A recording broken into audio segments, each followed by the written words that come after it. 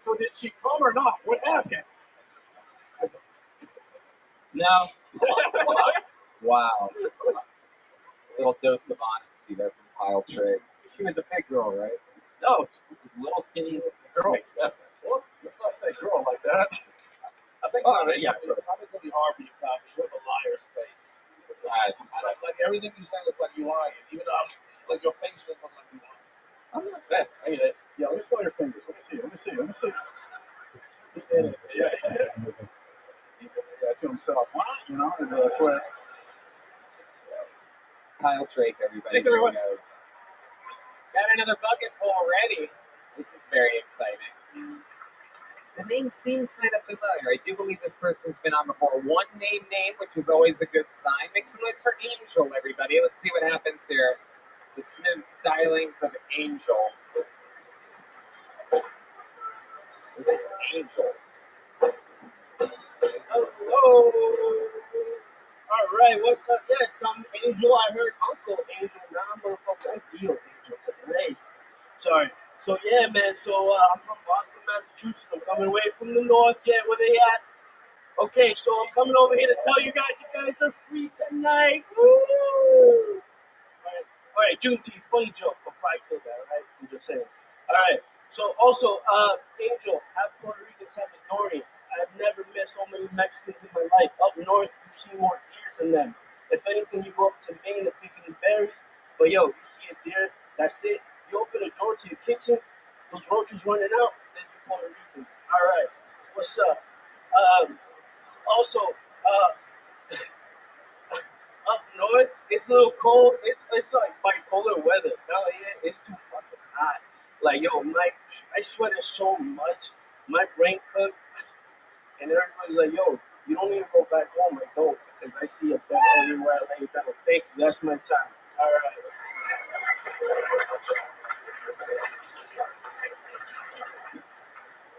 Okay. Angel, welcome. Have you been on this show before? No, I have not. Okay. How are you? Good. I'm well. How are y'all? They're good. They're better than you are right now. Have you ever done stand-up comedy before? Yes, I have. Okay. How long have you been doing it? A few years. Pandemic kind of like took a pause. Yeah. How about since the pandemic? No. So if anything, I'm under 10 fingers. Okay. That's thank God for that. Yes. That's good. But you said years. It got scary there. Yeah. Okay. I got a lot of them. So Why are you bundling up the cord like that? Okay. There you go. So, do you live here? Are you on a safari right now? I don't want to look like a Lego piece no more. You know. But God wants you to look like a Lego piece, and that's what matters. He is the creator of the universe. So, You already took away my wings and everything. You know. what wings? Thank you. Trying to get them back. What? What wings? What wings did he take? Looks like he gave you breasts and thighs.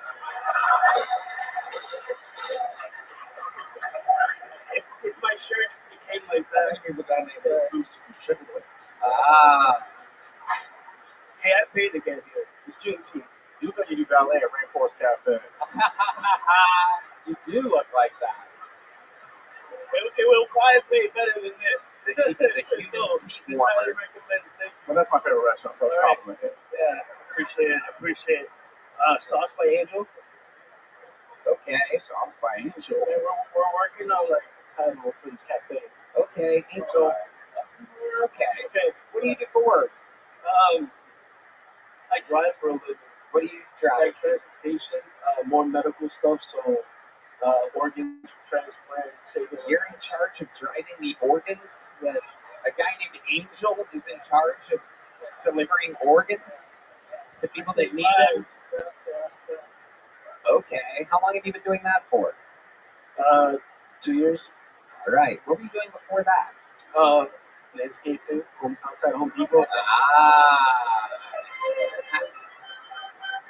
Angel. My goodness. Okay. That's why the hat, honestly. We know. It's true. It's hot out here. We know. It's a very specific hat. Okay. So, what are you doing in Austin, Texas? Where do you live? Boston, Massachusetts. I came out here for you. Hopefully your show. When did you arrive? Saturday. When do you leave? I just bought my ticket today. When do you leave? Tomorrow. I leave tomorrow. Okay. Yeah. And look at you. You got lucky enough to get on. How do you feel? Awesome. Thank you. Let me ask you something. Because you're up here right now, a lot of people imagine with their appearance on the show would be like, you're looking right at it. You're in the room. You're in the moment. What surprises you about what you see and feel? What is expected? Did you picture it being like this? Did you envision anything whatsoever when you came here? Do I need a lawyer?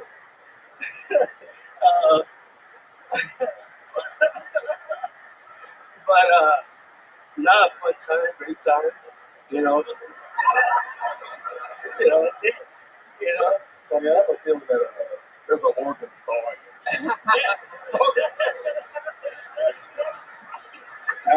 Somebody's Is your name your real name Angel, or did you call yourself Angel because of your job? No, it really is Angel. Your real birth name is Angel. Yeah. So it was God given. I had no choice. So I stay with it. You know. Okay. Do you have any kids? You in a I relationship? got a cat, Harvey Dent. Your cat is Harvey Dent. Why'd you name it Harvey Dent? Is it, He has scars on his face. And, oh, Jesus Christ. we don't need no Tony Montana, Scarface, nothing like that. One good healthcare. You know. Oh, shit. All right. Angel, I gotta tell you, there's been a lot of you people coming in with less than 10 appearances, signing up for a show that has the ability to make people stars, and you just fucking clunk it up. You know what I'm saying? This is a very special little joke book. It says "You suck" on the back, "Kill Tony" on the front. These Bone-Side joke books just keep getting better and better. Can you catch? Okay, go back to where you were. Go back to where you were. Right there. There you go. It's Angel, everybody. We're gonna keep it moving here. I think we're in the need for a little bit of a fucking jolt of comedy, and you guys are in for a very special treat right now. One of the regulars on this show, one of the most legendary regulars of all time, actually retired his regularship on the very popular 10-year anniversary episode of the show in front of 3,000 people. He retired from being a full-time regular. And as a part of his retirement package, he gets the chance to do a brand new minute on the show every single time that he wants to. It's been only 2 weeks, and he's already cashing in. Here to debut a new minute for you, one of the great writers, roasters, and performers in the show's history. Make some noise for David Lucas, everybody.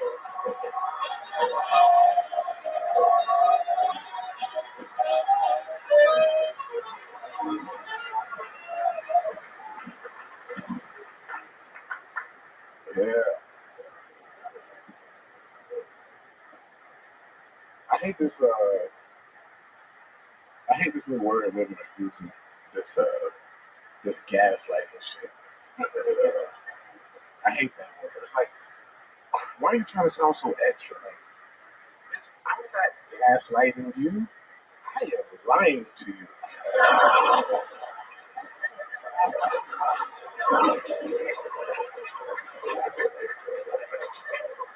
Why are you trying to make it sound fancy? Oh, this is old school, old fashioned lying, bitch. And if you're in a relationship, you gotta lie to your bitch anyway. She don't want to hear the truth. Like, women can't handle the truth. If you're having sex with your girl and she asks, "Is this the best pussy you ever had?" By default, what do you have to say? Yes. You can't tell her no. The best pussy I ever had was actually from an IHOP waitress, bitch. That was. You gotta tell her she had the best pussy. All right, that's it. Perfect. Exactly a minute. David Lucas. At it again. Love that show. Love that you're already fucking back with us. Yeah, Barely took a break. You love this shit. You're used to it. It's part of your regimen. yeah, you got a nice little audience of Oh shit! Wait, what's going on? You got fucking long neck and deep throat. Okay, what? This is long neck and deep throat. Okay, well, you're the one that shoves more shit in your mouth than either one of us, so I don't know what the fuck you're talking about. Is that the new trans flag that you got on your shirt? Oh, you son of a bitch. What is it? Is it fucking jean material? You wearing that shit on Juneteenth? What the fuck? Yeah. Tony was like, I was a slave last night.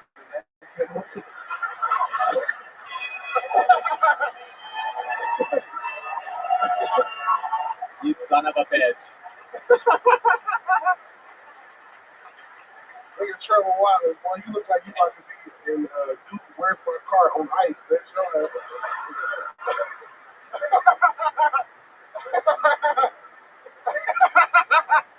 I wanted to hit, but it hit. Maybe doesn't you feel a use Waffle House? You gotta try again, nigga. That's all right. No. It take a long time for a joke to get from your brain to your vocal box. By the time we get to your vocal box, it ain't shit. Nigga. Nigga Trevor, boy, your ass out here. Nigga looking like you just drunk beer in a handstand. Kicks in there. It's fun to watch you make fun of skinny white boys that aren't me. I never get to do this. Very, very exciting. You wearing a Dennis Rodman shirt because you only hook up with rebounds?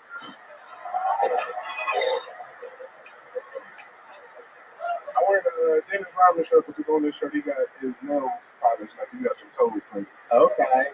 You're the one, you're a big ball player. You do the food court press, right?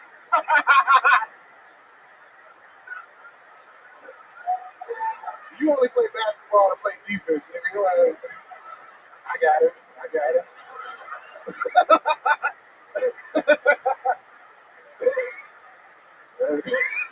You root for the Denver Nuggets because it's your favorite thing to order at McDonald's.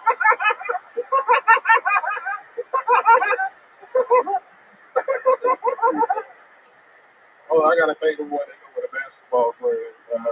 Nigga, you play front and center. I don't know. I love it. You play power forward.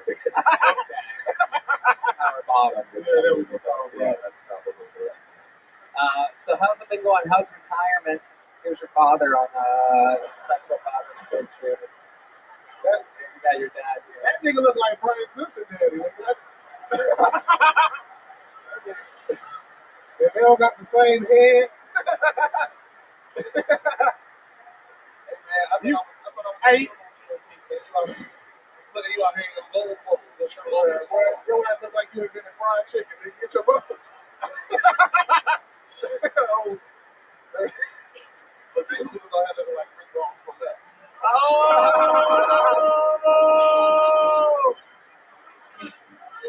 Oh my God. He was being so good. He was so quiet. He left the mic on the table. And you had to wake up fucking Brian. That nigga teach, Brian Simpson teach Frederick Douglass studies in high school. And you can tell D-Man is blind because ain't no way a regular man can come out with a hair looking like that. Oh, come on. It looks good. The front of D-Man, his hair look like Florida. Oh, how dare you. That motherfucker got a heady monster. He's not going to roast him back, I think. He can't even see the mic. Why you putting that for him? He got a feel for it. Oh, You got to tap the mic so he can hear the vibration. Oh, no okay. one understand. All right. Blindness is also a side effect of diabetes, so you better watch your mouth, David. You're going to be double D madness.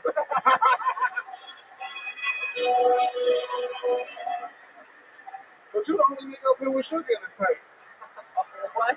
That's an old black reference. That's what black people say when people be gay. They be like, you got sugar in his tank. Oh, you are sweating bullets. It's hot as a motherfucker. You know, I've been drinking tequila. I'm retired, bitch. Hey, I love it, David. We absolutely love you. You're a fucking monster. I love the fact that you're still fucking flexing these 2 minutes. I'm good. I love it. I love got it. a couple announcements. Oh, July 12th, 13th. Pull up on your boy Poughkeepsie, July 14th. New York City, Sony Hall, July 21st and 22nd, Boston, Boston, July 28th, 29th, Rutherford, New Jersey. Pull up on your boy. some plugs that won't get lost in a Tijuana girl's ass right there. One more time for one of the greats in the history of the show, David Lucas. Absolute goat. Oh, we did forget to pull a name. Okay, we'll do that. Hey, is KP back there? Let's see. He ain't going nowhere. How many of you like it when comedians do good on this show? How many of you like it when comedians do bad on this show? Well, in that case, I have bad news for you. This next comedian's about to do really good on the show. This is the guy that took over full time when David Lucas retired 2 weeks ago. This is the newest regular on Piltoni. We've only seen 3 performances from him ever in the history of the show. This guy is one of the talks of the club. Here with a brand new minute, makes a noise for someone who we truly believe is the fucking future. The one and only Cam Patterson, ladies and gentlemen.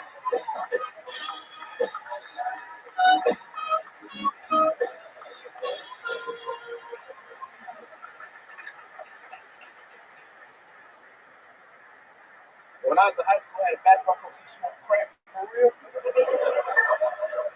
And he the only coach that ever believed in me in my life. No coach ever believed in me. And he was a real deal crack smoker. That's what he did. I remember one day he came up to the last member sergeant, came up to me and said, what happened for all 4 years? You've been All-American. Then he walked away. And the head coach walked up like, listen, let me tell you something. This nigga actually smokes crack. You can't listen to this nigga, dog. You told us he gonna be a doctor last. You can't listen to this nigga. This nigga's a crazy person.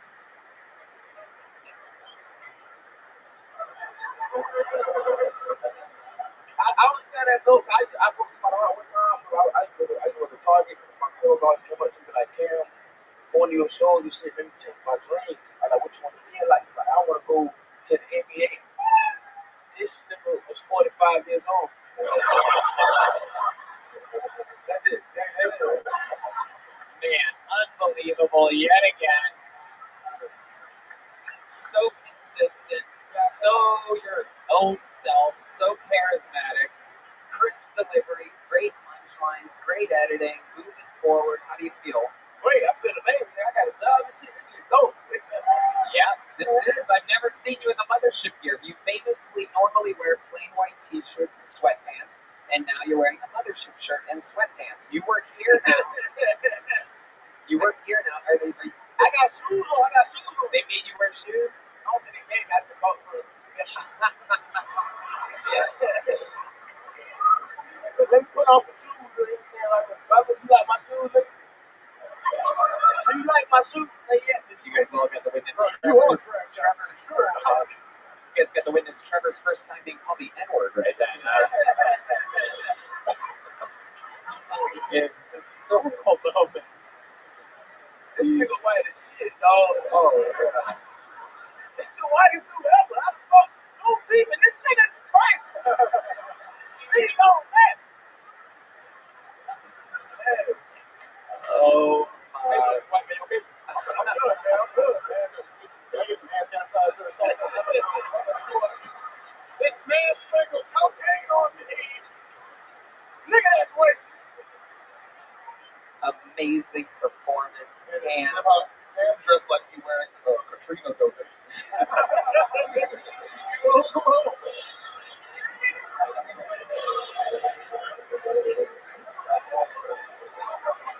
oh, my goodness. Looks like you work at Foot Locker and live out of a locker at the same time.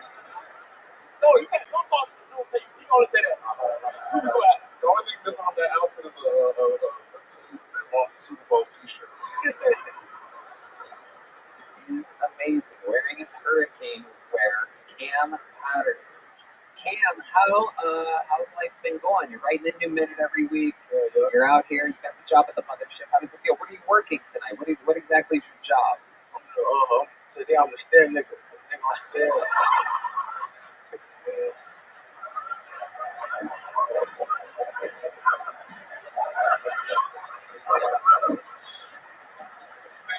know that's what it is on this resume. Oh my God. It is incredible. It is Joe Rogan's club. That is what he calls all the positions.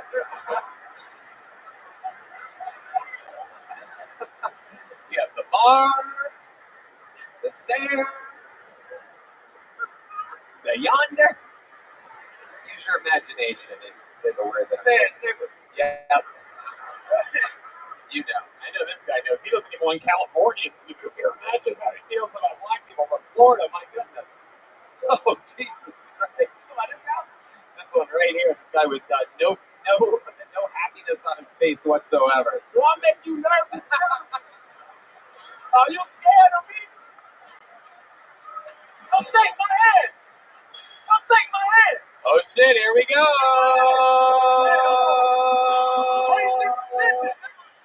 Wow. Oh wow. Wait, I can see from here, he's literally pissing his pants right now. It's incredible. Oh my god, he just shoved his wallet up his own ass to save it. That is absolutely incredible. Just got kicked out of the prom with this. Wow.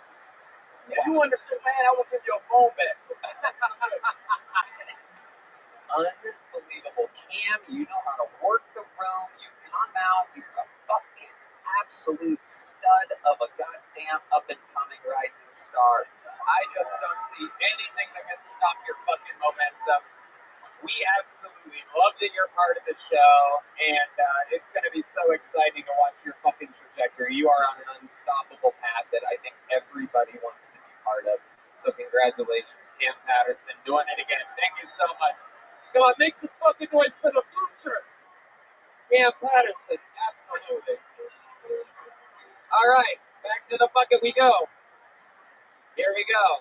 That was fun. We had David Lucas and Cam Patterson back to back, and now we are back to meeting people. Ladies and gentlemen, but this is how we met everybody. Every single one of these people, from Hans to Laser to Cam to David to everybody, we met them by pulling their name out of the bucket. So anything can happen. Make some noise for Sal Montilla, everybody. Sal Montilla, perhaps Montilla.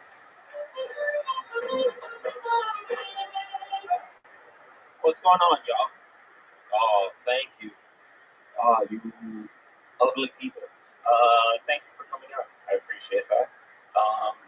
I know what you're thinking. Why is my GTA drug dealer on stage right now? That cough is rough a little bit.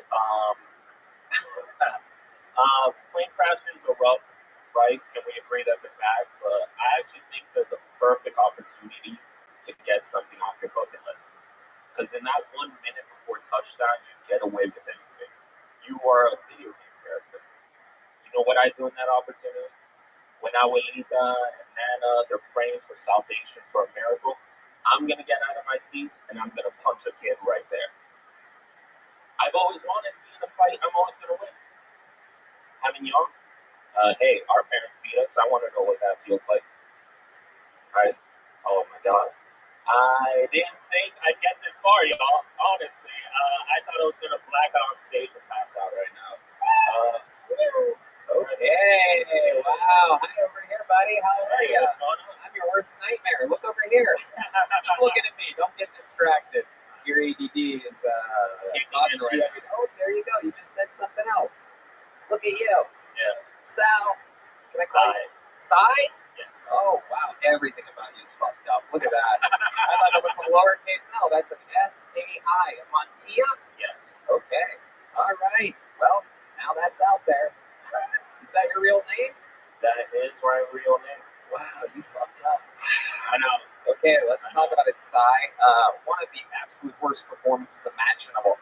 Doing everything backwards, coming out, calling the crowd ugly, getting sidetracked by a very light, normal cough by someone in the second row that nobody in the back of the room could hear. You had to describe it as rough. That cough was rough. Yeah.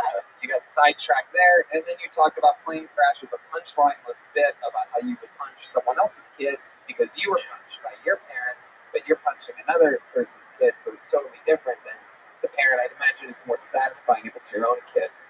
Yeah, the cycle of abuse needs to keep going, perpetually. Just one time. Well, you just abused 330 people here tonight.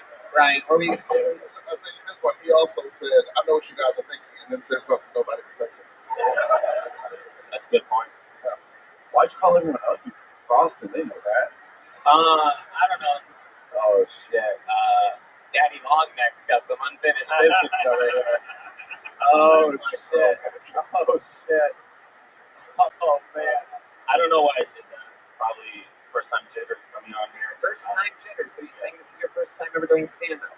No, It's your first time on the show. Yeah, How long have you been doing stand-up? like a year and a half. How many spots do you think you've done, if you had to guess? How many times have you gone on stage? How many times has someone said your name and you've gone up there? Like ballpark. One to 300 times. 1 to 300 times. Something like that. I go up a lot. Somewhere between 100 and 300 times. I'm overestimating y'all. It's so that window is so wide open that Cam Patterson just crawled through it. So, Sai, who told you that you're funny? Let's talk about it. Oh my god. What's the funniest thing you've ever done in your entire life? Actually nothing apparently. Being here, he agreed right there. There you go, guys. He's please, my validation. Guys, please do not sidetrack him. He is looking for anything to save him right now. I know, Sai, right? you signed up for this. Yeah, I did. Okay, so let's talk about it. What's a redeeming quality about you that might get these people back on your side? Anything that you've ever done or accomplished in your life? Doing cocaine in multiple countries. That's not going to do it. That's not going to do it. Degenerates, I see it. I know. No, they're not. They're not degenerates. They're not ugly. These are real comedy fans. What's going on with you, Sai? These people paid to be here tonight. Why would you pay me? Look how angry this No, guy is. I'm joking. I'm sorry. Why would you pay to be here? Why are your eyes so small? You have really small eyes. I do. I don't know. I think I might be Asian. Probably. Who knows? Probably. Yeah. So, were you born in London?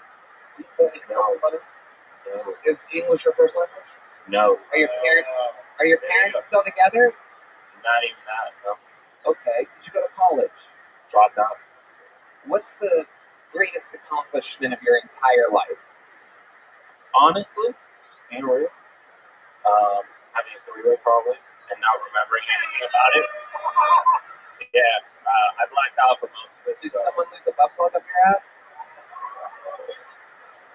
Sai, I find people like you to be completely unbearable. You don't even get a little joke book. Leave the stage. Goodbye. Say nothing else. Say nothing. Prepare next time. Do something. Unbelievable. I mean, what do you want? It's what the show is. I give the opportunity to everybody to sign up. Some people are just unbearable, wretched human beings. Make some noise for your next comedian, Daniel Shepard. Let's see what happens. Could be anything.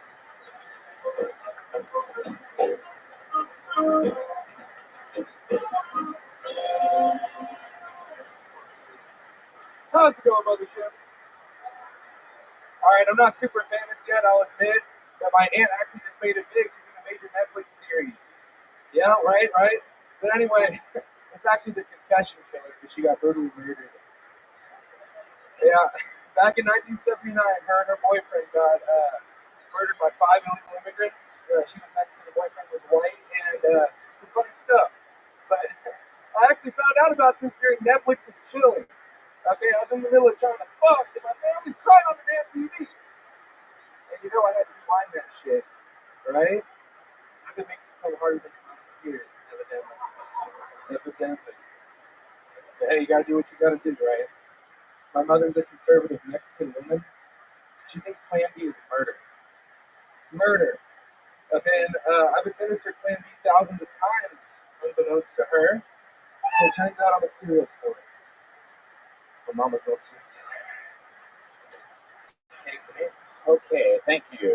Daniel Shepard, everybody. A real way to swing the momentum back around into the comedy show. Hi, Daniel. How are you? Am I? How long have you been doing stand-up? I'm going on like 4 years solid. 4 years solid. Actually, I started in 2016, but 2019 is when I started like seriously grinding. Okay. Here in Austin. I'm from Austin, born and raised. Okay. There you go. That's right, Austin. Look at that, baby. That's how much you got from the hometown crowd. Hey, none of y'all from here, motherfuckers. God damn. All right, another. Oh, go ahead. Damn. Okay. Okay. What Father's from New York. Okay. Mother's Mexican. All right. Younger California. You doing your own interview right now? You Daniel. look like no action Bronson. That's about right. You're the TikTok guy. That's right. Okay. She sold out 3 shows in Toronto. I know. Yeah. That's fun. I love that these guys just keep coming up here bombing and talking shit about the successful things around them. It's absolutely incredible. Daniel, so 4 years solid. Do you think that was your best minute that you've ever written? So No, sorry. That's one of my. That's the best minute I've ever had. Oh my God, it's unbelievable. You're just in your own little world, huh? Daniel, look at me. Look at me. You're being interviewed by me. Hello, over here. No, not Anthony. It's okay. I don't fucking know you. Daniel, okay. You're done. There goes Daniel Shepard, everybody. We're going to keep it moving. Goodbye. With the mic and the mic stand. Don't ever sign up again. Thank you. That way. Back to obscurity you go. It's that way. Yep. All right. This is very exciting, actually. Your next comedian, I have been informed that the I next to their name means that they're inside of the room. That means that it's one of you, one of your very own people. Very different than the 200 people in the alleyway or the bar next door where we keep them all funneled. So, it is my pleasure to introduce, and whoever this is, you're going to go that way, and you're going to follow this young buck all the way around. Make some noise for Nico De Cesare, everybody.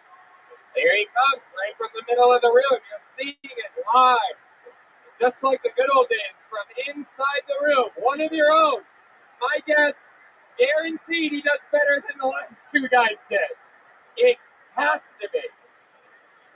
Nico De Cesare, everybody. How you doing? Sorry, I forgot to masturbate today.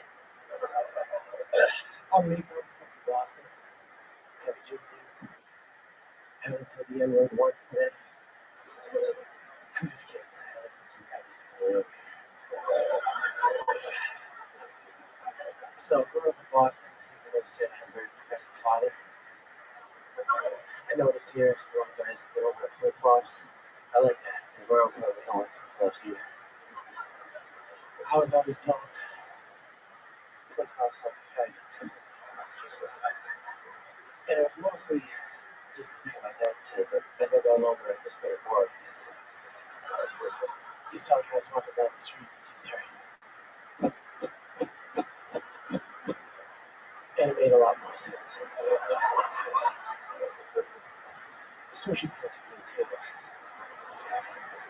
They also make it hot done, thank God.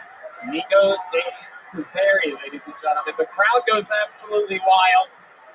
They are so desensitized to comedy that all you had to do was come up here and rattle off of how shit's gay. And you fucking killed somehow. They rooted for their own, one of the insiders, Nico De Cesare. How do you feel, my friend? I feel fucking awesome. I love that I just noticed right now the shorts that you're wearing. While talking about all the shit that's gay, you came up here. I mean, oh my God, that is absolutely incredible. That's for you to wear those and talk about gay shit. That is just criminal. That's like me looking like me and talking about gay shit. Nico, welcome to the show. Have you ever done stand-up before? Never. Wow! Oh my God, this is the only show in the world where you can go back-to-back comedians, 4 years solid, not a funny thing, not a movement from the room, and then first time ever on stage, another guy had a window between 100 and 300 times on stage, flatlined in the room. Hold on a second. The great Ahmed Johnson from the WWE just walked in, everybody. So, Nico, let's talk about it. Where are you from? What's going on? I'm from Boston, lived in Revere, Massachusetts. Okay. Rogan lived there for I don't know. Okay. Is that where you grew up? I grew up right in my family's group. Okay. Very good. Absolutely. That makes sense. And here you are, full circle, the most successful person ever from Revere. Yeah. Owns the club that you're in right now. And you're one of the least successful people from Revere. You're wearing those shorts. If he knew, Joe Rogan knew if someone was wearing those shorts on stage, then you wouldn't be here. Yeah. Yeah, for sure. You'd be a Navy SEAL with a red laser on your chest right now. Okay, so let's talk about it. What do you do for work, Nico? I'm in real estate development and family has a body shop. My family's body shop. Okay, I love it. Family's got a body shop. Yeah, That's cool. Okay. How's it going out there? Is the business booming? Yeah, it's good. Cars are breaking down? Everybody's crashing, texting, driving. I love it. It's great. I love it. It's phenomenal. Hell yeah. Yeah. Why are you dressed like the camp counselor that fucks the female camp counselor instead of Because I'm the guy that fucks the camp counselor. Hell yeah. You do seem like a ladies' man. You got the hair, you got swag, you're calling shit gay while looking kind of gay.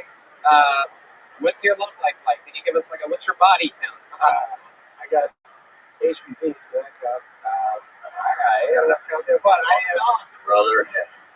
I was here actually for my bachelor party, and this is the last time before next year from here. Wow. The show.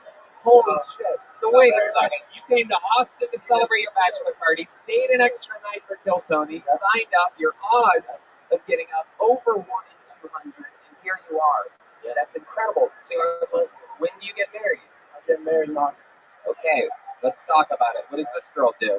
She worked at a hotel and COVID fucked that up. Now she's in digital operations and shit. I don't really know. But she's wonderful. She has a Why don't nice you job. use your left hand, grab the middle of that. Yeah, sure, that'll work. Yep, there you go. Now you can stand straight up. Yeah. I used to hunch it. Yeah. Look like closet The boy. hunchback of Revere Beach over there. Exactly. Okay, so where'd you meet this girl? I met her in college.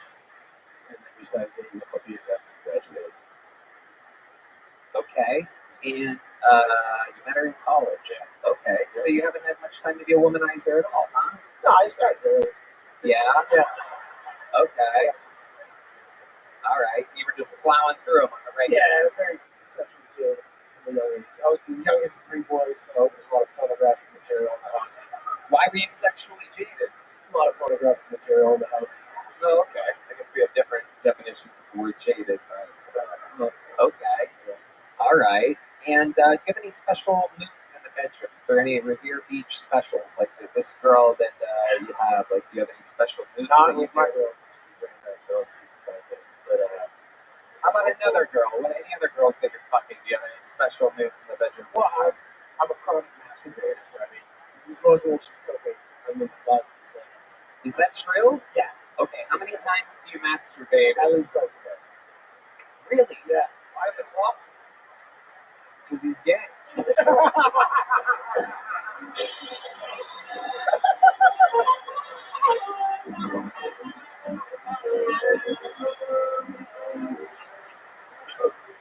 So you masturbate twice a day and you still have a healthy love life? Yeah. Yeah. Okay.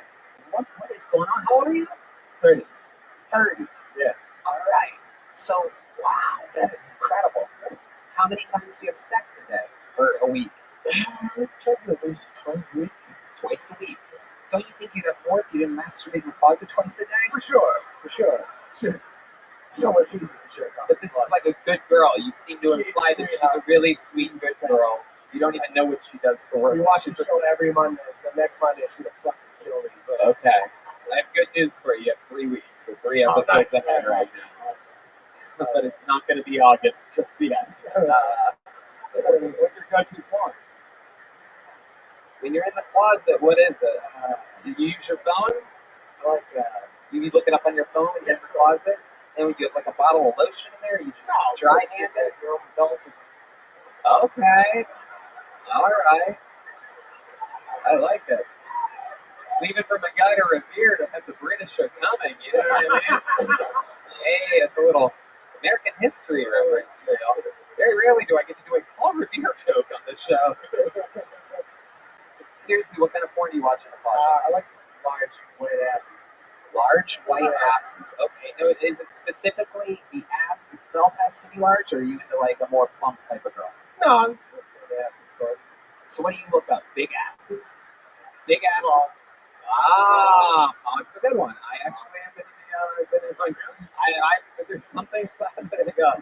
When going to porn, there's something about just a real fucking meaty bitch. bitch that there's just something about it. Brian, do you have any tips for the guys? Yes, we're going to our senior big white ass correspondent, Brian Simpson. Oh, listen, I'm offended that y'all will get your stereotypes mixed up on Juneteenth.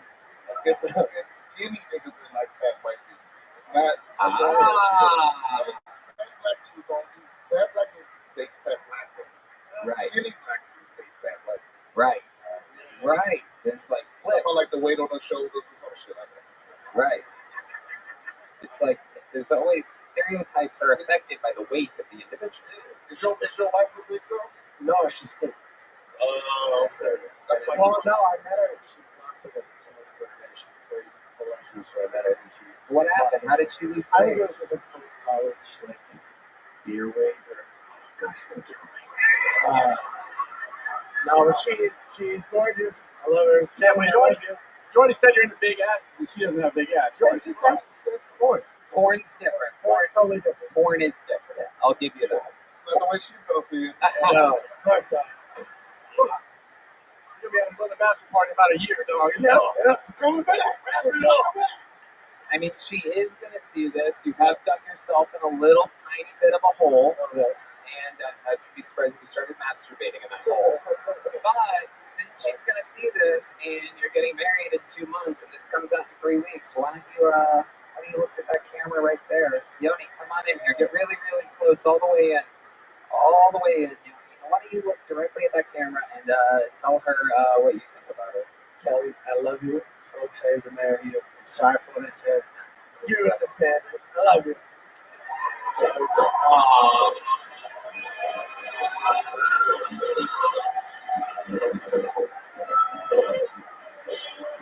Gay! Gay! My friend, you are the first person tonight to get a big joke book. Represent. Absolutely awesome. Congratulations. There he goes, Nico De Cesare, ladies and gentlemen.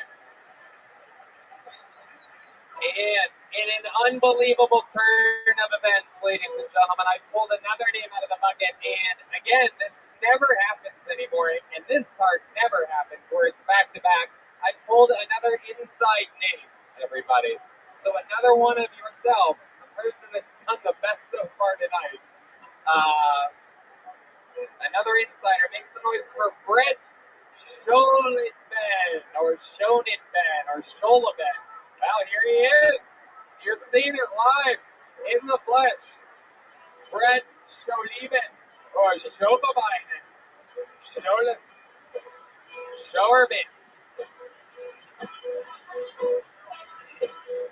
Oh, we have to get a girl.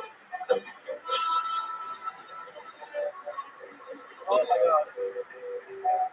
So you ever do that thing where you kind of feel like you're very intuitive with your partner, and you're with your friend fishing, you drop your phone in the water, and then you call your girl from your phone, and then she picks up, she's like, oh hey babe, I was hoping it's going to be you.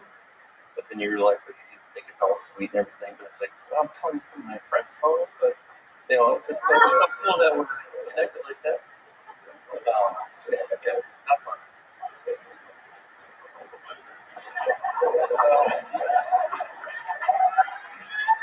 Thank you. So there's times you kind of like, I was married and started realizing things were going a little bit south. When I met my wife, she was all like, you can make me laugh all the time. I really love that no matter how bad the day. Well, the first time I took the stage, like everybody in the room was laughing a few times, but she was the only one not. It's probably the bad time to take the stage at her funeral. Adorable. It's funny how like the people from the inside are so much realer than the professional comedians that supposedly wait and are dying to be up here. You seem like you don't even give a fuck, and it's great. It shows. It seems real. Brett, what's your last name? I can't quite read this. Shane Lieben. That's German. Oh yes, we can tell. It's written on them. It's German. Yes, we know. Thank you. I love it, Brett. So welcome to the show. How many Jews did you kill in World War II? Okay. 2. Okay, very good. You killed none of them here tonight. So let's talk about it, Brad. You've done stand-up before? No. Okay. How about a hand? It's his first time, everyone. Let's find out what's real and what's not. Yeah. Were you really married? I was, yeah. Okay. You're not anymore? No. Did she really die? Yeah. Oh my goodness, what happened? Overdose. Accidental overdose. Overdosing.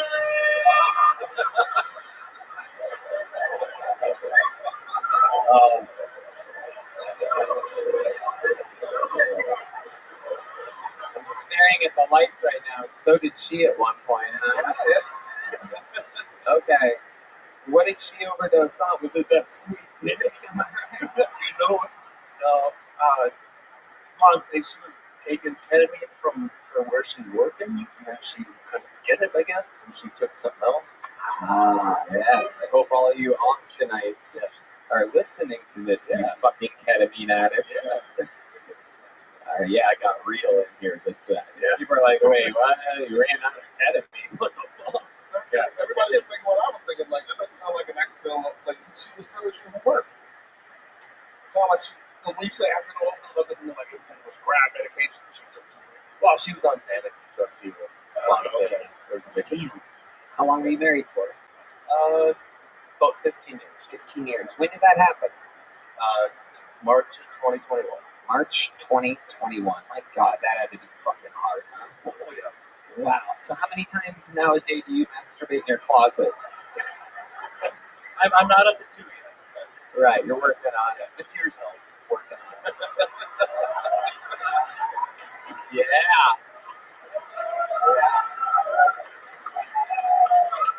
You can be happy now. Stop being sad, ladies. Turning it around. This is what's magical about the show. I love it. So, very, very cool. How long have you wanted to try stand-up comedy? Not even 6 months. Been watching the show. Then March this year, I got tickets, and then I started thinking, like, well, if I get the opportunity, I'll get there and I'll put my name in the bucket. We'll give it a shot. Very cool. Let me tell you something, man. You have one of the hardest things to have, like for people to get this likability. It's automatically likable. You talk about some dark shit, but you right there on the line. It's impressive. You should do more. Yeah. Thank you.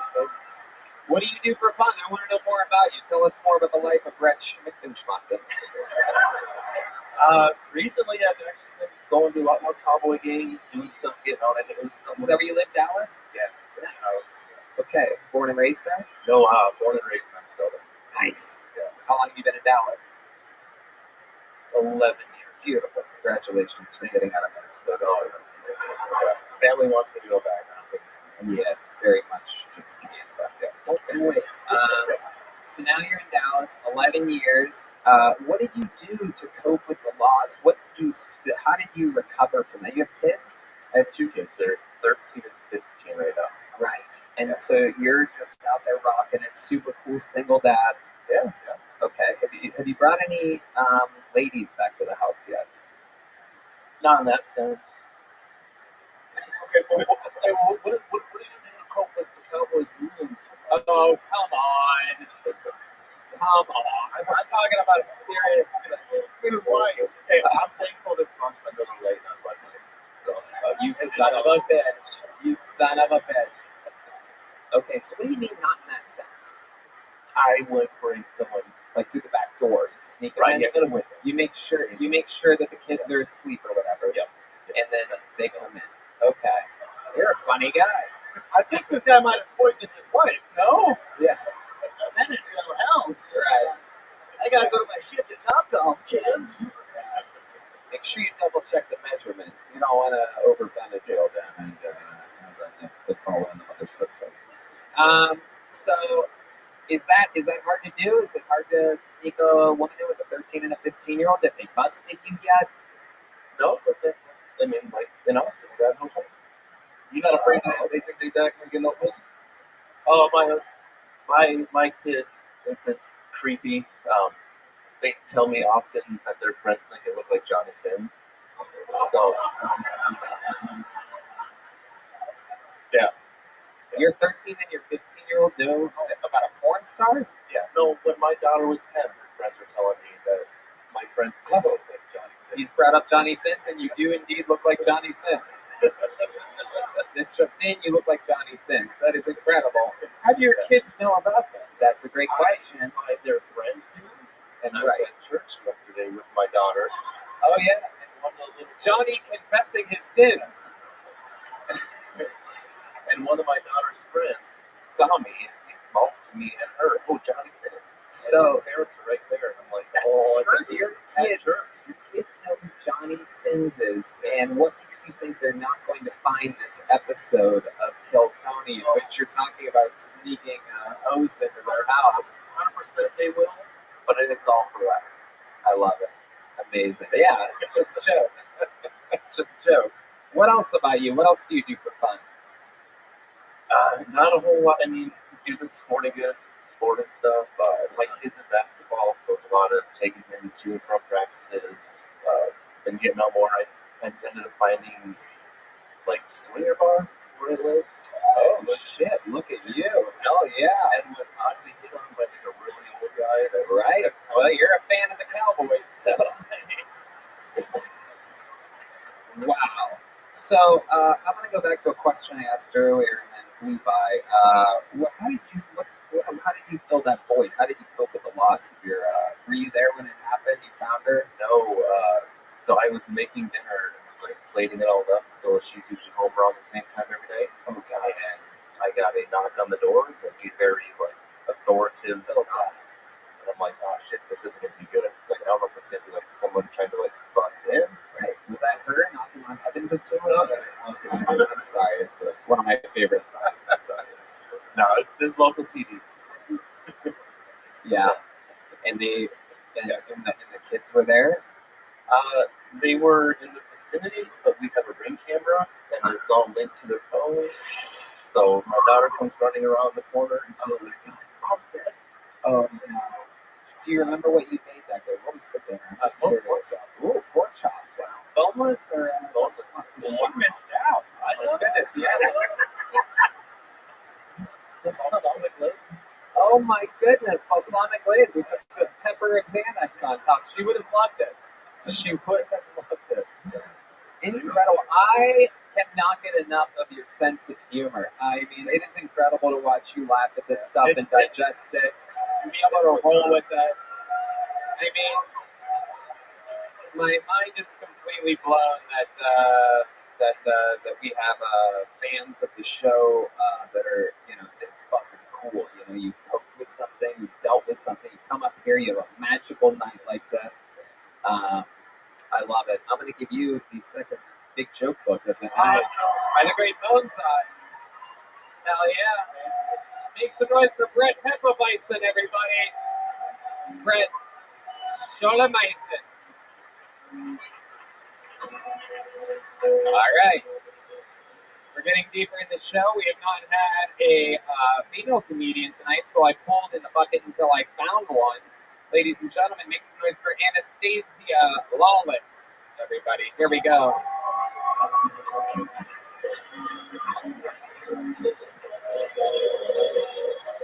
Come on, one more time for Anastasia, everybody. Let's go. What is up, motherfuckers? I love whores, sluts, and porn stars because they're willing to do the jobs that will gladly do the paperwork that outsourced. All right, you know what I'm saying? Do I want a train run on me? Not particularly, no. I had a gentleman ask me recently, though, how do you know you don't want a train run on you? Since I'm such a genuine lady, I really believe it's not, It's not the multiple dicks I have issue with. It's the multiple ego stroking afterwards. Ladies, you know what I'm talking about. Did you like it? Did you come? Motherfucker, you know how I know you came? Because as you were coming in, I'm coming. Yeah, if I didn't do that, it's a good bet that I could fucking come. Yeah, good fucking bet. Yeah, no, I'm going to leave that work to the ladies of the night with the heart of fucking gold, alright? They're fucking amazing. They're fucking great at it. They're like, yeah, daddy, right there. You're the best I ever had. A lot easier to lie when you get paid for it. You know what I'm saying? Okay, Anastasia Lawless. Very interesting set, talking about how silent you stay. What's more silent, you during sex or the audience during your sets? I'm actually very vocal, but you know, you have to make me come, you know, like, and I'll tell you, I'm coming, you know, just like you guys do. Is that your real voice? Yes. Okay.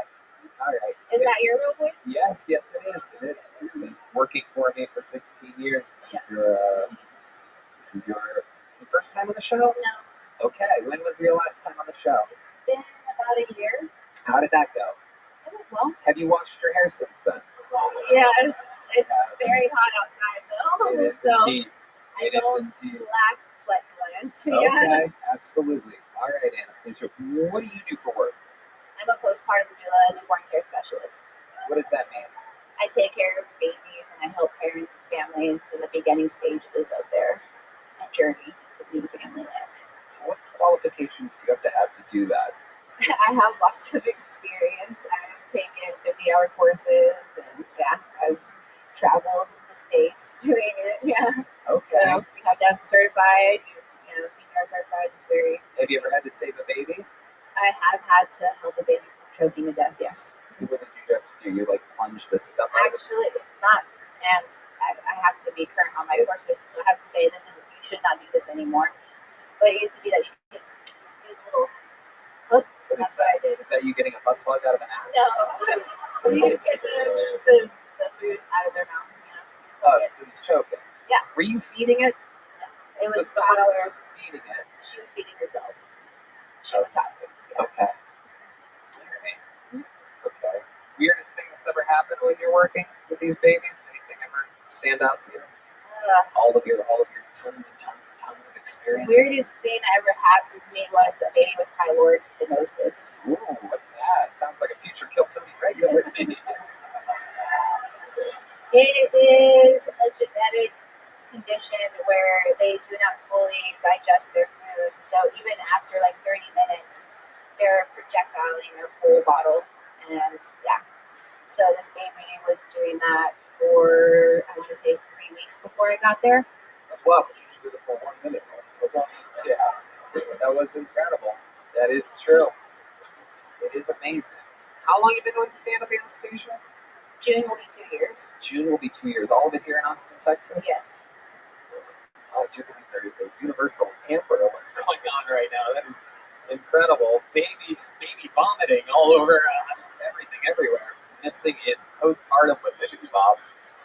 Okay. What do you do for fun, Anastasia? What's like your wild nightlife like? I don't really have a wild life. I'm in my 30s, so. Right. You're already basically dead. You're right. No. I like to, you know, hike, and I like to write songs and write poetry, and I do pastoral work. Anastasia, how many Burning Mans in a row have you been? I've never been, and I don't have that much money.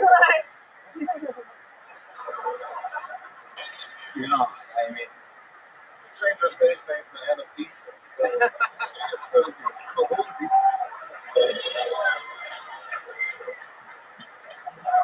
oh my goodness. Speaking of anesthesia, how about one more time for the last guy's wife, everybody?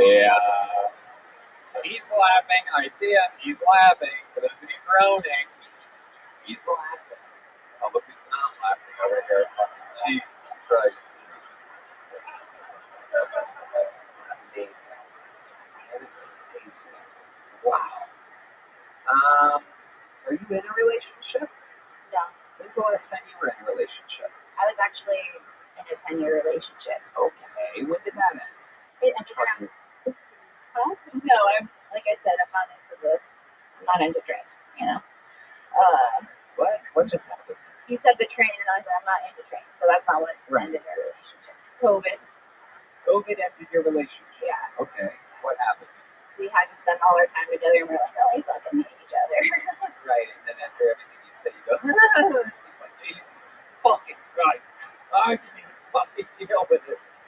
Somebody give me some fucking. Yeah, there it is. Incredible. What did he do for a living? 10 years in a relationship, that's a long time. We both are just hustlers. We do what we need to do to make money. Okay, You know? right. Say that you can train babies or whatever. train babies. I don't train them. I just help parents. Did he make you come? Oh yeah. Mm-hmm. I want to be with somebody for 10 years and they didn't make me fucking dumb. It seems like he didn't want to be with somebody for 10 years either. How did it end? Was it his idea? No, it was mutual. Okay. All right. Did you guys live together? Yeah. And you don't We live were together? engaged and everything. Yeah. Wow. Incredible. What Cracker Barrel did you propose at? He did not propose in Crackle Barrel. But he did propose to a barrel that is a cracker. I'm actually mixed. Oh, really? What are you mixed with? I'm Japanese and white. Yeah. Oh, wow. I don't really see the Japanese at all. And I don't see the intelligence of the Japanese running through you. But incredible. What is the most Japanese thing about you? You a bad driver? No. No. What do you think's the most Japanese thing about you? You ever do anything and you're like, it's Japanese stuff. Like me, I talk with my hands. I'm Italian. You're Japanese. What's your thing?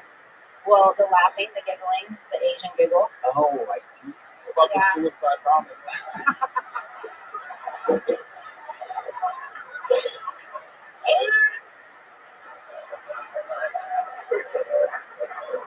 don't know if I'm allowed to make that noise yet. It's been 2 years. It's not me anymore. Right. Okay. Anastasia, congratulations. You got on the show again. You already have a little joke book, I'm guessing, from your No, I last have a time. big joke. You have a big joke book? Incredible. Well, you should use it. There she goes, Anastasia. Flawless, everybody. And now, everybody, we've been through it here tonight. A lot of highs, a lot of lows. Hans can't retain the re-entry of David Lucas into the Kiltony universe, the shining performance of the future Cam Patterson, and two unbelievably compelling inside the building bucket pulls. A lot of hard bombings, a lot of people,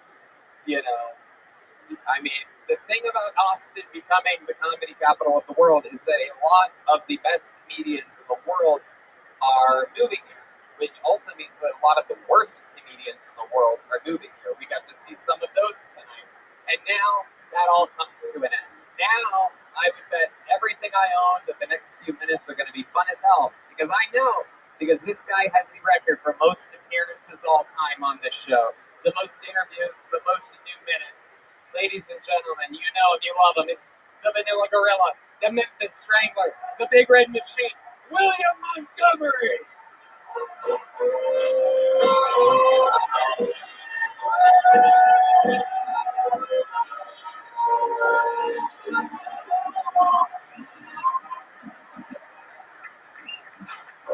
Shouts out to all my boys in Jamaica for the happy Juneteenth.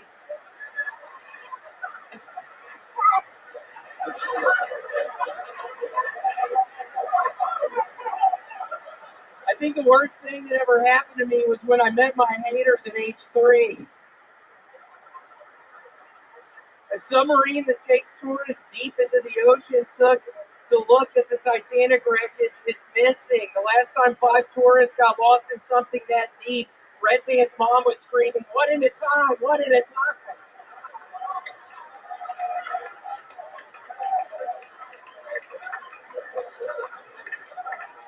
I'm actually thinking about becoming a Titanic truther. You mean you couldn't avoid an iceberg in an ocean that big? An Arizona man was mauled to death by a bear in an unprovoked attack. Wait, unprovoked? That dumbass walked up right to a motherfucking wild bear! Okay, that's all I got. Unbelievable. The man is in pure fighting shape. Always makes it, never misses. Again and again and again. The Titanic truther joke, perhaps being my favorite joke of the night tonight.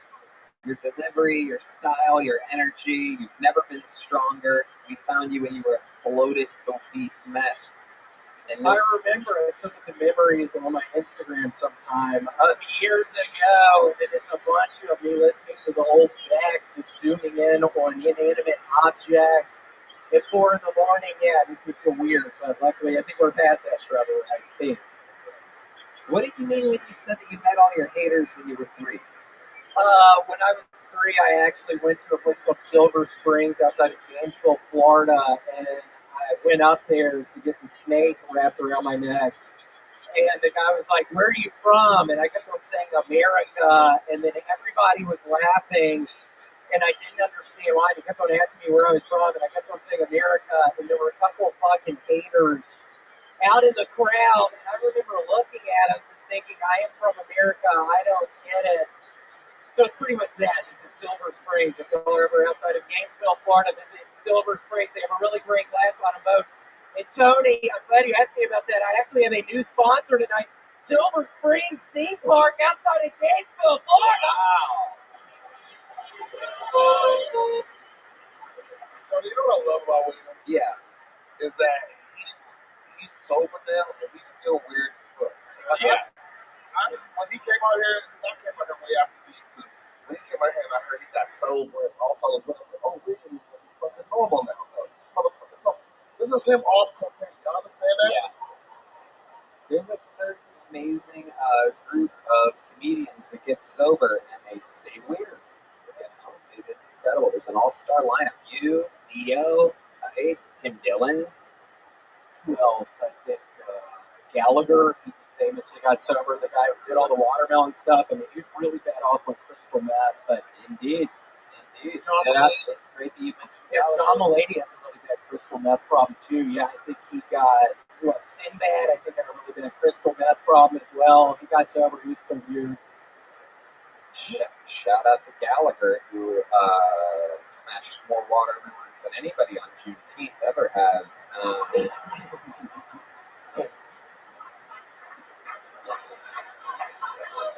Shout out to Gallagher! Wait, that wasn't as good. Happy Juneteenth! So Juneteenth is a Jamaican holiday to you? Yes, I think it is. I did a little bit of research earlier. I think it started out in Jamaica. Where did you do this research at exactly? It's on Mad Magazine. I've been reading a bunch of Mad magazines. There's an article. Albert E. Newman's still going strong, but yeah, I read it in Mad Magazine. How much is the Silver Springs amusement park paying you? Is that what it's called? Yeah, Silver Springs Amusement Park right outside of Gainesville, Florida, down in How much are they paying you each time you say that? each time I say Silver Springs Amusement Park outside of Gainesville, Florida, it's $1,000. Wow. Please go to Silver Springs Amusement Park outside of Gainesville, Florida. Can you describe to us? Are there some rides or anything that people should check out? Yeah, there's a glass bottom boat. You can actually, when I went with my family, it's a boat with literally a glass bottom, so you can look down into the springs. When I went with my family, I think in the early 90s, we actually saw a floated corpse down there. So they had to close down the amusement park. Yeah, it was like this Hispanic guy, I think. He got super bloated. He was, I guess, doing some scuba diving stuff down in the springs. And yeah, we saw him, and I was asking my dad what was going on, and my dad refused to tell me, and it turned into a thing. And then that piece of shit literally put a snake around my neck, Tony, and he was asking me where I was from, and I kept on saying America, and I didn't understand why everybody was laughing at me.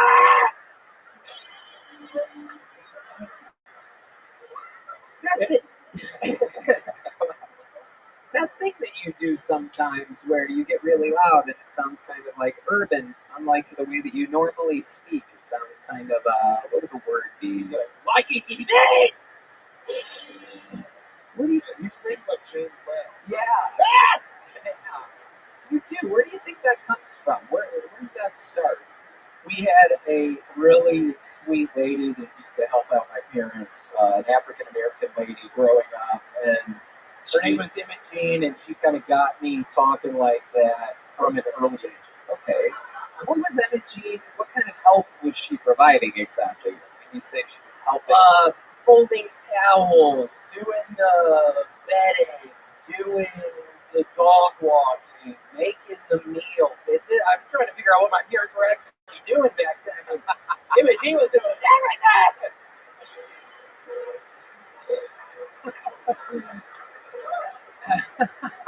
Seriously, I'm trying to figure out what the fuck they were doing. I love it. I I love how when William's just talking, he's telling somebody that can't cook it, but he screams, he's telling somebody that knows every recipe. That is true. How long was Emma Jean in your life? How is she still with your parents? She's not. She sadly got in there's actually a lot of quicksand outside of Memphis, and she went out for a swim one day, and the quicksand got her. A lot of people are these days are like, oh, quicksand, I've never around quicksand. It's really not that deadly. Well, I can tell you firsthand, quicksand is deadly as shit. If you ever are around it, don't get in it, because it'll suck you under. That's what happened to Emma Jean. It is unbelievable. William, is there anything else we need to know about? Another unbelievable performance? It's, in fact, a basal cell carcinoma that I have on my fucking neck. I have to get it lasered off this Wednesday. So this Wednesday, you're going under the laser. Yes, going We under know the it's not laser. an uncle laser because we're not going to see him for a while. Yeah, remember that earlier? Like, remember that?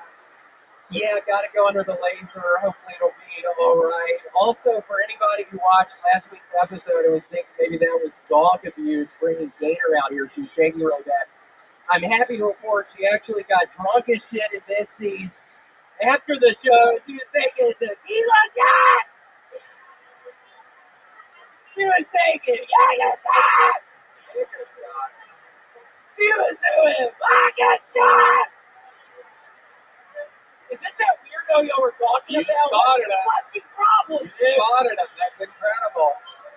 He really stands out in the pile. You can tell because he's the only one that has no emotion on his face whatsoever. He's the guy from TikTok that likes the trains. Have you ever seen him? Oh yeah! Oh my gosh, Mr.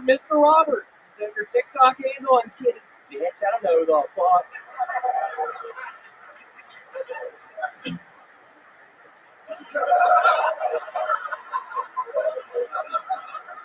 So you were saying that the dog that was in question of animal cruelty last week, he was shaking profusely, the sweet little dog that you bought, that all is well because it was doing shots of liquor afterwards? Yeah, she's 8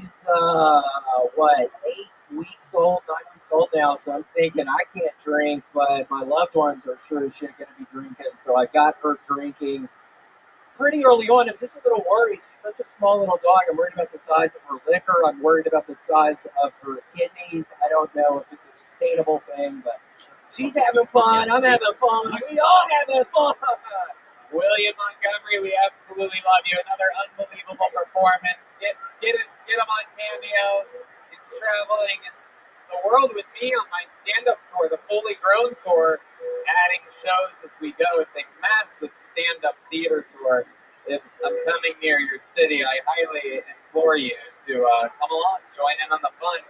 Shout out to the Red Rose, the Yellow Rose, Osmond Security Guard Service, Joel Blaster, Sam's Smokehouse, and Screwball Peanut Butter Whiskey. How about one more time for the band, everybody? Matt Mueling, John Dees, D. Magnus, Paul Deaver, Michael Gonzalez. The drawing for Brian J. Email us in, that pops up on your screen right now. The drawing from Chris Rogers, local artist, is in. I do believe that's the great Paul Deaver right there on the horns, absolutely. How loud can this place get for my guest, the great Brian Simpson, everyone? BrianSimpsonComedy.com. He's coming soon to Denver and New York. Listen to BS with Brian Simpson. How about one more time for the great Trevor Wallace, everyone? TrevorWallaceComedy.com. Filming his special here in Austin, the Paramount, the 14th and 15th of July. I do believe it's sold out already. Listen to Stiff Socks with Trevor Wallace. We did it again. Check out my new comedy club, the Sunset Strip. Sunset Strip. ATX.com. I love you. Thank you guys. Good night, everybody.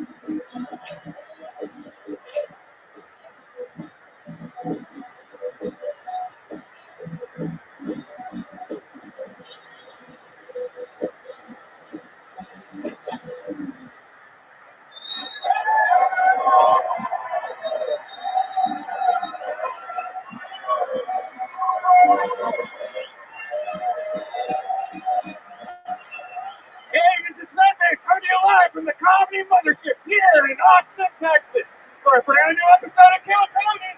Get up for Tony! It's clear! Who's ready to fuck some shit up tonight, huh? Yeah, baby. Thanks for Brian Red Band, everybody. You did it. You made it to the #1 live podcast in the world, brought to you by Shell Blaster, the Red Rose, Yellow Rose, Austin Security Guard Service, CM Smokehouse, and Screwball Peanut Butter Whiskey, which proudly presents the Kill Tony Band. People. You just got to listen to it for 30 minutes straight here in the live music capital of the world. That's the great Michael Gonzalez on the drums. Paul Deaver on the horns. Matt Mueling on the electric guitar. The leader of the band, John B's on the keys. And this right here, the backbone, the one, the only, the spinal cord, the master, D Magnus on the bass. A lot of fun stuff happening. All these guys are going to be joining us in a fucking arena here in Austin, Texas at the HEB Center on New Year's Eve. Just a heads up on that.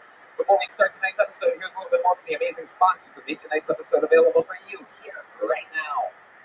Hey y'all, it's official, it's announced, it's out there. My largest stand-up tour of my entire life. All the biggest theaters in all my favorite cities. Toronto, Canada, Royal Oak, Michigan, San Antonio, Texas, Chicago, Illinois, Charlotte, North Carolina, Atlanta, Georgia, Columbus, Ohio, Kansas City, Missouri, Indianapolis, Indiana, Philadelphia, Pennsylvania, Tysons, Virginia, just outside of DC, Milwaukee, Wisconsin, Minneapolis, Minnesota, Young Youngstown, Ohio, Cincinnati, Ohio, San Francisco, California, Sacramento, California, San Diego, California, Phoenix, Arizona, New York, Clearwater, Florida, and Jacksonville, Florida. Tickets available at TonyHinchcliffe.com. Come see the crazy Texas fucking stand-up that I've been working on. You're not going to believe it. Let's have some fun.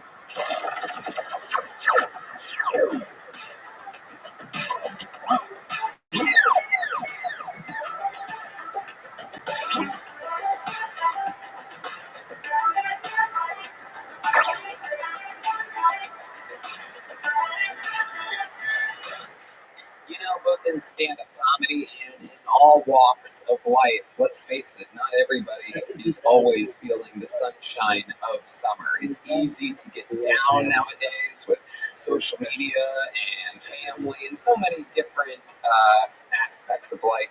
But Talkspace has made it easy to find a therapist that you will like. It's convenient to meet online, at home, or wherever that you're most comfortable. Talkspace is making a huge difference in many people's lives. If you ever thought that seeing a therapist or psychiatrist would be helpful, but you don't have the time to actually find one and meet with them or for them, try Talkspace. By doing everything online, Talkspace has made getting the help you want easy, accessible, and affordable. When you've met your therapy goals or simply want to cancel, Talkspace has a simple cancellation process and will work with you to get a prorated refund for unused time if applicable. Don't wait.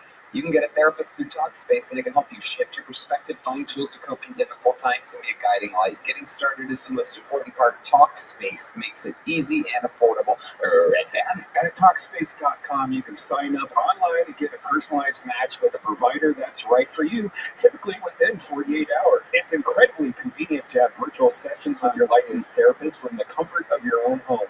Talkspace lets you send messages to your therapist so you don't have to wait for your next session. Therapy can help you shift your perspective, find tools to cope in difficult times, and be a guiding light. And as a listener of this podcast, you'll get $80 off your first month with Talkspace when you go to Talkspace.com/Tony to match with a licensed therapist today. Go to Talkspace.com/Tony to get $80 off your first month and show your support for the show. That's Talkspace.com/Tony. Hey y'all, of all the packages that get dropped off at my door, and trust me, that's a lot of packages if you know what I'm talking about. Hands down, the best box I open every month is my Box of Awesome from Bespoke Post. My Box of Awesome is filled with carefully chosen gear from the best small brands around the world. I'll tell you what I got this month. It's called The Forge. It is an absolutely incredible. It's a Damascus steel knife made by Buck and Bear Knives, located in Pennsylvania, which is right next door to Ohio, which is where Red Band and I are both from. We absolutely love it. No matter what you have going on this summer, Box of Awesome has you covered. From camping gear, essentials, cookout must-haves, and drinking upgrades, Box of Awesome has collections for every part of your life. To get started, take the quiz at boxofawesome.com. Your answers will help them pick the right Box of Awesome for you. What Box of Awesome did you get, Red Band? Well, I got the cask. Each barrel is handcrafted with American white oak, which has been charred to create a smokier cocktail. I'm upgrading my liquor. They release new boxes every month across a ton of different categories. Each box is valued at around $70, but you only pay a fraction of that price. Plus, with each Box of Awesome, you're supporting small businesses. 90% of everything that comes in your Box of Awesome is from a small up-and-coming brand. It's free to sign up, and you can skip a month or cancel anytime. Small business is the backbone of America. Don't forget it. The greatest country in the world. Get 20% off your first monthly box with What's good, son? Hello? Hello? How are you? Dude, I'm gonna come and say hi to you and you were like, oh, yeah, just say hi. That's cool. We'll watch the clips on the enjoy. when you sign up at boxofawesome.com and enter the code KILLTONY at checkout. That's boxofawesome.com. Code KILLTONY for 20% off your first box. Boxofawesome.com. Code KILLTONY. Hey y'all, now that we're in the thick of summer, you might be looking for wholesome, convenient meals to support sunny, active days. Factor, America's #1 ready-to-eat meal kit, can help you fuel up fast with flavorful and nutritious ready-to-eat meals delivered straight to your door. You'll save time, eat well, and stay on track reaching your goals. I've been so busy lately. Have a huge tour coming up. We just did the 10-year anniversary, which was exhausting to plan and execute and produce. And with all this stuff going on, I'm too busy to cook, and I'm even too busy, to be honest with you. I've gotten too busy to order delivery like it's crazy. And by the time I do it, I'm already too hungry. It takes too long for it to get there, no matter what type of delivery option I go with. So I have fallen in love, deeply in love with Factor. I skip the extra trip to the grocery store and the chopping and prepping and cleaning and the ordering, and I get all the flavor and nutritional quality that I need. It's fresh, never frozen meals are ready in just 2 minutes. So all I have to do is heat and enjoy, then get back outside and soak up the warm summer weather or work. Right, Dan? It's great, and in only 2 minutes, it really does save a lot of time and money. It doesn't taste like 2 minutes. It doesn't. It's amazing. It's not frozen. It's like it's cooked. Like a chef cooks it, and then you're just reheating an amazing meal. And they offer delicious, flavor-packed options on the menu each week to fit a variety of lifestyles. If you're on keto, or you're just calorie smart, vegan, veggie, and protein plus. Prepared by chefs and approved by dietitians, each meal has all the ingredients you need to feel satisfied all day long while meeting your goals. And if you're looking to mix it up, you can add a protein to select vegan and veggie meals each week. This July, get Factor and enjoy eating well without the hassle. Simply choose your meals and enjoy fresh, flavor-packed meals delivered to your door, ready in just 2 minutes. No prep, no mess. Head to factormeals.com/KillTony50 and use code KillTony50 to get 50% off. That's KillTony50 at factormeals.com/KillTony50 to get 50% off. And now, the show. You guys ready to start tonight's show or what? It's a sweet 73.0 degrees on stage right now. Every single week, I have one of the funniest comedians in the world on the show. This week, no different. This guy, an absolute legend of the game, much like myself, comedy store through and through, bleeds black and red, an unbelievable superstar coming off of one of the biggest specials of the last few years. Truly, a guy that is a fucking survivor, someone who I've always looked up to. Make some goddamn noise for one of my favorite big brothers in all of comedy, the one and only Ari Severe, everybody.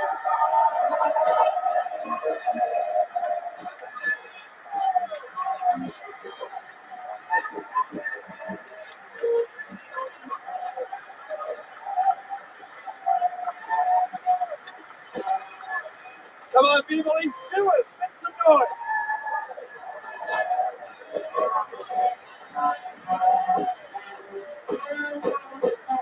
Woo! Fresh off one of the biggest specials in a really long time, Jew, available on YouTube. Millions and millions and millions of views, nothing but great reviews. What's the man? Welcome back. Thank you very much. I appreciate being here. It's great, as always. I was talking to myself back. I was trying to whisper to so make as quiet as I could to know how it is to put a live podcast. Right, exactly. You're a professional in show business.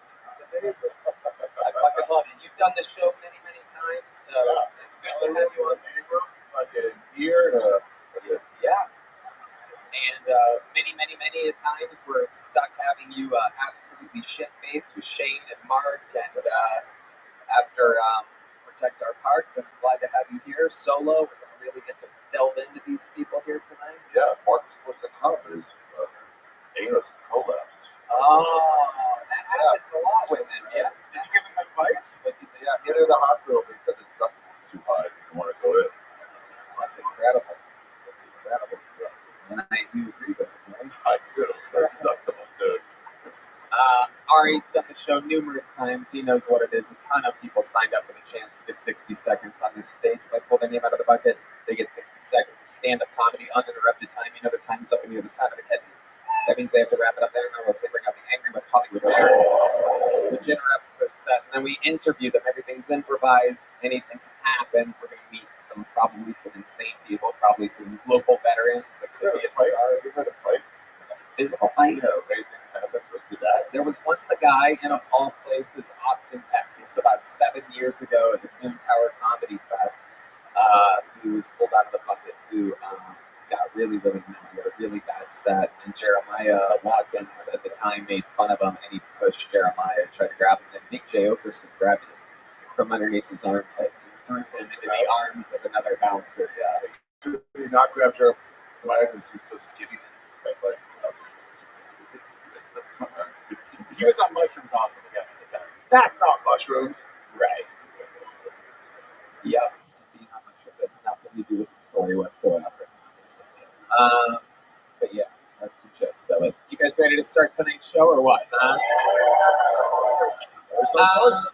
Ladies and gentlemen, every week we start the show with the same young man that has been doing it for over 2 years. For the last 3 weeks, he has defended his honor of being a regular here. It is an absolute incredible feat. This week, we're giving him the week off of defending his spot to see, as an experiment, if he is literally lazier when not being challenged.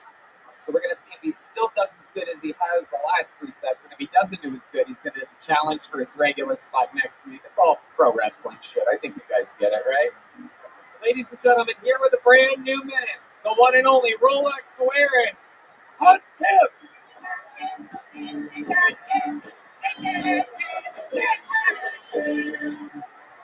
Thank you. I hope the orca accept these 5 human sacrifices.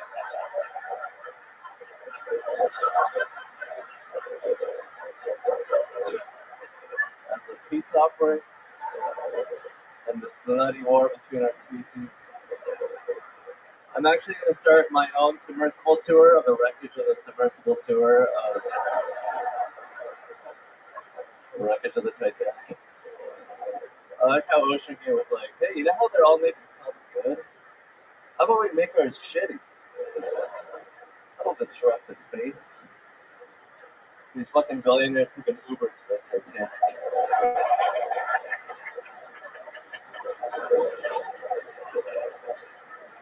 These fucking rich bastards would rather have been crushed by the ocean and give us healthcare. Rich people are stupid. Andrew Tate went to Romania to be a douchebag rapist. That's where douchebag rapists are created. That's like moving to Japan to take upskirt photos. That's like a European moving to America to do a mass shooting. Thank you. There he is, Hans Kim, consistent. Joke. Now let me ask you this: did you know you weren't going to be challenged this week? I didn't. I had no idea. You thought you were going to be challenged. Yes. That's why I tried. Yeah, exactly. Exactly. What do you think would have happened? Do you think your set, honestly, do you think your set would have been as good if I would have told you a week ago after the show, next week, you don't have to challenge. You're not going to get challenged for your spot. No. Right. It wouldn't have been as good. Yes, He's so thank you. honest. It's incredible. I can't lie. There's a lot of problems, but he's super honest. Yeah, I really hate the competition. I bet you do. It's kind of inhumane. I feel like I'm being exploited. They keep having another comedian come out to show a minute, and if they have a better minute than Hans, the audience decides. If the other person wins, they are the new regular. And you crushed it every time. 3 for 3, baby. That's right. And I love that he can't lie. He's like an Asian George Washington. He's like George Takei. yeah. I'm not gay.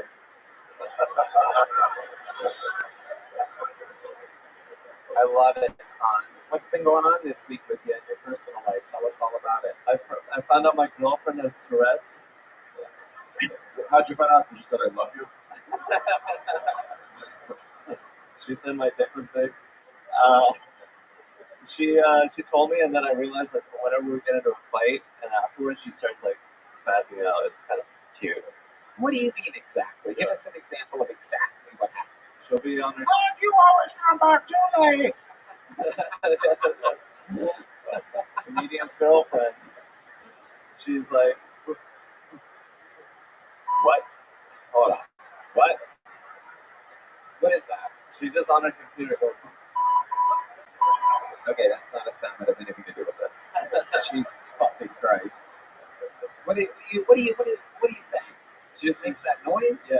And you think that's Tourette's? Yeah. Did you talk with her about it? No. Did you see what she's looking at when she's making that noise on the computer? It was porn. Could be. Yeah. I think she was coming. Yeah. And you've never heard that sound before.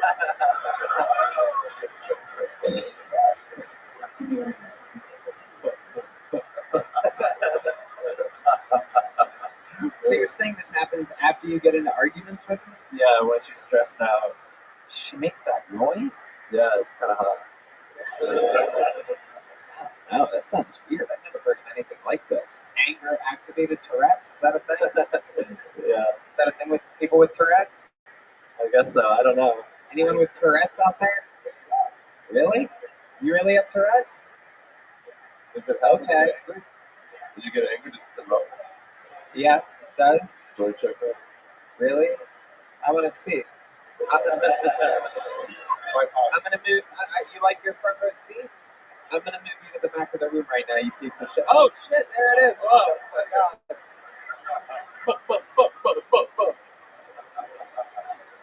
Can you record your girlfriend talking like this and we can put it in this episode before it gets released? I'll do that, yeah. Yeah, start a good argument with her for no reason and then record her. All right, Hans, you think I should have you challenged for your spot next week? No. Okay, so here's what we're gonna do. Let's just treat it like you're being challenged. And the first time that you have a set in which I find you being lazy, kind of like you were in this weird Coke spring that you had, this Coke and spring that you went through, then I have a long list because once word got out 3 weeks in a row, people started. I mean, there's a lot of people that are like, I want to challenge Hans for the regular show. It's kind of insulting. Well, I mean, your body and all of them so far. So, congratulations, Hans. What happened to those guys who challenged him? Not really. They should be punished. Yeah, they are. I mean, trust me, Uncle Laser is going. This what happened last week is going to haunt Uncle Laser forever. It was one of those ones where it went, how many of you have Uncle Laser winning this? It was. I don't know why Red Band did that again. Every one beat decision he makes no sense, but it wasn't. There was a clap, and it was way far out there, and it wasn't right after I said it. But, good job, Red Band. Just keep smoking that cigarette, buddy. Hans, I love it. You know what's going on. We're pushing you to your absolute limits. We want you to continue to be great, grow right in front of our very eyes. Thank you, Tony. Thank you so much. Hans Kim. As the show started. All right. Your first bucket pull of the night, ladies and gentlemen. A one-word name. Anything can happen here. I'm not sure if this person's ever been on before. Make some noise. We're going to meet them all together. Solomon, everybody. Here we go. Solomon.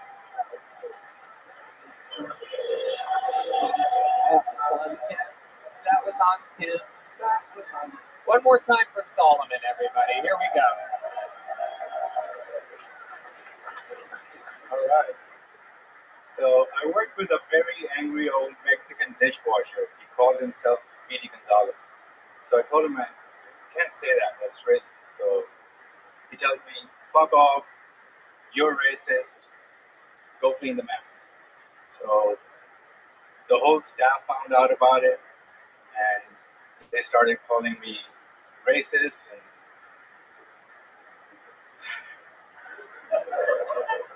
yeah, I had to leave the job. I think I'm not taking on the spot.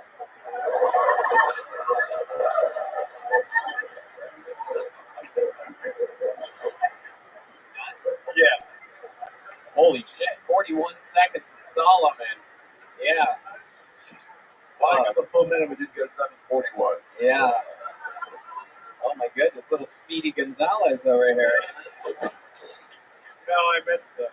Yeah, we know. We don't think that was what you had planned. Let's talk about it, Solomon. What part of the Temple of Doom do you work in exactly? I'm trying to figure it out. That was Olam Shibad. It's very inside. You really have to see the movie. Yeah, we're very in like the last 2 weeks you've had to see the movie. Okay. Ari, first of all, what are your intentions? Shocked to find out you were not Mexican. That was everybody's surprise. If there was a moment of like, wait, why is he speaking weird? That wait, no, he's different. He's different than I thought. What are you again, Solomon? Pakistan. Ah. The Mexicans of India. Yes. Absolutely. Actually, Mexicans for the Saudi Arabians and the Dubai. They built Dubai. Yeah. Very good. That's my Wi-Fi password.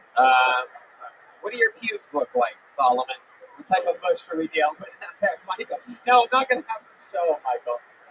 Michael Gonzalez is always very excited to do some landscaping.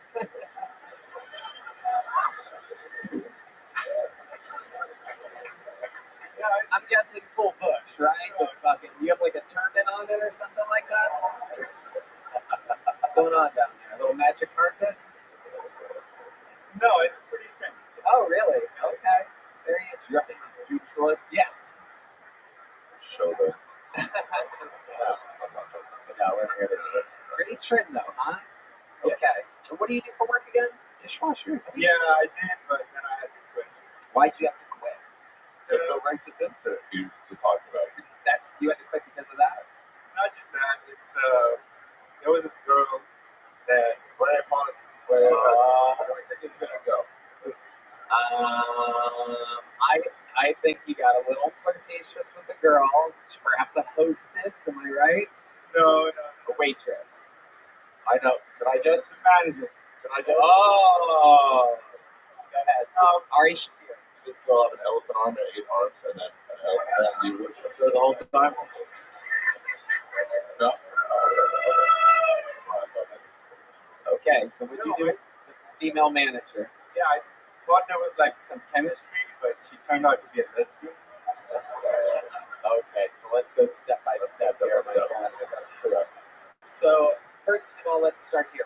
What was the moment where you thought there might be chemistry? Was it like the way she looked at you when you're washing dishes? Yeah, the She guys eye. on the same sports teams you do? What was the moment, first moment where you're like, hey, there might be something here? It was the eyes. Every time she would look, she would, there was like.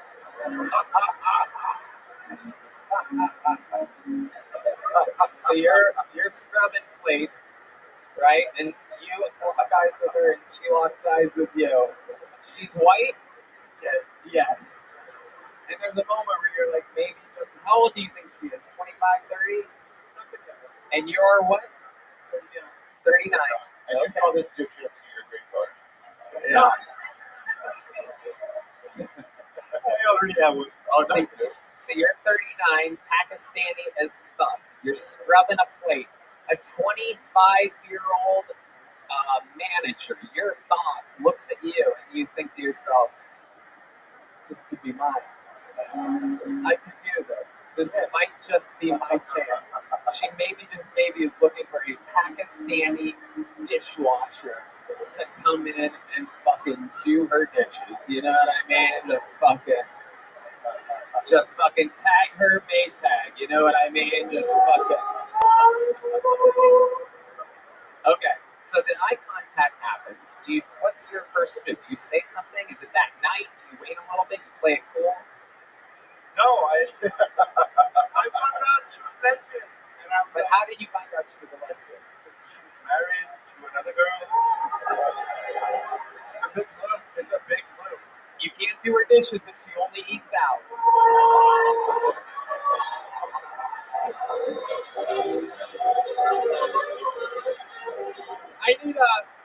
We need to get the thing that lifts me up in the air. Can we work on that? Can you tell Joe Rogan that I want one of those? Spend some of this Spotify money, for Christ's sakes. I want to fly, Joe. It's worth it.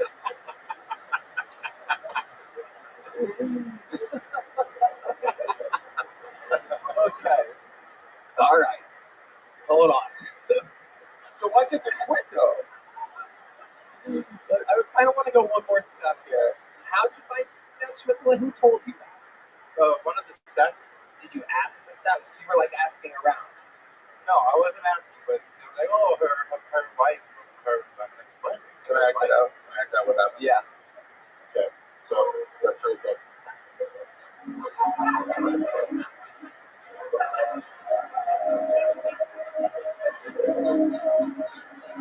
That's why I was like, she's the type.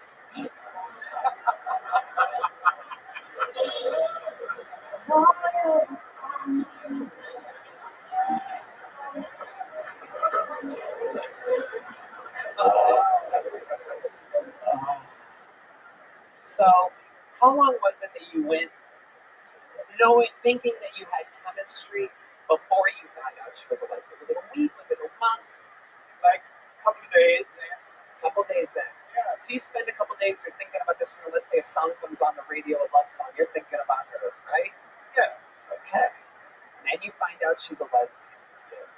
Now, do you think you showed any signs of emotion when you found out that she was a lesbian? No, I was like, I can't compete with a vibrator, so.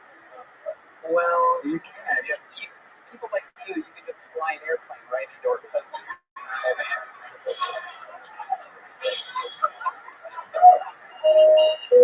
You also.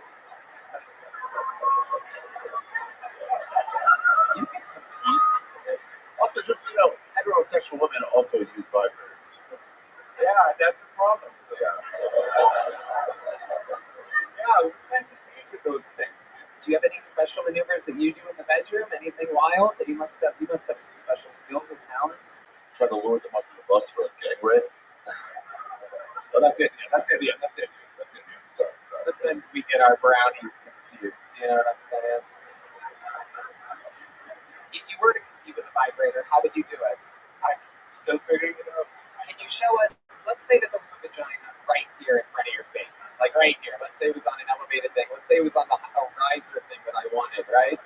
Let's say that it was right in front of you. What would you do to that vagina? Show us. There's a vagina foot in front of your face right now. No, you can't do that. You can't do that, or basically everyone's a lesbian if you do that. You don't have a chance. Let's see how fast you can move your fingers like that. Let's play a game called Compete with a Vibrator for the first time in the show's history. This is Solomon. Wipe your hand. It's not a real vagina, by the way. Well, make it dry. These white chicks love dry. Yeah. You can keep it lubed up, Solomon. You don't have to wipe. Here we go. Oh, wow. Hey. Wait, I think I hear her right now. Solomon. How long you been doing stand-up? Last time I was there 4 months ago. Okay, that's when you started? Yes. You started on Kill Tony? Yes. That was 4 months ago. How many spots have you done at open mics and whatnot in between them? No. Why are you just going Why are you just going Kill Tony? They don't call my name. I don't know. The other open mics, they don't call your name? There's open mics you can pay $5 and get a guaranteed spot. You're just not looking hard enough for one. Wow, I guess Red Band's Comedy Club charges $5 for spots. Oh my God. Sunset Strip, ATX. Oh my God. Wow. What a promotion. Unbelievable. You're going to charge a dishwasher. No, it's a drink. It's $5-ish, probably. Well, you know what? I was actually just reminded of the last thing. So when you say that you had to quit, Yeah, what happened? that's what I wanted to know. Right. I almost fucking fucked this whole interview up. What happened was that she just was getting bossier and bossier and bossier. To you, the dishwasher? The manager? Telling you what to do? No, fucking bitches in this country don't know their place. No, it was too much bossing around. What was she saying? Do the fucking dishes? What could she possibly do? Wait, what does this have to do with the water? These are separate things. What, you mean this was a bossy lesbian? I've never heard of such a thing. That's how they are. So with a final moment, is it you quit it, you take your apron and throw it off, or what is it?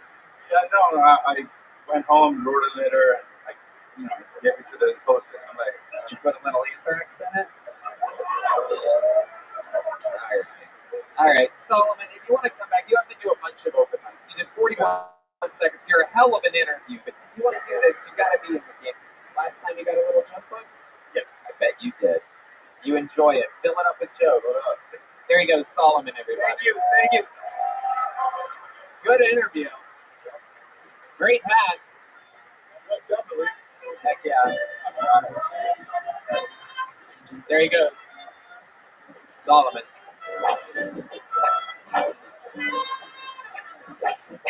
Pull another name out of the bucket. Anything can happen. Put your hands together for your next comedian. We're going to meet them all together. It's Brandon Kiefer, everybody. Go.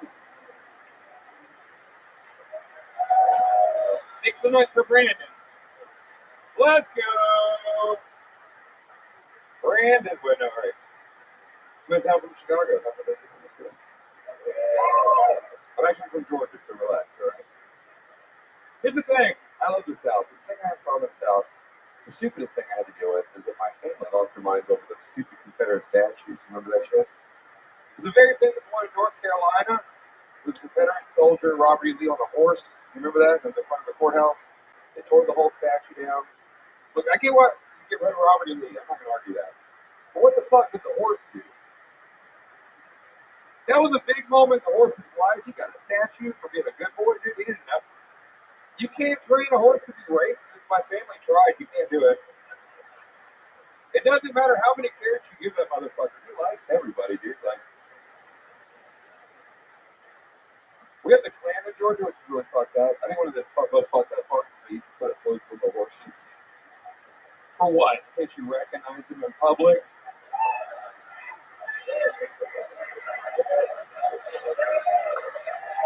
I really like you. That's really good. Really good premises, really good angles. Brandon Kiefer. How long have you been on stand-up in Chicago? 9 years in Chicago, 2 years in Georgia. I can tell. I was here last night for roast battle. So fuck yeah. Oh, I love it. Okay. Where's your home spot in Chicago? Where do you go? I live in Lincoln Lodge. We've been around there in Zane. Yeah, yes, Lincoln Lodge is small, but it's like the community-based thing. You know what I mean? Very cool. Yeah. Very cool. And you live in Chicago still? Yeah. Very nice. What makes you stay in Chicago? Why did you choose there? The city rules. The comedy scene needs work.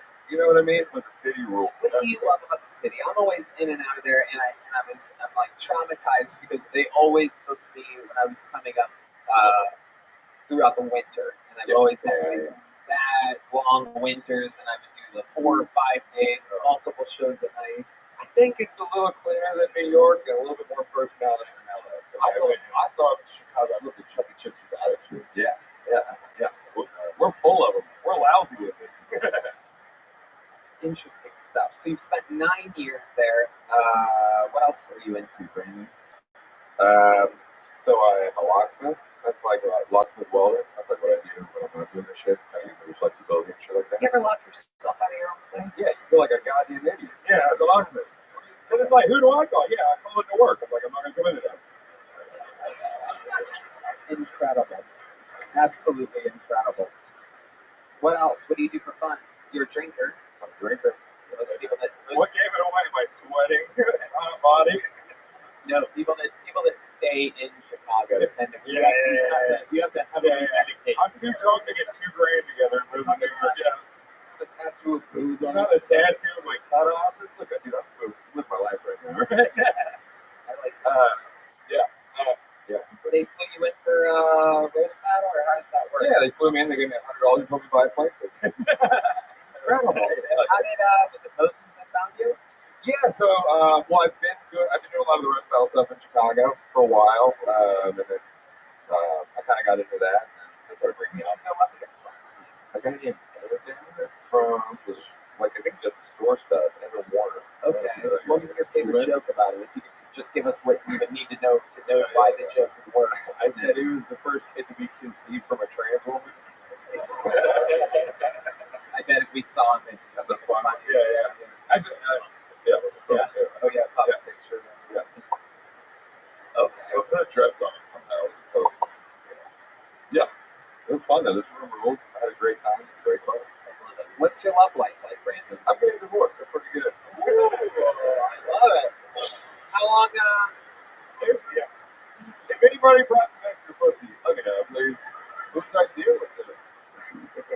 Obviously mine, right? It was fun though. We were just crushing it all the time. How long were you guys together? How long were you married? 4 years. We actually met in Austin 4 years ago. Wild enough. Where in Austin? Why? How did you meet? She's German. She was German, like actually lived in Germany and was traveling. Yeah. Was she the chick with the horse shit all over herself? Yeah, she's really rubbing the divorce in my face right now. She was hitchhiking. Oh, I picked her up. nothing says eternal happiness more than a hitchhiker. I was like, no way, this is going to go bad. You know what I mean? Right. So she was hitchhiking. You fell in love. Yeah. What did she do for work now? So she paints, like, I'm a welder. She built my painting for me in Chicago when she lived there. It was really cool. But, like, yeah, we got divorced with kids, you know, and stuff like that. She has kids. No, she wanted them. Yeah. Right. Just to, I'm Southern and she's German. We don't have good history, dude. I don't want kids with that. But, yeah, it's too much. Okay. So. Maybe give birth to a black Jew. Yeah. Yeah, I know. Yeah, I was like, dude, I don't want kids that can't win a war, dude. You know what I mean?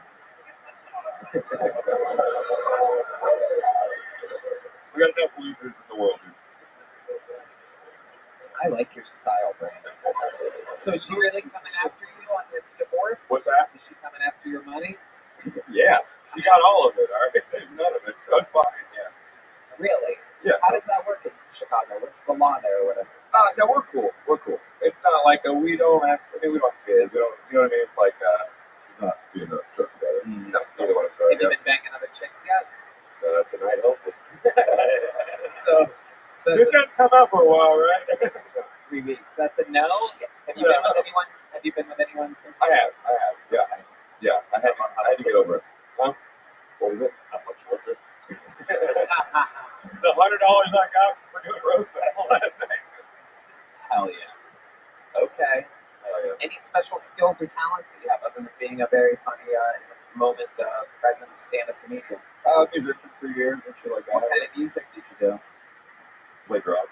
You play drums? No way. No way. It's been a while, ladies and gentlemen.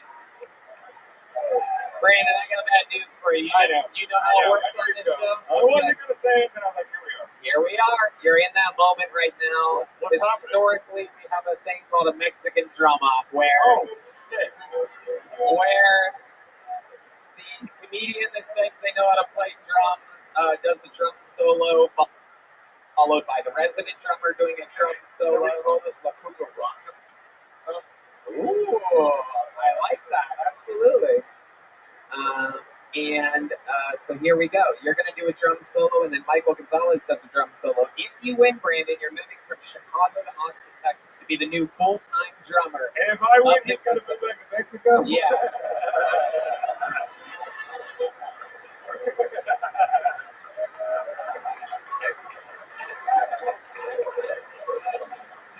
That's a good one. No one's ever done that in the Mexican history of the Mexican drum off. But no, if he wins, he has to.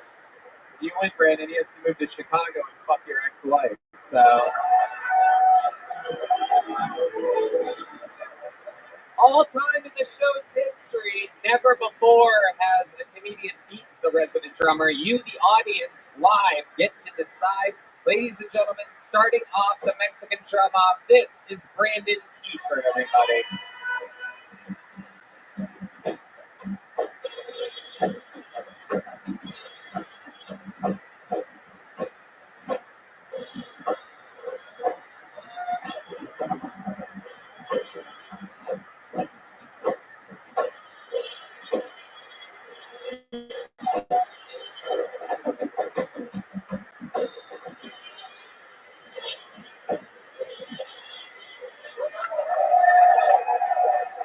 Brandon Kiefer. An incredible performance. Shockingly good. Stand right there, Brandon. Stand right there. Deemer, so stand next to him. Okay. I guess just switch it up. All right, good. There you go. Yep, just like that. Ladies and gentlemen, defending his throne all time, undefeated in the history of Mexican drum offs. This guy practices for about 8 hours a day, plays with professionally all around the world continuously, flying back every Monday to be here for this show. I present to you the reigning defending drummer of Kill Tony Dix. It's Michael Gonzalez.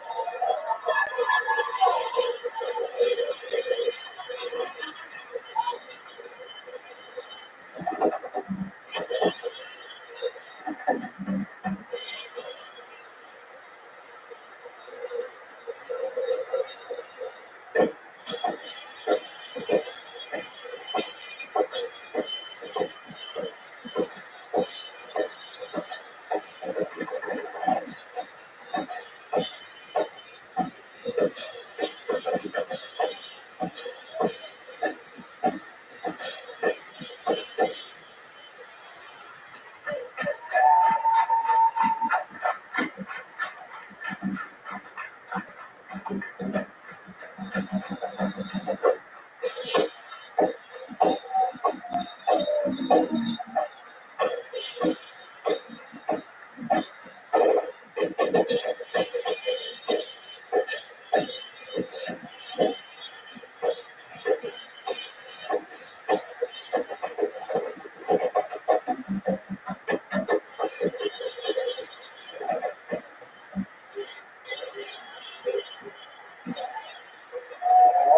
I mean, Jesus Christ.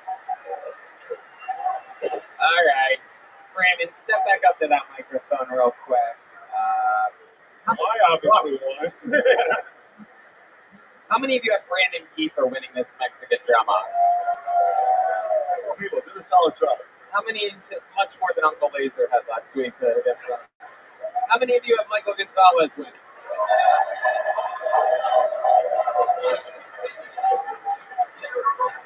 Brandon, remind me one more time. How many years have you done stand-up comedy? 11 years. And how long have you lived in Chicago? 9 years. Where's the biggest place you've ever performed in Chicago? Chicago? I'm in the clubs. Right. If there was any place in Chicago that you could dream of ever performing in, where would it be? New York. That's a pretty good answer. How about in Chicago? Like a big theater or something like that, or like some of the big, Maybe a bigger theater? like How all of them. about the Chicago Theater? Yeah. Would you like to do a guest spot on my show, the Chicago Theater?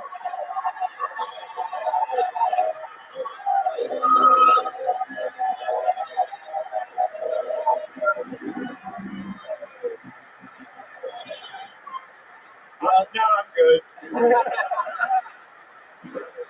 I'm busy, bro. I gotta get better at drums. Yeah, I would love to, but that would. you got it. We'll see you there. All right, perfect. There he goes, Brandon Kiefer, ladies and gentlemen. Here's a big joke bug. Great stuff, man. That's what happens when people with a lot of experience and a lot of skills sign up for the show. I mean, you know, it's amazing back to back. We had Solomon, who's done it twice only on the show, 1 minute and 40 seconds combined. And you got to see him walk away with nothing. And Brandon Kiefer is performing at the biggest theater in Chicago, one of the biggest theaters in the country, the iconic Chicago Theater. Anything can happen here. And one of the amazing parts of this show is Can I say something real quick? yeah. The Ku Klux Klan has been around for at least 200 years. That's the first time anyone's hit that angle. It really, really is. The second he says the hood's on horses, I'm like, that's an unbelievable phrase. Totally. So close. Totally. It really is. It's one of those things. Usually it's like, you know, Louis or Bill Burr hit something like that, right? Where it's like, oh, yes.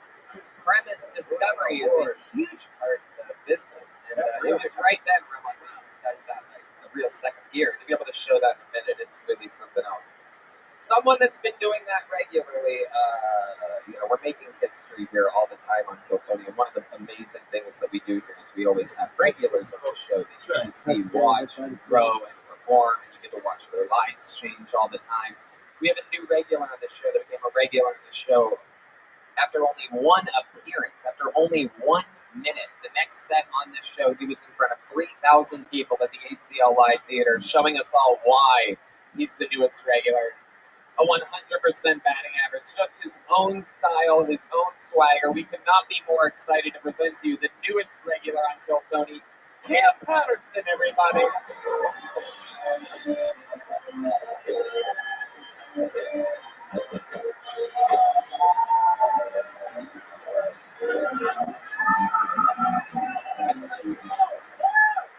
Go from the Ku Klux Klan to a nigga. What a transition. That shit is beautiful. I used to play sports in high school, and I think I played like basketball, football, you were racist. Because I played water polo and lacrosse. I bet y'all would you get that shit, white man? I'm glad you did, because I'm lying. I played basketball in high school, but I put my season when my teammates when I said he was gay. Now I had no problem with gay people at all. You know what I'm saying? But I had to ask him. I said, hey man, will you step on my ass during the games? Is that like a gay thing? Or is that more like a basketball thing? I said, no man, that was strictly a basketball thing. full couch now, but I play.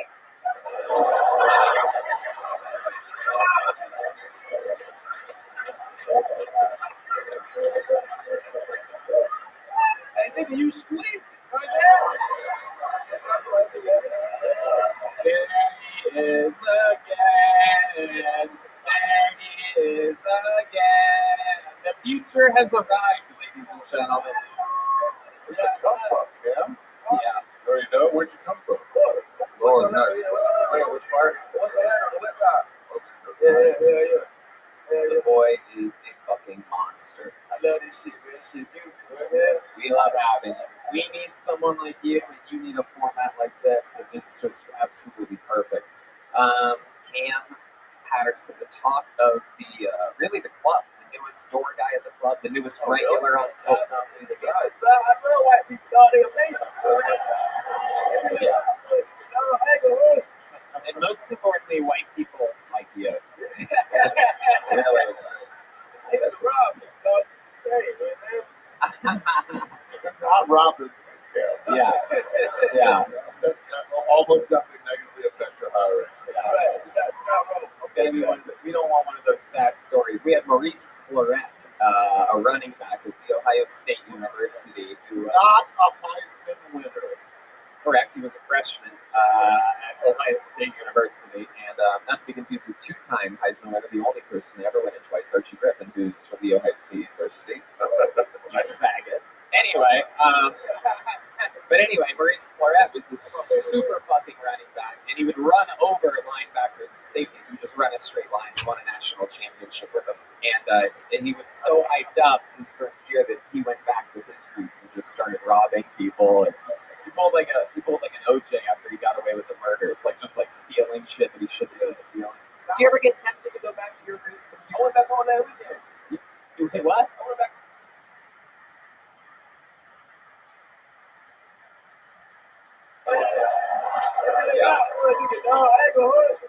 And most importantly, white people like you. Really. Hey, that's Rob, dog. It's the same, man. Not rob this place, Cam. Yeah. Yeah. That will almost definitely negatively affect your hiring. It's gonna be one. We don't want one of those sad stories. We had Maurice Clarett, a running back at the Ohio State University, who Not a Heisman winner. correct, he was a freshman at Ohio State University, and not to be confused with two-time Heisman winner, the only person to ever win it twice, Archie Griffin, who's from the Ohio State University. Faggot. Anyway, but anyway, Maurice Clarett was this super fucking running back, and he would run over linebackers and safeties. He would just run a straight line, won a national championship with them, and he was so hyped up his first year that he went back to his roots and just started robbing people. He pulled like an OJ after he got away with the murders, just stealing shit that he shouldn't have been stealing. Do you ever get tempted to go back to your roots? I went back on that weekend. You hit what? I went back on that weekend. No, but I mean, You what? Robbing? Well, I can't tell you that over that. That's fair. I thought I was home, and I was doing home things. You know what I'm saying? Things you do when you home. You know? Smash and grabs. I feel like Cam invented the term upset. yeah. I love it, Cam. What did you do when you were home, non-criminal activity-wise? I had one of my family reunion. Okay. Yeah, we got the biter in the family. You got what? Biter. A new biter. A new biter? Yeah. What's a biter? I was somebody that bite people, like a child that bites people. You gotta do it. You gotta know it. Nigga like 6, he fight everything that moves, dog. Nigga, the official biter. You know what the last biter was? Me. It's me. Oh, God. I'm proud of that little nigga, dog. Doing this thing, man. How long did you stay in Orlando? 2 years. 2 years. Nice. And did you make enough money to get a belt? No. Look at these sweatpants, man. Come on. Well, I got to. Oh, the old wraparound. That's right. That's right. Very good. The old. I put it back there. No. You want to see my ankles, all right? You see my ankles. So Cam is like this all the time, absolutely hysterical. He's also one of my new drinking buddies at the bar after hours. And What's your drink, buddy? I used to like, you know, the little peanut butter screwball whiskey with cranberry juice, the shot. hell yeah, someone just got a bonus right there. Look at that. That's my favorite drink.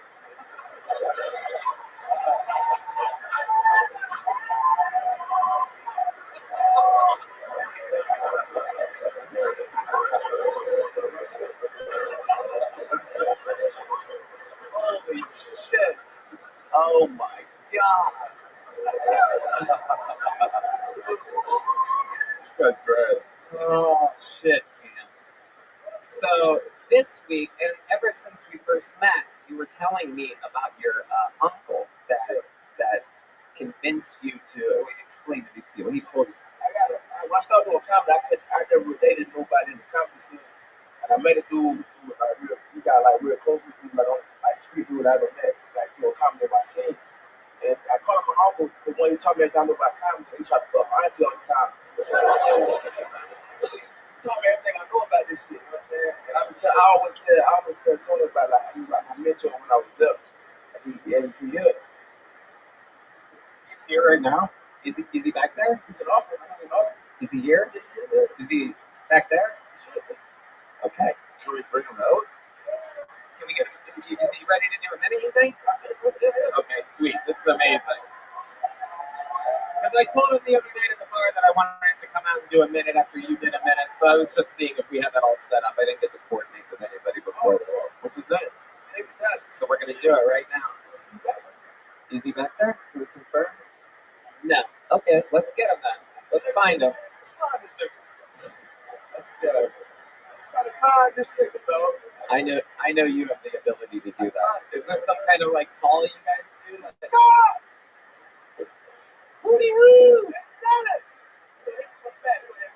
anybody have a 9mm I could shoot a couple times in the air? You got some crack dust? Some crack dust. You gonna throw it up like LeBron James? Yeah, no, dog. I think it's just go crack in the head. So, yeah. So anyway, Cam and his uncle were at the bar here the other night, and I spent 2 or 3 hours absolutely cracking up. My hand was fucking red, slamming the bar with you two flanking me on each side. Everybody was watching me like, look at Tony trying to bond with the blacks. You know what I mean? I was just enthralled and completely entertained. He is a hysterical monster. You guys. What was your nickname? You can call you THC. Ah, that's right. Hey, THC, I love you, nigga. That is his uncle. You my favorite nigga ever. Yeah. We got one that night. You got 20 niggas called nigga that been taught his life. That is true. I want to really enjoy me calling him a nigga anyway. That is true. I was hard as a rock all night. It was incredible. You think he's in the building? You have your phone on you? Yeah. Call him real quick. You think his phone's working? You think his phone's on? Where'd he go? Check the safe. If I had to guess, since he got up there, I think I changed his number. But he was hilarious. Do we got him? Yoni's running to What's he doing? Oh, probably with Hans Tick's girlfriend. Oh, shit.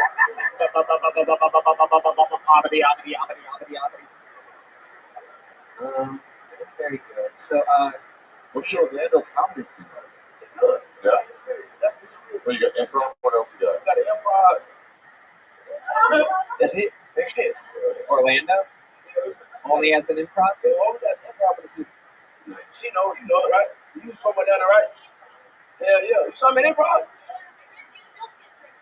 Oh, yeah, we also got this. That's a real good shit. What's that mean?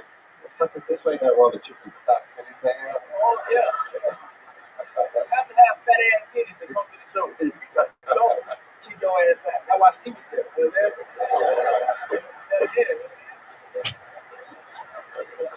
All right, well, I guess we're going to get your uncle up here some other time. But from what I've been told, he has left the building. All right. crazy. How long is he in town for? Well, then this may have been his only opportunity to. Let us know if he comes back. Yeah. We'll try to find him. Maybe we can get him up by the end of the show. Wait a second, I say loud knock at the back door. We've never heard a knock at the back door that loud before during the show. Ladies and gentlemen, make some noise for David Jolly, everybody. My guess is going to be.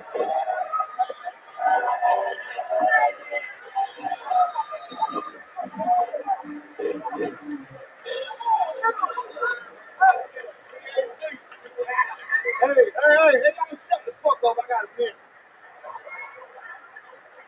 So I was at the CSL plasma center the other day. I was donating plasma. Some people call it saving lives. I call it $40. So when I at the CSL plasma center, I find out if you donate plasma, they give you $500. You know that, sir? I was like, bitch, I be rich for $48. Y'all gonna ban me at this bitch. 40 grand and 50 grand. He's on the fire. But I had to think about it. And I got my legal marijuana card. I had to think about it. I know if I donate sperm some kind of way, I'm gonna end up on child support. Last thing I'm doing is 18 years ago, a bitch I never met before. Fucking dick to knuckle, man. You get it? You get it? You get it. Nah, don't worry about it. How much time I got on? Yeah, all right. We here, baby!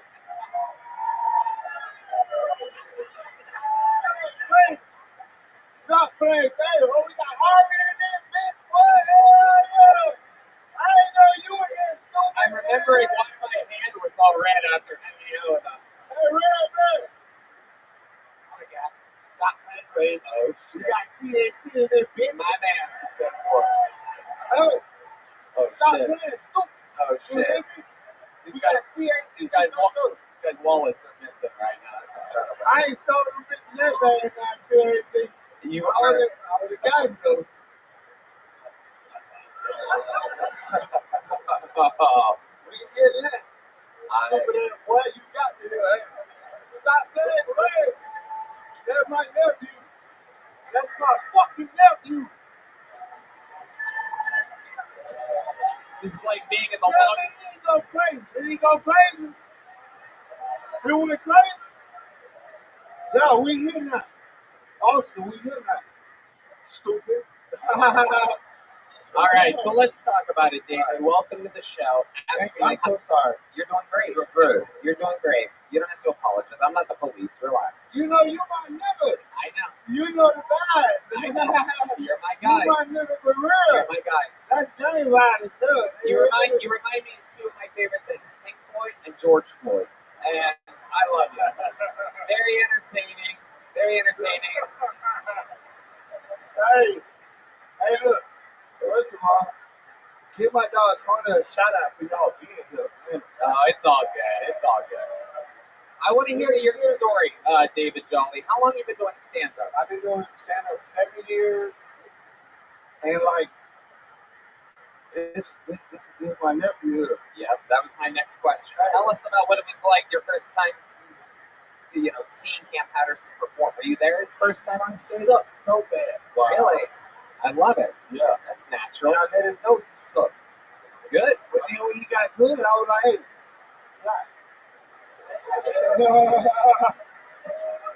that's my youngin' there. That's the reason why I'm in motherfucking Austin, Texas right now. Ari Seville, you hear me? I'm here because of him. Hey, am I lying? I called him on the film. I FaceTime. I say, what? I could be on a flight. He said, what you coming out here? I said, well, I'm on a flight. I got out here. That's when the dog Allen. Yeah. You know I'm a regular, but I pay regular. Okay. Yeah. All right, that's all industry talk. But let's talk about what airline did you fly? JetBlue? You know what I flew? Yeah. Gang violence!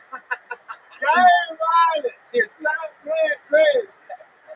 you're setting a record for sideways high fives on the show right now. You know what I mean? Oh shit, what is that? Oh shit. What's that? Absolutely. Okay, so tell us more about your life. How do you make a living? What do you like? How do you I said, crack, I sell dick. you sell crack and you what? I sell a dick sometimes to some old ass white dick. Oh shit. Oh, white people pay a good dollar. Hey, red man, what happened? Let me get some of that. Hey, my nigga game violence. You know the vibe. Yeah. Okay, so describe to us some of these white women that you be selling dick to. We're all very interested to know what that's like. White women? Yeah. They pay top dollar. How much? 1 or 2. 1 or 2. Nice. 1 or 200. How many? Get that 200. How many a week? You want to suck that dick on the bike? You ever had that dick suck on the bike? I do you better. I did. Yeah. $200. You can suck that dick either way you want to suck that dick. Wait, she pays you to suck your dick? Front to back. Wait, from the back? $200.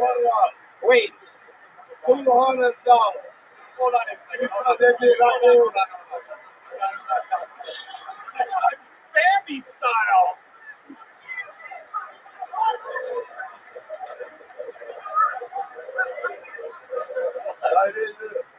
This is how you got to get your dick. It ain't no pretty way to get your dick sucked from the back. It's how the heck you do. You gotta do like this.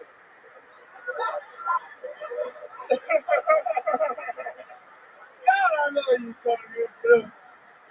Oh, there's no pretty way to get your dick sucked from the back. Anybody. Oh, that's going to be on your That's all I tombstone know. one day. There's no pretty way to get your dick sucked from the back. She pays you $200 specifically. Got the t-shirts. There's no pretty way to Oh. get stuff on the back. Oh, You dude. want some? I'll get you. Okay. I'll give you $178 for it. I need your contact. Okay. No, I ain't talking to that, but baby boy. How much is it? Man, you gang violence. You gang violence. Yeah, look, I might give you one. He's got money. You can I'll charge give him. you one. Thank you. How much you gonna charge? How much you want? You know what? How much you Just let me suck your dick from the back and we're all good. That's all I want. Sucking dick from the front, too easy. You know what I mean? I'm a real child. Hey, y'all don't fuck with Kid Tony, you a pussy. Yeah. Gang violence. Gang violence. I think we found a new problem. Hey, if you don't fuck with Tony, look, you a pussy.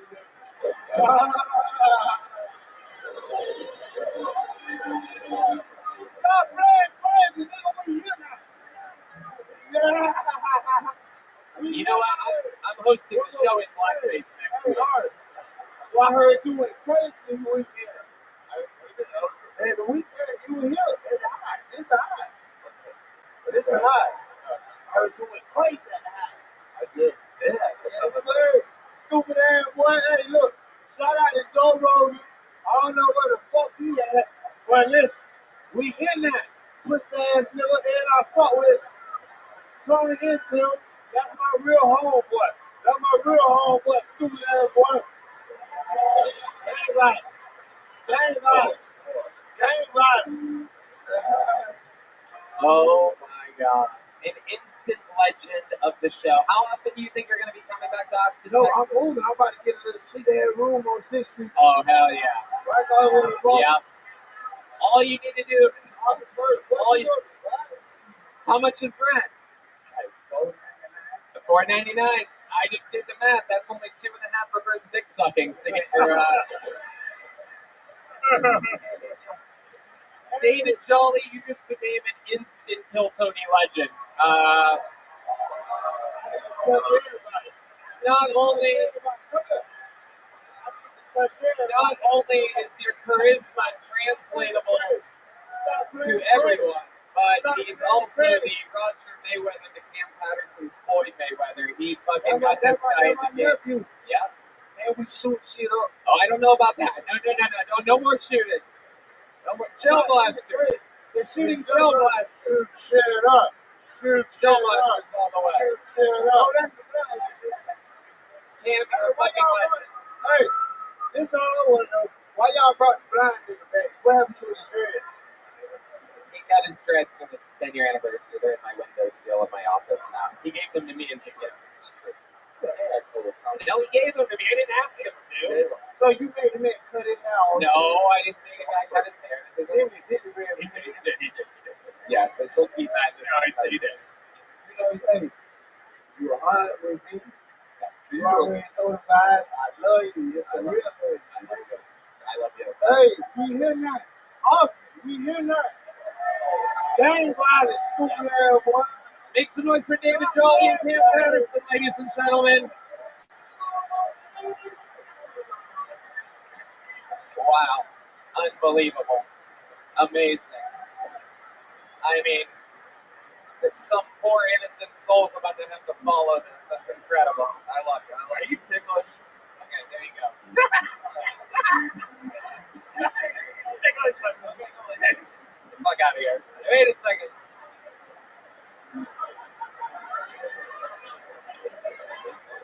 Yeah. Of course. Use the gel blaster waiting for you in the back. I'll see you later. One more time for David Jolly and Cam Patterson.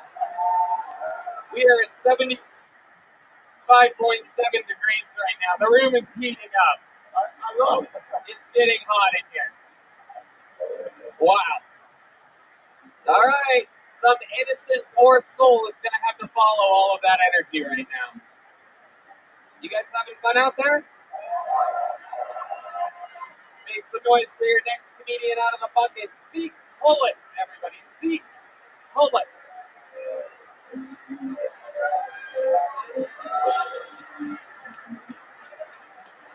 All right.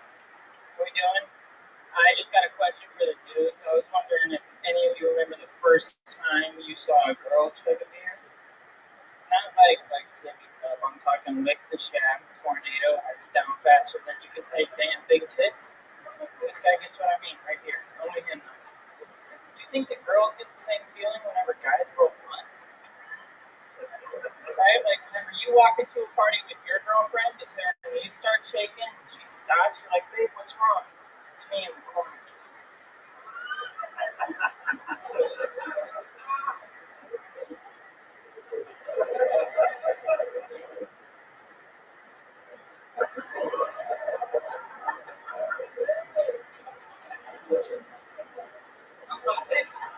thanks.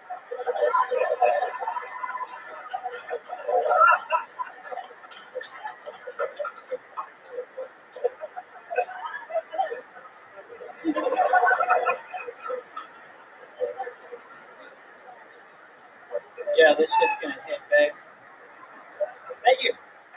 Okay, Zeke Cullen, welcome to the show. Tough position to follow Cam Patterson and Uncle David Jolly. Yes. How many gold teeth do you have?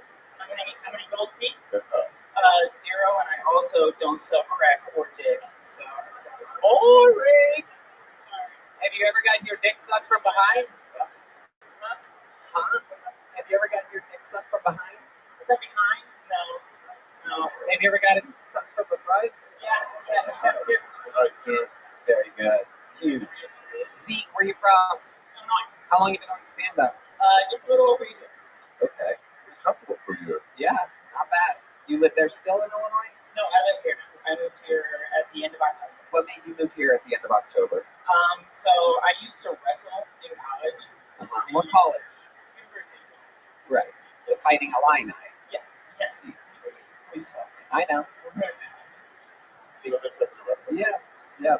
Follow college wrestling. No, but I was a wrestler in the state of Ohio, which is Big Ten, which is the same conference as Illinois. There. Sorry, I'm sorry. I apologize. I did go to the Ohio State University wrestling camp under then head coach Russ Hellickson. Yeah, that's a reference for college wrestling. Yeah. I was way off. I know. Yeah. Yeah. Sorry. What weight class were you a wrestler? 135? I was 130. 2 pounds off. I'm a circus freak. No big deal. I changed every 25 years. So what happened there? So you went there, and then what happened? So once COVID hit and everything's kind of started getting stressful, I started off the year with like a couple bad grades, fixed them right away, and then I missed a practice. Afterwards, I missed a COVID test the day after I got the vaccine, which I was required to get, and they kicked me out. Wow. Yeah. Unbelievable. That shit infuriates me. It's incredible. It made you take a thing, gave a bunch of people the thing, and then told you you can't do your thing because you didn't do this other thing. And the bad grades. And the bad grades, You yeah. had bad grades? I did for a little bit, but no. So how old are you now? 21. How do you make a living, 21-year-old? I bartend at Chili's. Whoa! Damn! Best baby back ribs in Boston.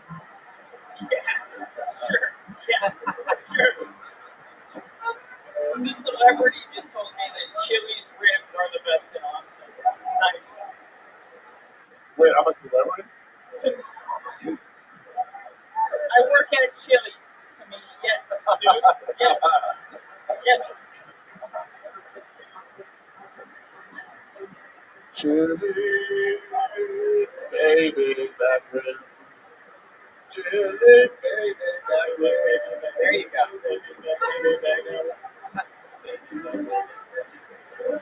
We've all seen The Office. Come on now. All right.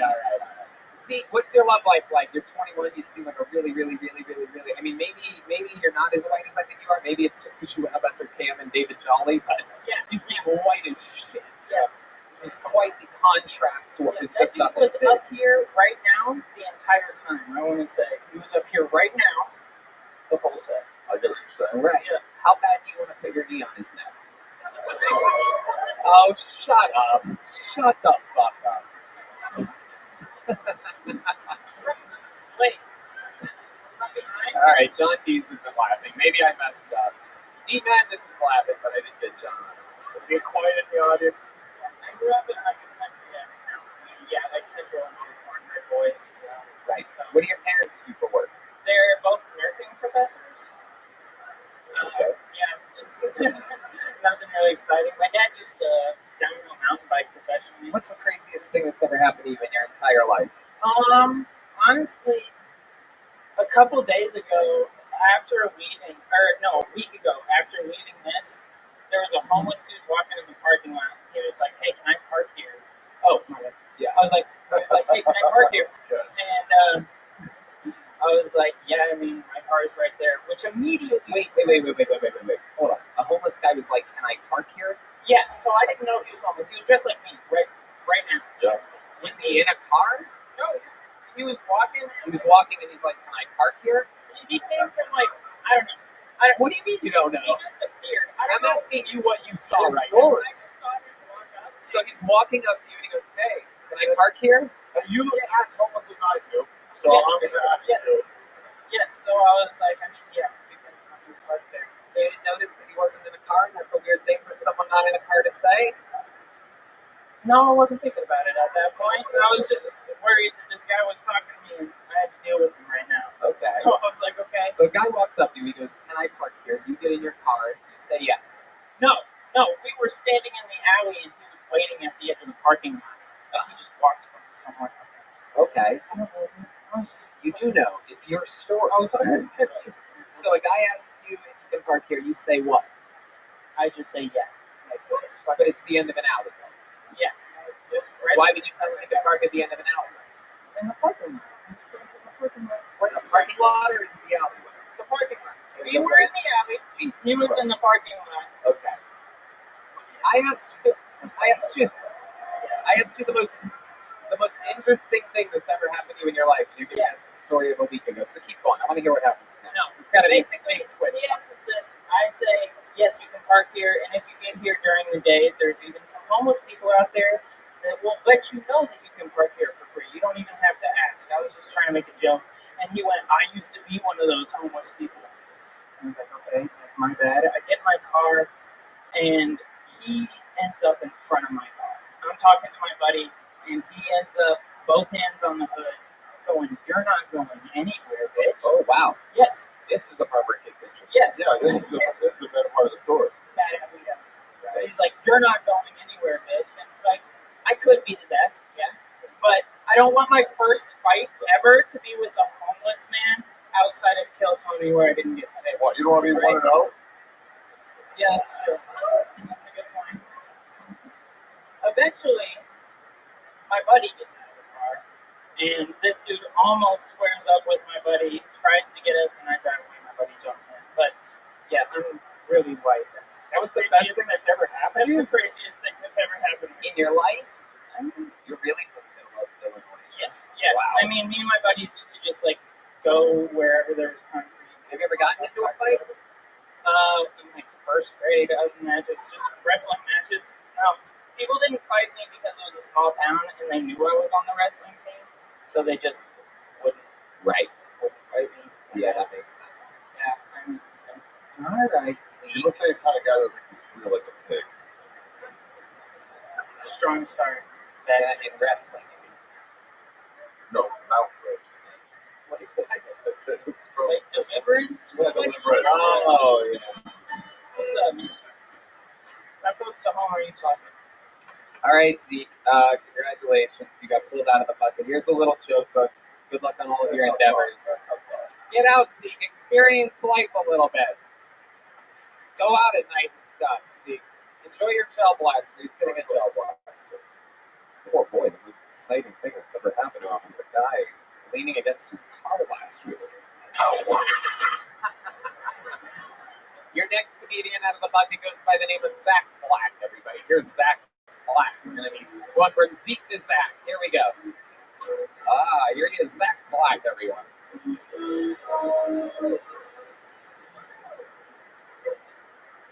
I just went to my first jiu-jitsu class yesterday. I'm never going back. Right off the bat, this guy grabbed a hold of me, wrapped his legs around my head, his balls were in my face. I'm like, this does not feel right. First of all, we were still in the locker room. I didn't even have my pants on yet. This guy had me in a butt-naked choke. Tapping out, his thumbs are my ass. Should have known to avoid the guy with the black belt and the brown finger. You want to know the worst part? That was not how I thought my first time meeting Joe Rogan would go. I think I got the full experience. Don't be your heroes. I feel like one of those girls in that Bill Cosby. But for one thing and a whole nother, if you guys don't like Bill Cosby jokes, just have another drink. I'll be done for. And that was the Bill Cosby quote, so here we go. Thank you. All right, Zach Black, welcome to the show. You've been on before, correct? Yes, What did we talk about last time you were on? What do we know about you? Well, I talked about my dog being in my car, and you said that after the show, a girl was going to blow me while my dog watched. And that did happen. Whoa! Yes. Look at that. That's incredible. And she had a dog too, and while she was blowing me, her dog was blowing my dog. No, it's not true. Oh, it's not? No, my dog watched. Zach, how long have you been doing stand-up comedy? 5 years. Where at? Buffalo, New York. How long have you been here? 7 months. Let me take a moment to once again recognize that I hate Buffalo and all of upstate New Yeah, me York. too. See, 7 months here. Buffalo's really known as a cold place, right? How does it feel to be in 75.9 degree weather right now? It feels much better. A lot of people complaining about the heat, but it's much better than 3 feet of snow. Right. Right. Absolutely. Okay. Zach, what do you do for a living? I'm a door guy at another comedy club. Outlaw comedy? No, that's my production company. You call it outlaw because you're an outlaw? Yeah, a bit of a rule breaker. No, it's it's a bit the Texas vibe. Might get a belt buckle and a cowboy hat. Who the fuck just comes here and gets a belt buckle and a cowboy hat? You know what I mean? Come on, get it together, dude. Come on, you cornball. Okay. So, what's interesting about you, Zach? Give us something. Is that your real name, Zach Black? Yes, sir. I don't believe you. Sure. Let me see your ID. I don't have it on. Oh.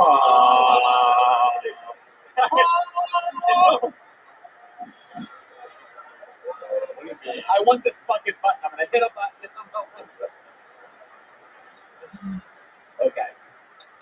you did have your ID. What would it say? Zachary Blackery. All right. Yo, my name is Zach. Zach, most interesting thing about you? Well, I work out a lot. I have a girlfriend that. Fucking Christ. No, that was being sarcastic. Okay. I got a girlfriend that's like 20 years older than me. Wow. And I love her. Oh my goodness. Yes. How long have you been with her? 5 months. So Roseanne. Yeah. How old are you? 30. And she's 50?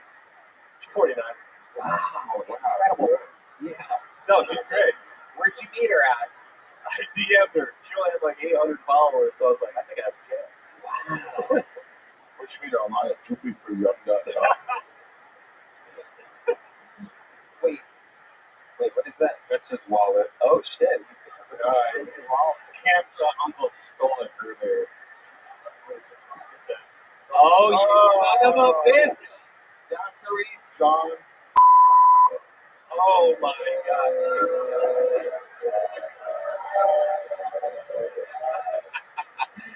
Not a bad day. How does it feel being caught in a lie in front of 1 million people right now?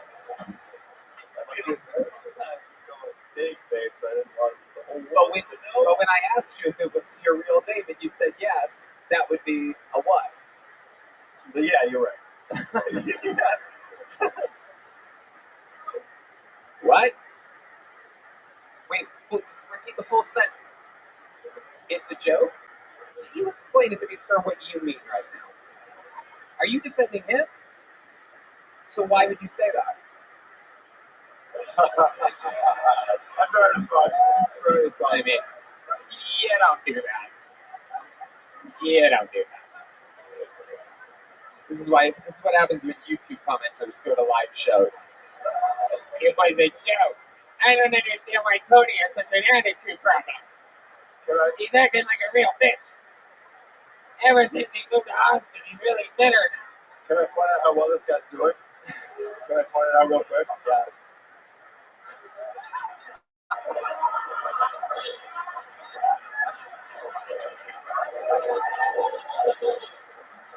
What are you even going to do with that?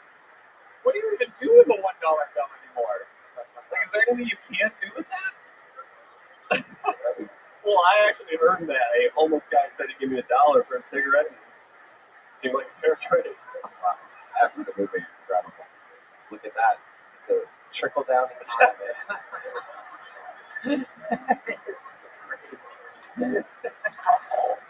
Okay. Zach, very, very fun to have you on. You walked, I'm guessing, with a little joke book last time you were here? Oh, yeah, Truth Girl. Yeah. What? No joke book. I'm not a place. No joke book. You've been a twice, no joke book whatsoever? The second one, yeah. No. What about the first one? Big one. Big one. Okay. Well, then I should recommend that you would fill that up with jokes. Ladies and gentlemen, there you go. It's Zach Black. Okay. We haven't had a woman up yet tonight, and we are equal opportunity employers here. So I pulled names out of a bucket until I found what appears to be a woman. In the history of the show, there are very few people that are, that memorable. One of them in the history of the show goes by the name of Swiggy. I'm very interested to see what's about to happen here because the name that I pulled out of the bucket is Swiggy's mom, everybody. Let's see what happens here. Swiggy's mom. This should be very interesting. Oh my goodness, it is indeed Swiggy's mom. Oh, this is going to be fucking great. Come on, guys, make some noise for Swiggy's mom.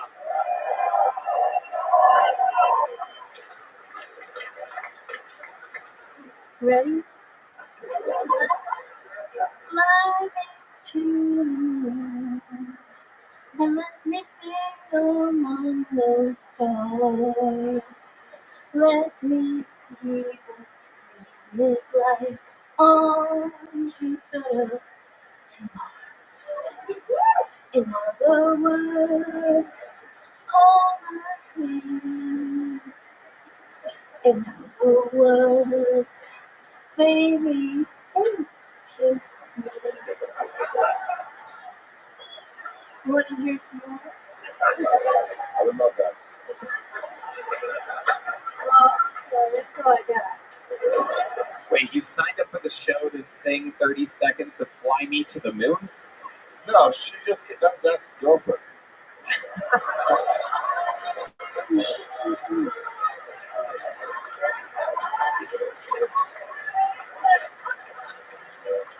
Is this the lady? Are you the one that pays David Jolly to suck it from behind? Oh my goodness. I've always wondered what Stephen Hawking's sister looks like. This is incredible. You are absolutely stunning. I must say, I am going to think about you in the future. Anytime I'm with a beautiful woman and I'm about to come too fast, I'm going to think of you.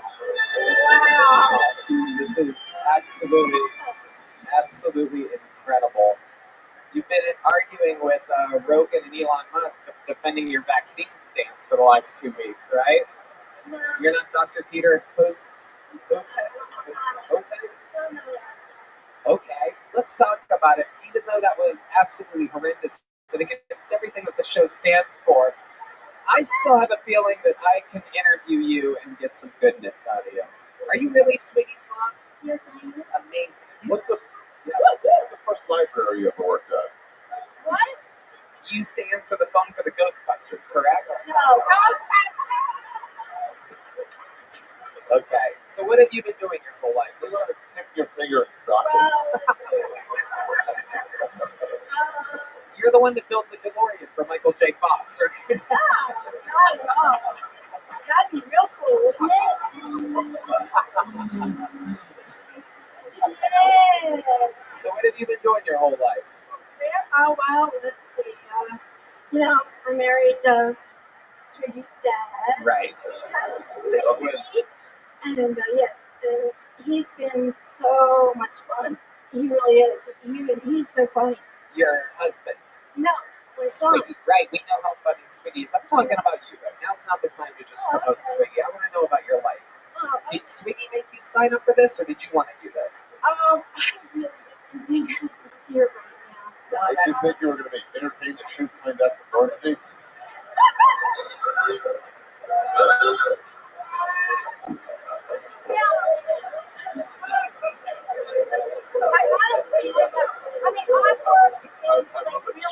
Sort of project right into that. You have to speak a little I louder. worked in real estate as an office manager and ran an office. And so I was also a substitute teacher. Okay. Science? What were you teaching? What? What were you teaching? Whatever the teacher got going. Incredible. Oh, her. Incredible. And you played both of the guys on Mythbusters, right? No, No. not really. No, that wasn't you. Okay. All right. What's the craziest thing you've ever done in the bedroom? Oh, wow. The crazy I don't know. This is going to go out to the masses, right? Yeah. Yeah. But it's okay. I've done some things. How's that? No, come on. You shouldn't be afraid of what the internet's going to say. You only have a few years of life left anyway. Come on. Now's the time to... Okay. Have you seen the show before? You watched the show. You know the type of hard-hitting questions that I ask in these interviews. With that said, since you know the show, what do you think something that you can give us? A confession of some kind, something interesting about you. I had a lady here literally 3 weeks ago, I do believe, who talked about how she stormed the Capitol on January 6th. Now's your chance. What's your version of that? What's the interesting thing about your life? Say something wild. Think bisexual, not bifocal. Yeah.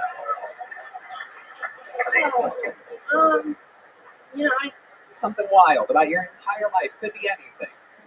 You once accidentally murdered somebody and had to get rid of the body. Nothing like that. Sorry.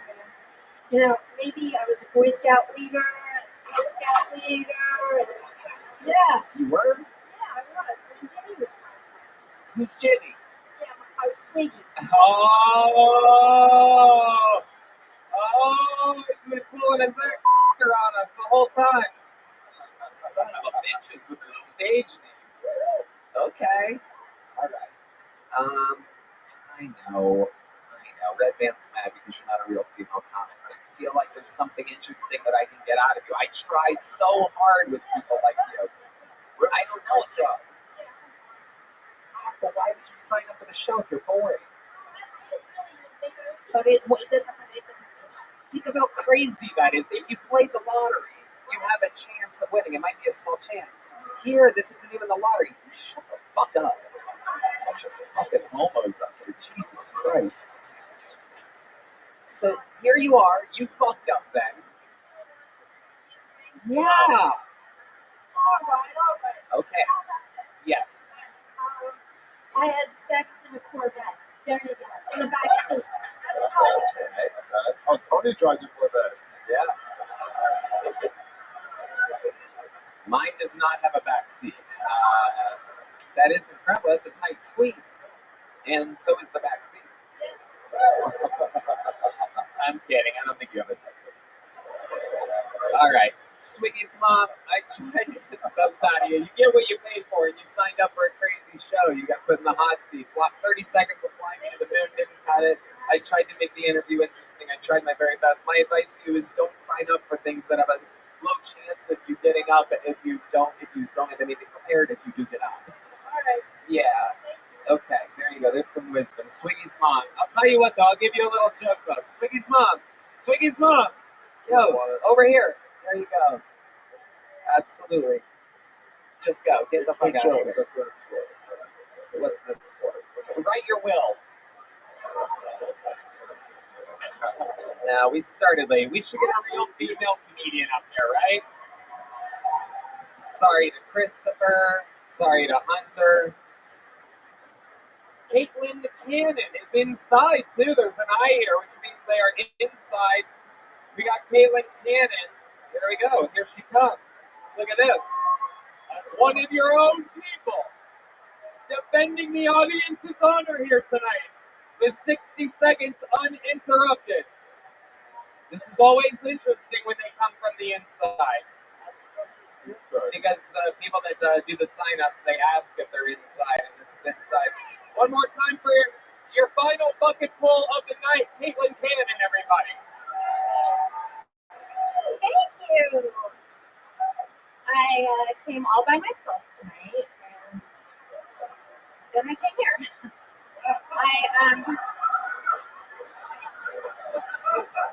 I tried to pick up a guy in line. I said, "Excuse me, sir. Are you a gynecologist? Because my pussy is sick." So I'm alone, but there are some advantages. For instance, there was no one to tell me I couldn't get a sexy stripper tattoo of my grandmother.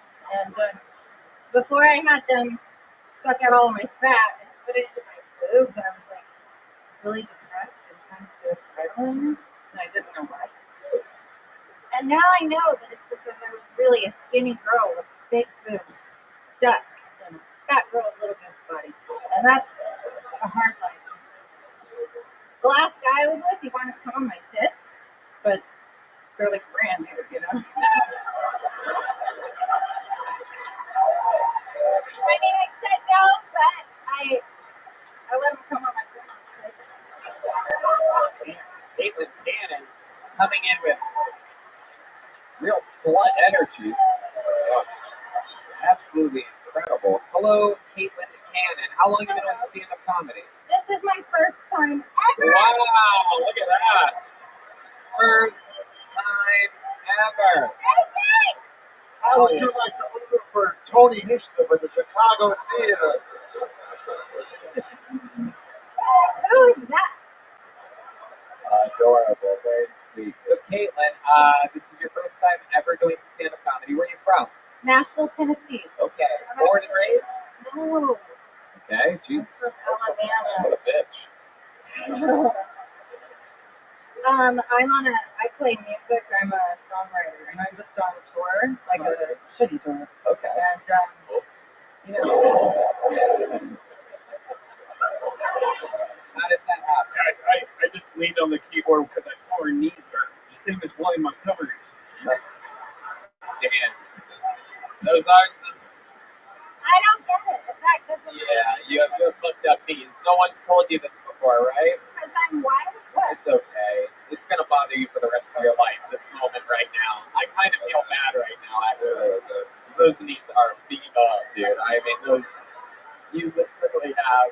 I see you're trying to bend them now, but you might as well just own it at this point. Yeah, that's incredible. I can roast you. Okay. All right. Very good. You Yeah.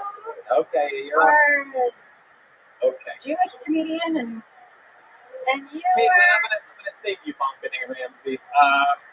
This is incredible. I'm gonna protect you from anything else. What do you do for work? I just told you I'm a songwriter. That's what you do for a living. Yeah. Okay. Well, we're running deep into this part of the show. We got to put a ribbon on this thing. So you sing? Yeah. Go fly into the boat. If you give the band a song real quick, they could play it in a fucking heartbeat. They're not like the bands out in Nashville that take weeks to practice. I Oh, only know the Madness songs. like that. Hell yeah. Austin represent. Gang violence. Just one of the new terms I picked up recently from one of my friends that calls me the N-word a lot. Give them a song. Well, I only know the songs that I've written. Oh, God. Oh, Jesus. That's Nashville shit right I there. want to post for you. All right, I'll do it. What are the chords? E flat. Uh-huh. And then? Oh, I shit. don't know. You wrote it. I know. I'll do it off the phone. All right. They'll follow along. We'll just go from here. D-Madness said they're going to watch. I don't know. The back of my knees probably look like the fucking. It's all right. It's all right. You're great. You're great. No one's All right. looking at your knees. You're. Let the black dudes do the rhythm. Okay, here we go. The fuck did you just say? Okay, here. This is a sexy song. Not if you're singing it. Oh, I'm kidding. All right, here she is with her knees. Caitlin Cannon, everybody.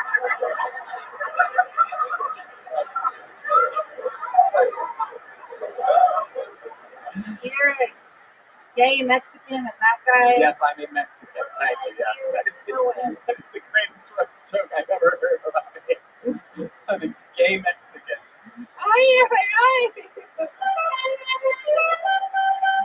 Hola. A gay Mexican. I have been made fun of my whole life. I've never been called a gay Mexican. That's incredible. I like it. Well, I know it. It is absolutely. I'm trying to get better at this part. You're good. You're good. The roasting. Sing us a song. That's what you do. We do the roasting. You don't have to play our game. You don't see me out here singing with my weird knees out. You sing. You sing a song. I'm trying to make you look good right now. Yeah. Okay. Okay. 1, 2, 1, 2, 3, 4. I knew just what I was getting into. Knocking on the door of your hotel room and nothing but a giant's puppy sheets. I knew it was on. I heard you say, I knew you were gonna tear your way into me like a present on Christmas Day. I know all about the consequences of getting into bed with you. My heart is saying I don't need that shit. All of my body is saying I do. Babe, I think that you might be the best drug in Tennessee. I don't care what I gotta do to have it. I am a love addict. Sometimes I think nature has got it out for me. Why can't a woman just get to fuck one night together and fall in love? So hard to find a good man over 40. I know you're lying when you say that stuff. I just got excited you could get it up. Now I'm matching the drapes to the furniture, and I'm picking out 1,000 candles. And you're probably insane or a murderer. But I say to myself, I'll be good in my bed. That's space. Wow, that was actually pretty cool. Excellent.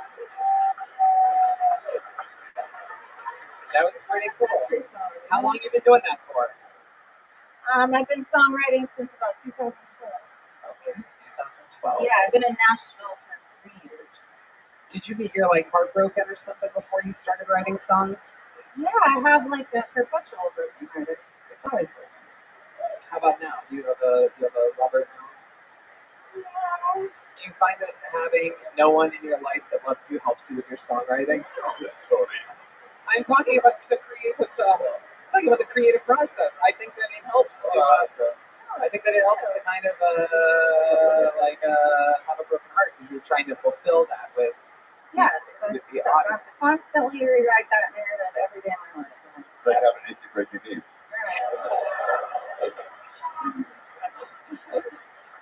I think it's the lighting. I mean, I'm like so fucking ripped on my knees before. I think it's the spirit of Loretta Lynn in your knees. Right? What Oh are my they? God. Spirit of Loretta. Are they? It's just a real royalty. Yeah. Neva McIntyre No, over there. usually it's. You're okay. Your knees aren't even that weird. It's just something that drives people crazy if you make fun of their knees. But really, everybody has weird knees. Not that weird, but yours. I mean, if you want to set me, you should make fun of my arms because they're more like. We'll sit right where you're at, Neva Simone. Yeah. I have sex arms. Your knees look like faces of dead baby spirits. Well, you look like a guy from Quit. Oh!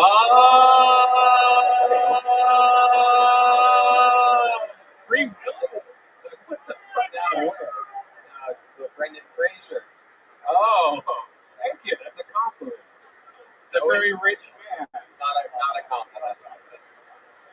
If you wanted to really make fun of me, you should have said he looks like your knees. Yeah, I do look like one of your knees. You were very much fun, Caitlin. It takes a lot of fucking courage to sign up for this show. You came up here in guns a-blazing. You did it for your very first time. For a first-time set, I found it completely entertaining. You handled the roast jokes really, really well. Here's the big joke, though.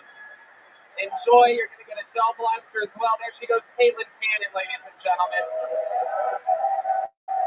All right. This is it, everybody. You made it to the finish line. There's only one person that could possibly put a ribbon on a show like this. Barack Obama. That is correct. Former president of the United States. Anyway, he's the Memphis Strangler, the Vanilla Gorilla, the Big Red Machine, the Bee's Knees, if you will. Put your hands together for the great, the powerful William Montgomery, everybody.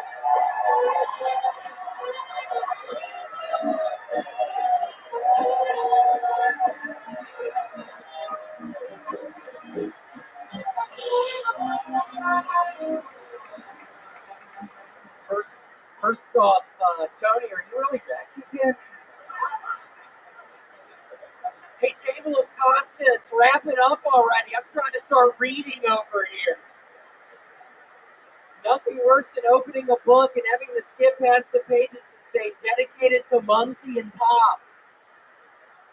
You don't hear me starting a set announcing the name of my agent and my tax accountant. Get to the good shit, you pompous author.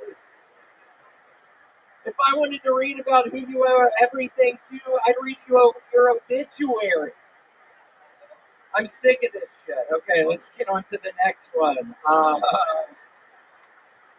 heard somebody say the other day that they felt like Schindler's List was too long, which sounds a little anti-Semitic because I feel that list could have been way longer, like 7 million people on it.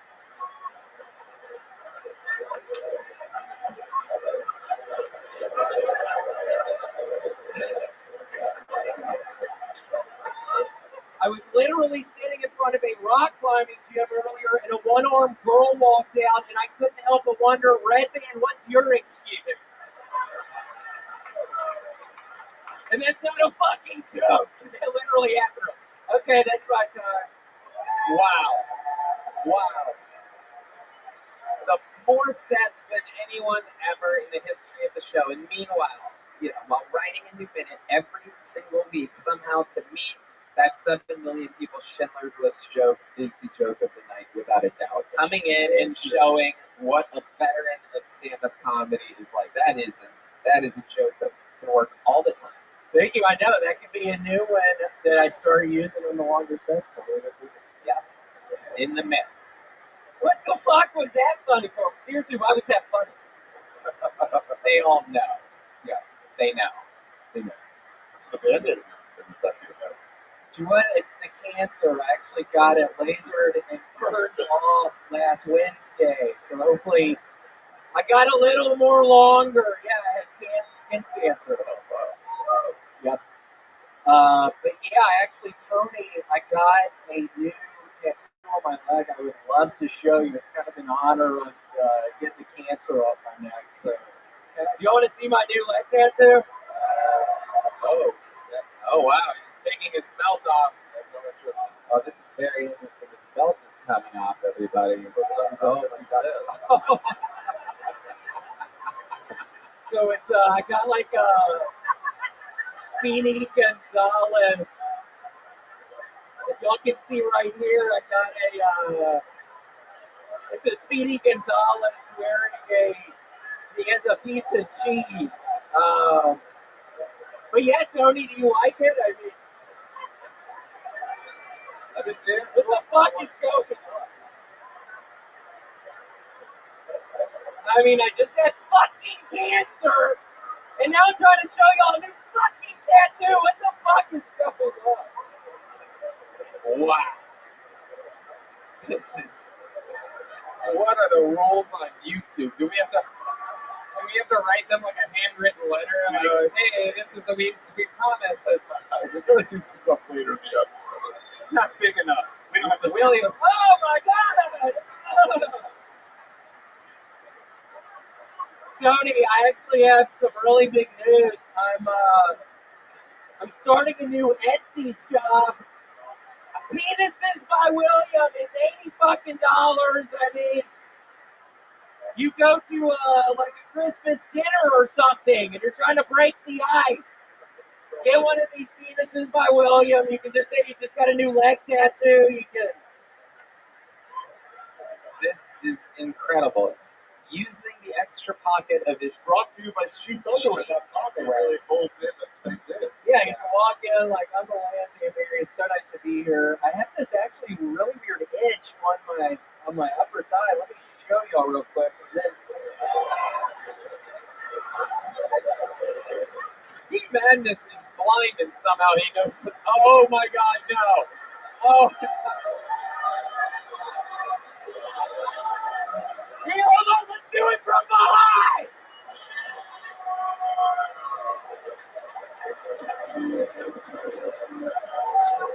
Don't worry, this was actually my real penis.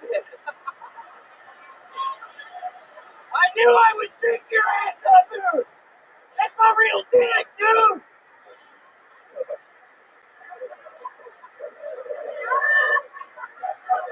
No, but we make them really good. I have a new Etsy shop. It's really called Penises by William. They're $75. Wow. I mean, did you mold it? Like, is that your real dick? Uh-huh. Dude, don't fuck with me right now, man! I just had Ari suck my dick. Don't fuck with me now, dude. Wow. This is an incredible moment in the history of Kill Tony. The first ever exposed penis. The first ever man-on-man blowjob. That was exciting. That was very sweet of you, Ari. I love it. Actually, Tony, I don't know if you remember, Ari was actually the first person to expose his penis on Kill Tony live on YouTube. I remember that. I know it's live back then. Yeah. That was one of the flags we got. That thing is absolutely incredible. I can't stop staring at it, William. I must be honest. The fact that it's I know, it looks a little bit like, I'll be honest, mine's a little smaller than this. But it looks kind of similar. The coloring is pretty similar. But I can make them for you like this. I mean, I had to test a bunch of different dyes, a bunch of different colors. I mean, you just send me a picture of your actual penis, and I'm going to be able to mold the one that looks pretty much just like it. I've already made 3 for Rabbi. It's fucking dumbass. What do you make these penises out of exactly? Can you describe the process? Yeah, it's like a silicone base. I use a decent amount of lycra. It's like it's a mix of probably 60% silicone, 30% lycra, and then I just have molds. I make molds. This is actually after my cousin. My cousin Robert gave me a mold in his penis, so this is actually my cousin Robert's penis. But yeah, I have all different kinds of molds, and yeah, I just have it's 30% lycra, 70% silicone, and you mix it together. You have to heat it up for 20, 30 minutes, and then it ends up. Then you shape it yourself with your own bare hands? Yeah, I put it in the mold. It's a mold. Yeah, cousin Robert was really sweet. He let me put my mold on his thing, and didn't ask too many questions. You apply the mold with your hands? Yeah. Okay. Directly on your cousin Robert's penis. Yeah, And balls. There's also balls attached to that. Yes. So there's just balls too? Yeah. Can you mix balls with different person's dick? Yeah, for sure. Like Red Band has really small balls. He has these sweet. I'm kidding.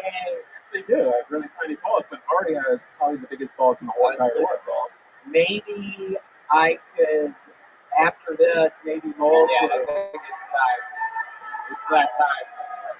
It's gonna be a lot of editing this episode. Make sure you get that. It's disgusting, guys. Another pair of sheath underwear. Take note that we all wear sheath underwear. Oh my god. That is absolutely incredible. This is Kill Tony, the #1 live podcast in the world. Oh, they're touching balls. Oh no. Oh no.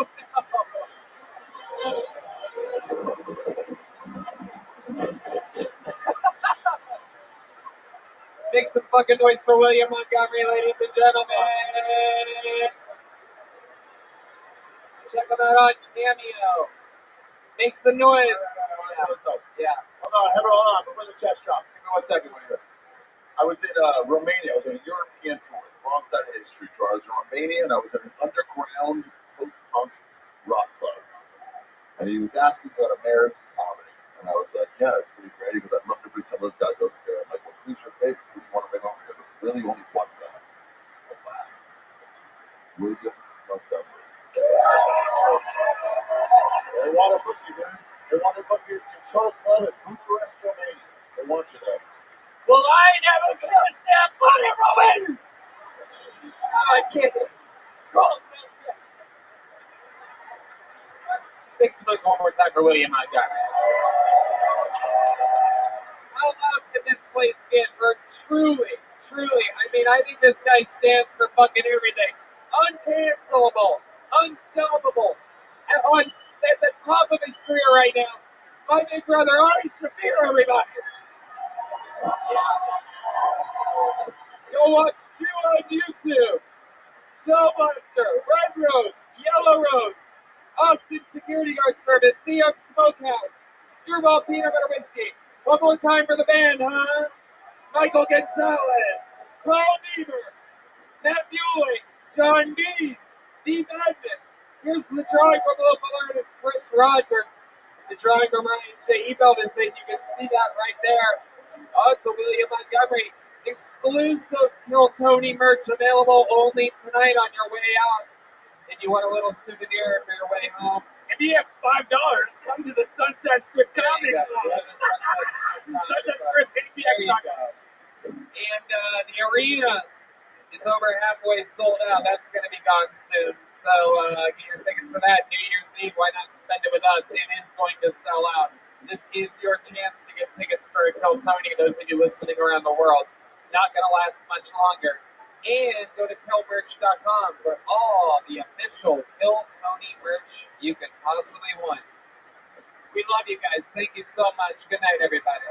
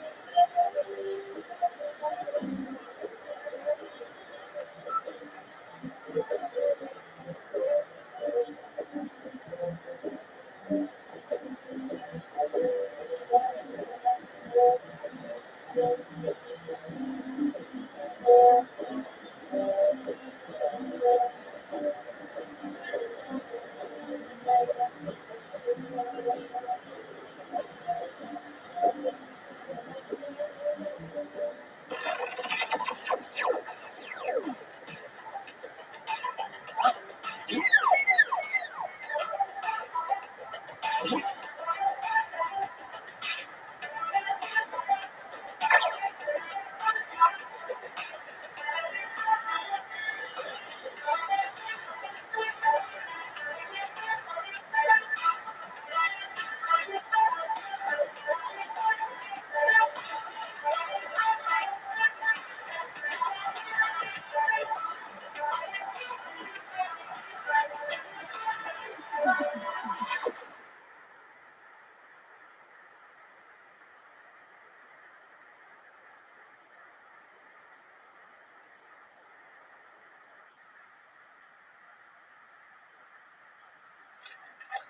y'all, we're at 75% of the tickets sold for the HEB Center New Year's Eve, Austin, Texas. A lot of shows happening that weekend. Come visit Austin, Texas, the live music capital of the world and the new comedy capital of the world. New Year's Eve, HEB Center. Last chance for tickets. Ticketmaster.com. Kill merch is absolutely killing it. We have new drops coming, and everything else is absolutely thriving there. I mean, it's just unbelievable. We've sold out, and we are refreshing on everything. The store is an absolute wild success. From stickers to tickers to old American pickers. The Lord only knows what you will find at killmerch.com right now.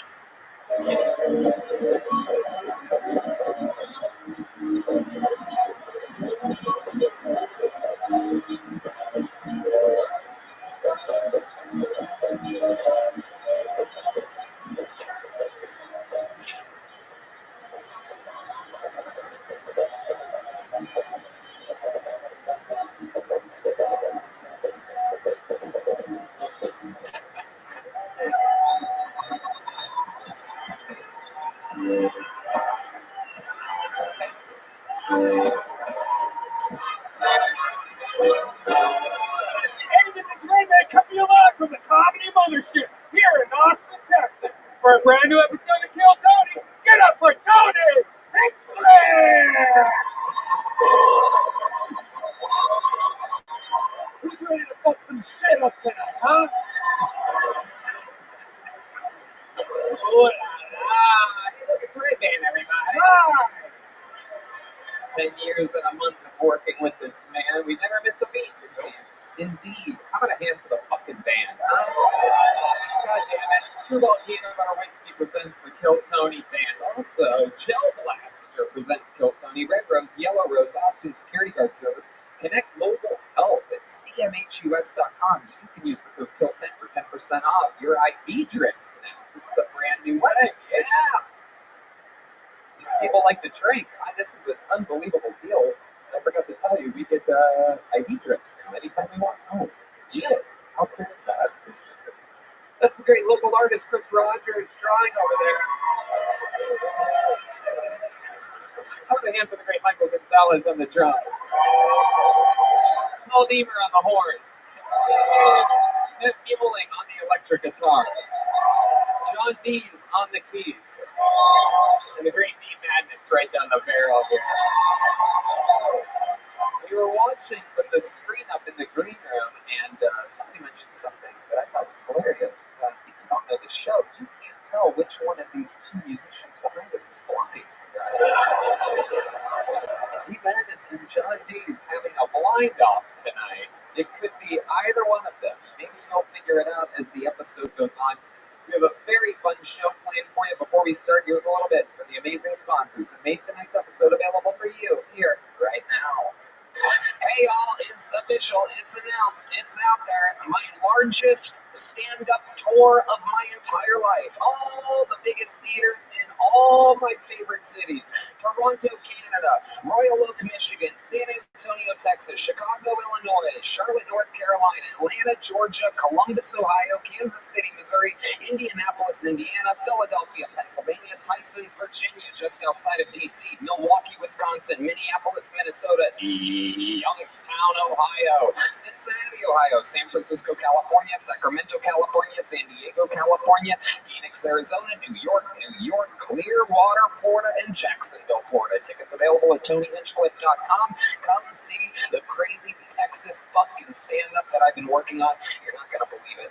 Let's have some fun. The Sunset Strip Comedy Club, owned by Ryan Redman is in downtown Austin, Texas. Check out The Secret Show every Thursday. All shows can be found at sunsetstripaTX.com.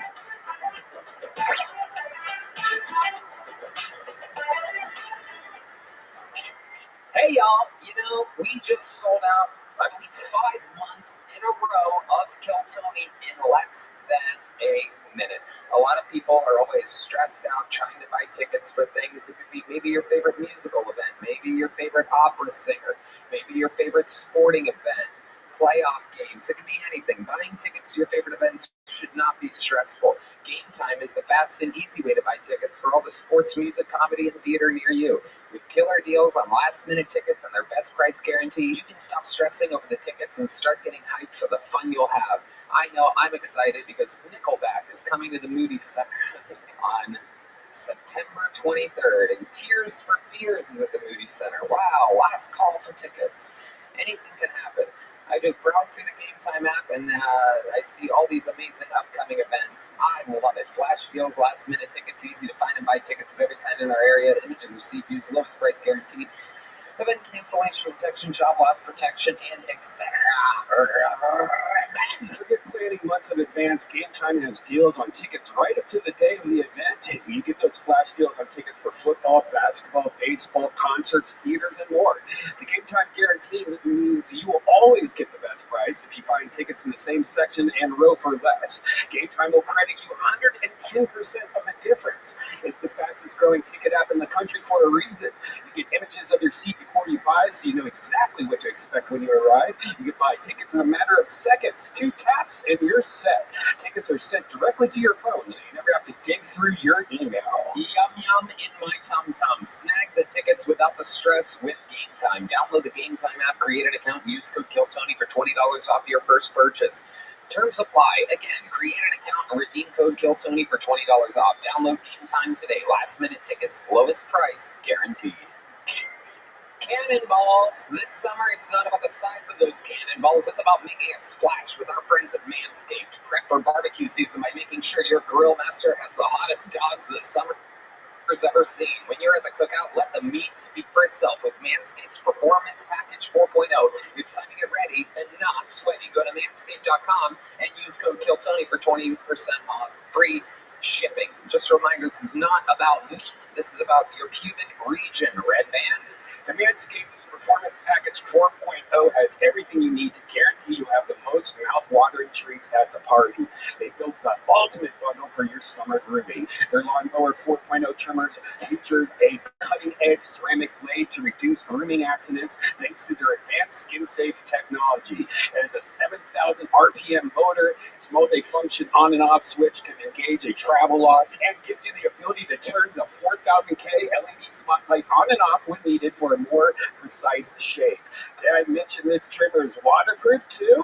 It is. Now you can feel safe wearing a low-cut swimsuit with any stragglers peeking out. Use Manscaped. Yum yum in my bum.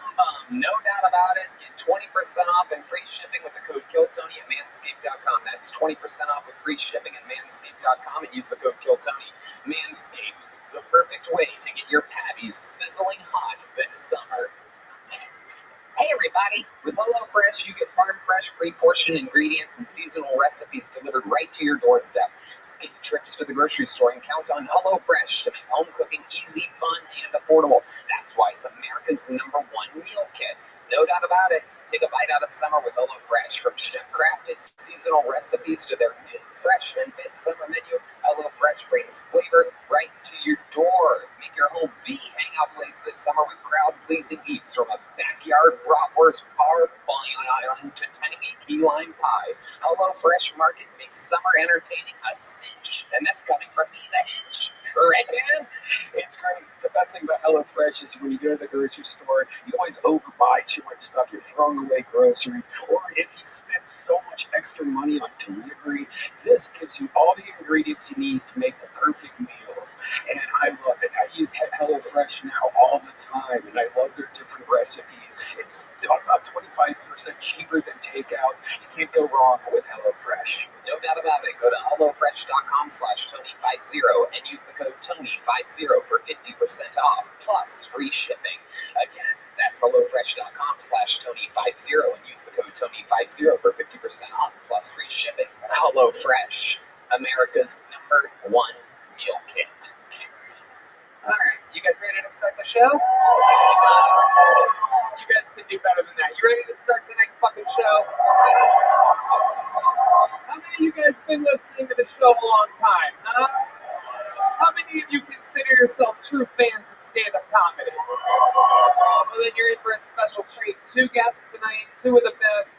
I know when I booked this show perfectly. This is one of those nights. Make some noise for 2 of the greatest guests in the show's history, 2 of my favorite comedians on planet Earth, Rich Voss and Adam Ray.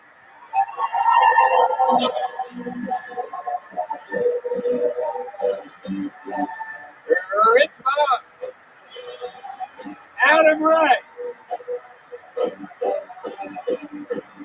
All right, Adam, sit up. Rich Voss, Adam Ray.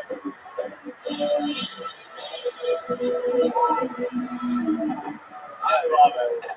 This is a perfect booking. Adam, silly, goofy, super present. Rich Voss, New York, serious, joke. I fucking love this combo. This is a sweet little Phil-Tony cocktail we have made here tonight. Adam, how you feeling? Fired up. Happy to be back in Austin. You guys fired up to be here? Happy birthday, America! Yeah! Adam, one of the funny upper guests of the year 2023, nominated 2022, 2021, and 2020. Him and I came up together at the Comedy Store. Every time we get together, it's always a fucking silly fucking mess. The great Rich Voss is here, fresh off a birthday this fucking weekend.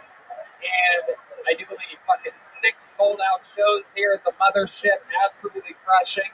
Golfed an 87 today, a 92 with me on Fridays. That's fucking crushing. Amazing week. You can't ask for anything better. I'm telling you, this fucking town is the best town in this area. I'm going to go one step further. It's the best town in the fucking world! Oh, shit.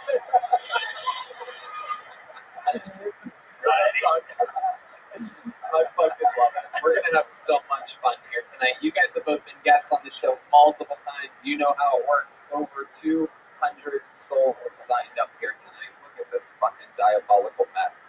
It is insanity. We're going to get through it together. I mean, not all of these names, but we're going to meet a few of these fucking crazy people.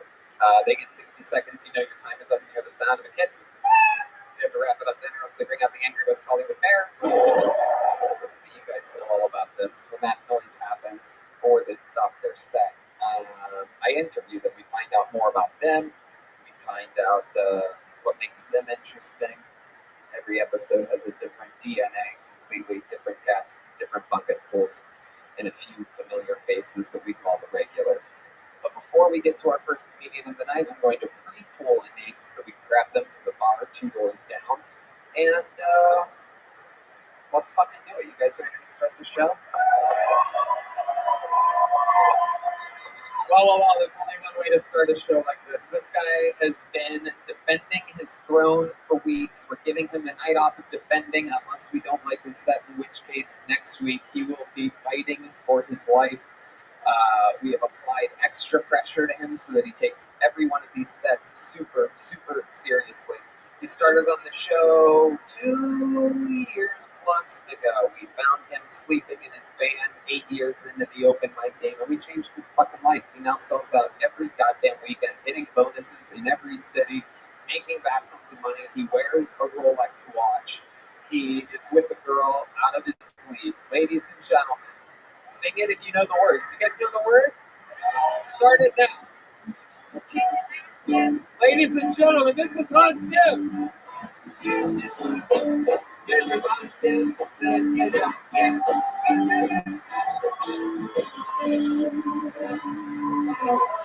What's up? What's up, Texas? I was recently looking up the best bullets to kill humans with, but then I realized you can't just Google that. So I just Googled best bullets for self-defense. And I realized you can Google anything as long as you put self-defense at the end of it. How to commit a mass shooting for self-defense. When all those those Jews come running at you. The Jew be gone.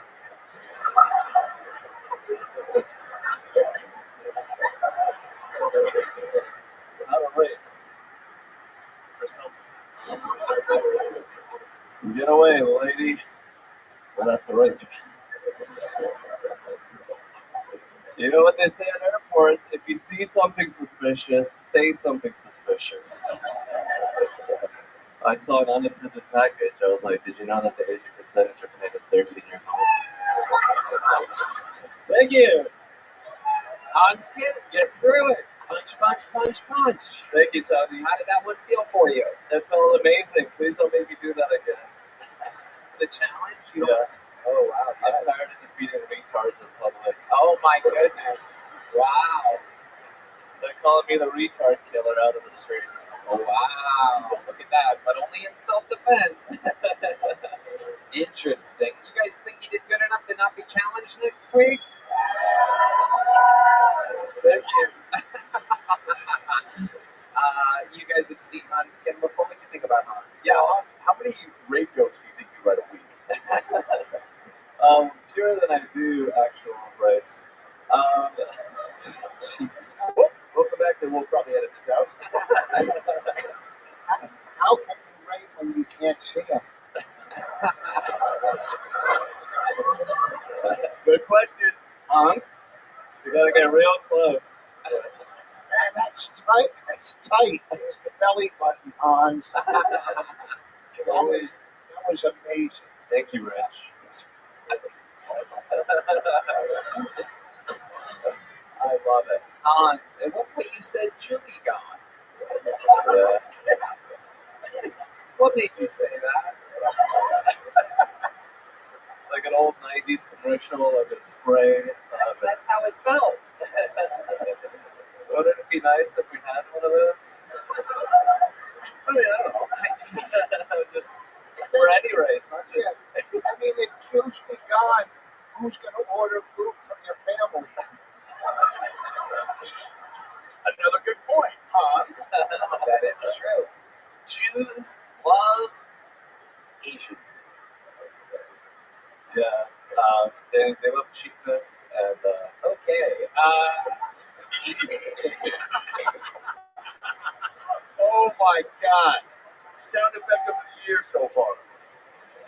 Yes. Can we please do that after every? Can you give us some more stereotypes of other races? What about the blacks, Hans? Give us a stereotype of the blacks. The blacks are very athletic and fast, but they can be a little steely. Oh my God. This is like racist comics unleashed. We're just setting them up. Yo, Hans, I heard you were hanging out with an Ethiopian guy recently. You didn't have any utensils for me. Hans, if it wasn't for Jews, nobody would have cured the disease you brought here. Rich. So Hans, let's go through one more race together. Let's pick a specific one. What do you guys think? What would be a good race for this? Okay, Germans. I heard German going once. The Germans on this one. Germans, great people. They can be a little. Should be gone.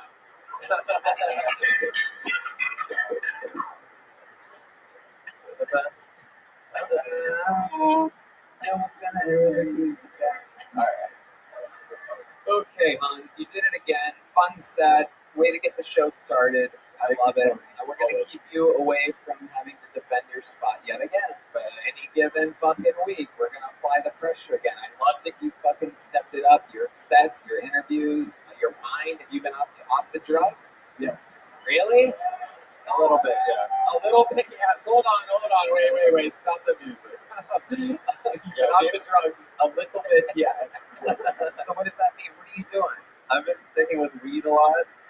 That's not, we have no problem with weed here. How many little pee bumps of blow have you done in the past week? I did a little nasal cocaine with watery cocaine. I did that. And then I've also done a couple. Rich, have you heard of this watery cocaine? Say fucking be a man and smoke crack.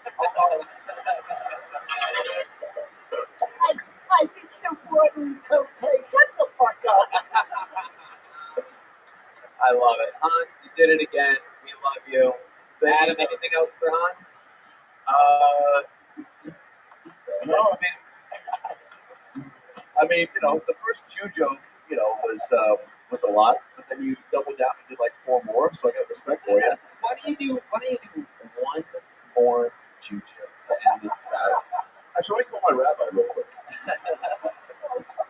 Jews really great at following the rules, but they're not really good at outside the rules. That's where the blacks have an advantage. There he goes, Hans Kim, ladies and gentlemen. That was Hans Kim. That was Hans Kim. That was Hans Kim. That was Hans Kim. Your first bucket full of the night, ladies and gentlemen. Truly, anything can happen here. I mean, it's crazy. I don't think we've ever met this person before. This could be a local legend that we've never heard of that's been trying to sign up for months. Could be somebody who got here in town today. Could be somebody that's been doing it 20 years. Could be somebody's first time. You guys get it? 60 seconds uninterrupted to Chandler Valencia, ladies and gentlemen. Here we go. Chandler Valencia. 60 seconds of stand-up comedy and then an interview. Here he is. How we doing? Yeah, I'm great, dude. Honestly, like I'm in Austin because I'm in town for an audition I had this morning. Yeah, found out a few minutes ago I had the role. Yeah, I was playing the role of a cuckolded husband in the other room. I'm not really sure what a cuck is, but I can't wait to hold it. You know what I'm saying? Like, craziest part is I just showed up. Like I didn't really audition. You know? They're like, "You're perfect, kid." I was like, "Sick." I'm dating a white girl right now, and I think she's heard the stereotype that white people underseason their food too much because now she overseasons it. You know, I'm doing the damn cinnamon challenge with everybody. I actually have a superpower. A lot of people don't know this about me. Yeah, I can accurately guess any man's dick size just by the taste of their balls. Yeah. Food for thought for you. That's it. Exactly a minute. Chandler Valencia. Fun times, Chandler. Welcome, welcome, welcome. Yeah. How long have you been doing stand-up? Since September. Since September. Okay, so almost a year. Yeah. All right. What do you do for work? I work at a school. I do IT. You work at a school? Yeah. Wow. You look like you would be allowed near one. This is incredible. Amazing. Your forehead is almost non-existent completely. Not with the hair. No, the hair's That's too long. wild. Okay. Yeah, when you do that, it lasts for a second. Yeah. And then during your set, I noticed it was blocking your eyes in a very Hans Kim style of lack of vision. It helps, you know, the lights are bright, you know. Okay, so you kind of use it as a hat. Sort of. Not on purpose. Right. Okay. So Chandler, what type of school are we talking about? Kid? High school? Yeah. All right. So what's that like? What's it like working around high schoolers nowadays, the year 2023? How's it different than when you went to high school? There's way more technology. Like, if a computer's not working, none of the kids can do anything, and it's super weird. I also went to the high school, so all the kids at the school always just like to find my yearbook photo and make fun of me for it. Right. What sort of names do they call you? What are some of the funniest names they've called in the last 48 hours? For Because I'm sure they hit you up on DMs and stuff. No, they don't. They don't. They ever say to you, kind of look like a giant Shih Tzu puppy? No. My nickname was Prince for 4 months when I first started. Prince? Yeah. Why? Valencia is my last name, and it's a descendant of Queen Victoria or something of Spain. Oh. Do they say you have charisma of a tuba? I wish. Look how tight your pants are. I can see it in your nuts and a nickel. Good. I want my package to be up front, you know what I mean? I want the ladies to know what they're working with, you know what I'm saying? Do the ladies know what they're working with? What's your love life like? I would love to know what a guy that looks like you is doing in the game of piss. I have a wonderful girlfriend. I've been dating her since the December. Okay. What does she do? She works at a hotel. What does she do at the hotel? She's in the manager training program, so right now she's doing random stuff. Okay. And where did you meet this girl at? Tinder. Tinder. What'd you do for your first date? Where'd you meet? What happened? What went on? Breakfast on a Sunday. Breakfast on a Sunday. Yeah. Do you remember where you had breakfast on? No. You guys had mushrooms, didn't you, for breakfast? I wish. Did you do a lot of drugs? I don't. We're not allowed to because of the school. I don't believe you. Yeah. Do you have a van, a couch, and a cast? No. Thank you. We're not person. So you meet her for breakfast, then what happens? We walked around the square up in Dallas and scheduled a second day, Okay, what happened the second date? I don't got much riz. If you're asking like if I fucked on the first date, I ain't got that. You know what I mean? Okay. Now I'm asking about the second date. Second date, hey man. You fuck on the second date? Nah, I think it was the fourth date. I wish you were walking on the grassy knoll. Do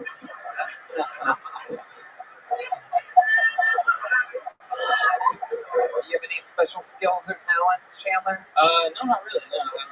Nothing at all. You've never won like a trophy or a competition your entire life? I told you last time I was on that I was a professional video game player before. Yeah. I did run a few tournaments back then, but what game? H1Z1. What'd you call me? Yeah. H1Z1. I do believe it's made in China. So right. Yeah. It sounds like it. It sounds like one of the things that's made in China. H1Z1. The flu, if you know what I'm saying. All right. What anti-Semitic joke do you have? That is true. Let's load up the anti-Semitism music, aka Seinfeld theme. Do you have any anti-Semitism jokes you can do? I don't think so. Let me ask you this: what do you think about the Jews? Rich Voss is Jewish, by the way. I mean, if we had to, I'm just kidding. No, you do have to. You do have to. And yes, maybe you're kidding. I don't know. I used to date this Jewish girl, so what was she like? People. Okay. She was very aggressive sexually. How so? Like we would get into my apartment, and then she would just be like, "All right, we're having sex," even though my roommate's out in the verbally say that, even though my roommate's out in front. Maybe she was talking to him. Yeah. You might have intercepted that. Yeah, maybe. But if you could name one stereotype, perhaps of any race, why are you looking at me? Around. Why would you do that? Oh my God. It's like we got every flavor up here. Really locked in on D Madness there. D, the guy was looking at you.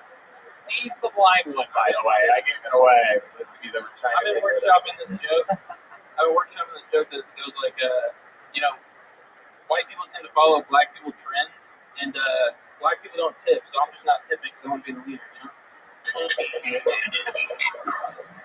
Chandler, congratulations. You did have one, like, almost, it felt like it could be your catchphrase. You said at the end, right before you got the meow, you said, so that's some food for thought. Yeah. I feel like that could be your kind of way to kind of, get out of, either bombing a joke or having something be too offensive. So would you mind doing one more pretty offensive joke and then just go, yeah. Anyway, I like that. I like this idea. By the way, do you brag to the kids about making your own soup? No. Okay. But you do make your own soup, don't you? What? You do make your own soup sometimes. I don't know how to cook, dude. Like, I cannot cook worth shit, dude. I'm honest. This sounds racist. Keep going. It's not racist, bro. Here it comes. Come on. Do the joke and then the food for thought thing, if you don't mind. Yeah, here we go. There's one more, perhaps, race. I don't really got another racist joke, I don't think. Okay, you're cooking the Jew. Okay.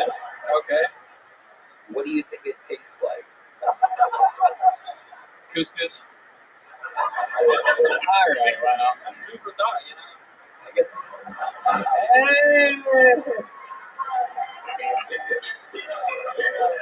There you go, ladies and gentlemen. Chandler, did you get a little cookbook last time you ran? I got a big one. Okay, well, there you go. Good job. Chandler Valencia, everybody. There you go. All right, onward we go. The show has started. Your next comedian out of the bucket. We're going to meet them all together. Make some noise for Mason James, everyone. Here we go. Mason James. more time for Mason, everybody.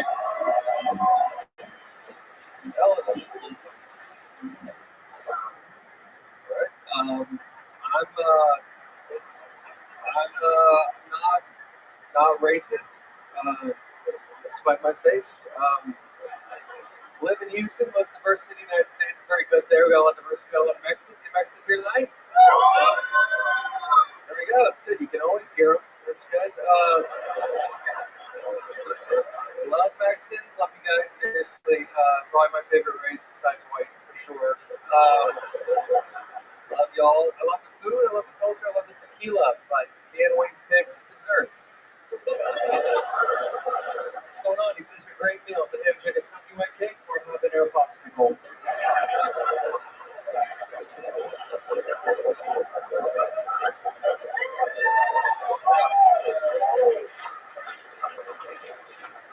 I don't want to build a wall. I'd like some new recipes. Okay. People ask me, like, what's your immigration policy? I'm like, it looks a lot like the show Top Chef. Wow, great set. Mason James. Absolutely. From the get. Had me laughing at the point that the band went a little long and you noticed. You played off it. Had me laughing before you even said a word. With just a bouquet. And it was good. Oh, yeah. Michael did go a couple beats long. Typical Mexicans. They don't know how to end their drums or their meals. Oh, yeah. That's call back to his dessert joke, everybody. I don't know if you guys forgot that. It was 45 seconds ago. Very funny, Mason. You've been doing stand-up for a little bit of time, huh? Yeah, a little over 2 years now. Very, very, very rock solid, Mason. All of it in Houston? Yes. Is that where you're from? Born and raised? Columbus. It's halfway between Houston and Austin. Columbus, Texas. Sure. Yeah. That's halfway between here and Houston? Yeah, right. Okay. Yeah, you're from there. Wait a second. Checking with them. The guy from Brisbane, Australia. Is that correct? Columbus, Texas. You been driving an elevator truck? You should know what the So let's talk about it, Mason. What do you do for work? I work in the food service industry. So we do food service for like old folks' homes and camps. So, oh wow, a lot of people love old folks' homes and camps. Okay. A couple of girls will start playing with themselves over that information. It's very exciting. Wild. Just awesome. The ladies go nuts for camps. I didn't know you. What? Am I in trouble? No. We did open mics in Houston. Yeah. And I stop it. You gave me a ride. Yeah, we drove. Yeah. No. Hold on. No.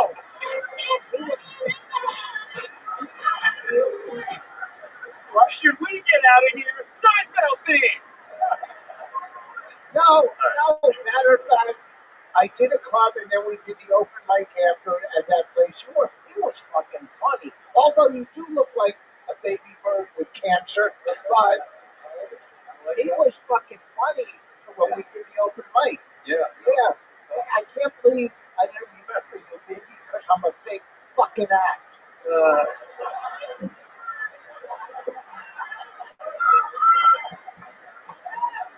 That's amazing. That was really sweet. You're facing it up. That was really, Yeah, it was. I can't believe how long it took you to notice that one of the people here you knew. I'm still pretty nervous at the moment. Yeah, right. I try to eat a beta block on the way here. They do not taste good raw. So I had to spit it out, and the guys were being mean to me back there. So I was doing the whole thing. It was the whole thing. Well, how were they being mean? Because I was like, I need some water. I gotta take this. This tastes so bad. And then they're like, get on the freaking axe. I'm like, you're still talking. And I was like, all right, I'll get up there. How old are you? You could be 45 or 12. I'm not exactly sure. You have a very interesting look. You have a baby face and an adult body. This fucking guy's going to light a fuse or something like that. The fucking Mexicans are going outside to wait for you. Yeah, I love it. This guy stands straight fucking up. He's going to be on this show. Meanwhile, a Mexican ducking that's 3'7" walking by. That was absolutely incredible. You want to stay? Nice. Try to dump next time, you Saudi Arabian. I know him, he's Saudi Arabian. He is. Sometimes he wears a cowboy hat, and I call him, I fucking forget. Keith Turbin, that's right. Thank you, Yoni. Yoni with the assist. Keith Turbin, because he's okay. Do you get a lot of material from the old folks home? No, not really. No. What exactly do you do there? Do you walk? Do you like? We do all the food. We do do staffing, we do all the menu planning, hire So a bunch of bad chefs, right? Because I mean, they're old people. You don't have to. Yeah, they don't like food and they don't like politics What right kind now. of camps are we talking about? Concentration camps, perhaps? No, a lot of Christian camps.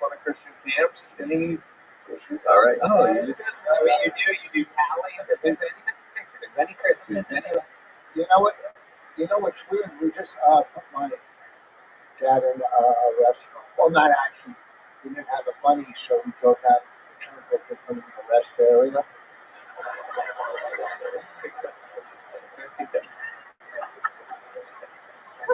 You put your dad in a home, and your great grandparents were put in a camp, so he covers both of those. Well, that's food for thought. He's Jewish. He's Jewish. I have to remind you, he's Jewish. He's laughing at my Jewish jokes. He can't cancel me. I can't have a Roseanne Barr happen where someone takes something out of context and my career gets better again. No, you're not Roseanne Barr. I fuck you. You'd be surprised, bro. You'd be surprised. She's a fucking hottie patati. She's a fucking Texas mountain cougar right now. I'm serious. When's the last time you saw her in person? She has gotten hotter over the years. Duck down, you fucking loser. Jesus Christ. I want to sit in the front row, have some fucking decorum. Coming in like a fucking ogre. What are you doing? Are you protecting Queen Cersei right now? Fucking Jesus fucking Christ. Ever since you started dressing like Tony Soprano, you really stopped giving a fuck. Jesus fuck. Hey, what Tony means is thanks for coming out. Yeah, thanks a lot. Don't know how we'd do this without you. He's raising his hand like a very, very good white man. Little higher. It's a very racial episode. We might have to drop this one on Twitter. Okay, you're raising your hand. Go ahead. I'm very excited to see. I was just gonna say maybe we could bring in start talking about me again. Yeah, absolutely. Absolutely. Wow. Somebody's beta blocker just kicked in.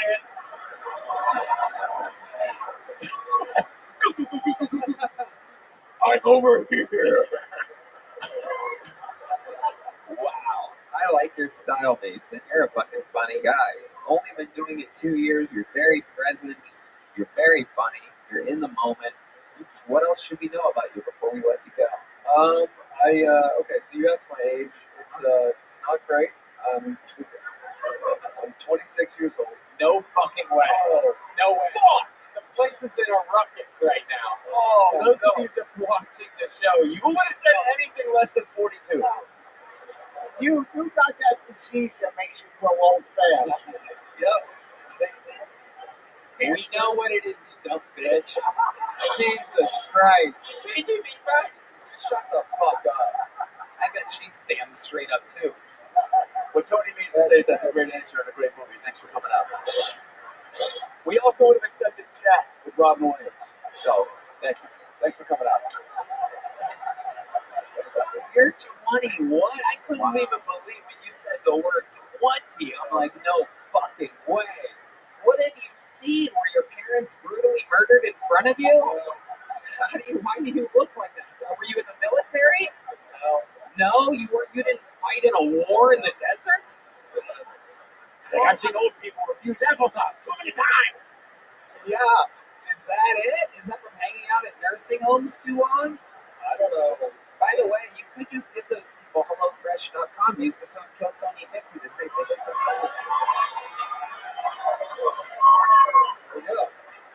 Yeah, great. No, I don't know why it happened to me. Now, It's tough. well, the fact that you have no faith in, do you come from a long line of scallops? Ah, God, you do look like a scallop. Wow, you definitely. I mean, it is. I've been trying to think of what the fuck he looks like. It is unbelievable. It's scallops from mashed potatoes. It is incredible. Yeah, that's food for thought, Rich.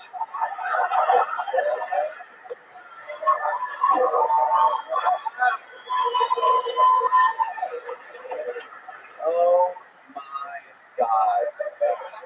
What he's saying is that he's really happy you came out tonight. Yeah. Oh, I heard that. This is incredible. I want to get to the bottom of this. Why do you look like this? I don't know. I think I just kind of matured. You look the same age as Rich Foss.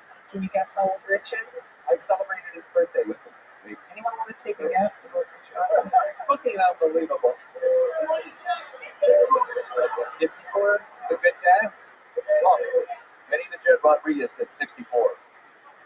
You want to tell these people how old you are? Well, now I really have no chance of getting pussy tonight. Go ahead. I don't care. 66. Wow, you're crushing it. Crushing it. Crushing it. 66, and he looks the same age as you. He's got 14 years on you. Am I doing the math right? No. Not even close. You're 26? Yeah. It's about 40. Yeah. Wait, You said 14. no, I didn't. I said 40. Okay.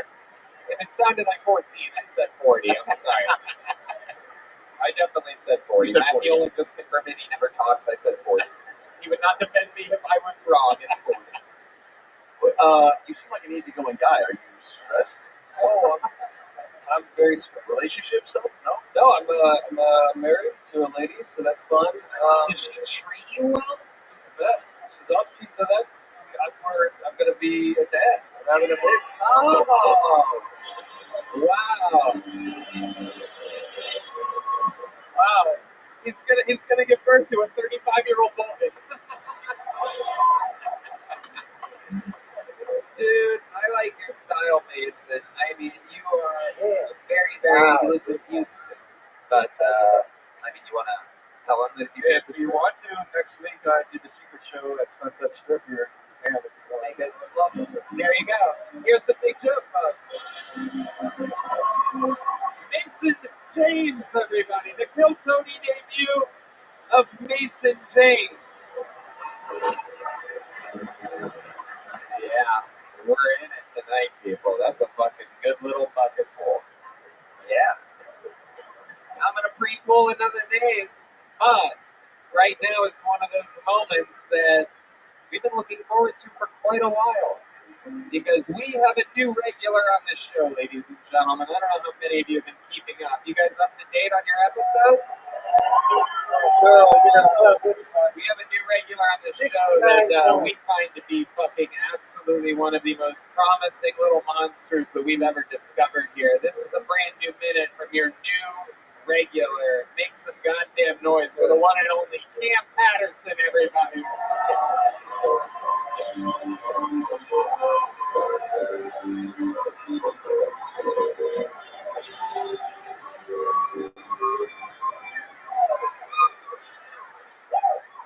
I used to want to be a dog. Before I became that's not funny, bitch. I could have been a good dog, right, man. I could have been a great dog. I'm not a good dog. And one day I brought a car some real dogs, and the car got shot up. And that's when I realized that I was a bitch. I was the only one crying. And they were like, man, why are you crying? They shooting at us. What do you mean?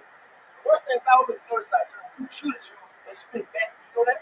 They always come back when they shoot at you. So they shoot at them, come back. I put my shirt off. I'm like, hey, nigga, we surrender. We quit. You leave us alone.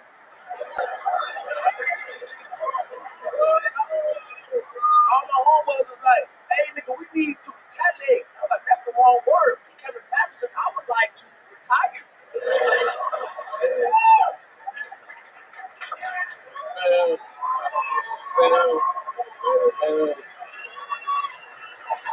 Wow. My goodness. Unstoppable force. Cam Patterson. Cam with a K. My goodness. Welcome back. Let's do it again. My man. Absolutely, Kelly. This is your first time seeing Cam Patterson, right, gentlemen? You're so like, and so my daughter, oldest daughter, married this black dude. So I heard to the family. But he's more light skinned. But you was some bitch, light skinned bitch. Yeah. He was one that was shooting at me. I would kill him. Kill that guy. That guy would get murdered.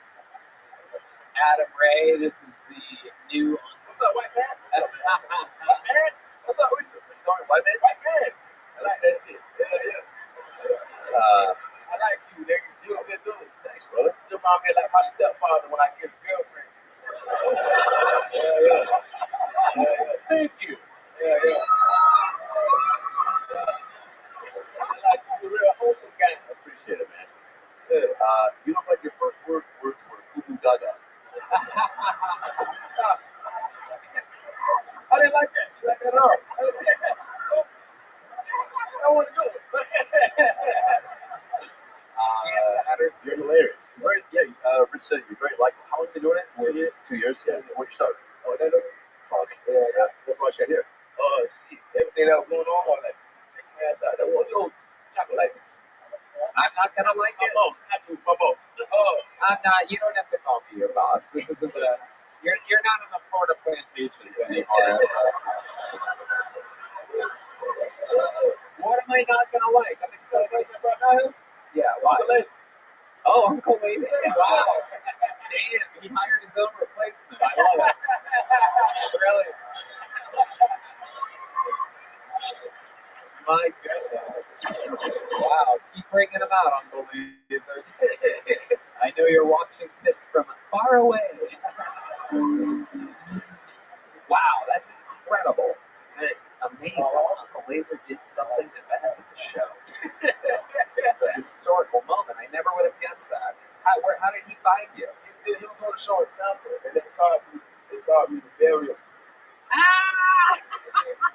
We hit it off. We were good friends. He was like, yeah, nigga, if you care about your family, you bring your ass to Texas. Yeah. Is Uncle Laser one of those white dudes that can say the N-word and you don't get mad, or no? No, not at all. Right. I love it. He asked me to ask. So, You want to say? John D said no, D-Mac said no, and even Matt Fielding said no. He's not going to say it. He's not watching the game. What were you doing in Orlando? Comedy. Did you have a job? I went to Buddies. Where? I was good. Y'all know what it was. Wait, say it. What were you? I was a stock nigga, man. I did like stock and shop, the grocery guy. Oh, I did that too. Yeah. That's okay. You're going to be part of the drive-by later, Adam. Congratulations. Yes. Welcome to the club, man. Adam Ray. Jump you in. Adam Ray, you can catch him in a drive-by shooting later or the Barbie movie right now. He's also in the Barbie movie. That's fun. Yeah, 2 good credits for you. Catch him in a Barbie movie or a drive-by. Damn, I just love I find out more and more. I find out a lot about you in our drinking sessions at night at Mitzi's after some of the shifts here. It is incredible to think that you were part of so many. You told me last week that you used to have a gun on you sometimes on stage in Florida. I started doing that. I thought I was coming at kids on it all the time. Why? I was discreet thing about bitch. I just explained to you. So, come on, stepdad, listen up. Look, man. I had a pistol, but I didn't want to use it. You know what I mean? I didn't want to utilize my advantages. I wanted, you know what I mean? But I had one. Yeah. I think it was legal, too. Oh, hell no. I know. I mean, yes. I hope you don't ever get in trouble. I hope no one ever watches Kill Tony is like, that guy once tried to kill me. No. I'm sure there's like 1,000 police sketches out there that look just like you right now. I don't miss Tony. Right. You don't. And you also don't on this show, right, man? Tony, we found out something about him at the 10 years that you always carry rocks. Do you have a rock on you right now? You got he keeps rocks on him. I didn't want to. I'm a proud dad. My son always has rocks. What is this? And I got this one. I got another one. This one like 4 courses. You want to touch it? Welcome. That's the first time this guy's ever been called the N-word for sure. That is amazing. Wow. Where are you from, sir? What part of Florida? See, at Jupiter. That one, I'll never there. That's the rich people part. They ain't let me in that book. Yeah, no, you like me in the good. Okay. No. Tiger Woods is the only black guy that lives in Jupiter. Am I right? 100%. Thank you. Show us the rocks that you sell. Oh.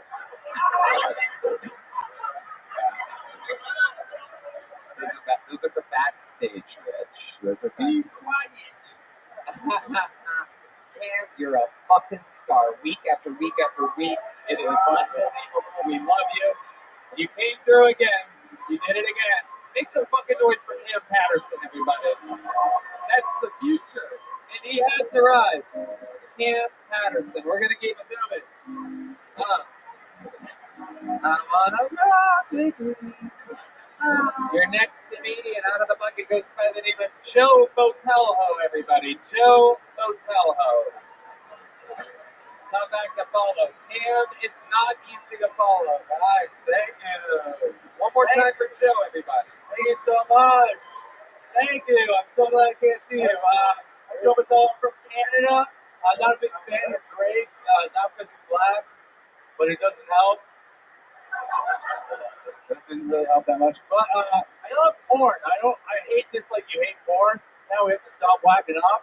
Dude, I whacked off back in the golden age of whacking off. I had to find my dad's porn. Like half the time you find a gun, or you find your mom's dirty panties. Like so now when you found the porn and you put the porn in, you have to remember what scene it was in, so your dad wouldn't know you found his porn and you moved the porn stash. But the worst part of doing that is like when I rewound it and went forward, I never had to go past that part because I stopped at the same part of my dad. So like we came at the same time. So now I can only come remembering my dad coming. That's pretty much. So that's why I raised my history so my son doesn't come to the same thing that I come to, which is videos of my dad coming. It's a long minute talking about my dad. Thank you. Longer for us than it was for you, my friend. Joe Botelho, welcome to the show. Have you been on here before? Never. First time in America. Oh, wow. Where are you visiting from? Outside Toronto, Hamilton. Okay, and that's the type of shirt you think is acceptable here? Actually, one of my best friends is also coming on the show. We're wearing the same shirt today. He had a shirt with meatloaf, but he ate it. Joe, you look like the guy that got me too at both grocery stores Cam and I worked at. All right. I love it. Why are you wearing that? What made you go with that? Is that to be silly and funny? Or no, just what happened was I was wearing the shirts at Target, and a cool store, I like Target, and we were wearing it, and a girl walked by and go, "That's really nice," until we bought the shirts. A random girl. That's not my wife, so she thinks I'm hot. I thought that was cool. Wait, the girl thought you were hot? Well, she thought the shirt was nice. That's kind of like the same. No. Like girls, if they compliment you, if they go like this, that means they want. Don't touch anybody. Oh, Don't touch anybody. See the red X? Stand on the red X. Sorry. When you put that shirt on this morning, it only had 2 bananas on it. It was so hot that I'm on my 3rd shower today. This fucking heat is hot. Wow, it's a hot shower. It is a hot heat. You are not in Canada any longer. What do you do for work in Canada? I'm a roofer. You're a roofer in Canada. Yeah. Oh, boy. Like industrial, not houses. I'm too big for houses. Right. Okay. Have you tried houses? I didn't work out for you? I didn't even roof my own house. My wife didn't like it.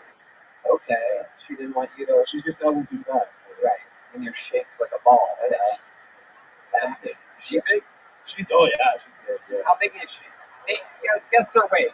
She's like, you're dressed like a circus freak. Guess her weight. Probably like. Does she also wear like food clothes? Yeah. That's a question. Yeah, it's a good question. Yeah, she was like, yeah.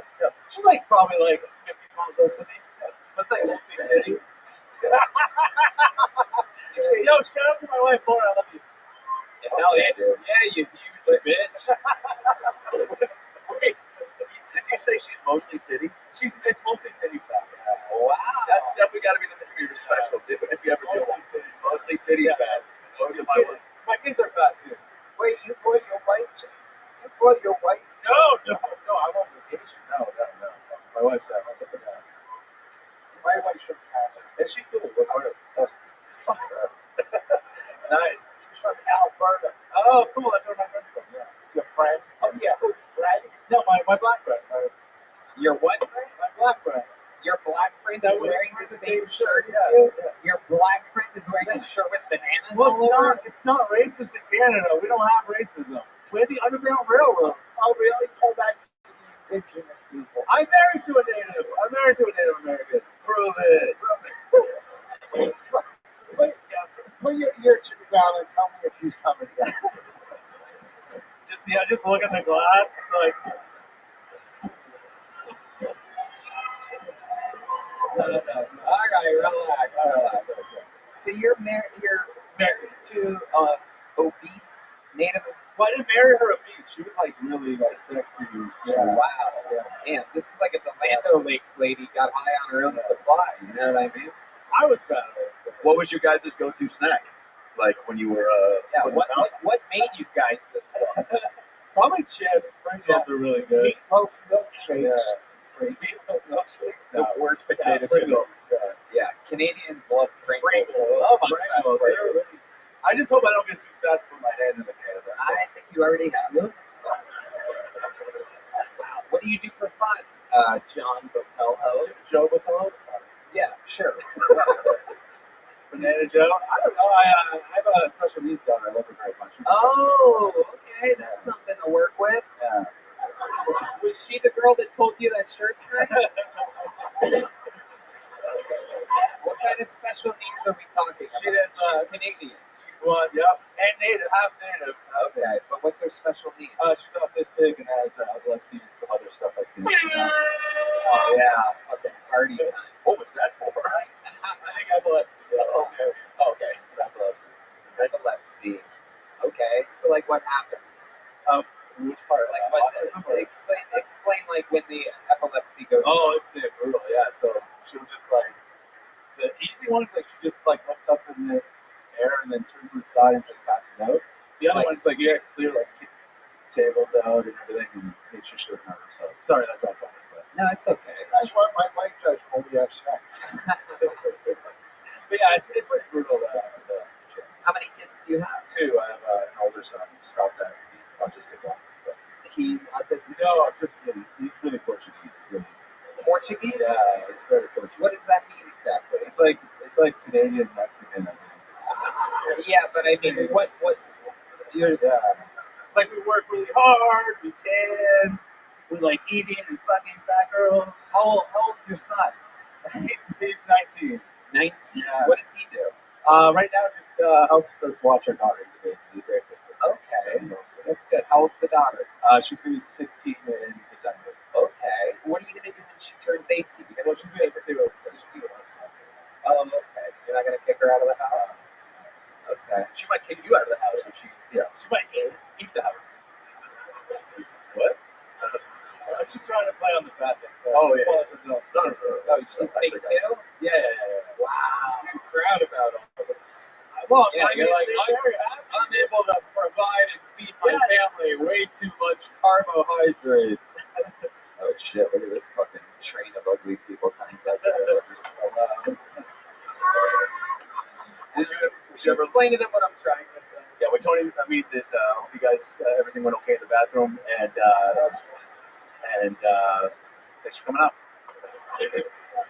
Is there like, would your daughter ever go on like the Biggest Loser Epilepsy edition? Oh, I would watch that. I would watch that. Yeah. Do they have that? They don't have that. No. They do have different cages around the city. Different cages? Yeah, just to lock them in. Yeah. Oh Is that yeah, true? that's Justin Trudeau. It's fucked. Yeah. Is it really? Yeah, they got Fat Islamic Yeah. fiction? Well, then they'll crush the stuff, so they don't want to hurt people. Wait. Are you being funny? Because we don't know. Because Canada's No. fucking crazy. Of course you believe me. No, there's no pictures. Okay. Are they pushing any weird? Have they pushed any weird educational things on your kids that you've noticed? I mean, they don't really teach the autistic one much, but they just kind of change it. Do you call her that, by the way? Yeah, Champ. Chief. I call her Chief because she's part native. So. Right. Okay. It's not racist, but yeah. After she has like a seizure, you ever try spanking her? Like we have to clean up like poo and pee. Oh, yeah. Ah. Yeah, right, man. Piece of shit. Okay. Very good. How dare you? Go back to epilepsy. It's real fun. Yeah. How dare you insult a fellow Pringle mother? Joe, fun times, my friend. You're walking out of here with a small joke book. You earned it. There you go. Congratulations. You're getting a gel blaster as well. Gel blaster available in stores everywhere. Make sure your kids don't play with it. Joe. All right. I pre-pulled another name, and here we go. Make some noise for your next comedian out of the bucket. It's Ridge Hirschberger, everybody. Ridge Hirschberger. You guys having fun out there? Oh, shit. Make some noise for Ridge Hirschberger, everyone. Howdy-o. I may be the most Texan person you see tonight. A little about myself. I'm from Pennsylvania. I grew up on a farm, and it was awesome, man. Me and my brother, we make up our own adventures. Like, we made a diving board in our pond. We made boats out of 55-gallon drums. We made love. The thing about farming is our entire livelihood depends on something we can't control. The Jews. The Jews control the weather. I'm reading about the Jews, reading Mein Kampf. I'm kidding, it's the Bible. Actually, I'm listening to the audio version because I'm still trying to learn how to read. And it's the King James version. So it's narrated by LeBron James. Ridge Hirschberger with a fantastic set. Very fun. You've been on this show before, correct? Correct, yeah. And it was a couple of years ago, right? 3 years ago, yep. 3 years ago. I remember you. Yep. And I mean, that is just an incredible amount of growth that we're seeing there. This set obviously went a lot better than the last set. Am I correct? Yeah, I just started. Right. Yep. Here you are, 3 years into the game, working beats, owning your own style, talking about yourself. I love the Texas-Pennsylvania start. You flowed the whole way through. It's incredible to see. Thank you. With the last name like Hirschberg, how could you say anything anti-Jewish? I mean, we will foreclose on these parents. That's one of my questions. You guys are thinking. You look a lot different now, man. Like since last time we met. Oh, good. You look 20 years younger than a 26-year-old that was up there earlier. Red Band reminded me of something. Were you the one that got the lap dance at the Paramount Theater? Is that you? Yeah, I did, yeah. Hell yeah. Look at that. How's life gone for you in the love department since then? That's all right. That girl, we talked a little bit, and I asked her to the zoo. Okay. Go on. You see a bunch of Canadians wearing banana shirts there? And she said she had a photo shoot. Right. That's problem. Huh? That's the guy that fucked her, by the way. Oh. Yeah. I told him to say that. Zoom, get the fuck out of here. How are you doing in Austin in the dating scene now, post photo shoot girl? Yeah, that's fine. Let's see. When's the last time you got to take off those overalls? Should Probably like somebody- 3-4 weeks ago. Okay, tell us about that. What happens where a guy like Rich Hirschberger unstraps those two chest straps? Did you wear underwear underneath those? Sometimes. Wow, look at that. Incredible. Or maybe he keeps them on and just cuts a hole in it. I don't know. But, Right. you know, what do you do? I want to do that. My move is, hey, I want to get laid, so I'm going to go get drunk. This sounds bad. And then you just So I guess if the zoo doesn't work out, what's like plan B? I like going two-stepping. That was plan C. Take her to the farm. Your farm? Yeah. You still have a farm? My family has a farm. Yeah. I was just there. Yeah. Where? Pennsylvania. What do they raise? We have dairy cows, 300 dairy cows. Yeah. That's a hard job. Not for me. Oh. I'm a headliner. Are you giving out loans? Am I giving out loans? Yeah, we're actually looking to buy a farm. Yeah, I'm giving out loans. I'm also giving out air conditioner. Wait, is that how my hair? Oh, you fucking idiot. Of course it is. You want him on your side. He controls the weapon. So 300 cows out there. Let's go back to your love life here. 3 weeks ago, what do? You go to a bar? Yeah, we go to a comic club, hang out. And then you go up to a girl. What do you say? What's your opening line? Here, let's Yeah, I love this. Here we go. Here's a little Shakespearean art. I get a little like soft jazzy music, guys. So Just like just a little. Yeah, there you go. We're out. We are out. We're at a comedy club. Adam Ray is a girl. Hi, Tony said I can have another rub of that. Thank you so much. Hey, what's up? You want me to pay for that? I'm sorry, what? You want me to pay for that? God, don't fucking yell at me, Jesus. Yeah, that'd be great. Usually they come out through me. So you sorry, no. All right, hold on. Do you have any money? Yeah, lots. How much? Anyways, Okay, scene. I'm not very good at this. That's okay. My love life right now, there's a girl here, and Turns out Rich Hirschberger doesn't have the acting chops that we thought he would. So tell us what happened 3 weeks ago. we were getting drinks. We went two-stepping, and then we went back to her place. Because you don't have a place. I do. I have a place. I live with people. He's one of those guys that lives with like 42 other comics. Is that true? No, I don't. What's your living situation? I live with a gay couple and then another guy, and it's older guy, so like 50 and over. You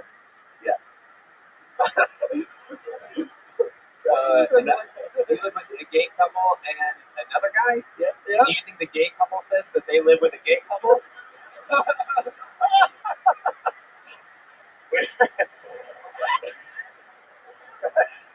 Would the gay couple think two-stepping is gay?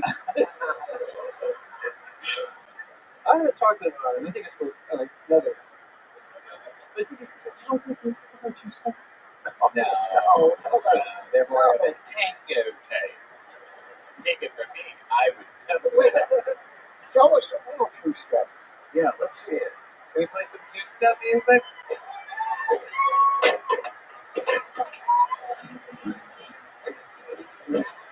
Oh my god, I think he just tied somebody up. Oh, shit. That was the girl being like, okay, I'm not having fun anymore. What are you doing? All right. He's like, come on, it's cool. I live with a couple of gay guys. Come on over. All right, Rich, so you go back to this girl's house, then what happens? You know, we just take the boots off. Oh, wow, we're actually doing step by step here. And that is indeed step 2 for the two-step up. Then we get in our bed. What about the overalls? We all want to know about the trademark overalls. When do those come off? Listen to all these horny women out here. It's unbelievable. I guess we're all wondering like what's farmer foreplay? Do you know what I'm saying? Yeah, you play with their udders. Did you play with their udders a little bit? You ride around the tractor and it gets a little bouncy here. Oh, you serious? Yeah. Yeah. No. Farmer foreplay, a little of this. Gosh. What was it?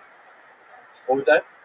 Milking a cow. Okay, let's talk real life, Rich. What happens? You go there, you take off your boots, and then what Take off my happens? boots, and then you get in bed, and then you have sex.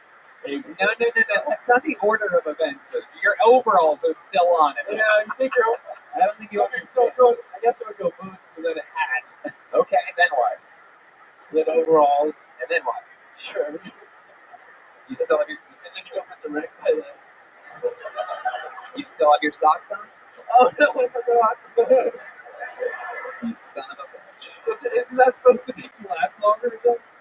I don't know, is it? I've always asked people for special sexual tips or maneuvers. That if you keeping your socks on makes you last longer, I'm interested. Is that a thing that you've heard before? Yeah, Is that something you learned out on the farm? Yeah.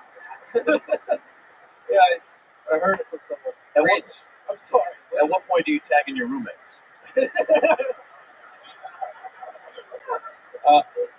Right at the beginning. Nice. Rich, when you did the show, were we even giving out joke books? No. Well, guess what, my friend? You're walking away with a big one here today. Hey, Rich, I'd love to have you on next week's secret show if you want. Next week's secret show. There you go. You got bugged. Rich Hirschberger, everybody.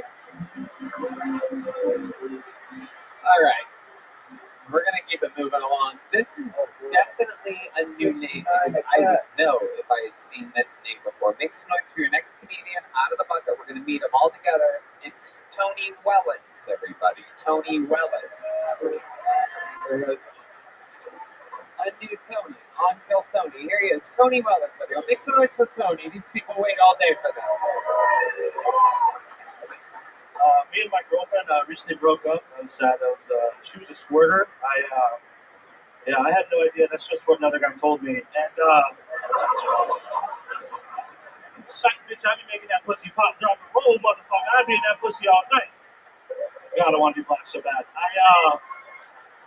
No, I'm just kidding. I do have a black brother-in-law. So basically, what I'm saying is my sister is fat, and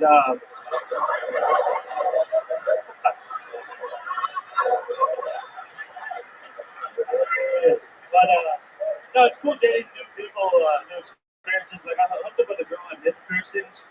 That was fun. That was interesting. Like I never had that before. Sucking on nipple piercing, it tastes like I was sucking on the end of like a AA battery. She was like, "You turn on?" I'm like, "I'm fucking charged up. That's for sure." I was like, "You can jumpstart a car with these things. Well, goddamn, power small Vietnamese city with these." But goddamn nipple nips over here, fucking generator jugs. All right. No, I hate to degrade her his body parts, but Nicholas was a really cool girl. And my sisters love to tell me that joke is misogynistic, and I really hate that because I don't like it when they voice their opinions. What a great set, Tony Wellens. An unbelievable 60 seconds. Welcome, Tony. This is your first time on the show, correct, Tony? Yeah, it's the first time. Yeah. How long have you been doing stand-up? About 4 years. Where are you from? Orlando. You still live in Orlando? No, I just moved here like 2-3 days ago. Amazing. You know who Cam Patterson is? That's my cousin. Ah, I He's love the it. reason I'm here. Really? He called. Yeah, he was. Yeah. Tell us about it. We love Cam Patterson. Remember this rock? He has a new rock every time I see him. I don't know when he fucking picked up that habit on him, man. Yeah, pretty cool. It's cool. Tell us about how Cam. What did Cam tell you? You were about to say something there. No, he just was. He just called me all the time. He's like, "You need to get your ass here. You need to come here." All this. So when he first got here, he hated it. He was like, "This sucks. It's terrible." But then, like 3 days later, he's like, "We need to move here. It's fucking. This is great." Yeah. It took him 3 days to make it. Yeah. It was like, nothing's happening. This place sucks. There's comedians everywhere. It was crazy. Yeah, it was just like obviously now he's Timothy, bro. He's the guy. Yeah, he's the guy. he is. He is the future. You're very funny yourself. So 4 years in the game in Orlando. You just moved here days ago. Yeah. How many days ago? Like Friday. So you basically also made it 3 days ago. You're here right now on the biggest show in the city. Unbelievable. The odds of being pulled out of the bucket near 1 in 200. Yeah, it was fucking crazy. I was walking over the creek and with my boy decided the open mic, and he popped out and I was like, "Tony Wellens?" He's like, "Yeah." And I was like, "Holy shit!" I manifested it too. I was like, "This one." We believe in that shit around here. Absolutely. So Tony, what do you do for a living in Orlando? I used to hang the window coverings, like blinds and shit. Okay. Hang blinds. Be careful, D-Magnus.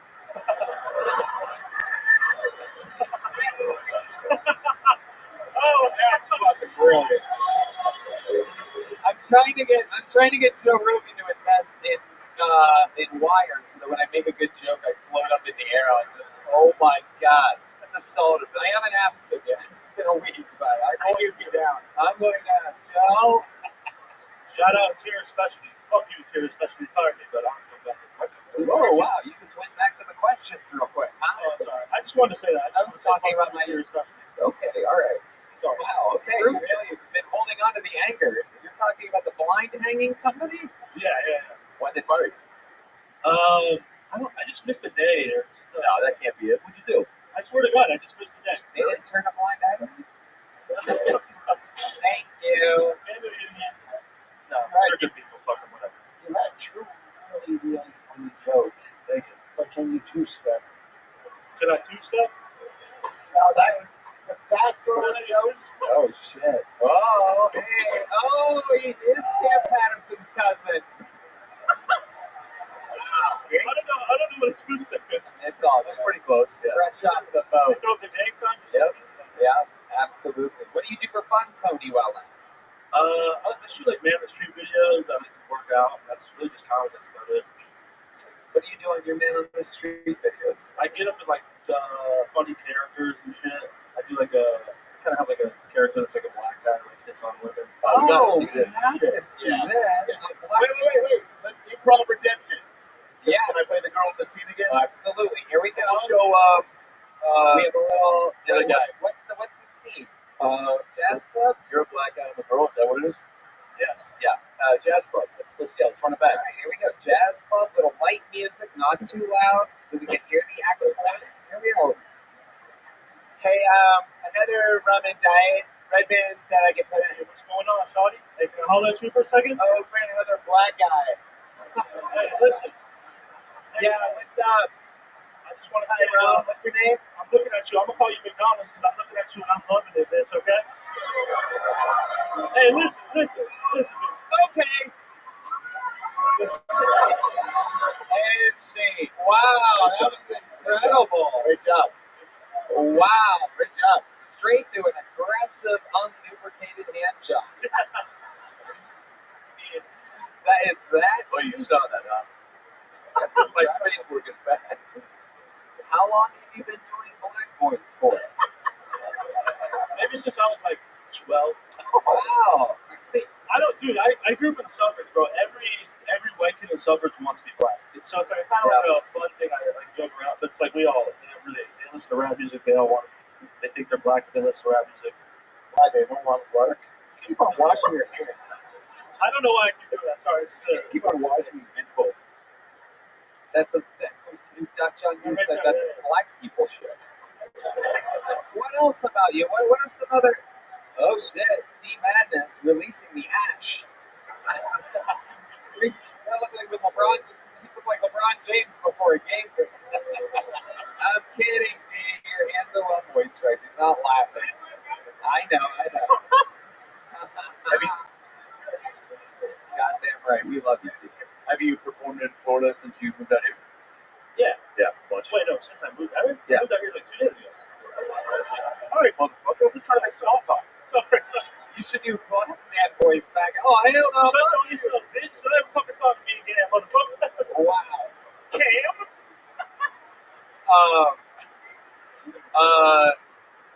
Wait, so have you got, but seriously, okay, so 2 days ago, but where, you have a home club in Florida? You said you started in Orlando, right? Yeah, shout out Neptune Comedy.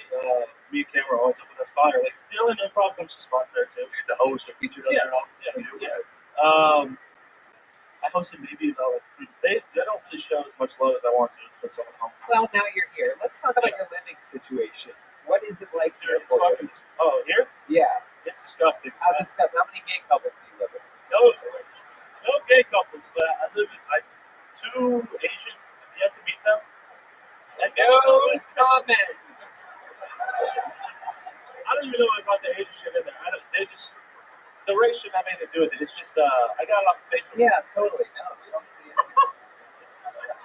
You got them off Facebook Marketplace? The place. I got the place off Facebook Marketplace. And so wait, hold on. What kind of Asians, first of all? I've yet to meet them.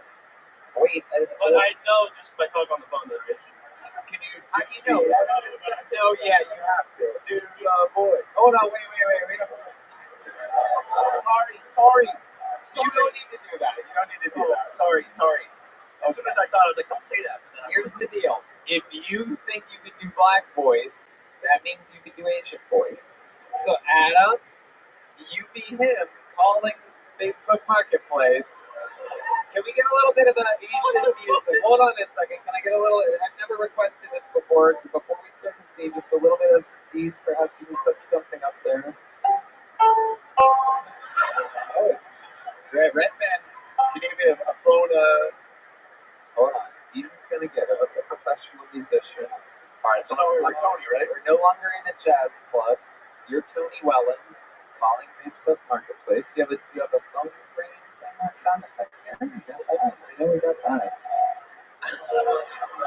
Man, these Asian motherfuckers got so many numbers. I'm Tony Wellington. Hello?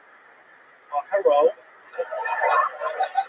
Whoa, motherfucker. This sounds like a white guy pretending to be an Asian guy. Who be this? Would you like the room for $580 a month? Wow, turned into Dracula there. Hey,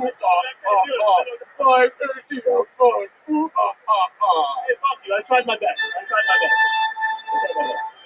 I would suck on your soy sauce.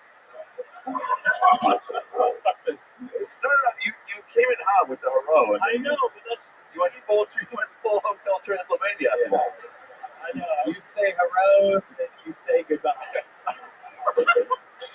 We have amazing Monday curry. One curry, two curry, 30 curry.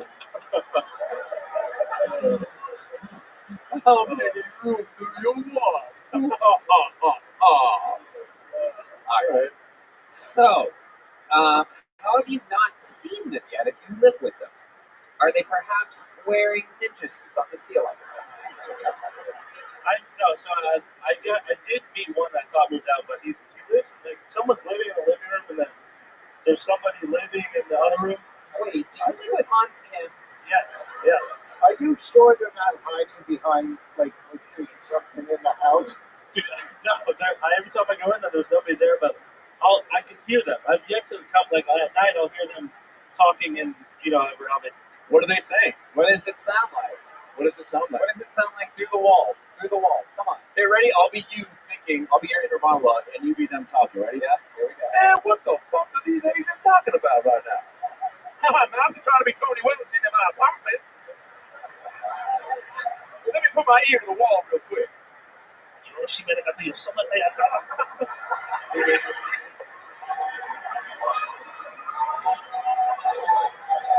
That's full anime. That was pretty good. That was pretty good. That's okay. Tony, I gotta tell you, man, 3 days in Austin, Texas. You just fucking did it, dude. Very funny, very present. Red Band's gonna book you. I would love to have you next week at the Secret Show at Sunset. Please. Hold on. Peace out. Hold on. Go back there. Adam Red. And I'm going to be at the Dania Improv in 2 weeks. You want to come future for me? I'll fly out. Fuck yes. Yeah, let's go back. Wow, that's you. It's amazing. Hold on. Stay right there. Ladies and gentlemen, Rich Voss. And we just bought a new house. You want to help me move next time? Hey, yo, suck my dick, bitch. Oh! Tony, here's a big joke, bud. There he goes. The Kill Tony debut of Tony Wellens, ladies and gentlemen. Make some noise for him, everybody. Tony_Wellens. And let me tell you something. Opening for a real headliner on the road. Those are going to be amazing sold-out shows at the Dania Beach Improv. When is that? July 14th through the 16th. July 14th through the 16th is a really big deal. Adam, every time he's on the show, gives away amazing gifts and stuff to his favorite comedians. How about a fucking hand for Adam Ray? It's amazing. I love the show. Put a guy up in a hotel that was sleeping in his car last night. I think he still has the job too, right? Yeah, he's got a job right next door. Now here's the one caveat that Tony doesn't know. I'm gonna make him do his entire set in an Asian accent. Yeah. We'll be right back. Well, I probably won't. we are deep into this episode, and we've not had a female comedian up tonight. So what I did, I went to the bucket, and it took me a while. This is a heavily, very, very real sausage stew in this bucket tonight. But I was able to find a female comedian. Hopefully, this is a female comedian. We're gonna fingers crossed here. Make some noise for Ellie in space, everybody. Here you go, Ellie in space, balancing the scales of equality. All right, Ellie in space. Wow, great set. Oh, you son of a bitch. I tell these guys there's one fucking rule. Asshole. You can't help yourself. Guys, complete reset. One more time. Make some noise. Play a couple notes. This is Ellie in space, everybody.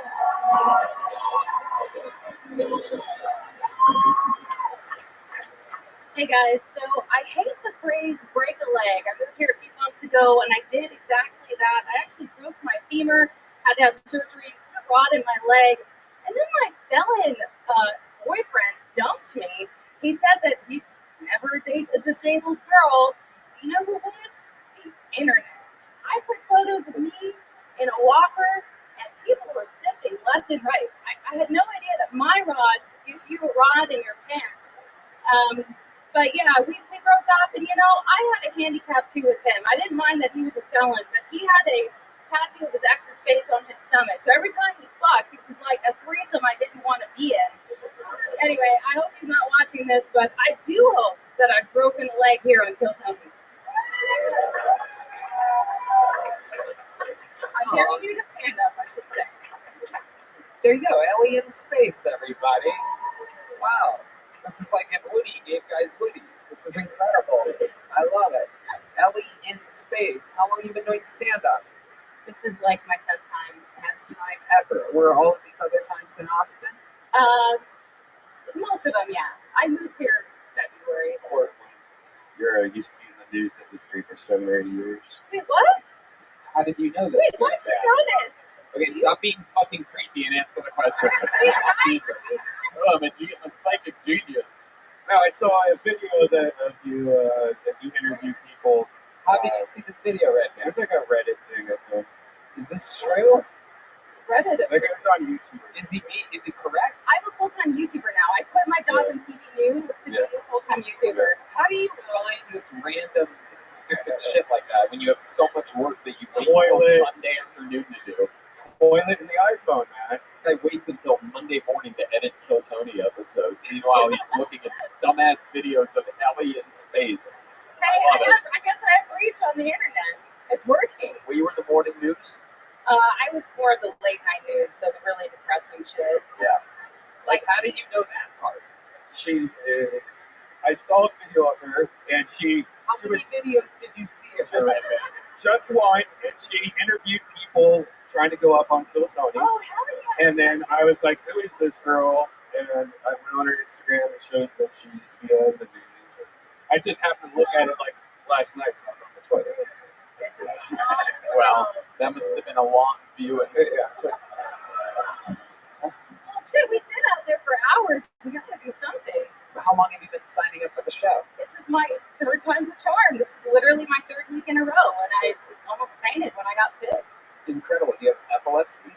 That's a joke from earlier. Why do you call yourself Ellie in space? Did you say I look familiar? Oh. No, and I also said 40 earlier, not 14. Ellie in Space is my YouTube channel. I cover Tesla and SpaceX news full time. So I actually moved here because I covered. Did I make fun of you in the little room? Yes. You were like, cowboy hat? Good. And I said, look at that cowboy hat. I bet you just moved here, and you did. And the crowd went wild. And then I just kept killing before and after that. Yeah. All right. So did the guy really break up with you? Dude, he did. And that guy that you were with. Yeah, now he's trying to get back with me. Whoa, wait a second. Okay, so how long ago did he break up with you? The day after my birthday. Literally. Well, not all of us have stalked you like Red Band. Can you tell us when your birthday was? Red Band, should I ask you? March 25th. I only looked at one video. I swear. You're fucking creepazoid, dude. You worked with the Portland News for 7 years. It wasn't actually a broken leg, it was a torn tibia. You were a cowboy hat from Alex on Congress on June 3rd. I'll show you where she sleeps tonight at 11. You just got new throw pillows for your red mattress. March 24th. So March 25th. Wait, did I just guess that? No, I didn't. Can you bend down and touch your shoes? Rich, no, stop. Jesus Christ. I'm in a creep sandwich made with creepy bread right now. Will you two fucking relax? Jesus fucking Christ. How's your friend? Red Band's like Rich. If you want to see a bend over, look at video number 38 on our YouTube channel. I have great credit. You guys are fucking. Surgery was less than 4 months ago, guys. This is kind of hardcore. Oh, yeah, that's pretty cool. Can I ask how the guy is trying to get you back? Like, what are the lines he's throwing at you? Or just a lot of I calls? ran because I was falling in love with you, babe. Wow. In the hospital, I whispered, I was falling in love with you. You still fucking left. How did he break up with you? That's the The best. day after my birthday. But I mean, how did he say it? He gave me a damn pedicure the day after he came over, and he's like, I want to be more selfish with my time. I can't do this anymore. Wow. So he found. Later, he's like, so how's it going? That's Austin, Texas, where he found a little hoe, then he got fucking an STD, and now he's kind of crawling back. That's what happened. No. Are those gummy bear boobs? Red man, shut the fuck up. Fucking disgusting fucking idiot. It's a comedy show, you fucking retard. Anyway, so with the guy, hold on. Why, when you said no, how do you know what he did after he broke up with you? How do I know what? How do you know he didn't hook up with some random Austin hoe and get an STD and then I come have no idea. I don't. Should we call him?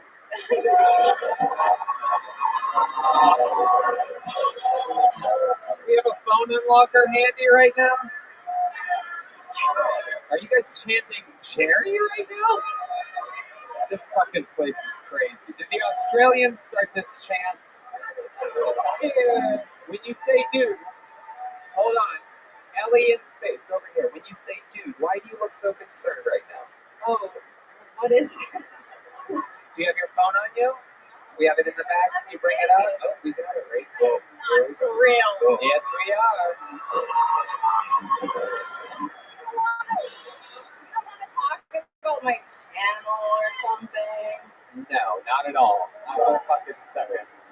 No one wants to talk about your channel that has one view that keeps coming from Pflugerville. I use the VPN. It's from Germany. I fucking hope Red Band bombs range.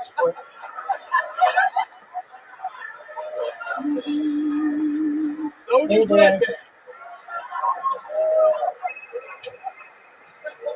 Wait, am I supposed to call it? Hold on. Let's explain the rules here a little bit. Let's.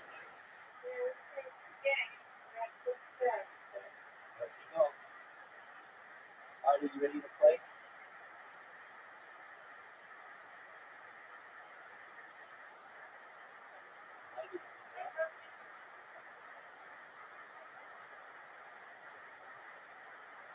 How do you get there?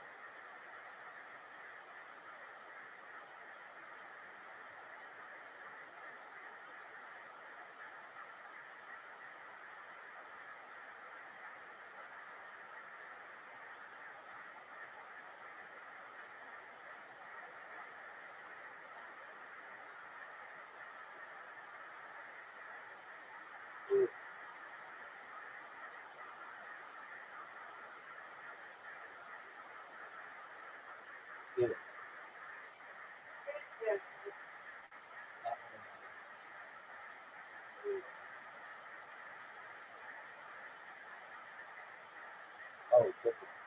Right down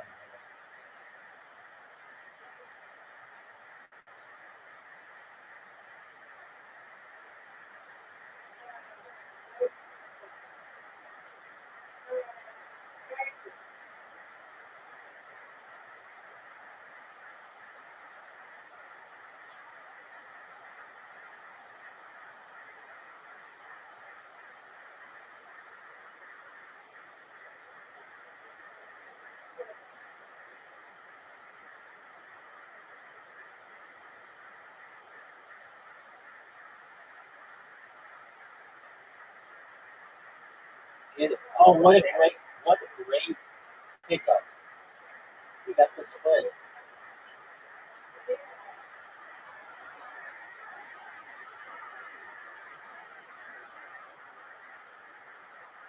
Get,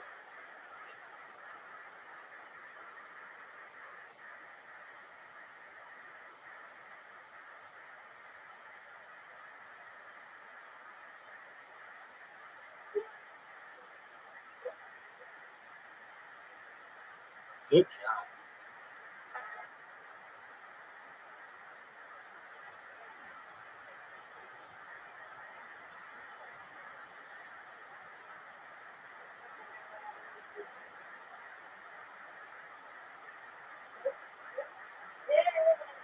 Nice. Yeah.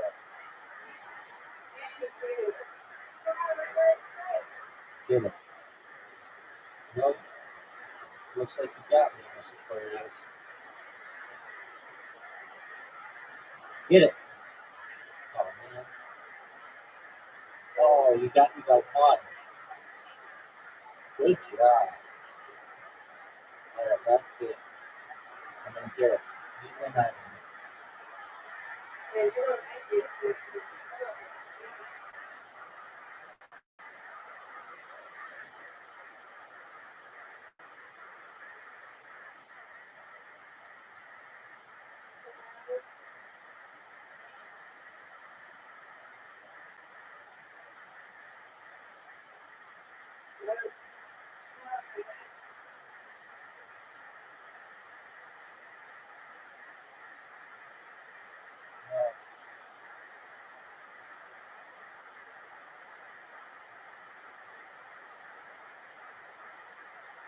get it.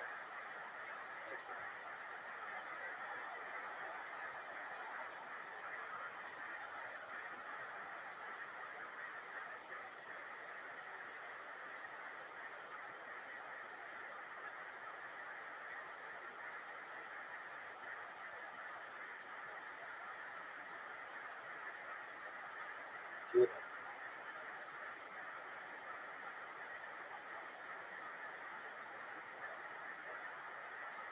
Get it.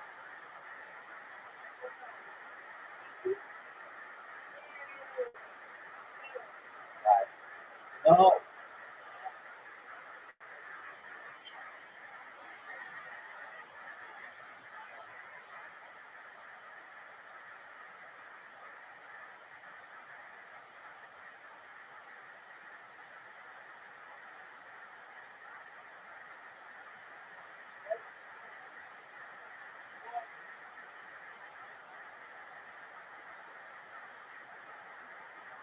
Get it.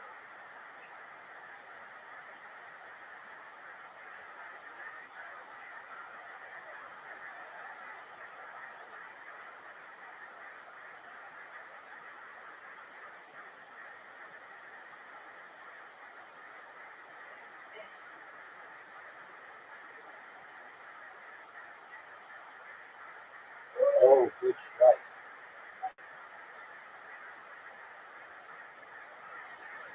Get it. Got your back.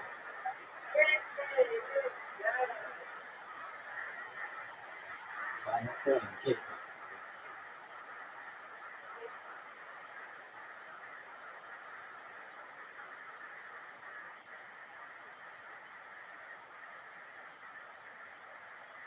Get it.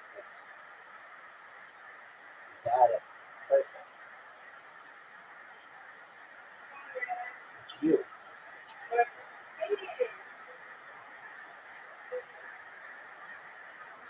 Get it.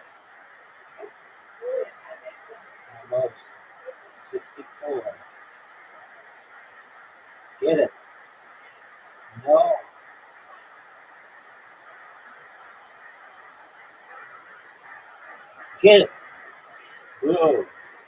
You got me, Mr. Aquarius. Good job. Good job. Excellent work. Alrighty, ma'am. You get your shower and you have sweet dreams, okay? Excellent. Pleasure playing with you. That's okay. I'm okay now. You can be whenever. That's right. Excellent. I'll keep on. Let's just take a beat here, Ellie, in space. So, here's what's going to happen here.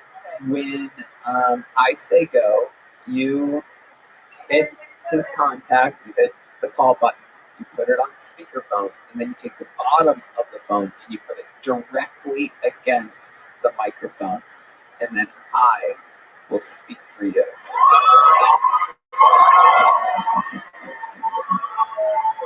You're in good hands. We've been doing this for 10 years.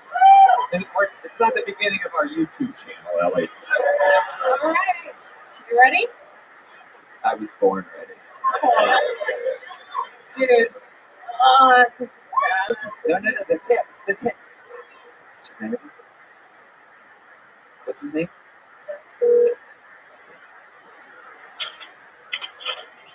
Hello. Justin, it's Tony with Kill Tony. Hello, how are you? Hello. Justin, can you hear me? Yeah. Justin, I'm here with Ellie, and you came up. Do you remember seeing me absolutely destroy at the mothership one night? Man, I didn't see you shit, but Wait, he wasn't with you? Oh, that wasn't the guy that was with you. Okay, well, there was some other guy. Okay, Justin, I may be getting Ellie in trouble right now. So let's talk about it. speak with your chest. I got you. No, Justin, it's okay. It's okay. Unlike you, I could fuck Ellie if I wanted to right now.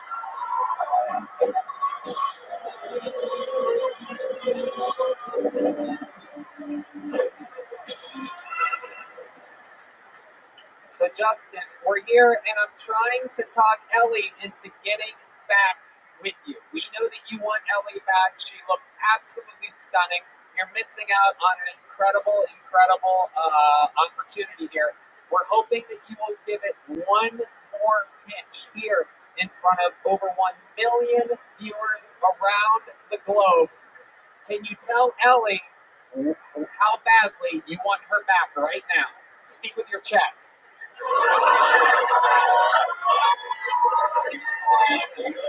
It's very interesting that all this is happening right now. I was writing a poem earlier about just like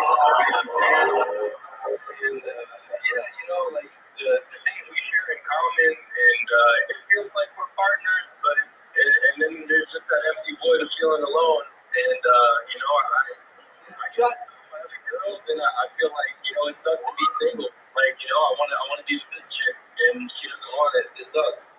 Justin, this sounds amazing. Do you have the poem near you right now? Can you read it? Bobby, I'm fucking half asleep, bro. I'm not opening up my laptop and saying this for all y'all. Poem. All right, these people want the poem. Come on, we know you're half asleep. This is how it happens sometimes. Life hits you in mysterious ways at mysterious times. I'm trying to speak with my chest right now so that you understand me. How far are you from your laptop? I know what it's like being single. My laptop's usually right next to me.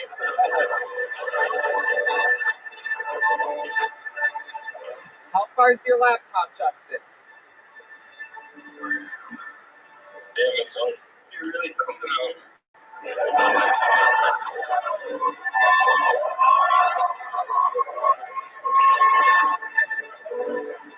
In a world, one man wanted to get one girl back. All he had was a laptop and his thoughts. He broke up after her birthday like a fucking cocksucker. But now he's back for redemption on one lonely Monday night. Justin, take it away with the poem to save your relationship. Some scars that never heal.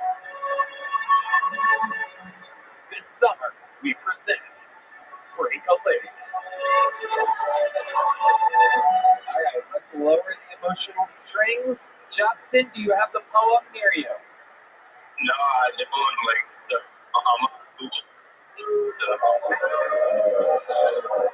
Justin, you're being nude right now. I'm telling you, you still have a chance with Ellie. She is surrounded by superstars. The guy right next to her is in the new Barbie movie.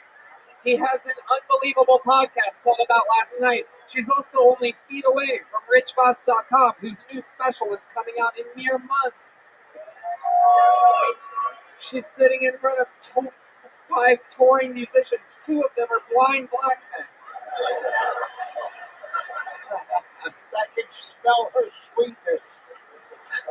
That is true. He has a Jew nose, Justin. Be careful, he can smell the sweetness. I'd like to apologize to the Jews for this entire episode. You're fine. You're fine. You're fine. Okay, Justin, if you're not going to read the poem, can you at least give one last pitch to Ellie? She's standing here. She's beautiful. She's stunning. I like what you said earlier. We don't really believe that you wrote a poem that you're afraid to go get the laptop with. So final words, Justin. One final pitch. She seems like she really, really likes you.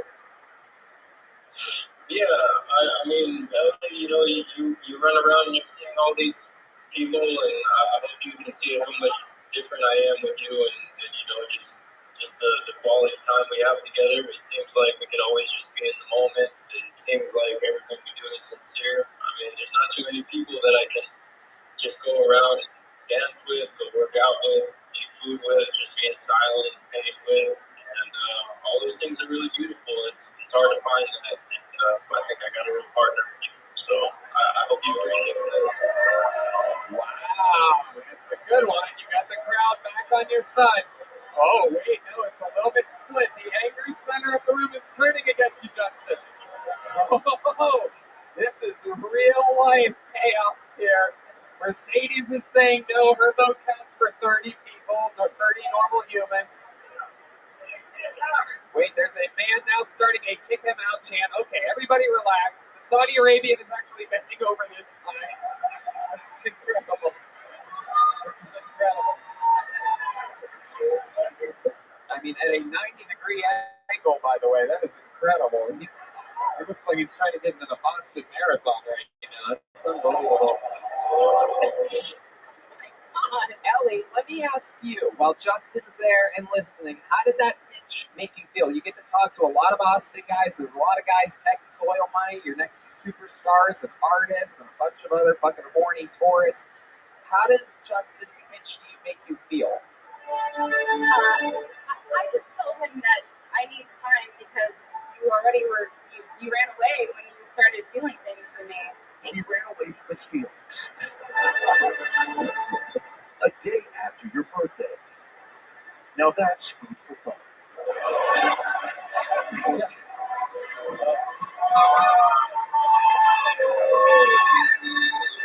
Now, Justin, I guess one thing that I didn't ask you that I think the world wants to know right now, what made you break up with her the day after her birthday when she had a broken leg?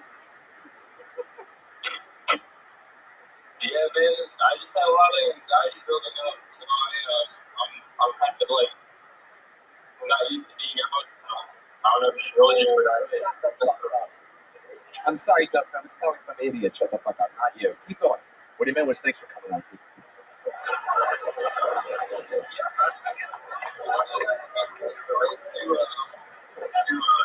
back into the world and feeling like, you know, being around a woman again, like, relationship. I was in prison for a long time, so I was just kind of myself in with this lovely woman, and it was a lot, you know, it was a lot taking care of her, it was a lot, you know, relationship, supporting her and keeping her and all that shit. It was a lot of things that count. Hey, Justin, do you have a van? Hold on. Justin, do you have any plans to come back to Austin, Texas anytime soon? I'm here now. He lives here. Oh, he lives I moved here. I met him on a Bumble date, and I flew back out there to visit him for a week, and I thought, you know. Excellent. How'd you find out about it?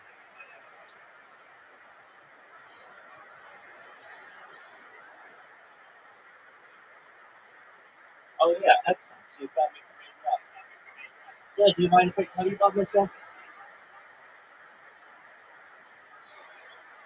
Excellent. I'm Rabbi Rothschild. I stream out like 24 hours a day, 7 days a week, 365 days a year for world peace.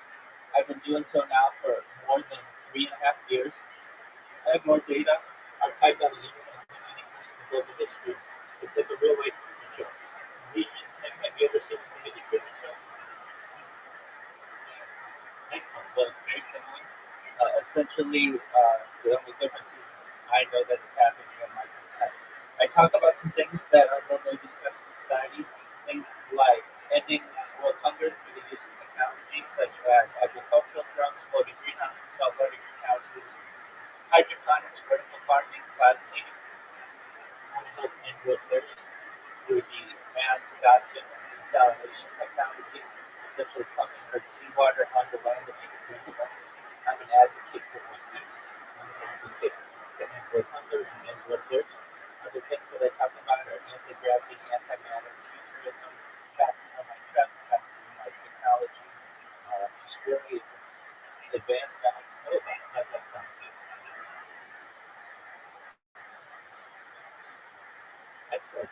Right now I'm watching stand-up comedy. If you know what Kill Tony is, you know what Kill Tony is?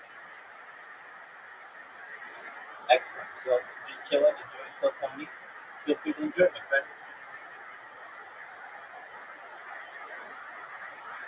So you basically came here and stayed here because of him. Not because of him, but it was. I helped an Armenian person in life.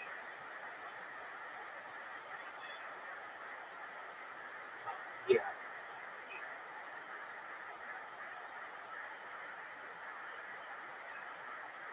Very well.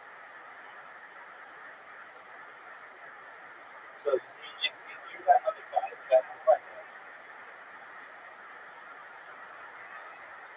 Wait. It was an exciting component of that. It was a 16-hour drive and it was rainy as she left. It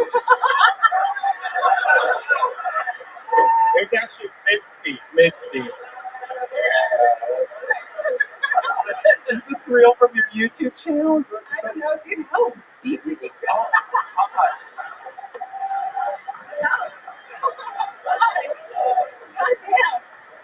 This is the most red band shit I've ever seen happen on this show in my entire fucking life. This is who he is, by the way. It's not a character. Okay, let me tell you this. Justin, are you still there? Here's what I'm going to do. Because you're a hero, you put yourself out there, you could have easily have hung up. I'm going to, with my little bit of influence and power, I am going to convince Ellie to at least go to dinner with you that I'm going to take care of at one of my favorite restaurants in the city, and I'm going to pick up the bill, and that's the minimum that I'm going to do. Ellie, do you agree to go to dinner with him? All right. Justin, are you going to go to dinner with Ellie? Yeah, I appreciate you looking out like that, Jordan. You got it, buddy. There you go. I'm going to take care of dinner. I'm not going to need the restaurant because I don't want you freaks to know where I'd like to go get steaks at. But And just like that, she avoided Red Man once again. I'll get you next time. thank you, Justin. You're a good sport. Enjoy dinner with Ellie. There you go. Justin, everybody. You can hang out now. Ellie, if you can't make that dinner, I'll go with Justin. Rich Voss, once again, proving that he's Jewish. I'll cook for you. He's like, can I have the dinner by myself? Ellie, you're a great sport. You played along very well. 10 spots on stage. You know, I don't really know. You know, it's very, very tough. This whole fucking game of stand-up comedy. But I am, for having such a great interview, I'm going to give you a big joke book, and I'm going to pick up that tab. He left after her birthday. And now Tony's gonna take them for food. No, I'm not taking them for food. I'm just paying the bill. I'm going to prepay the bill. That was super nice of you. There's a spending limit. I should say there's a spending limit. There's a $28 maximum. No, it's not Rich picking up the tab. It's me picking up the tab. I'm going to set it like, what? We both don't drink, so it'll be a cheap bill. It's a pretty good steakhouse, I'm taking it. Just 2 appetizers, please. And get a water to go.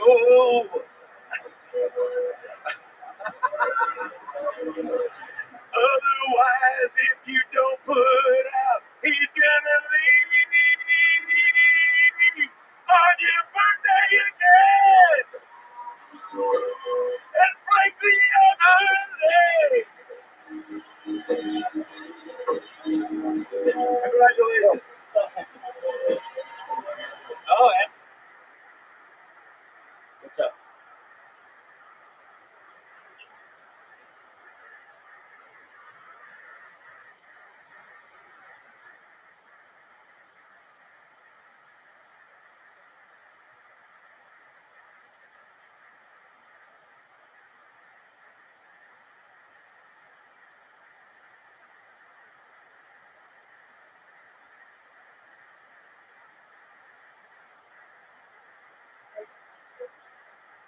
No.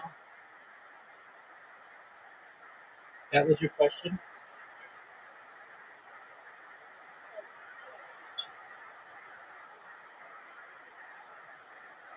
What'd you say?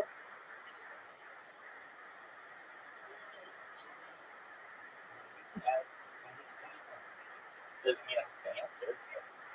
Generally, I answer any question that you have. You know, my feet are not cold.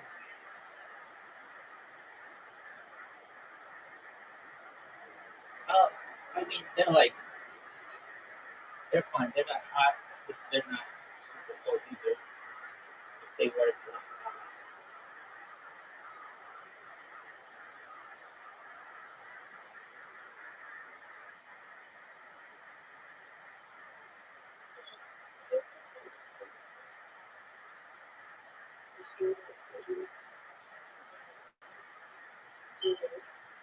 yes, I have.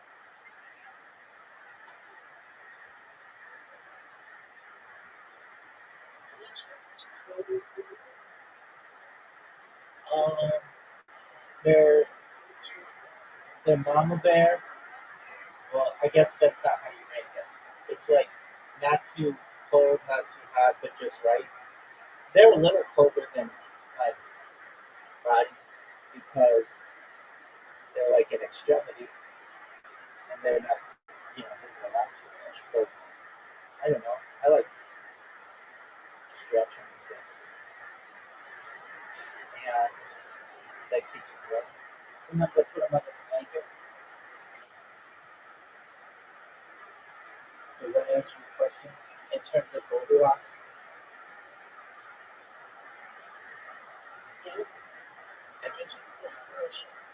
You're welcome. You want to play with Robert?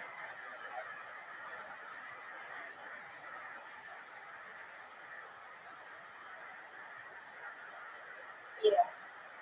Okay. I will send you an invitation. Ellie has something she wants to say. I knew maybe she's going to ask Red Band to dinner instead. You said if I didn't put out, you would leave, but I had sex the second day I was home from the hospital because I was scared he would leave with a broken ass fucking leg. Yo, thank you for your service. You're an American treasure. Hospital sex is the best sex. Or so Red Band's told me once before. Absolutely incredible. Ellie, very fun times. Thanks for signing up. I'm going to want an update on what happens here. So make sure you ask for Yoni or Christy when after the date, and then we'll get you up here for a new minute and an update live in all of it. And have your guy bring the poem. Yeah, Take a photo of the poem. Yeah, take a photo of the poem for us. We're definitely going to need that. How about one more time for Ellie in space, everybody? That's her YouTube channel, so all you horn dogs out there, go fucking watch her YouTube. Well, That's so fucking weird. it's I amazing. literally just watched her video. You are a creepazoid. Red band, wash your keyboard, please. Like, it makes me wonder how many women I could have pulled out of the bucket where you're like, I know you. No need for an interview, Tony. I've got us covered.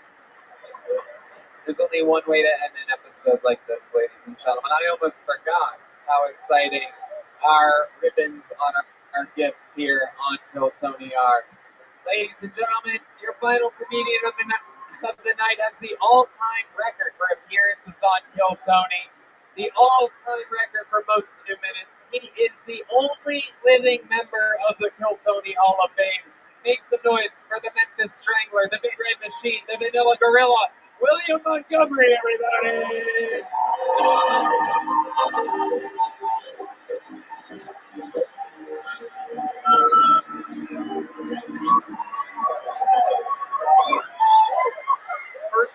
First off, holy shit, that dude's poem sucks.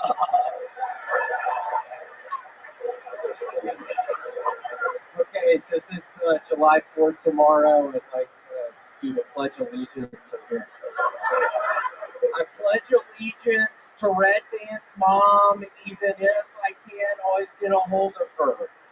And on that night when we had sex at Denny's under a table, intoxicated, with liberty and justice for all.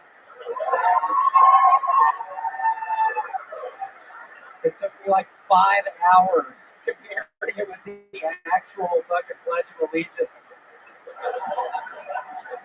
Make sure your Uber driver is obese because you know his ass got the AC cranked up.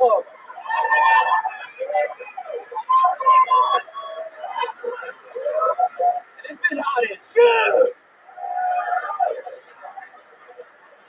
Former NFL quarterback Ryan Mallett drowned at Panama City Beach after being pulled out into the ocean by a riptide. And this whole time I thought he told other people to go deep.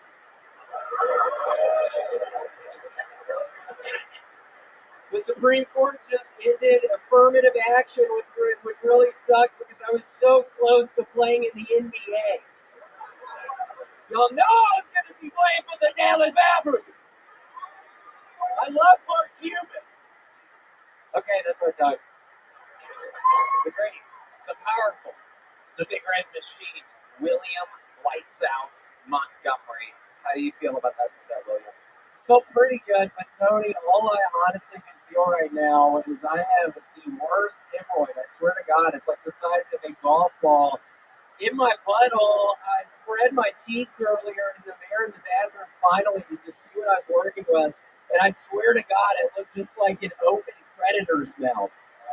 Oh, my butthole. Yeah, I mean, it looks like I have 2 buttholes. Anybody else got 2 buttholes out there for it? Okay, a couple of people, yeah, it looks just like I had 2 buttholes. But yeah, I swear to God, Tony, it looks like the predator's mouth. I don't know what the predator's mouth looks like. It's like picture spreading it apart and it kind of ends up, it looks like a swollen vagina or something like that. You know, I see it more like a trapezoid kind of. It looks like 2 triangle. It looks like an hourglass kind of. Just get a sewing needle. Oh. Tony, why is he on the fucking show? Seriously, what's going on? He's a ratings disaster. You see how fucking creepy with their bitch? He was just up here. I mean, he's creepy with all the bitches, dude. He's gonna get in fucking trouble. No, I have some inside information. He's literally gonna get in trouble soon. Creepy with all the bitches, William has said here. Yeah, I have the receipts. This is a really weird deal. He was talking. I'm not going to get into All right. He will describe what his butthole looks like, but he will not give out the info on Red Band. He will talk about his brown band, but not his sweet red band.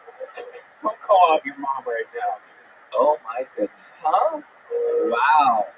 Literally, the only thing I can feel is that thing in my butthole right now, and you're really coming at me like that, you piece of So hold on, let's stop the Red Band thing for a second. And let's get back to this. Is this real? This thing in your butthole, or is this It's real. It came out again. I didn't shit for 2 days, and then when I did, it happened. I don't know what's going on. I've been putting extra fiber in my midnight oats. What's it called? Midnight oats? No, overnight oats. I've been midnight oats. Not midnight oats. I've been burning the midnight oats? I know my overnight oats. I've been putting a bunch of fiber in there, but it's not working today. I'm backed up right now. What are you voting for?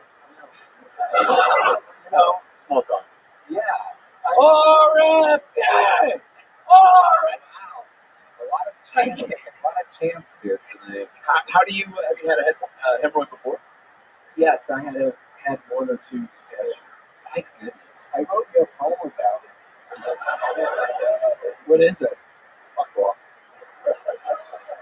Runes Fucking Red Band outright apologize. What? You fuck off? What the fuck are you? Apologize to Mr. Red Band. I literally have something the size of a golf ball in my asshole right now. Don't come at me, you piece of shit. William gets a little feisty with the guests sometimes. I know. William, can you show us the hemorrhoid? Is that acceptable? Or blur it out? You want to see it? I was actually showing people earlier. I posted it on Instagram, and Instagram took the post down.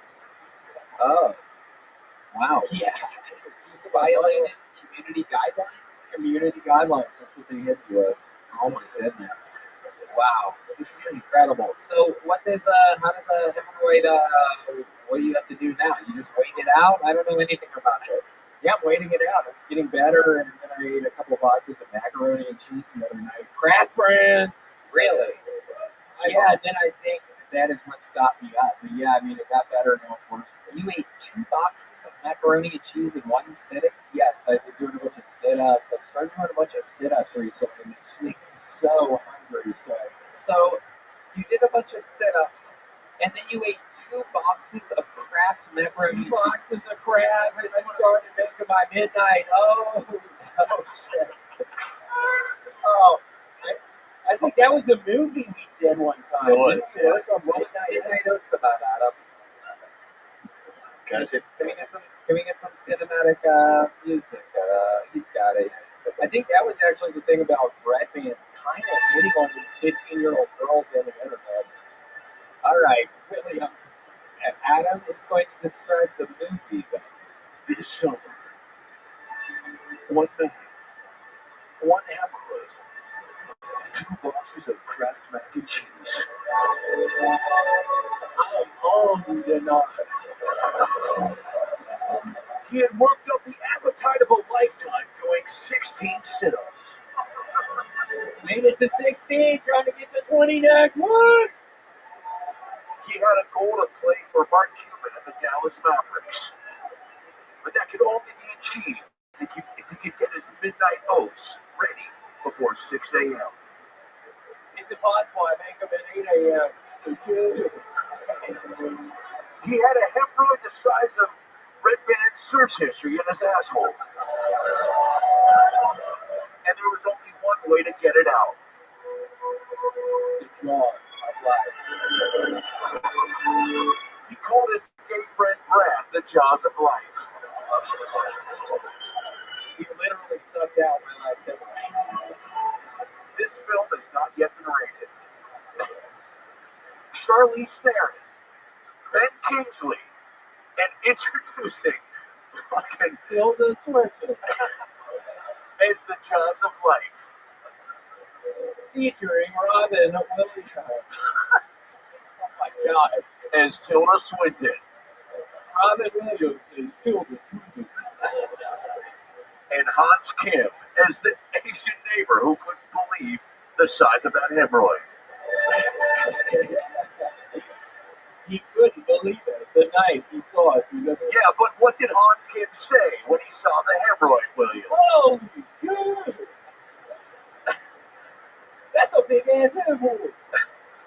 Tony, who does the black voices from earlier, is going to do the voice of Hans Kim in this movie. You know I'm gonna do Hans Kim movie. William Montgomery stars in Midnight.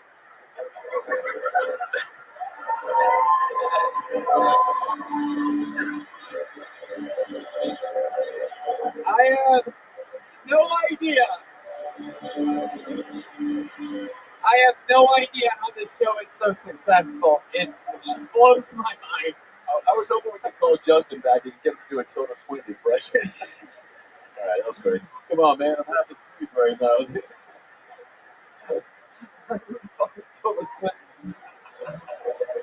William, you are, I don't know how you do it every week, but you keep filling our souls with your sweet, sweet midnight oats. And It's a pleasure. Just seriously, pray for my hemorrhoid. I'm not kidding. I'm currently squeezing my butt cheeks right now. It makes the weirdest. Don't make it sweat. I'll show you after the show. I actually do want it. Crazy looking. I swear to God, it looks like I have two buttholes right now. Well, I don't know if I did. You sure it's not a tumor? Oh, It's like cancer. did you not know I just literally had skin cancer cut off my fucking neck? You really did. It's terminal. In addition, 3 weeks 3 weeks to live from to live. How does that make you 3 weeks.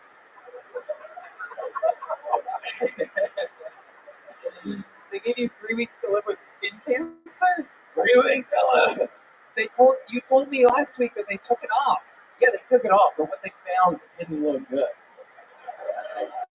It's terminal. 3 weeks to live. 3 weeks to live. You seem totally fine.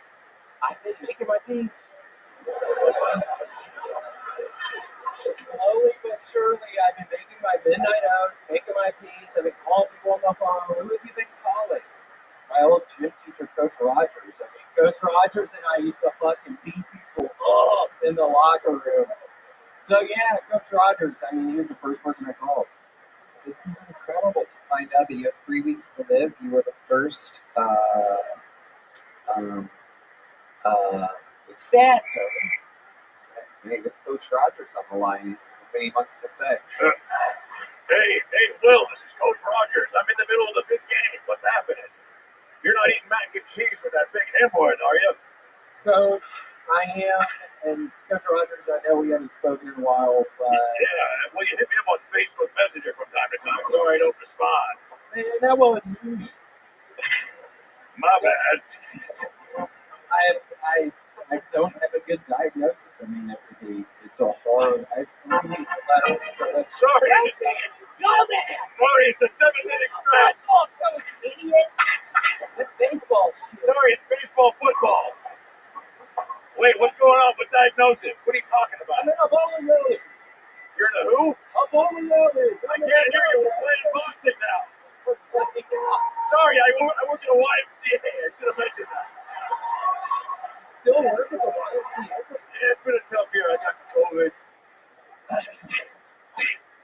Sorry, I'm getting my ass kicked. Fuck you! I have a whistle too. And someone put a smell on my. Wait, what's up with your skin cancer? What? You know what?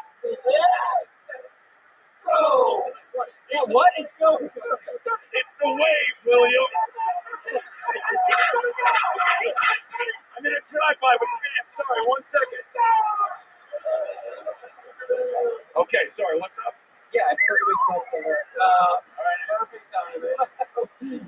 I'm gonna die in 3 weeks. Well, nice to hear from you, bud. Yeah, nice to hear from you too. Sorry, there's a horse happening. Yeah.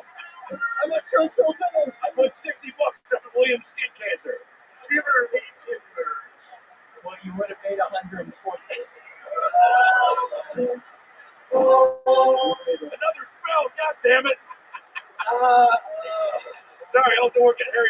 summer camp.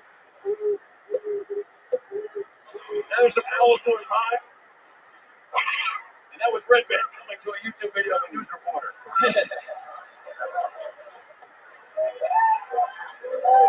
Too much fun. Make some fucking noise for the great William Montgomery, everybody.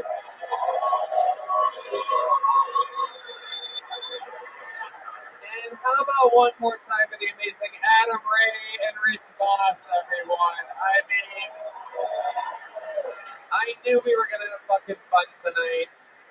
We did it again. Thank you to Gel Blaster, Red Rose, Yellow Rose, Austin Security Guard Service, Connect Mobile Health, Screwball Peanut Butter Whiskey, number 1, Tequila. How about one more time for the Screwball Peanut Butter Whiskey band, everyone? Michael Gonzalez on the drums, Paul Deemer on the horns, Deep Madness on the bass guitar, John Dees on the keys, and the great Matt Mueling on the electric guitar. The drawing from Ryan J. Ebelt is in of Adam Ray and Rich Voss. That pops up on your YouTube right now. And here's a drawing from local artist Chris Rogers. It is of the Kill Tony Golden Ticket winner Jared Nathan, everyone. A lot of fun stuff happening. Still a few tickets available for the big New Year's Eve show. Some big announcements coming around very soon to go around that weekend. A lot of fun stuff happening. New Year's Eve here in Austin, Texas. For those of you listening around the world, this is your chance to be here to soak in Austin, what I truly believe is the greatest city in the world right now. And yeah, we love you guys. Thank you so much for coming out, everybody. Red Band? Check out The Secret Show every Thursday at the Sunset Strip Comedy Club, sunsetstripatx.com. I love you. We love you guys. Thank you. Good night, everybody. Thank you. Thank you.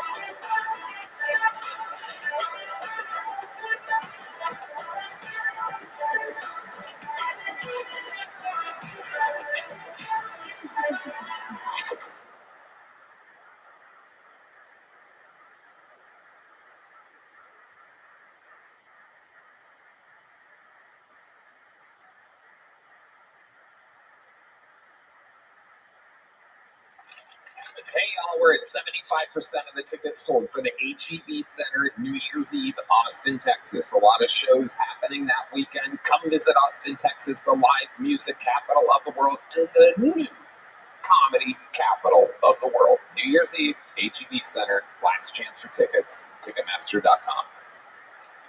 Kill merch is absolutely killing it. We have new drops coming, and everything else is absolutely thriving there. I mean, it's just unbelievable. We've sold out, and we are refreshing on everything. The store is an absolute wild success.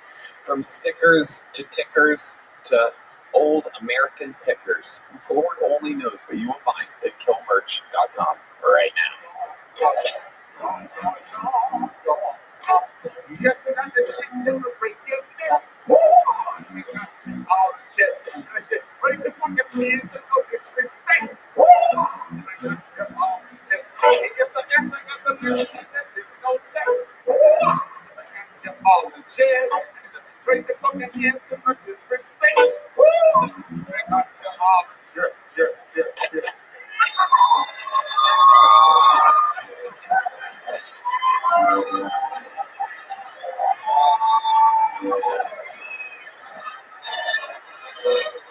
Hey, this is Rabbi coming live from the Comedy Mothership here in Austin, Texas, for a brand new episode of Kill Tony. Get up for Tony! Let's go!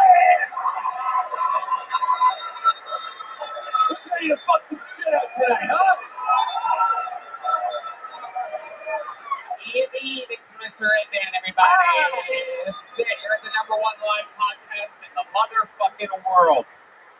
Brought to you by Gel Blaster, the Red Rose, Yellow Rose, Austin Security Guard Service, Screwball Peanut Butter Whiskey, and unbelievable new sponsor, IV Drips. You can go to, if you're coming here to visit, use the promo code KILL10 at the one and only CMHUS.com. Connect Mobile Health, an amazing local company here in Austin, Texas. How about one more time for the Screwball Peanut Butter Whiskey band, everybody? Holy shit! It's the great Michael Gonzalez on the drums, Paul Deaver on the horns, Dave Shear joining us tonight on the electric guitar, and this right here is the great and powerful D Madness, ladies and gentlemen. Live in the flesh, here yet again. Lots of good times ahead. Before we start tonight's episode, here's a little bit more for the amazing sponsors that made it all possible for you here right now. Hey y'all, it's official, it's announced, it's out there. My largest stand-up tour of my entire life. All the biggest theaters in all my favorite cities. Toronto, Canada, Royal Oak, Michigan, San Antonio, Texas, Chicago, Illinois, Charlotte, North Carolina, Atlanta, Georgia, Columbus, Ohio, Kansas City, Missouri, Indianapolis, Indiana, Philadelphia, Pennsylvania, Tysons, Virginia, just outside of DC, Milwaukee, Wisconsin, Minneapolis, Minnesota, Youngstown, Ohio, Cincinnati, Ohio, San Francisco, California, Sacramento, California, San Diego, California, Phoenix, Arizona, New York, Clearwater, Florida, and Jacksonville, Florida. Tickets available at TonyHinchcliffe.com. Come see the crazy Texas fucking stand-up that I've been working on. You're not going to believe it. Let's have some fun. The Sunset Strip Comedy Club, run by Brian Redman, is in downtown Austin, Texas. Check out The Secret Show every Thursday. All shows can be found at sunsetstripatx.com.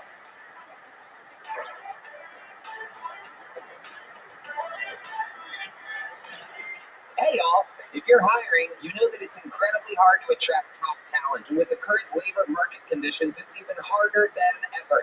That's why you want a partner who gets it. ZipRecruiter. ZipRecruiter knows how tough it is right now, but they've figured out solutions for the problems that you're facing. See for yourself right now. You can try them for free at ZipRecruiter.com/KillTony. Right, man. ZipRecruiter is ready to tackle your recruiting challenges to reach more of the right people. ZipRecruiter posts your job to 100+ job sites. Need to hire ASAP? ZipRecruiter's smart technology finds great matches for your job sooner. Want dibs on talent? ZipRecruiter lets you invite the most qualified people to apply for your job. ZipRecruiter's pricing is straightforward, no surprises or costs. That's right. No doubt about it. Team up with a hiring partner who understands what you need. ZipRecruiter. 4 out of 5 employers who post on ZipRecruiter get a quality candidate within the first day. So just go to this exclusive web address to try ZipRecruiter for free. ZipRecruiter.com/KillTony. Again, that's ZipRecruiter.com/KILLTONY. Why? Because ZipRecruiter, the smartest way to hire.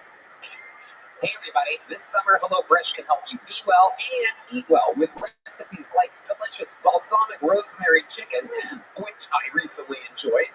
Get 50% off plus free shipping with code TONY50 at HelloFresh.com/TONY50. Gentlemen, have you ever wished that you were a little bit taller? Maybe you matched on Tinder, but her profile says it must be over 6 foot. Maybe your date wants to wear high heels, but you can't because that'll make her taller than you. Well, we got the Short Kings covered with today's sponsor, Kanzuri. Kanzuri makes shoes that will make you look up to 2.8 inches taller without anyone knowing. Look, girls get heels, makeup, and push-up bras. Why can't men get a boost in confidence too? We're all the same height lying down anyway, if you know what I mean. For a limited time, only our listeners can get an extra 15% off your order with the code KILLTONY at Kanzuri.com. The site is already 30% off, and with our code, you can get an extra 15%. That's 45% off your entire order. Support the show and check them out at CONZURI.com and use the code KILLTONY. You know, Tony, one time I went on a date and I had no idea. Like, I'm 5'8". I'm pretty average height. I didn't know the girl was 6'5". It was so uncomfortable and embarrassing. Damn. But luckily, it didn't work out. Because that would never have worked out unless I had these shoes. Kanzuri.com. Use the code KILLTONY now.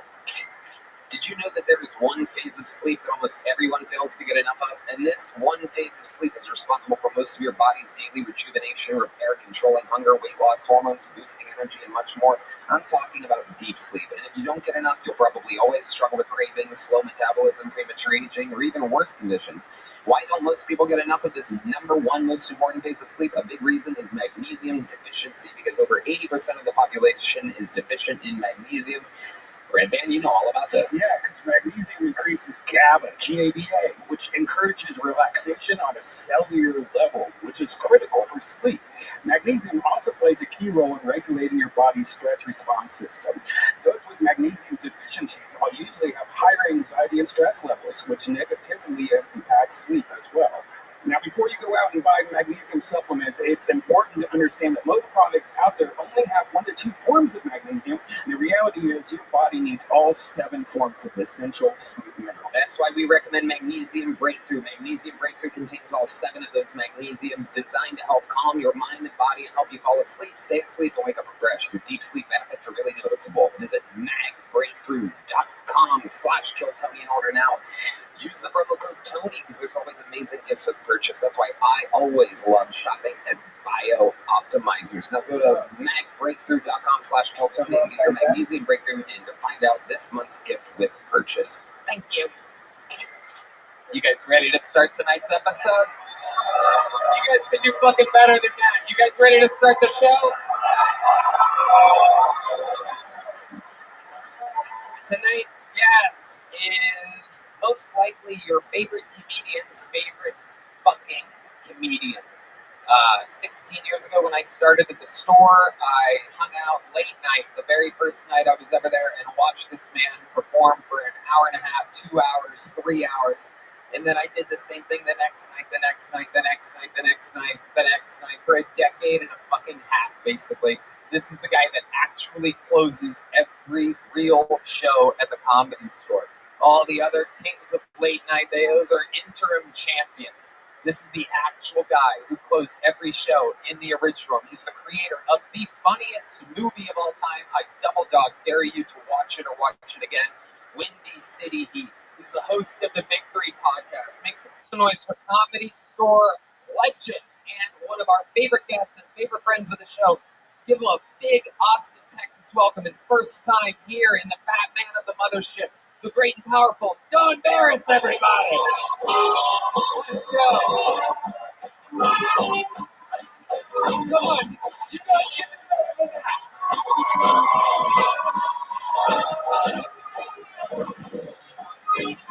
Yeah.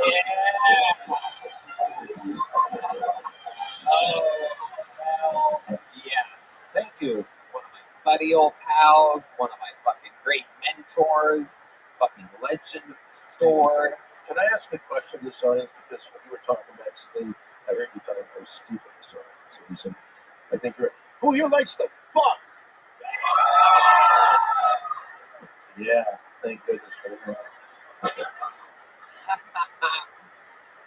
They do like to fuck here. Don, you've been a guest multiple times. We're going to have a lot of fun tonight. We're going to watch comedians together. Oh, D-Madness on a 25-second delay there. Holy shit. All right. You can't. Okay, thank you. All right. So over 200 people signed up for tonight's show. I pull a name out of. Hand me that. That's not fair. If I pull their name out of the bucket, that means they get 60 seconds of uninterrupted stage time. You know their time is up when you hear the sound of a kitten.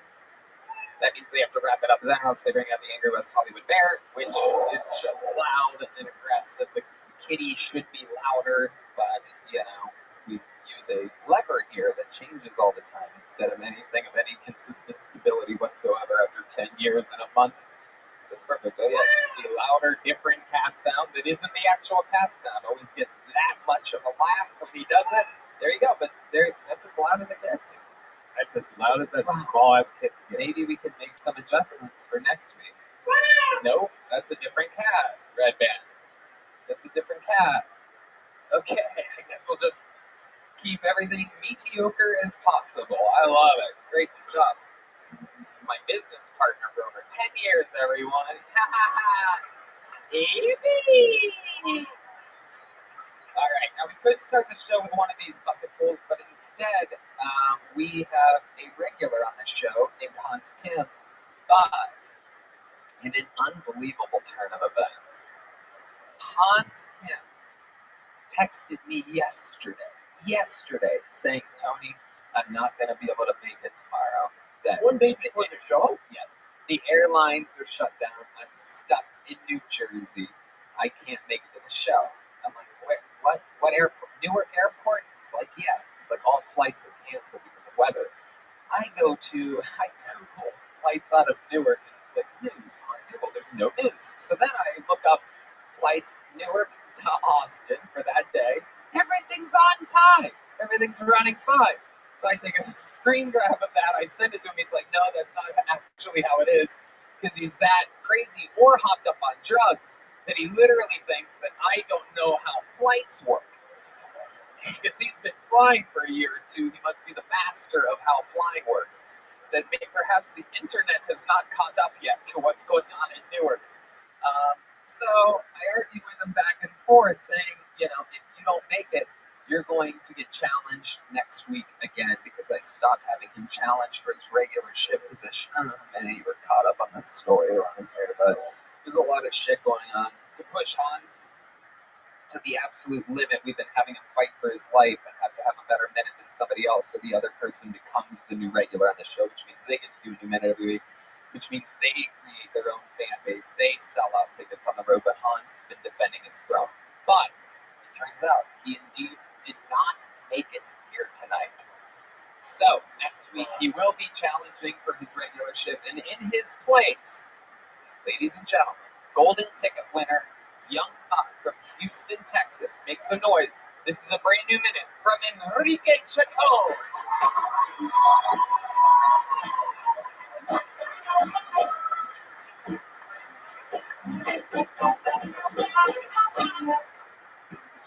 Yo, what's up, motherfuckers? Hell yeah, man, I like partying with white dudes, man. They're always down to get fucked up, you know what I mean? Especially the ones with green hair. You know they got good weed, bro. So we were hanging out with some white dudes before a party, and for fun, they decided to go feed vegan tacos to the homeless people downtown. And in my head, I'm like, yo, they're homeless, y'all. They smoke crack, dude.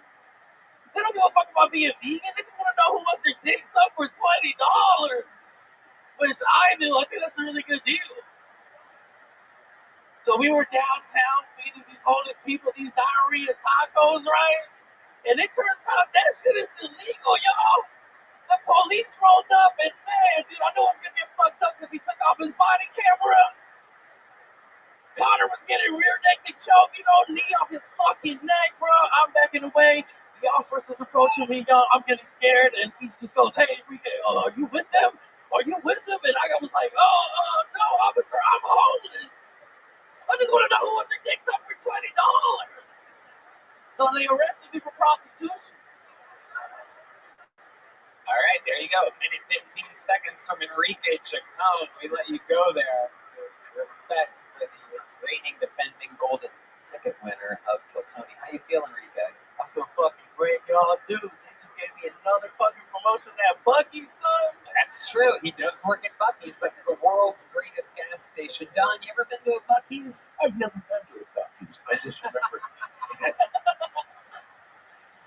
But before the show, we're up there and you're throwing shit around like crazy, making noise. Yeah, he was causing a little bit of a stir up in the green room. That is true, Enrique. Tell the people what you did. I was looking at some alien shit, bro, because it looks so fucking dope, dude. Like I said, I used to be an art teacher, bro, so I'm looking at this shit like, damn, bro, this is way better than all those fucking children pieces, dude. And then I knocked that shit over, dog. Fuck. Did he just squeeze it a bit there after his time since? That's why I was interested, you know, because he's an art figure. I used to be an artist before comedy, you know. Fuck yeah. So, Enrique, what's been going on since the last time you were on the show? Fuck, man, my chihuahua got bit by a fucking rattlesnake, y'all. And we paid for that bitch, bro. We paid her to stay alive, right? But then my pit bull got bit by a rattlesnake yesterday, man. And I'm not gonna lie, I was like, man, fuck this motherfucker, dog. These people aggressive. I can take them on vacation, you know what I mean? How much did you have to pay to keep the dog alive? Man, me and my girl had to pay like $1,800. $1,800 for some fucking anti-venom. You know how many homeless blowjobs you could get for $1,800? Get your chihuahua bit by a real rattlesnake. You know what I'm saying? 90. God damn. 3,600. 3,600? No, it's 90. Holy fuck, man. I think you multiplied instead of divided, Don. Damn, I'll fight anybody in here. Fuck you. I'll meet you in the back. If you're bigger than me, I'll bash a brick in your fucking head. I love it. Enrique, what else is going on? Your love life's good? I met your lovely lady after the 10-year anniversary episode. Yeah, man, we just walked out looking like a lesbian couple together. It is true. She's 6'2", like I said. Like, I'm not lying. I'm into that. Yeah, you guys look like the number 10 when you're with each other. It's incredible. Cheesy, but really true. She is a line and you are a ball. Just a round son of a bitch. You don't gotta be shaped to fuck, though. You look like one of those street soccer balls that poor Mexican kids make out of like tinfoil and paper. Damn. You have to throw me under the bus like that. Bitch, I be the reaper of that fuck we can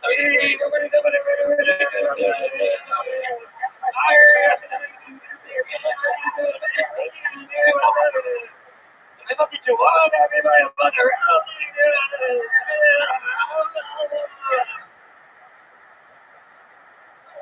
Like chupacabra goldthwait over here. It's fucking the director from the movie Windy City. How many of you have seen the movie Windy City Heat, by the way? You sons of bitches. I've done it before. Last time it was a wild push for it. I'm gonna do it again. Every Hiltoni fan gets a homework assignment this week. That is, go watch Windy City Heat. I feel like the best place to see it is on YouTube. Yeah, it's on YouTube. And so watch it on YouTube, set it on your thing to watch after the show perhaps, and also take note of when it was made and the cast and the characters, because it was so far ahead of its fucking time to think that that was one of the first ever reality/prank anything. Check out my Instagram. I have a lot of dick pics, okay? Yeah. Getting a lot of likes. Enrique Chacon, you got the show started today. You showed everybody how the format works. Thank you so much. It's not easy. A new minute all the time. One of the newest residents in Austin, Texas. Okay, now here's a little fun fact for you. Do you remember I pulled a name out of I accidentally dropped a name out of the bucket earlier? And then I put it back in, and I stirred the bucket around a fucking ton of times, but I looked at it before I put it back in. And the name that I pulled out is that exact name. So this person, whatever's about to happen, was supposed to be on this stage tonight. The odds of that, I think, are 1 in like 400. If there's 200, or maybe he would say 6,000. But I mean, it's fuck you! Fuck you! Yes. Make some noise for your first bucket full of the night. We're gonna meet them all together. Seabass Matar, everybody. Seabass Matar, and I pre-pulled the next name. What up? My name is Seabass, y'all. That's a nickname. It's not a real name, okay? It's philosophy. It's an acronym. It's a way of life, okay? Seabass is spelled C-B-A-S. It stands for can't buy anything expensive. I know who's not Latino because you guys are like, what? Expensive. You didn't say it right. Bitch, I know. I can't afford the vow. That's what I'm trying to tell you. The last dude you want to see on Wheel of Fortune. Can I get a vow? No. Okay. Expensive. Expensive it is. Can't buy anything expensive. It's a way of life, okay? When I go to the movies, I'm using, coupons. I'm using the fucking gift cards. Me and my wife are going to the Dollar Tree before the movie. You know what I'm talking about? Ladies, you carry a little ass clutch. Stay your ass at home. We want the girls with the beach bag. The fuck you gonna sneak in with a clutch? M&M's? Fuck out of here. Me and my girl, we watching Despicable Me. We got the wine tail, the yellow tail, the big one, $12, drunk as fuck on a Sunday, talking about Paratu, watching the Minions. Am I right? All right, y'all. Thank y'all so much. I'm Seabass Matar. Seabass Matar. Yes, sir. Thank you for Welcome saying that. to the show, Seabass. Absolutely. Pleasure. Is it really how your name is spelled? No, my real name is Sebastian. Everyone just calls me Sebastian. Seabass. I'm Hispanic, so Sebas. Okay. You're Mexican? Cuban, Chileno. But hey, Texas where I'm Mexican. What was the second thing? Chilean. Michael, what does that mean? Oh, he's no. from Chile. Oh, bro. okay. Man of man. I thought it was Chilean. That's how we say it. In the Chileno, greatest man. country on planet Earth. Hey, listen. I was born in America, okay? Yeah. 100% citizen. Yeah, anybody who says that, I don't believe it. You know who I've never heard say that? A white person. A guy wearing a shirt like that. I was born in America. Like, not a believable thing. How long have you been doing stand-up, Seabass? Please tell me less than 2 months. Now about 6 years. Oh, fuck. Yeah, about 6 years. Oh, man. Oh, shit. Yeah. Wow. Incredible. Where have you been doing this for 6 years exactly? So I started off in Miami, and then I've been out here for about a year and a half, give or take. Wow. And how's it been going out here? It's going, it's going. Slowly but surely. How you doing? Can't buy anything expensive. More like can bomb all sets. You're not that great at this. All right, yeah, absolutely. Okay. We're working on it. What do you do for work? I'm a server, bartender at a restaurant. How old are you? 29. 29 years old, serving and bartending. What's your living situation? I live with my wife. Oh, okay. She not my sugar mom, but she must spend the money. Okay, she keeps you warm since you're so chilly.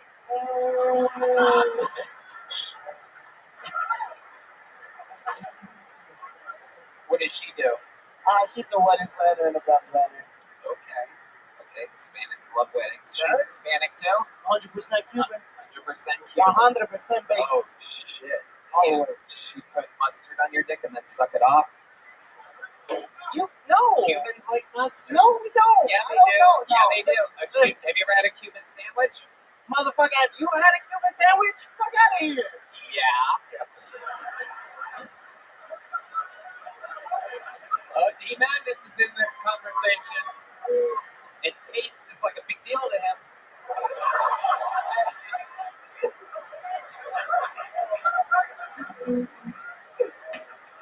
There's mustard on Cuban sandwich. No, there is. Yeah, you're goddamn funny. Not on my dick, though. 100%. My wife would not put mustard on my dick. All right. What is the most exciting thing she's ever done to you in the bedroom? Oh, no, I'm a gentleman. I ain't about to say that out loud. No. The fuck are you talking? What show do you think you signed I'm up fucking for? married. I'm married. No, I'm good. I'm not going to The put my ring doesn't even fit you. Why is it so loose? Whose fucking ring is that? Okay, Gollum. Whose ring is that? All right. Fucking Cubano Schmeagle over here. Why are you so mad about love? Why are you so mad about love? Mad about love? Yeah. What the fuck are you talking about? Tell me about the Your ring. ring doesn't fit. Okay. And if it doesn't fit, you know. Okay, tell us, do you have any special skills or talents? We saw you try to stand-up comedy. Come on, there must be something. You ever win a competition? You ever have a news article written about you in the local newspaper? Nah, never. Nothing like that. No. Anything? You good at anything? Cooking. I like cooking. Okay. That was my first interest, but, Okay. Cooking? Cooking's fun. You've been doing stand-up 6 years. Yeah, going on 6 years. Why do you think your minute was so ineffective tonight? If you've been doing it 6 years, if we could look at if we could get your report on why you think it didn't go good. I don't know. I think I did well. I'm not gonna front. Like I felt like I did okay. I'm not gonna sit here and tell you I crushed it. Breaking news. Definitely not. Definitely not a question. Hold on. Breaking news. This is CNN, the Cuban news network. 6 out of 10. 6 out of 10. Baby. On the scene, our field reporter thinks he did good, everybody. Wow. Yeah. What do you think your best short joke is? What do you think it is? Did you do it? Was it in that minute? No, it definitely was. I want to know what you think. 6 years in the game. I want to see what your best. I'm going to let you do one more quick joke. It's got to be less than 20 seconds. You got one of those, right? Let's fucking hope. Quick joke. Just gotta stay on the pocket here. Why do Cubans talk so loud? Why? Because they still got salt water in their ears. Oh, shit. All right, my friend. You're leaving here with a little joke book and a gel blaster. Congratulations. Make some noise for Steve Matar, everybody. These people trying their best. They moved to Austin. Everybody's trying to fucking make it. Everybody's trying to get a shortcut. And they're not even willing to tell us the craziest thing their wife does to them. He said, I can't do that, I'm married. That's when you can do it. That's for life. If it was a girlfriend 2 weeks in, I'd say you might be right. Maybe you shouldn't tell us. Son of a bitch. Make some noise for your next bucket pool. We're going to meet them all together. Anything can happen. You guys having fun? All right. Make some noise for Chris Beasley, everybody. Here we go. Chris Beasley.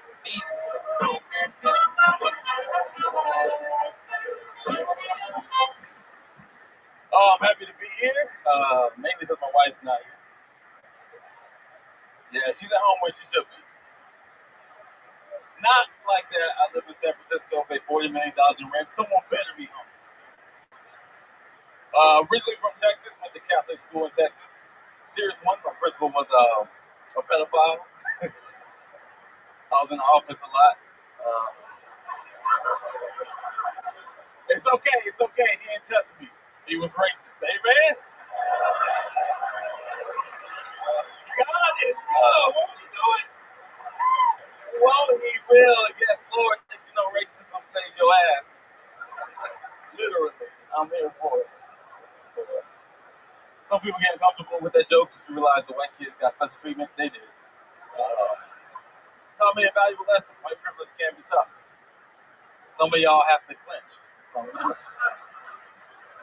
Just kidding. Yeah, I mean, I can end it right there. That's fine. We had a good time. That was great, Chris Beasley. Absolutely. I like your fucking style. Came in, guns a-blazing, said his wife's at home where she belongs, not afraid to make the wife at home mad. I love it. Fearless. Chris Beasley. How long have you been doing stand-up? We're at 4 years. 4 years. That's what a person at 4 years should fucking be like.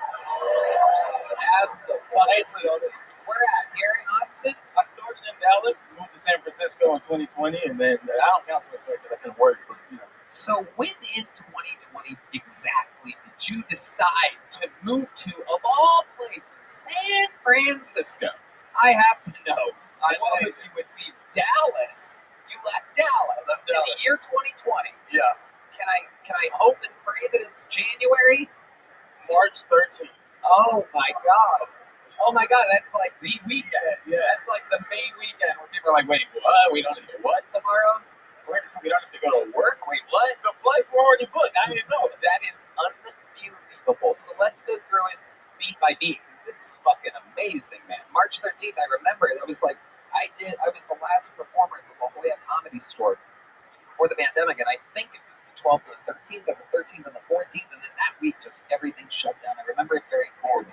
So, why did you plan on moving to San Francisco? Right, that's the better question. There's no pandemic yet. There's just talk about it. People are like, there's something coming out of China, and everybody's like, no, there's not. Then cut to this. No, I wish it was awesome. Well, I mean, it's an awesome reason. First off, my wife's super liberal. Oh shit. No, it's not. I mean, I mean it this way. My wife is white, her husband black. Like she's super liberal. That's what I mean. And she works for Apple. And she got a promotion. And we got moved to headquarters. That's why we moved. Shit. Yeah. Damn. So there you go. All of a sudden you move there, and Lost then my what job. happened? So I quit. I was a teacher. Quit, moved there. I told her we shouldn't move because she's not gonna make nearly as much with taxes. She don't listen. And we get there. We argue for about a year because the world shut down. Can't do comedy. I have no purpose. I'm angry, depressed, yelling. So me and my wife been on Talkspace for years. And Yeah, and they are the very best. You sign up online to get a personalized match with a provider that's right for you, typically within 48 hours. And as a listener of this podcast, you'll get $80 off your first month with Talkspace when you go to Talkspace.com/Tony. That's $80 off your first month. Just go to Talkspace.com/Tony. I love it. So let's talk about more about Chris Beasley. Your set was fucking so entertaining, a rock solid 4 years. So how did you catch up after the year off in San Francisco? I mean, grinding. So everybody was flattened, right? So I could work with some of the comics that have been doing it 20 years and obviously other open micers.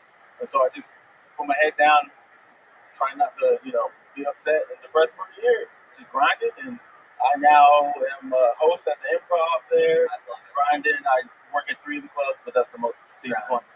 Yes, sir. You guys don't know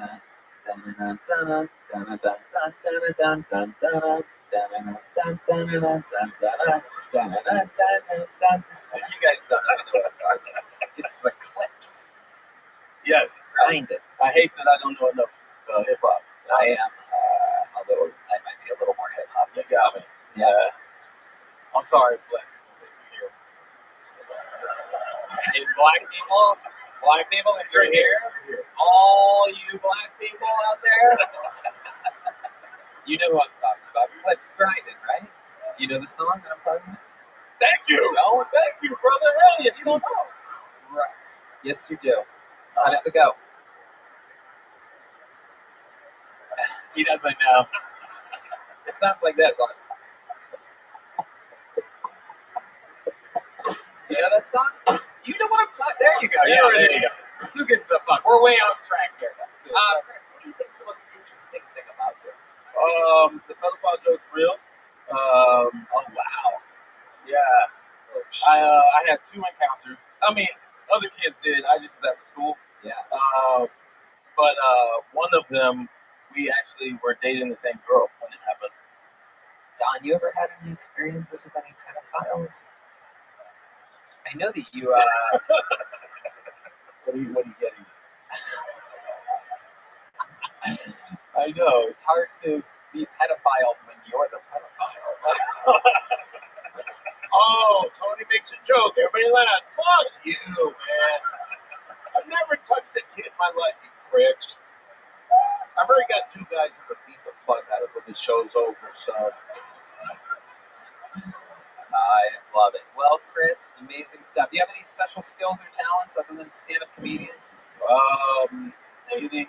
I'm good at that. I mean, I'm married. I succeeded. I think I'm done. Can you give us one of your tricks or tips to being a great dater? Oh, bet. Okay, first off, figure out what each of you provides. So let's do some Myers-Briggs and those astrology. That's just bullshit. Wait, provide some. What? Myers-Briggs? You know what Myers-Briggs is? No. Y'all don't know what Myers? No, man, you didn't even know what Clips Grinding was. It's one of like the great hip hop songs out of the. Okay. 2000s.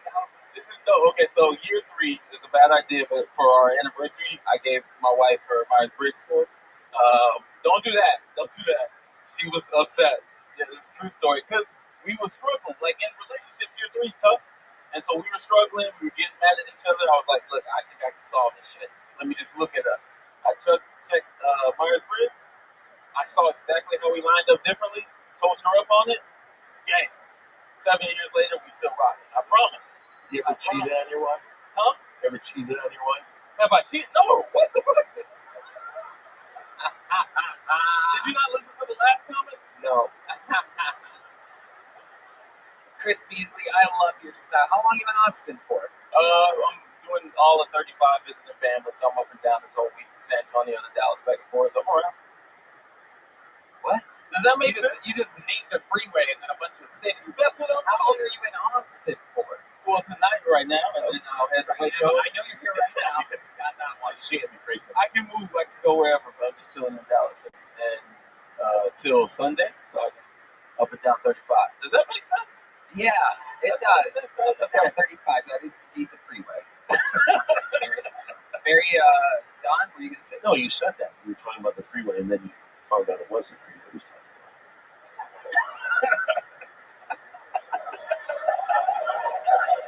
That is true. It is a beautiful 69.8 degrees at the front of the room right now. You gotta love it. The AC is bumping. Thank you so much, Chris Beasley. Amazing set. Very fun time. Thank you so much. Here's a big joke book by the great Bonsai. It makes the best handmade leather goods in all of Austin. Thank you for playing. I have fun always.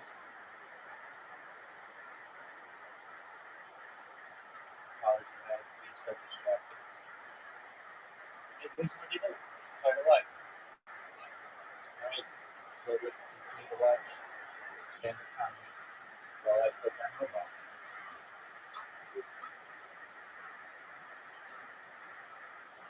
Apologies. Can you repeat that?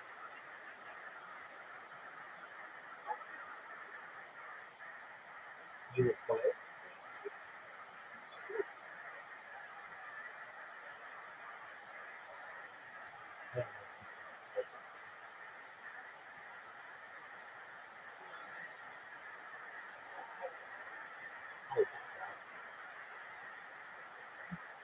No need. I'm here. You can be Scrabble one of these days. No need to carry for Scrabble.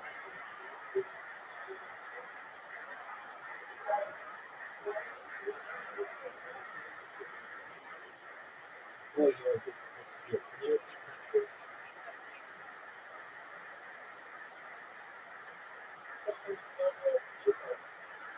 Oh, well, it is what it is.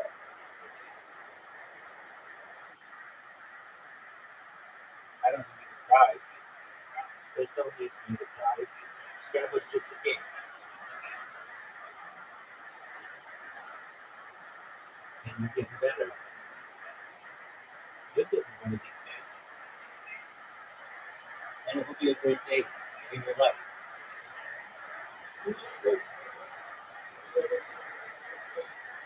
That could be.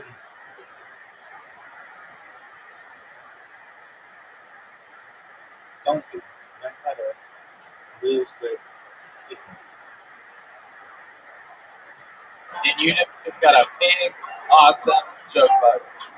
You know what? Let's get another bucket full out while we still can. Make some noise for your next comedian. We're going to meet them all together. Well, maybe we know him. Make some noise for Nick Devlin, everybody. This could be someone we've seen before.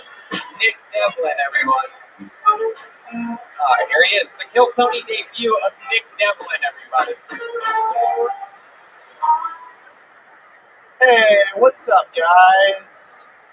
Just got my first haircut in Texas. I sat down in the chair and the barber was like, all right, on a scale of 1 to 10, how racist do you want to look? I was like, I don't know, 7? And I walked out looking like this. I was homophobic once. I was held at gunpoint by a gay guy. And that was rough. Unfortunately, when I was a child, I was part of a school shooting. Yeah, I was also homeschooled. So, it's just my mom shooting my dad. Yeah, it was weird. We were like relieved after. I was like, oh.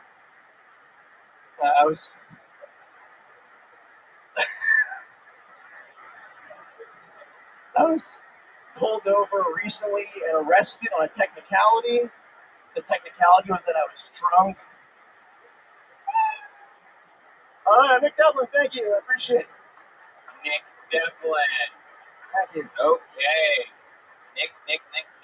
How are you, my friend? I'm good, Tony. How are you? What the fuck was that? It was a bird. Whose bird was that? Was that not yours? Am I tripping? What? What was that noise? Guys, what was that noise? What was that? Does anybody know? He's just goofing around. Was It's okay. It's just a live podcast heard by millions. Who gives a shit about a random noise? It was not me. Yippee! Yeah, love it. It did. Almost sounded like a soundboard of some kind, but nobody has one of those around here. Anyway, Nick Devlin, let's talk about it. How do you feel like that went? I felt like it was better than my last time, but not that great tonight. I feel like it was. You've been on the show before? Yeah, I was like 5 and it or was 6. worse than that? Yeah, it was worse. 5 or 6 what? Weeks ago. 5 or 6 weeks ago? Yeah. My God, I do not remember you at all. How's that possible? What did we find out about you 5 or 6 weeks ago? I had glasses, my hair was longer. Okay. I was kind of it was. Now, you don't just get to use that word as a safety valve when you're bombing. You don't get to do that. You have to earn it. To earn the use of it by getting laughs other ways. See, I get to get all I want because I've already earned my trust with the audience. Because they're a bunch of kids and I get to do that. Thank you, D-Madness. When you hear his bass solo, you know that I said it 3 times in a row. Okay. We have to beep all these, right? Okay, perfect. Okay. Thank you, censorship on YouTube. So Nick Devlin, what did we not find out about you 5 or 6 weeks ago that you think would be interesting for us to find out on the show? Yeah, I think I have some really bad. So I live alone with a cat, and I have some really bad habits just because I live alone. Like, for example, I usually pee in the sink. Why do you do that? Because it's easier. Like, I know it's not. I know it's kind of shameful, but like it's easier because I have 2 sinks that are closer to me and 1 toilet which is farther from the sinks. So I'm just being honest, I usually pee in the sink. My friends don't like it. When you say your friends, are you talking about friends that visit? Like, what do you mean? You just said you live alone with your cat. Are you calling your cat your friend? Who's the friend that doesn't like it? Yeah, I don't think my cat cares, but my friends, when they come over, I'm like, because usually, I think it's funny. Okay, hold on. Ask you who the friends were. Okay, so you think it's funny, so you show them that you pee in the sink? No. So how do they know that you pee in the sink? I tell them. Okay. Jesus Christ. What do you do for work? How do you blend in with society? What do you do? So I work remotely for a biotech laboratory. Right. Okay. I'm gonna get laid off though, by the way. I'm not surprised. Yeah. Are you pissing in the urine samples that you're supposed to provide? Oh, that's your laugh. I hate you. Psycho. Take a little joke. Goodbye. There you go. So you don't have to high five these people down. Please don't do that. I don't want them to feel like they accomplished anything here tonight. Put the mic where you found it over there. Will you on the X over there? There you go. Yeah, what a dick, man. Yeah, there he goes, everybody. All right. Let's have some fun, shall we? We have a new regular on this show that's on an absolute warpath. I don't want to hype him up too much, but this might be one of the great stars of the future of Kill Tony. Ladies and gentlemen, make some goddamn noise for the man, the myth, the one and only Cam Patterson, everybody. Here he is. Oh, shit. The real deal.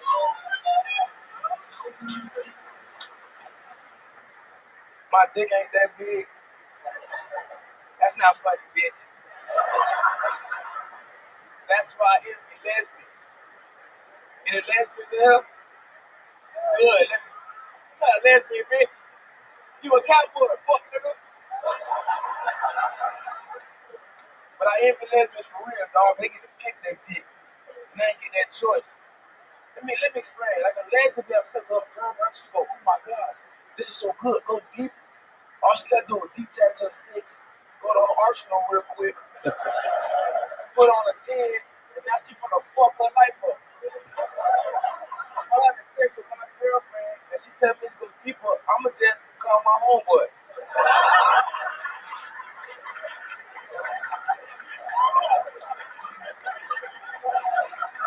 And I know that corn dick way bigger than mine, dog. Alright? I got so much. Exactly 1 minute. And another unbelievable set. Undoubtedly the set of the night so far. Cam Patterson with your, what is this, 5, 6, 7 first minute, new minutes? Like five right now. Yep, I love it. All of them have been absolutely amazing, incredible. That one, another one. Don, this is your first time seeing Cam? If you need a little extra, you bring your friend over. Yeah. You running trains on, do you want to come too, Doc? Hell yeah. Hell yeah, I would like that. I can tell you from a lot of late nights at the store, Don Barris has a famously huge cock and balls, everybody. Why don't you show the people real quick? No, I'm not going to show. I'll describe it. I put both hands around it, the head sticks up. True. What Dr. Heveridge did during our circuit decision has been talked about my entire life confidentially. And the reason I bring that, Dr. Heveridge passed away last week. You know, he may no longer be with us, but his artwork lives on in the head of my God.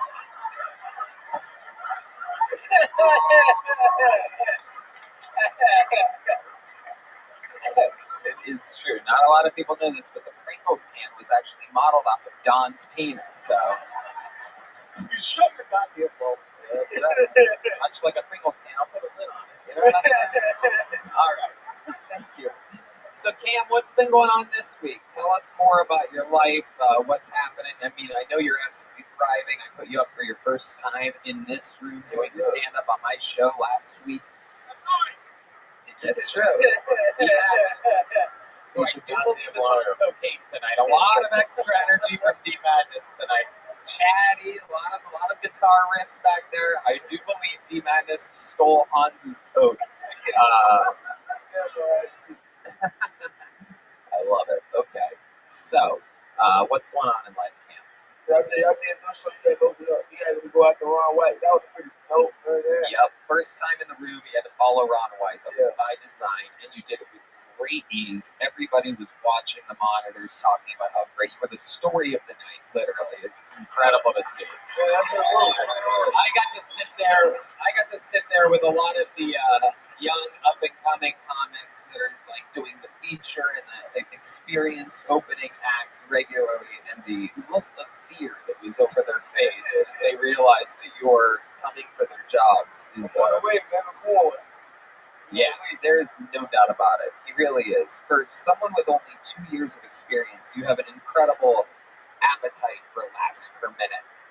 Which is usually something that happens to people 5, 10, 15 years in. They're like, man, I have to edit this shit down. There's a lot of people that tell me, I'd sign up for Kill Tony, but I'm not like a 1 minute comedian. You know, I need more time than that.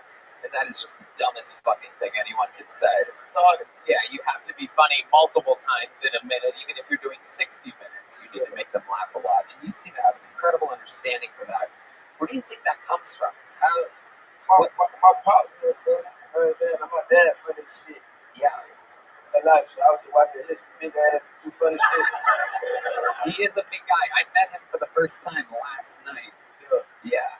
We're all going to be drinking after this at Mitzi's. I'm excited to catch up with him. If he's half as much fun as your uncle, he's the greatest man. Yeah, I didn't even know yet. This shit, we're going to turn this bitch into a goddamn trap house. You know what I'm saying? I want to do that. Come on, Don. Goddamn right. Don's from Michigan, so he's basically, Andy has a huge dick, so he's basically black. You can say it. It's just a black guy.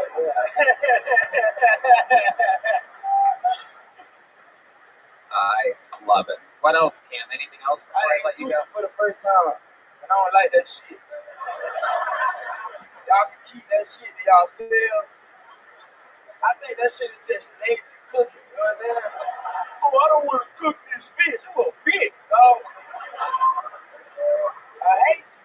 I've been shitting for 3 weeks. Fuck it, that shit is so upsetting. My ass just spit water right now. But fuck sushi. That's my take on sushi. And I can attest to the fact that you have been having stomach problems. I was waiting. There's one main green room restroom up there, and I had to pee. Yeah. I fucked it up. I dog. had to pee. He did. I was fucking it up. He dog. did. It was gang violence in there. I saw some bloods and some drips. You know what I mean? That was absolutely incredible. Tony, can I ask you a question? Yeah. There's a gentleman who just left. I was going to ask him, I want to play a trick. Okay, when he comes back in, I got you bent over and I'm fucking you hard.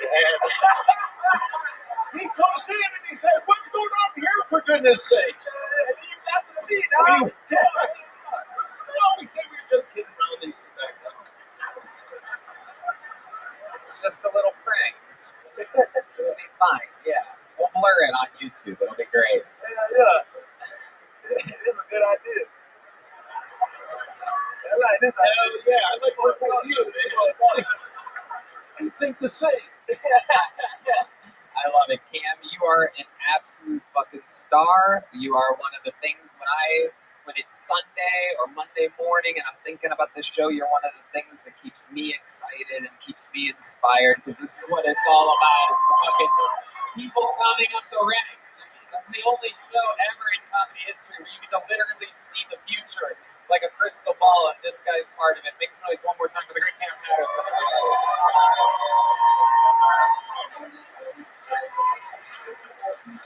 Cam Patterson, everyone. And I pulled another name out of the bucket. Here we go. We're going to meet them all together. Not easy to follow Cam at all. We've had quite a few uncles on the history of the show. This is another uncle. We're going to meet them all together. Uncle Simmy, everybody, or Uncle Simey, perhaps. Here we go. Uncle. Okay. Uncle Simmy. How's everybody doing? My name is Uncle Simmy. That's a nickname I got from my niece, actually. She couldn't really say my name. So she say, Uncle Simmy. So my name's Uncle Sam, actually. So I'm from Fort Worth, Texas. If you can't tell, it's actually an addition. Got this cowboy hat at Buc-ee's, of all places. I was looking for just something cool to wear for July 4th, and it just turned out that this looked a hell of a lot better than all that other bullshit. So, last week, I don't know how much time I have. Last week, I got out of a really interesting Airbnb situation. I don't know if you know this, Airbnb, they have immersive experiences now. I should have looked at the reviews. I had my notes, but I'll try to remember the review. The review basically was like, don't take your fucking family here. It's a sin. Hashtag pure evil 1 star. They diagnosed me with bipolar. We'll talk about that later, I guess. Oh, yes. You will be talking about it later with your many personalities that you have, I do believe. Wow. Okay. What should I call you? You can call me Sam. Okay, Sam. So, you gave us a lot of information. You're from Fort Worth. You're from Texas. You got the hat at Buc-ee's. Then you questioned how much time you had left at that point. I don't know where to look. 33 seconds in with no jokes done, you questioned how much time was left. And then you told us a story about an Airbnb, but turns out you forgot your notes, which I guess had the punchlines on them. Nothing memorized whatsoever. Don Barris. Have you ever taught math classes?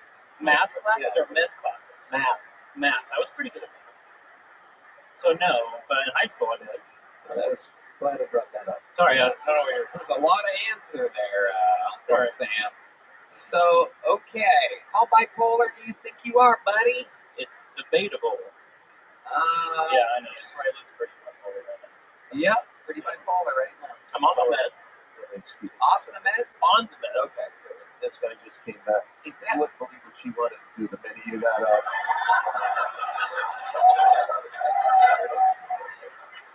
Luckily, Don here's a gentleman and is very, very, very polite. But this one, you gotta keep an eye on this. You gotta put her in a yonder bag or something when you hook her. Okay. So, Sam, you said you're on meds? 100%. Okay. How long have you been on meds? At least 2 weeks. 2 weeks? Well, I technically got out of the hospital 2 weeks ago. What for were the you in sake the of the joke. hospital for? Let's talk about it, Sam. As direct with the answer as you can be. My family thought I was going to kill myself. Okay, why did your family think that you were going to kill yourself? This is a doozy. I know it is. I'm a great interviewer, and I'm trying to get to it. You don't have to say it's a doozy. Just tell the fucking story. It was a text Okay. that said, I have intentions of harming myself. Okay. And I said that in a massive panic. And after I got out, I realized I didn't mean to say that. I was so confused. Well, everybody thought I was trying to kill myself, even though I didn't. What the fuck is going on here? Okay, so you weren't trying to kill yourself? No. No, not at all. You were just kind of having like a little episode. Yeah, sure. Okay. That's the theory. Okay. I agree with Have you ever talked to any therapists? I am with a counselor and a psychiatrist. Okay. You have it all right now. May I make a recommendation? If any of those people are ever unavailable, go to talkspace.com and use the promo code Tony. Get $80 off your first month and show your support for the show. Okay, so let's talk some more, Sam. 'Cause I like you. I think you're a good guy. I think you're likable. Have you ever done stand-up comedy before? The first time. This is his first time, everybody. He's out here trying out. That's one of the big parts of getting diagnosed as bipolar. First, you get a psychiatrist, then a therapist, then they put you on meds, and then you get to start stand-up comedy, everybody. Because I'm the trauma. Exact order of The events. trauma. Oh, That's my story. it really is wild how many people are drawn into this industry. What are you doing? Gauging how freaked out I am. You're much calmer than most people. Oh, good. Yeah, that's That makes very me feel good. The bipolar meds are helping you out tremendously. Mood stabilizers. They're mood stabilizers. Definitely. Yes. Okay. So, did something set this off, this bipolar thing? Is this a newer thing? Have you always struggled with mental health issues? I've always struggled. 6 months, super depressed, can't get out of bed, barely making it to work, and then 6 months of good, and then sometimes a little, what are you doing with your money? You know, and then you're back down. And so now there's a diagnosis. So this is kind of a break. What do you do? What are some hobbies or some exciting things that you do in life that bring you joy? I'm an audio engineer by trade. Oh. That's how I make most of my money. Okay. And I also drum as well. You drum? How long have you been drumming for? Sorry? How long have you been drumming for? Since I was a kid, 5 years old. Really? Yeah, but I'm not professional, but I played at church. So. Oh, you played at church? I made money at church. Yeah. Wow. Okay. And look how God rewarded you with bipolar. Incredible. Whatever that is. No mercy whatsoever. There's God about it. Something. You think you could do a drum solo? Really? You know what? Let's have a little good side of the story. I don't know if you guys know this, but historically on the show, we have a little thing that we do where someone can challenge the resident drummer, obviously Michael Gonzalez in this case, to what we call a Mexican drum off, where he does a drum solo and then our drummer does a drum solo, and whoever wins gets to be the full-time drummer on Kill Tony. And if Michael loses, they have to switch roles. So he has to be an audio engineer in Fort Worth with bipolar, and in which case Uncle Sam would be the new Uncle Sam, or Sam or Simi or whichever one of you I'm talking to right now. You're gonna want that symbol in a second, so I would put the hat anywhere else. Okay, all right. I guess that's one way to do it, Sam. So, ladies and gentlemen.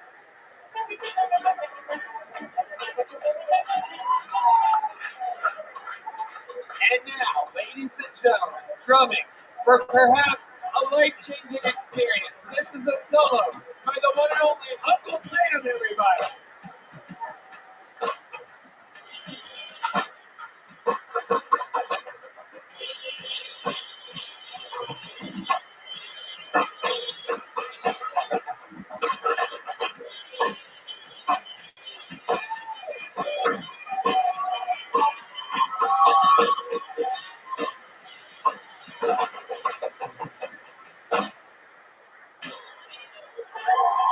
There you go, Uncle Sam, everybody. Not bad at all. But I would now, have bet my life you couldn't have done that. that was absolutely incredible, ladies and gentlemen. I don't know if it's incredible. Bipolar bear himself, Uncle Sam. And now, Sam, stay right over here. Sam, stay over here. Over here, Sam. And now, defending his throne, undefeated all time in Mexican drum-offs, this is Michael Gonzalez.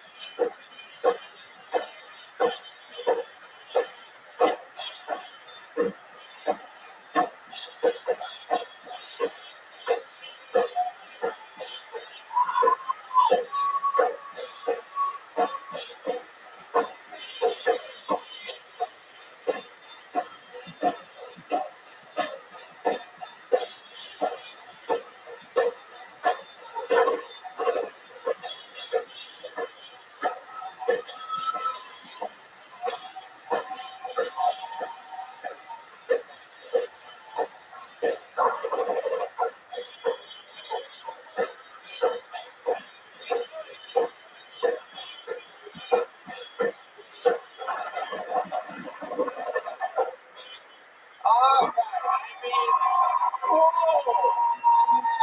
He's a lot better than you. I mean, Jesus, Michael. I mean, you didn't have to beat him up that bad. What the fuck? I didn't realize, Mr. Nice Guy over here, then all of a sudden he waits until he has an opponent with mental illness to fucking do an extra 45 seconds of hitting every fucking thing on the kid. Oh, come on. Oh, no, don't point at him. Don't point at him. Yeah. How many of you have Uncle Sammy winning that, Oh, wow. No, Man. don't even praise him. Let your hat back. By that kind of response, you would have thought it was Uncle Laser, not Uncle Sammy. My God. Oh, shit. How many of you have Michael Gonzalez? Amazing. Uncle Sammy, I'm going to tell you what I'm going to do for the first time ever in the show's history, because you are bipolar.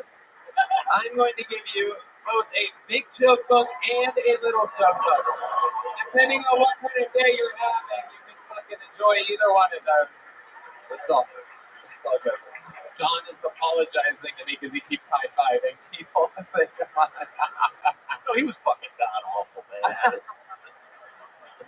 We love all different shapes and sizes and state of minds on this show. We get a lot of this. A lot of different characters. So let's keep going. You want another bucket full, huh? Make some noise. Let's go with Nick Thomas, everybody. Here we go. Nick Thomas. What's up, everybody? How y'all doing tonight? All right. So I learned this the other week. I learned that the biggest consumer of BDSM sex toys in America is white people, which is a little wild to me. That means we have to role play slavery to come.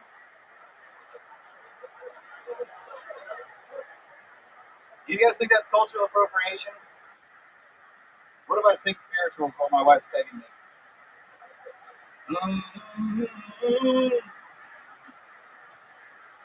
It's all right, guys. Don't worry. I'm married a Mexican. I'm one of the good ones. I don't know if you guys know this. When you marry a Mexican, you get a stepkid.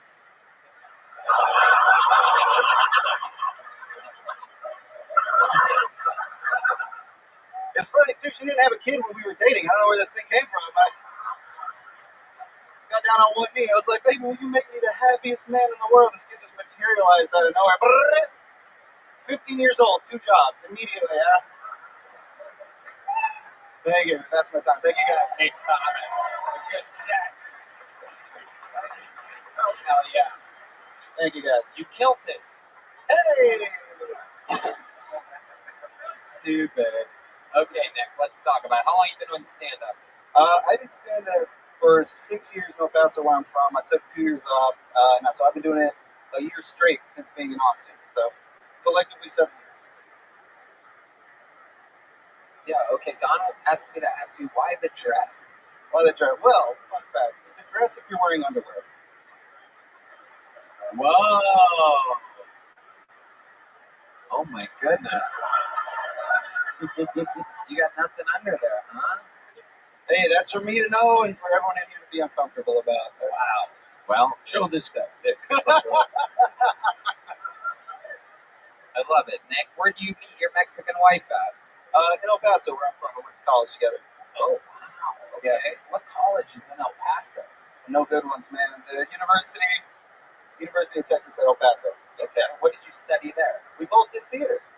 Wow. Yeah. Okay. So you have some acting experience. I do. Can you give us a little bit? Can we get a little taste of some acting from you? Can you perhaps play a scene? Yes, Don Barris, famous actor. Can I pretend that I'm pointed to a 7-Eleven that's working behind the counter? Yeah. Let's do it.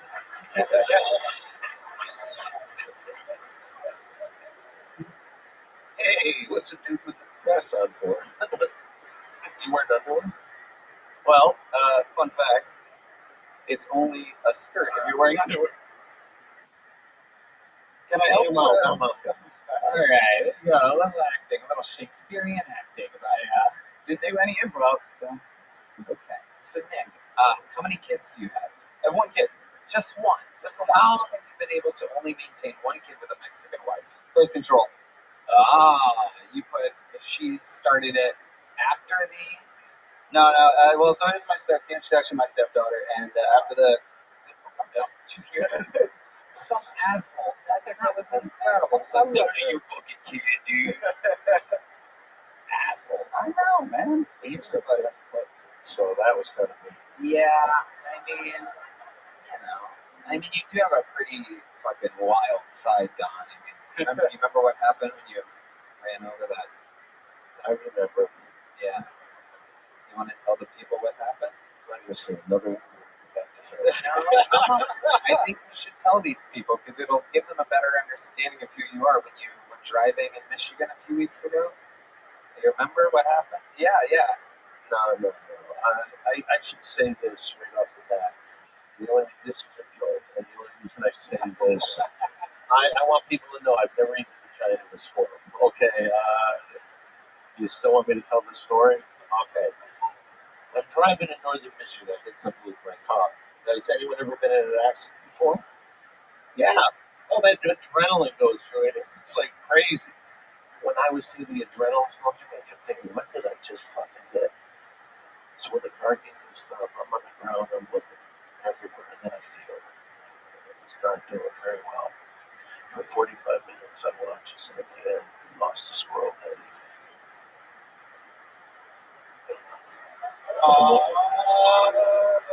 How stupid do you have to be? The easiest thing ever. Go on! All right, so crazy thoughts start going through my mind. I first think, what if this is a mummy squirrel? This mummy squirrel has all these, what do they call their children? Chipmunks. So there's all these chipmunks waiting for their mummy squirrel to come back.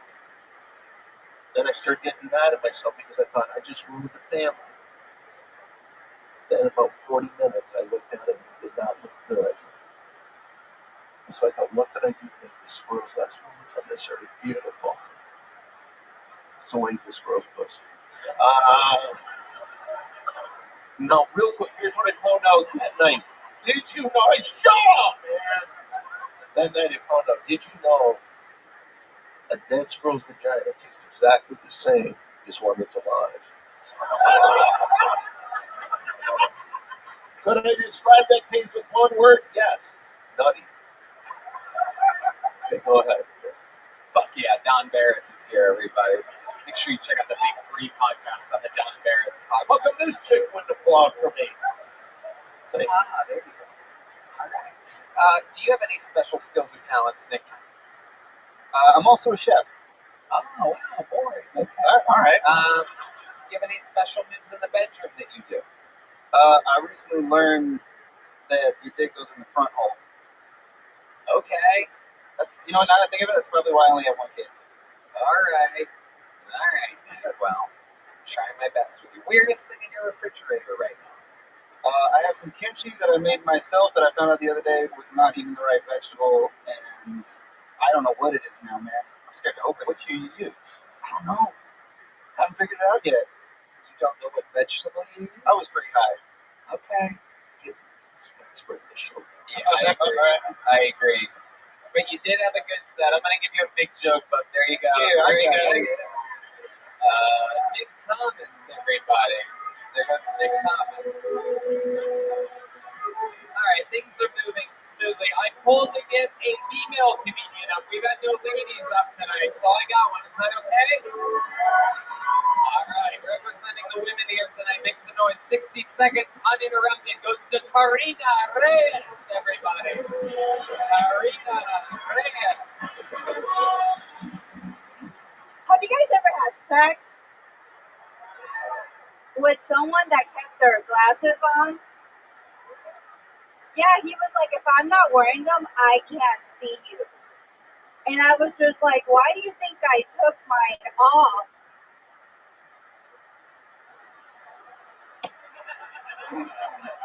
Yeah, I went on a date with the doctor thinking this will be good. But then he told me he was into BDSM. If you don't know what that is, just ask Tony. But just imagine choking, pain, being told what to do. It's like having immigrant parents. Like, does it look like I'm into that? Well, yes, I am. He calls me master because I have a master's degree. Yeah, I have a master's degree in environmental engineering. Like, I can read code, but I can't read red flags. Fuck yeah. I like it. Karina Reyes. You're like a nerd with balls. You're a courageous little dork, aren't you? I like your style. Thank you. How long have you been doing stand-up? Almost 5 years. 5 years. It seems that way. Very, very good. Where at? LA. In LA. Okay. Wow, you're a little bit edgy for someone that started in LA 5 years ago. What brings you to Austin? Your show. Perfect. How long are you in town for? I leave tomorrow. Amazing. You're on a flight back to LA. Yep, 7 a.m. tomorrow. Okay, very good. What airline are you? American Airlines. That's a good airline. Okay, good job. I was expecting Spirit. Well, I'm an engineer. Amazing. How long have you been in town? Since last week. Okay. What did you get to do in Austin this week? I did the mothership, and then I did like 11 shows. Did you open mic here at the mothership? Yes. How did that go? It went really good, but they didn't ask me back, so. Well, it's really, I mean, yeah, you have to do a few to, yeah, they have to really, it's not like a one-time thing, just to let you know. It's not like a loss. It's not like America's Got Talent or anything like that. You have to keep coming I mean, I was on America's Got Talent in Mexico. Oh, is it called America's Got Talent in Mexico? Is that what they call it there? Because that's a fucking ripoff. We have those too. We're starting to get some ripoff fucking. No, it's called Tengo Talento, Mucho Talento. Oh wow! For some reason, I'm hard as a rock right now. I don't know why. I don't know what that means, but I guess I'm into whatever that is. I love it, Karina. Very fun. How do you make a living? I work as an electrical engineer. Wow! Look at you. That is absolutely incredible. And how long have you been doing that? Since I was 24, so like 8 years. Amazing. Amazing. So you have like your own life, your own place. You have a boyfriend? Yes. Okay. How long have you been with him? Like 5 months. All right. What does he do? He is a cancer researcher. How's he handle clothes? I mean, he's 6'3". Whoa. Whoa. Oh, good. You can't say stay niente with that guy, am I right? Okay. Where did you meet this 6'3"? Is he Mexican as well? No, he's from Lithuania. From Lithuania. Wow, he's a pale, tall, white guy. Oh my goodness. Look at you. Yeah, he doesn't have a green card, so I was like, he's only dating me for that, but at least I met the only guy in LA that wants to get married. Okay, yeah. Why have a green card when you can have a brown bitch? You know what I'm saying? Where's the date? A diner, A diner? because he's sober. Oh. Podcast legend Don Barris with his. You gonna take it? It's his mom. Oh shit! Karina roasting Don right now. I can't talk right now. Just picked up the phone. I can't talk right now. Amazing. And I was going to speak Spanish. Cucaracha la mama señorita. So you guys went to a diner. What was it, like Mel's Diner? Or? I forgot. It was like a 90s diner. Okay, maybe Norm's? Probably. Okay, probably. All right, so you guys go to a diner, and then what happens? And then he was like, "Do you want to watch The Last of Us?" And he really sold me on it, and I was like, "Let's go to my place." Oh shit! Oh shit! The Last of Us. This is just the beginning.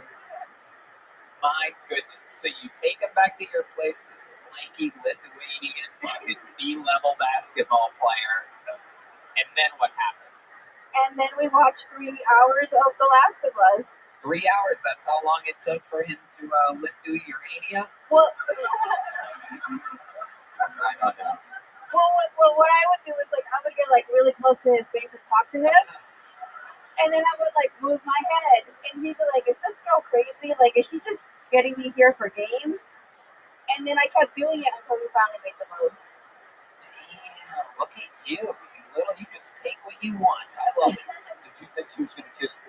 I was really hoping she was going to spit in your mouth. Not a lot of people know this, but Don Barris famously used to have people at the comedy store, females specifically, They'll have females to pay only, me for that. spit in his mouth.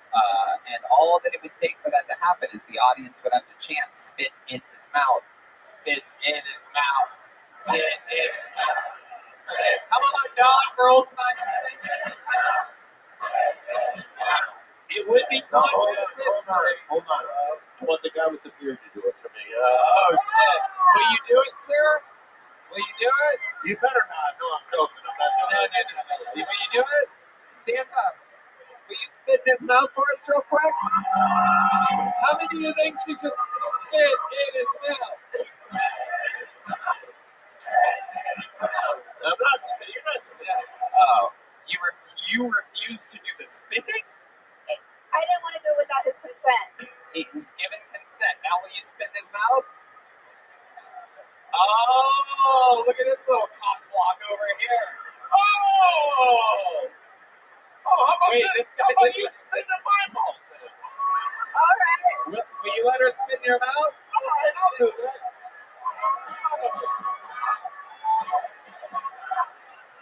Hold on. Wait a second. Hold on. I just heard her go. Oh my goodness. Here we go. What is your name? I'd like to know before their saliva touches my mouth, I need their name. Samantha. My birthday's on Wednesday. Okay. No one cares what your birthday is. What's your name? Make some noise for Samantha, everybody. And one more time. For the first time in Kiltony history, let's all say it together. Spit In your mouth. Spit in your mouth. Spit in your mouth. Spit in your mouth. Spit in your mouth.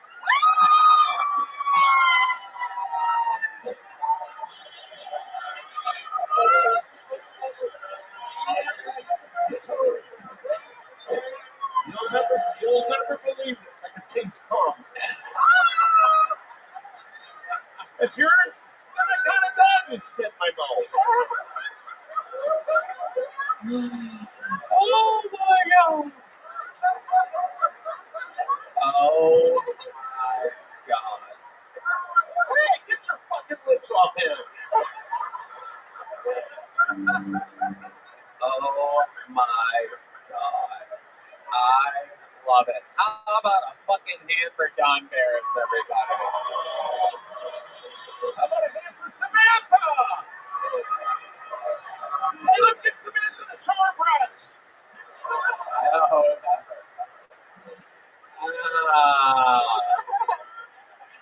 I love it. This is the type of chaos that I absolutely love. Karina, I find you to be so interesting. Can you give us another fun fact about your life or something like that? I mean, I was supposed to be born a twin, Oh. but I'm also a magician. So when my mom was pregnant, I made the other one disappear. Oh my goodness, I think you're also a murderer. Wow, that is incredible. So is there like pieces of the twin inside of you somewhere? Like The glasses. All right. Can I have your jerky off? No, Don, no.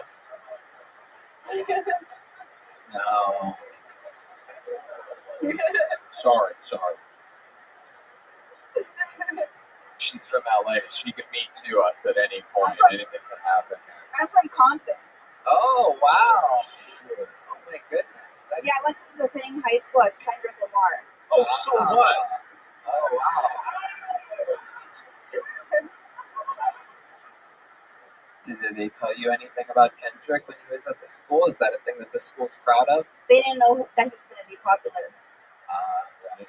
Back then, he was just some kid with ADHD trying to get through, you know what I mean? Oh, that's right. You guys don't know fucking rap references in there. The shit that I put your D-Man say. I did not see in the script where you had lines. I know, it is incredible. Someone missed the script reading earlier. All right, Karina, I love your style. Thank you so much for coming on the show. I'm giving you a big joke, but thank you so much, Karina. You're going home with a gel blaster as well. You're going that way. Thank you. One more time for Karina, everybody. You know, I was about to make a smooth descent into ending this show, but then I was handed this piece of paper right here.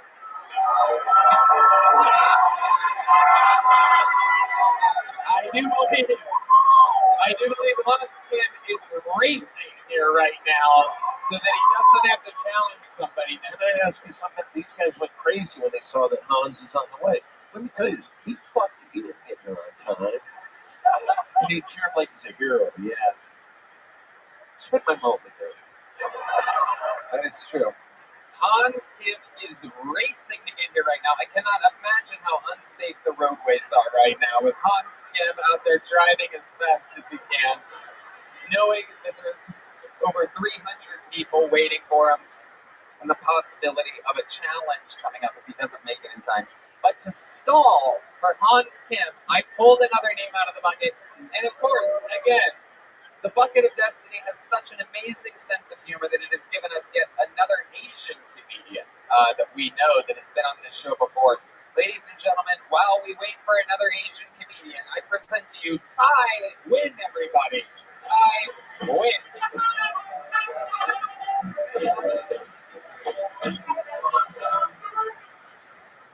Hey, what's up, y'all? So I smoke enough pot. It helped keep me Asian. Without it, I'm Mexican.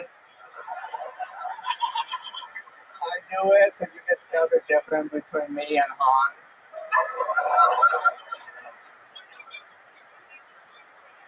This year, I'm working on being more vulnerable. I found that it's hard for me being an Asian male and being vulnerable because I was raised by the Vietcong. So now when I'm on a date with a lady, I try and be vulnerable and let her know, hey, I text and drive. And if she's okay with that, then I'll be a little bit more vulnerable and let her know, hey, sometimes I have a drink or two and then drive. And if she's okay with that, then I'll just be 100% honest. Hey, I committed manslaughter in a Volkswagen.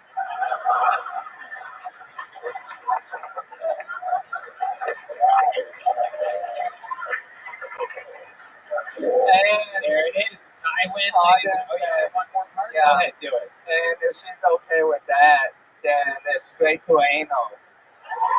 Fuck yeah. Absolutely. Wow, standing ovation from this cat head. Unbelievable. Oh, were you just coming back from the restroom? Is that okay, sorry about that. Ty, amazing performance, man. How about another hand for Ty, everybody? Thank you. Thank you. Absolutely fantastic. You've been on the show a number of times in Los Angeles and at all the different clubs here in Austin, Texas. It's my third time. Ever on the show? Yeah, all in Austin. Oh, in Austin. Yeah. Right. I mean, Asian look the same to you. No, that's not true. That's not true. You're a very, very special looking Asian. I specifically don't forget you. Don Barris. Yeah, I think, first of all, you were hysterically Oh, funny. thank you. You just have an attitude. It was probably used for me. Why is that? It sounded like you really wear it. Okay. Well, you know, if I was in a film, they would put me as a villain. Like, immediately. Yeah, one of the villains. Yeah. I don't think the main villain. I think one of the first to like get killed by the good guy. I think he'd be good at that. Oh, but he knows martial arts, so for sure. Oh yeah, for sure. Can you show us some of the martial arts? Let me get a little martial arts music by the band. A 1, 2, 1, 2, 3, 4. Oh.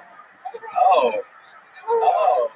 Okay, that was pretty good. All right, guys, that was good. All right, I guess they all aren't the same. I felt like I just sold out my rights right now. You just sold out your rights? Oh my goodness, that is the final boss in the Asian video game. If you sell all of your rights, you are the Asian of the century. I mean, I am a starving artist. That's why I'm on this show. That's why I signed up. Okay, well, Yeah. good news for you. We have a number 23 waiting for you after this. May 24. Ty Nguyen. Very, very interesting. What else about you, Ty? Tell these people more about your life that they would be surprised to know. Give us some of your, perhaps you could show us your vulnerable side.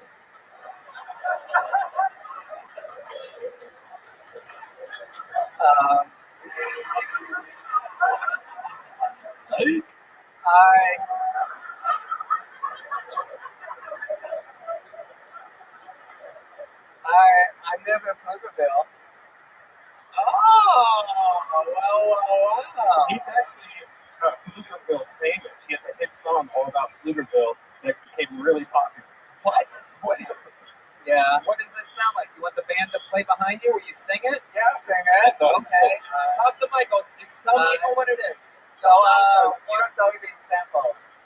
130 BPM. That's a tempo. How about this? I'll just sing a cappella in your honor. Get the guy there's a melody back. Here he is singing a song. I'm from a city with a name that's hard to spell. After people living here got a job at Dell. Blue shirt, gray khaki, that's my cubicle fit. Drive a Honda Accord for the beautiful kid. Me and the boys hang out in the cul-de-sac. We drink red wine, eat trail mix snacks. The homie got drunk and he tried to rap. I received complaints on the next door app. Got the ring along for them baby burger. Stole my brother catalytic converter. When I see them sucker, I make them pay. Like the grass ain't cut and I'm the HOA.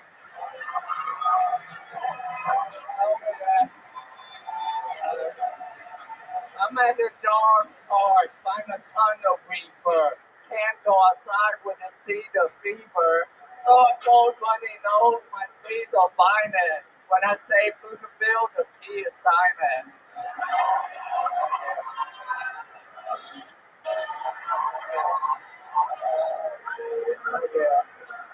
Oh my God.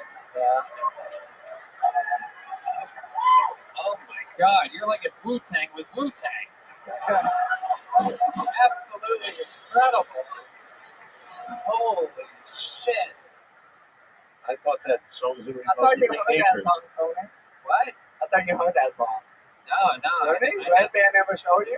No, I don't let Red Band show me anything. We are strictly business partners, an hour, 55 minutes each week, and then 2 other directions. It's incredible. Wow, My it's gonna fool me.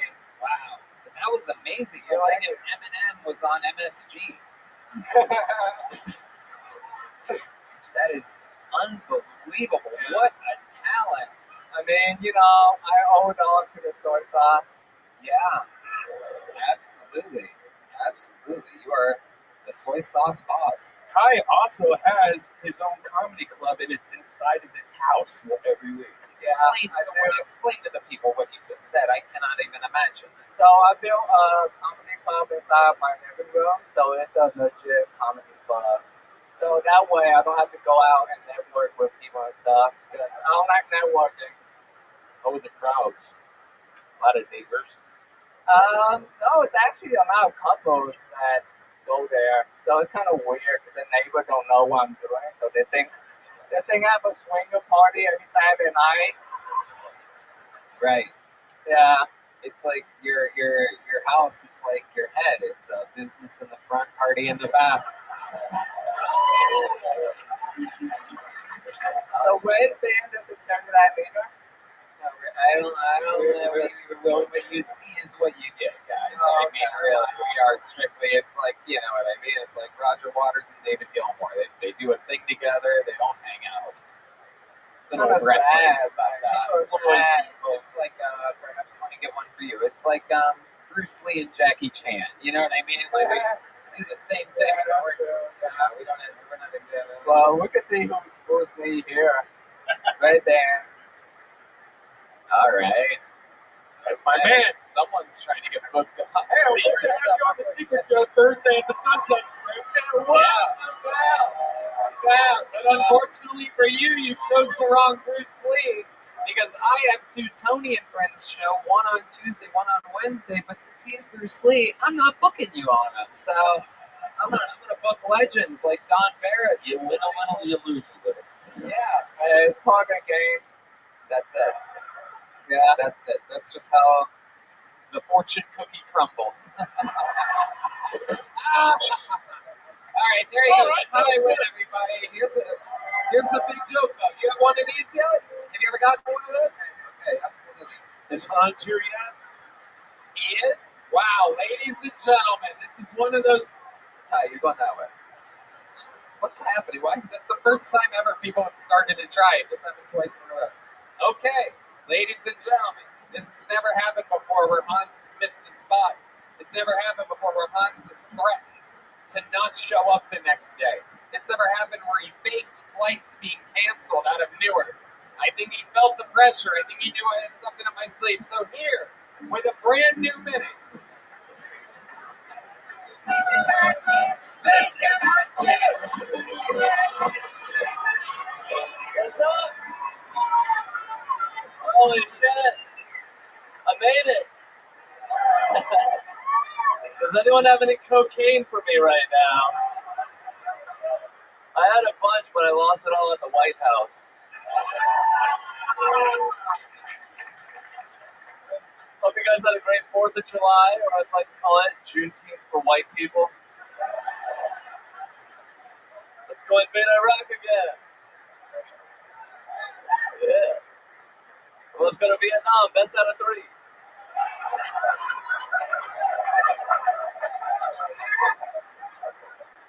I used to think I was trans, but I'm nothing into women's sports or drag for children, so.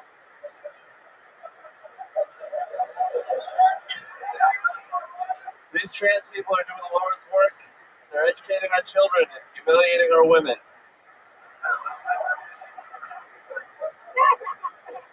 Because sometimes these bitches have to be reminded. You're not that good at pickleball. Don't make me put on a dress and prove it to you. Thank you.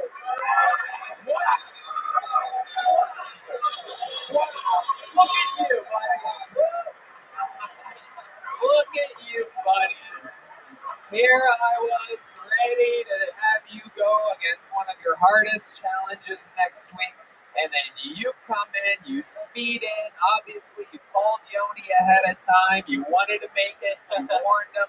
This is absolutely incredible. And you come in, without a doubt, you and Cam Patterson, the 2 resident regulars with the sets of the night, showing how it's done. And it should be much harder for you two guys than everybody else, since you have to do this every single week. Everybody else should be doing their best minute. You should be crushing the whole way through. You come in and you show exactly how it's done. Topical stuff, real jokes. How do you feel right now? I feel great, Tony. I was just in seat 12B. Tell us about it. Tell us about the delays and the travels. I tried to update the audience. I said that you were lying to me. At one point, I forgot to tell you guys this. At one point, he sent me a picture from the customer service line. He goes, "This is how long customer service is right now at the airport." And it's like a kind of long line. I go, "That's not even that long of a line." And then I remembered. I'm not kidding you, by the way. Then I remembered. I have Hans Kim's location on my phone. And something in my gut was telling me, he gave it to me a long time ago so that I could yell at him when he does bad open mics. And sometimes I'll see him at a bad open mic and go, "What the fuck?" Anyway, so I checked his location. He's at the fucking Hilton. And then I go, "Did you just Google a picture of an airport line and send it to me?" I swear to God, this is our dialogue. I could have been dealing with anything on a nice Sunday off, and there I am going, "Hans, make it to the fucking show." Tell us more. Tell us about these fake delays. The very real delays. Bullshit. It's all over the news. It's on WallStreetJournal.com. Very tricky to get over here. They canceled all the flights for a thunderstorm that never happened. These fucking pussies. I know, you told me there were serious thunderstorms coming in. I looked at the weather report, and it was like a 40% chance. I'm like, what the fuck? This is the weirdest lie. Fucking liar. So I felt like you were in the room with your girl, am I right? No.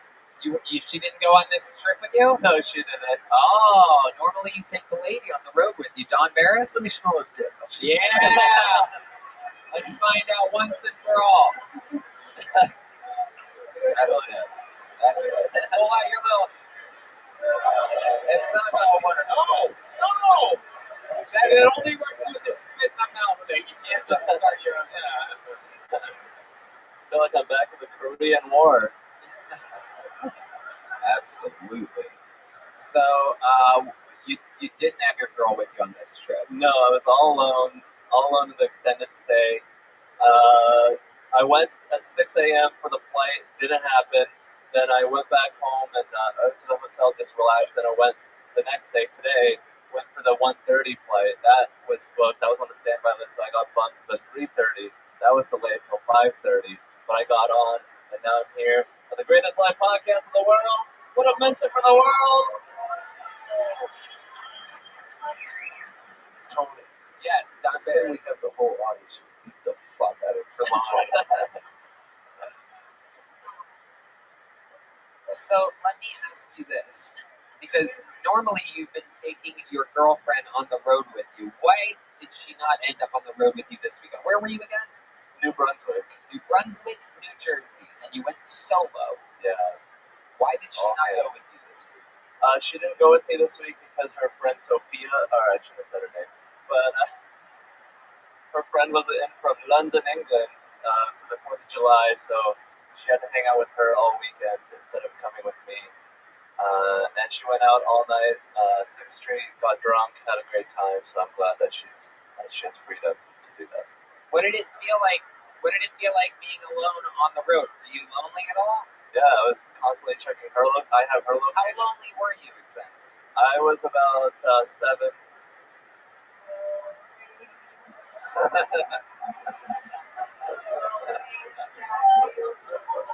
It's from Team America World Police. That is the leader of North Korea. Okay, that's it. It was pretty Were you romantic. so romantic? It was pretty romantic. So what did you do to pass the time? I had the Kleenex next to my bed. That's all it takes. Hotels never, they put it in the bathroom. I move it to the bed all the time. They don't put lotions out at hotel rooms. No. Did you know this? Conditioner. It's unbelievable. The old spit and conditioner. Why don't you just use the sheets? I was on an extended stay, so And plus, Asians don't fuck with their laundry like that. I mean, they're known for cleaning the sheets, not dirtying. Sort of. the soil. All right. Okay. Hans Kemp, tell us something interesting about this week or weekend. I recently realized that I might be peeing on my girlfriend a little bit. Tell us about that immediately. Because after we have sex, we're just completely naked, and then I go to the bathroom, and then there's a little dribble, and then I go cuddle her, and then I feel like she can tell that my dick is wet. And she's right. She gets a little bit of that P.F. Chang on her. So stupid. This is the dumbest show ever. I don't know why anybody watches this or is loyal to us whatsoever. It's incredible. So, man, how long do you think you've been slightly peeing on your girlfriend? Pretty much every night. Wow. That is R. Kelly. Little R. Kelly reference for the great Hans Kemp. Very interesting. Hans, I was ready, if you weren't going to make it, to have you challenge your spot next week. And like I've said, that will always be on the table. If you have a rough set, you are going to be challenged for your spot. I find it to be very, very entertaining. And I find it, most importantly, to be an incredible way to bring out the best in you. I truly think some of the best sets that we've seen from you in the past year have been in the past month or two since I've really lit a fire under your walk. You know what I mean? And I'm going to keep it that way. And I was so ready to have you challenge next week, but god damn it, you fucking rushed to be here, and then you came up guns a-blazing with one of the best sets of the night. So, you have to still do good next week, but you're not going to have to challenge for your spot. We're going to let you have Thank you, Tony. But if that one goes wrong, the next week will be a challenge. You get it, right? Yes. So keep it up, Hans. You're doing great work. How about one more time for the great Hans Kemp, everybody? Thank you, guys. That was Hans Kemp. That was Hans Kemp.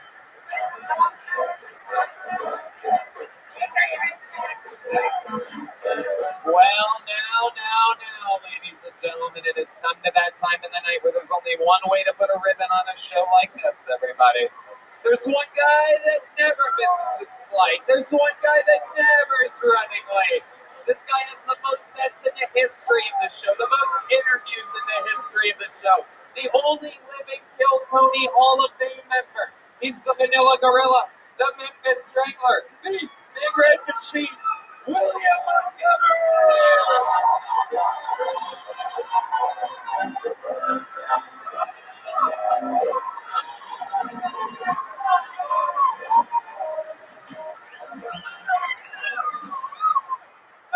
They found a powdery white substance in the White House recently. At least it was powdery this time, said Bill Clinton.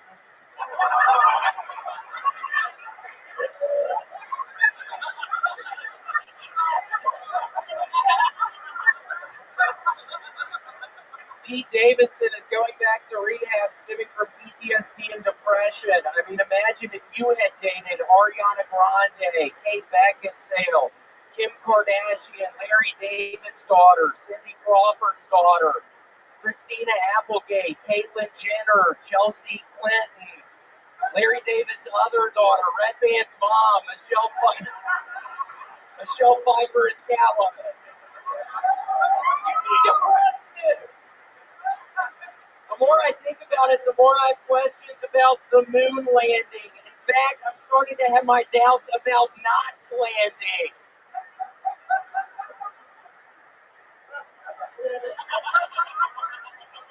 I don't know if y'all remember that movie, Don't Tell Mom the Babysitter's Dead, but yeah, that's what my father told me December 14th, 1992.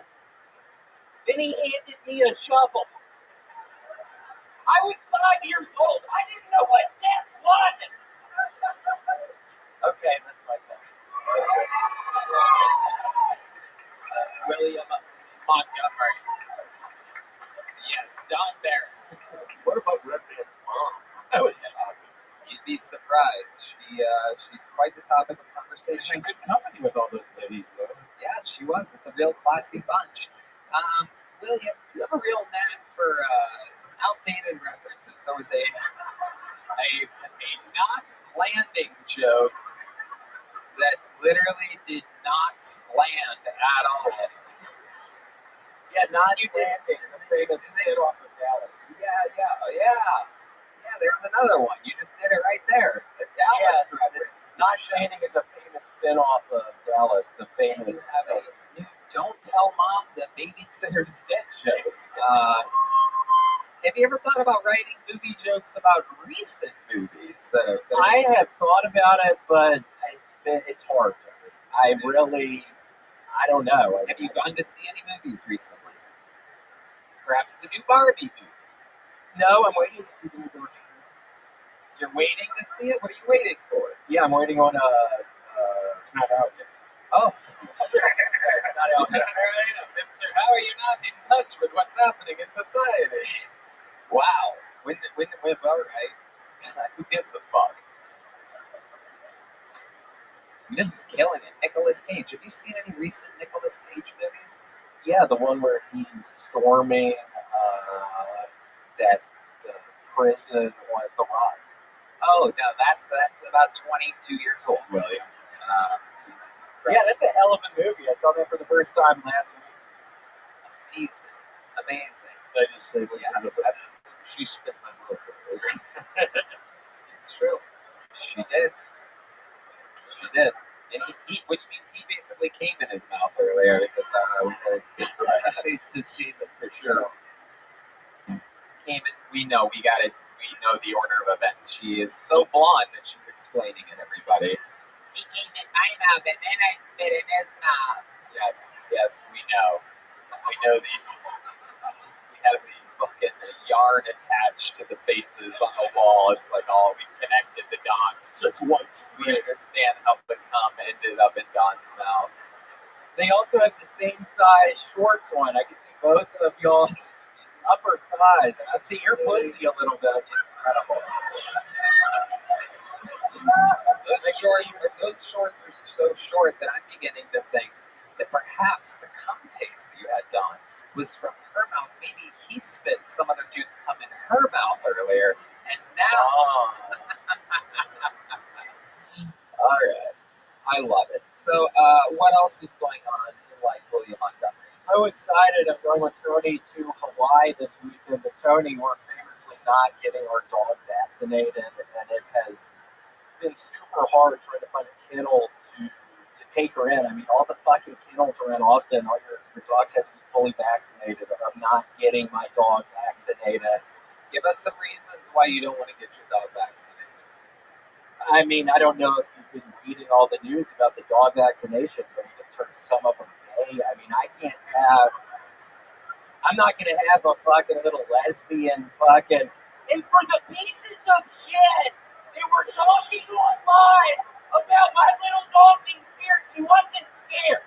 Mind your fucking business.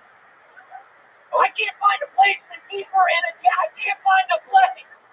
Wait, what were they saying online? We have to know. The dog looks scared. What's William doing holding a fucking little dog up here? Keep your fucking business to yourself. I'm not interested in it. The little girl loved being up here. By the way, I'm going to start bringing the fucking dog up here every fucking week. And for the people that don't like me play my synthesizer song, it's about to be a weekly thing, you pieces of shit. You don't like that song? Well, I love that song. It's a bunch of bitches out there talking shit, but yeah, I love it. You're doubling down. You're gambling on yourself. Are you ever gonna stop playing that song?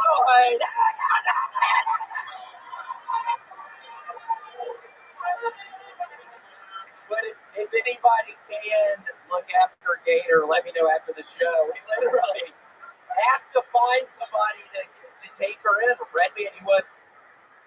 Oh wow! Look at that. I can't hear you talk real good. Oh shit! Whoa!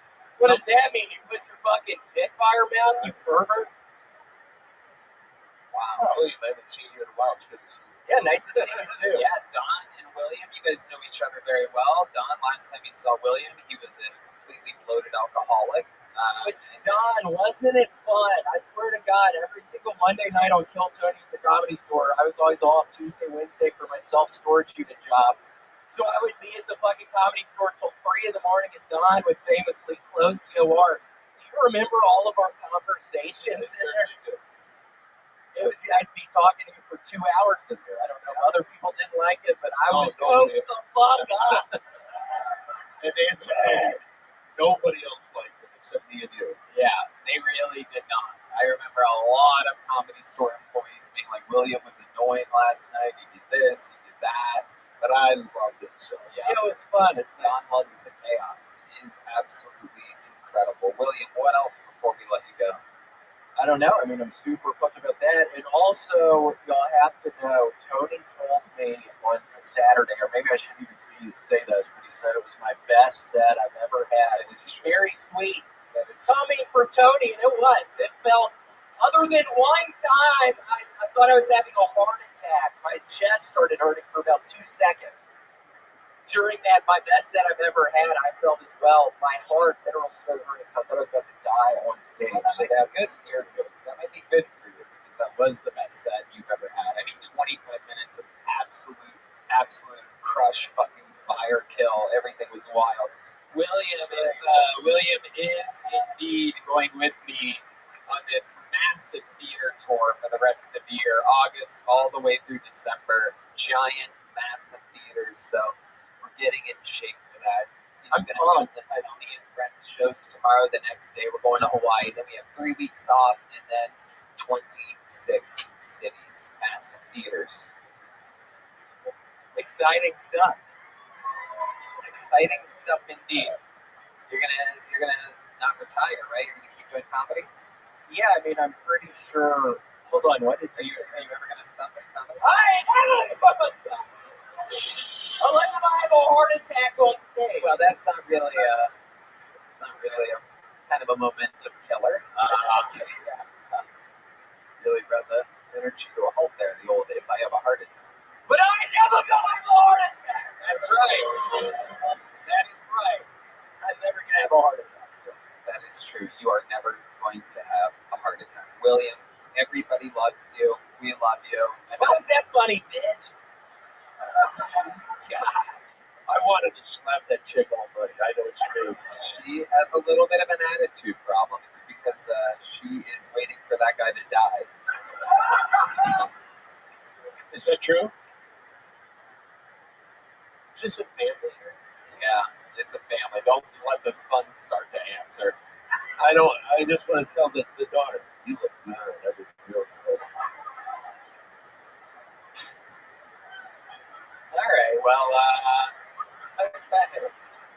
thank you to the piece of shit that just threw me at the. Dude, you're not allowed to do that. I'm gonna kill you right after the show. Someone throw a car at you? What is that? It's a Hot Wheels car. Why would someone throw a Hot Wheel at you? What the fuck were you thinking, dumbass? Why'd you throw the Hot Wheel? Nothing to say about life up here right now. Oh, Jesus. All right. Yeah, ladies and gentlemen, one more time for the great, powerful William Montgomery, everybody. The drawing from Ryan J. Ebelt is in. That's available at RyanJEbelt.com. He draws every single episode. While this episode was happening, he drew that amazing picture of Don Barris that you're seeing on your screen right now. Don Barris, literally the creator of my favorite and a lot of your favorite comedians' favorite comedian, and the creator of your favorite comedy movie, Windy City Heat, the Big Three podcast, and Simply Don the podcast network, the Ding Dong Show, the longest running show in the Comedy Store. Literally, if it wasn't for this guy at the Comedy Store having his own show, Kill Tony never even would have been created. He was the only person that ever did a show different than a normal stand-up show at the Comedy Store, which completely inspired this show. How about one more time, as loud as you can get, an ATX welcome for the great Don Barris. Thank you to Joe Buster, the Red Rose, Yellow Rose, Austin Security Guard Service, and Scribble Peanut Butter Whiskey. How about one more time for the best damn man in the land? Michael Gonzalez, Paul Niemer, Dean Magnus, and the great Dave Shear joining us on guitar tonight. Some brand new exclusive Kill Tony Mothership merch on your way out. Only available right now. And And let's check out the artwork from local artist Chris Rogers. Oh, little Aaron Belial, who's got another AGC appearance coming up. Rock and fucking roll, Red Band. Check out my new club, Sunset Strip, sunsetstripatx.com. Right, I love it. Come see me do stand-up tomorrow night and the next night. Secret show on Thursday. Go see the band the other night. Don Barris and Friends is tomorrow night in the... With Tony Hinch. That's right. I'm going to be on there, and they're going to be on my show. It's going to be a lot of fun. Very ancestral comedy happenings here. To you, the best comedy fans on planet Earth, we love you. Thank you. Good night, everybody.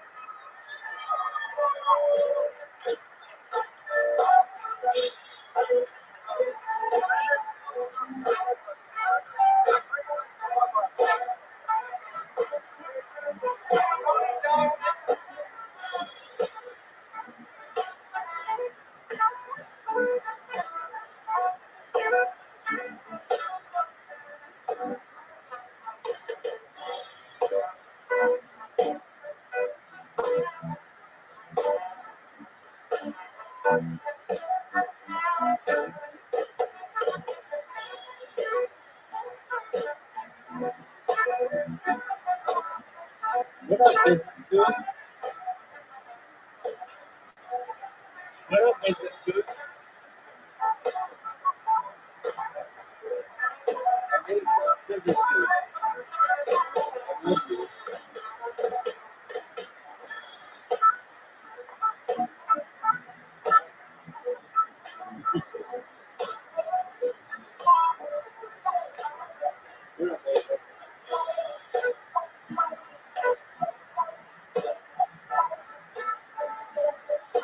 Business dudes.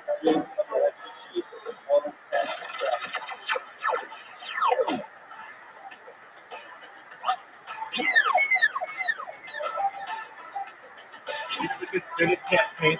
What up, baby? Shout out to business dudes. Business dudes, cover my fucking Discord. It's fun. Let's one shot, baby. Let's chop it up. Business dudes, let's chop it up.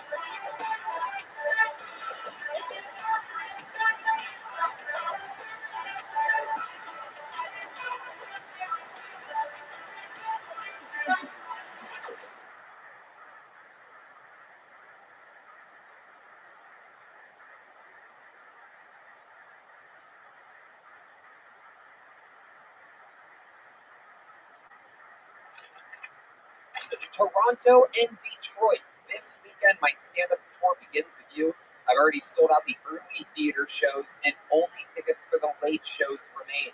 Those shows are at 9:30. That's at the Queen Elizabeth Theatre in Toronto on Friday night, and the Royal Oak Music Theatre in Royal Oak, just outside of Detroit, on Saturday night. Hope to see you there.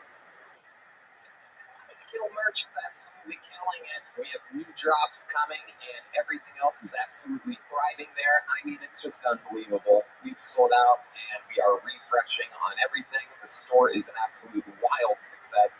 From stickers to tickers to old American pickers. Lord only knows what you will find at killmerch.com right now.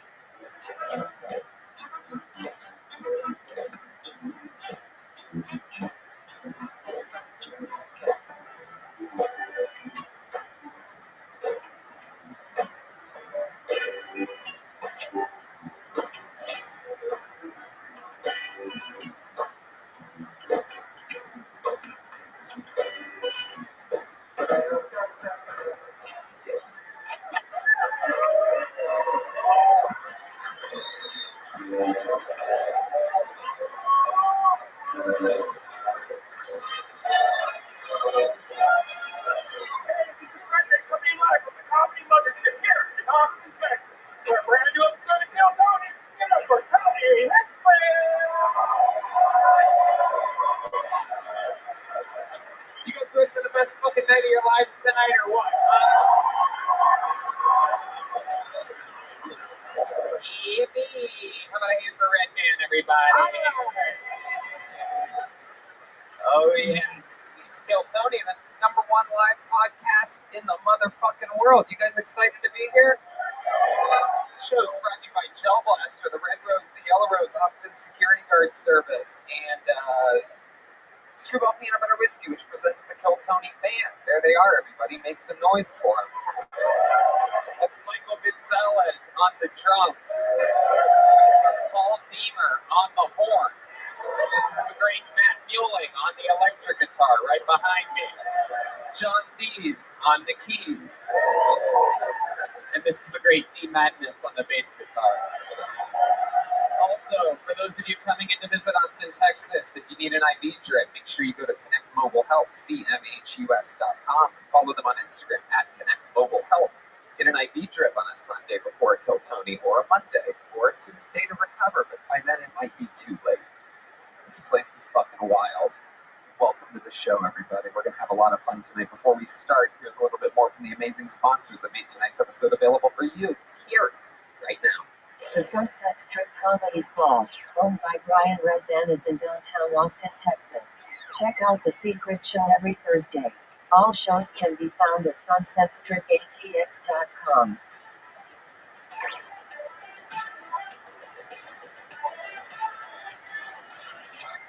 Hi, everybody, and a true howdy from the dead center of Texas, where this summer has been a doozy. Every single day, it's hot and lovely, and it's worth sweating. And in order to recharge those electrolytes, Liquid IV keeps us in tip-top shape. No doubt about it, from hot yoga to the hot days of golf to the hot nights of Texas, Liquid IV is the #1 powdered hydration brand in America and is now available in sugar-free. Years in the making, Hydration Multiplier Sugar-Free uses a proprietary zero-sugar hydration solution with no artificial sweeteners.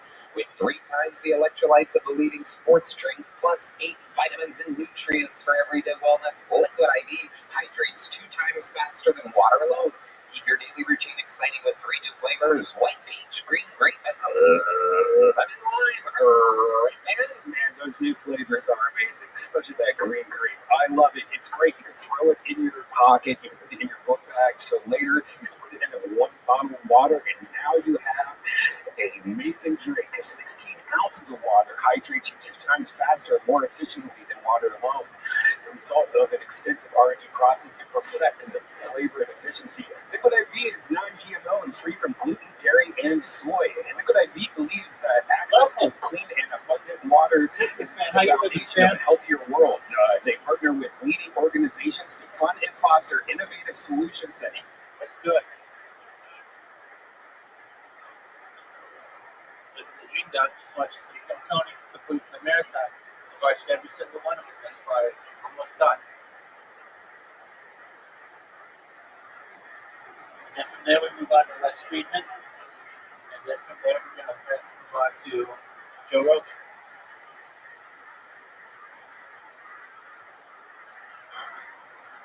There we go, big dog.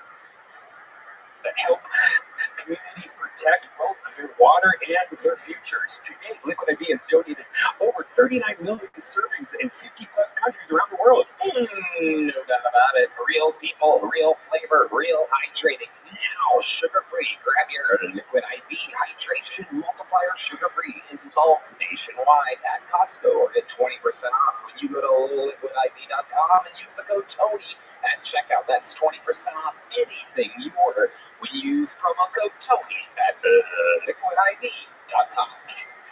Hey y'all, profiling, surveillance, data harvesting, there are lots of things not to like about tech giants. But what can you actually do about it? When you rely on so many of their products, well, the good news is it doesn't take much for you to take a stand. For less than $7 per month, you can join us in our fight back against big tech by using ExpressVPN or Rabbi. How do you think big tech companies make all their money anyways? Well, by tracking your searches, video history, and everything you click on, and then selling your personal data. ExpressVPN helps you anonymize much of your online presence by hiding your IP address, a unique identifier that every device has that allows big tech to match your activity back to you. That's why I use ExpressVPN. One click, one press of a button, you are protected. No doubt about it. So if you don't like big tech tracking you and selling your personal data for profit, it's time to fight back. Visit expressvpn.com/KillTony right now to protect your online freedom and privacy. That's expressvpn.com/KillTony. expressvpn.com/KillTony.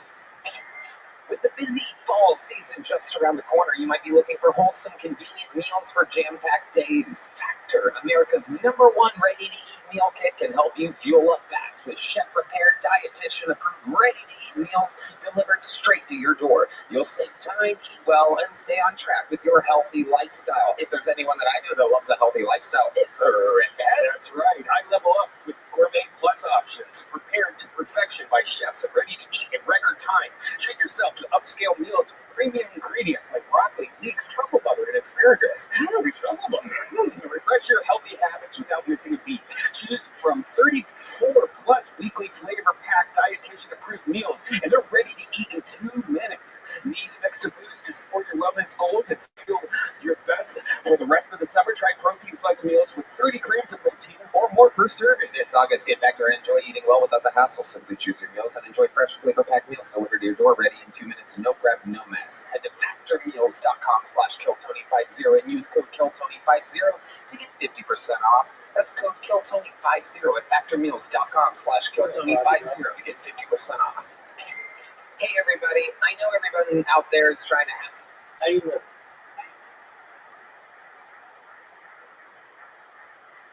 you hear me?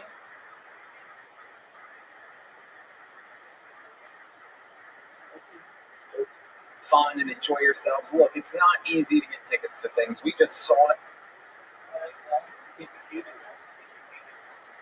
Yeah, people were talking about me. It's somebody 2 minutes ago, in French. They said, I don't know who Rabbi Rothschild is, but if he could get himself a roof and he's ready, I'd have cheaper muscle. I don't know what that means. I don't know if Google Translate accurately translated that. Next person, this was 11 minutes ago. Why does this rabbi have 1817 is live streaming?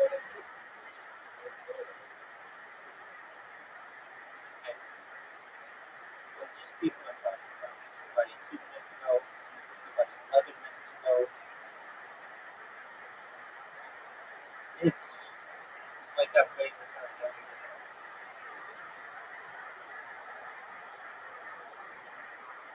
I had some law professor.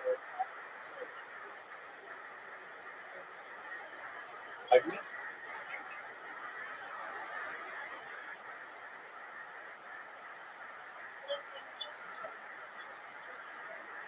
Alright. I was gonna do some. I do okay. I do these things. Do you have Instagram?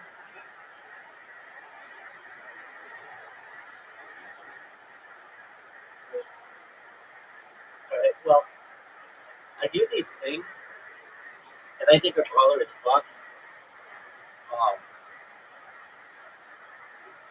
Where I basically like sing songs and I mouth them and I sing them. But I make little music videos. And they're super cute.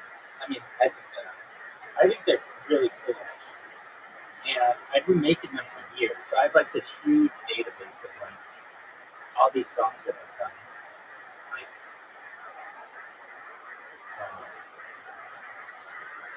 I'll send them. Let's see. Let's see.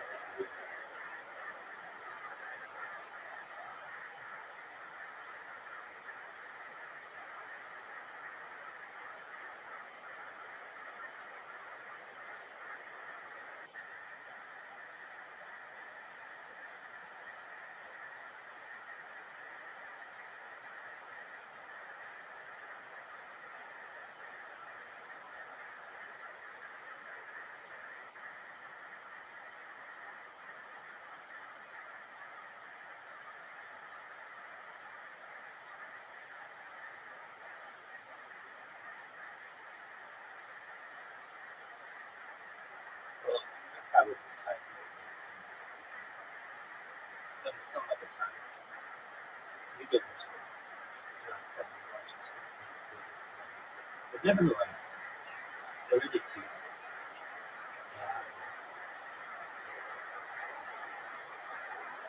But you get your sleep. Turn. Stand. Pulled out all the Kill Tonys from all the way up until February in less than a minute. We broke the website. I mean, if you really want to see them, I could send them.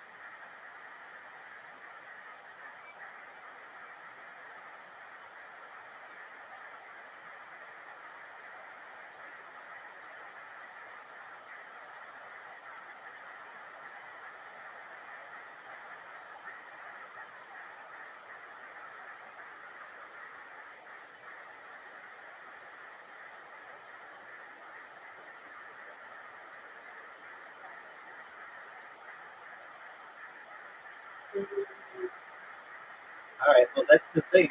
I got like new drops.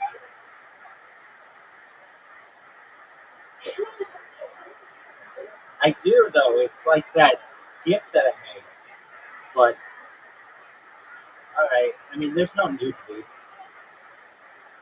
It's just, it's like not embarrassing. It's not.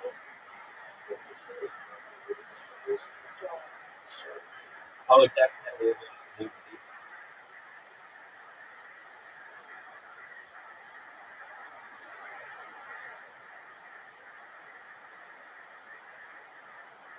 There is no nudity, but it's different. I'll keep your virgin eyes away. It's just how life is nowadays.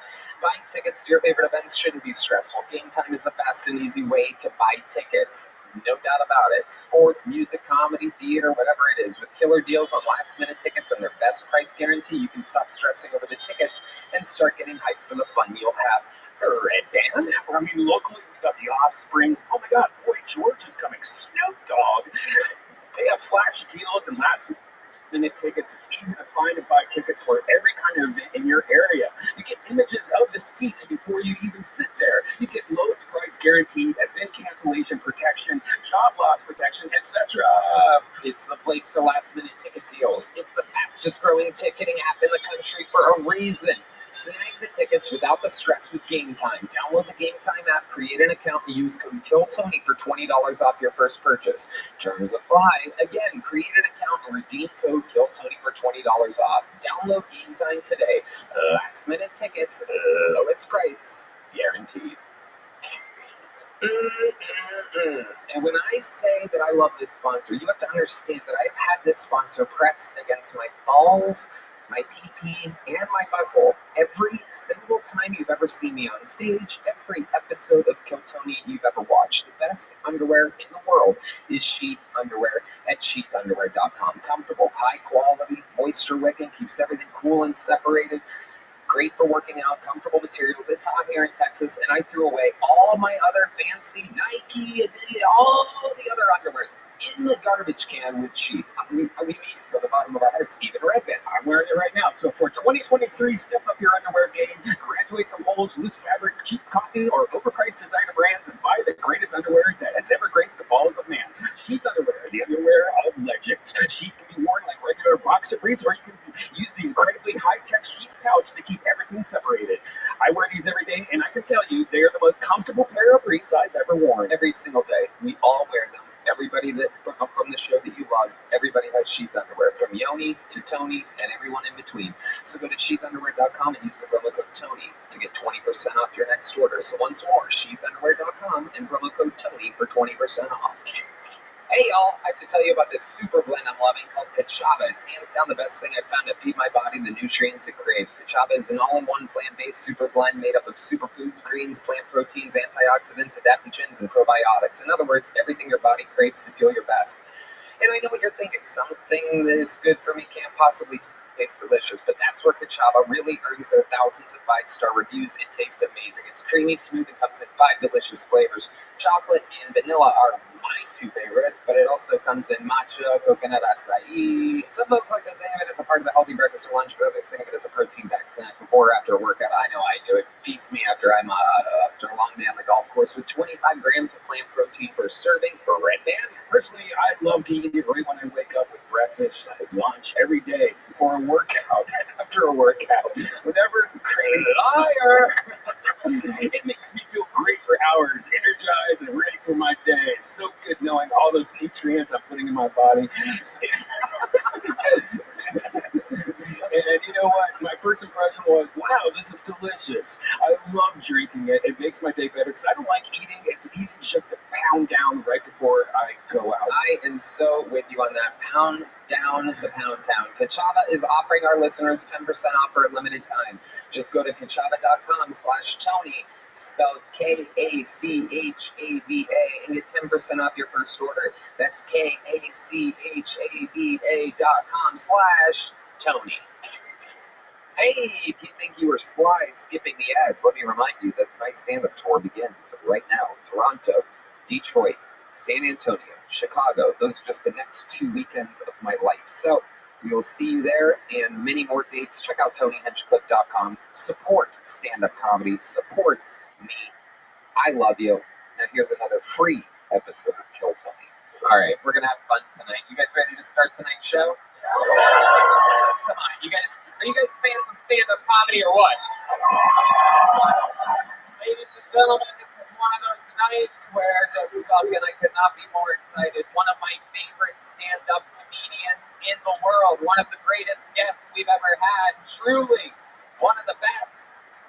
Make some noise for the great and powerful Jim North.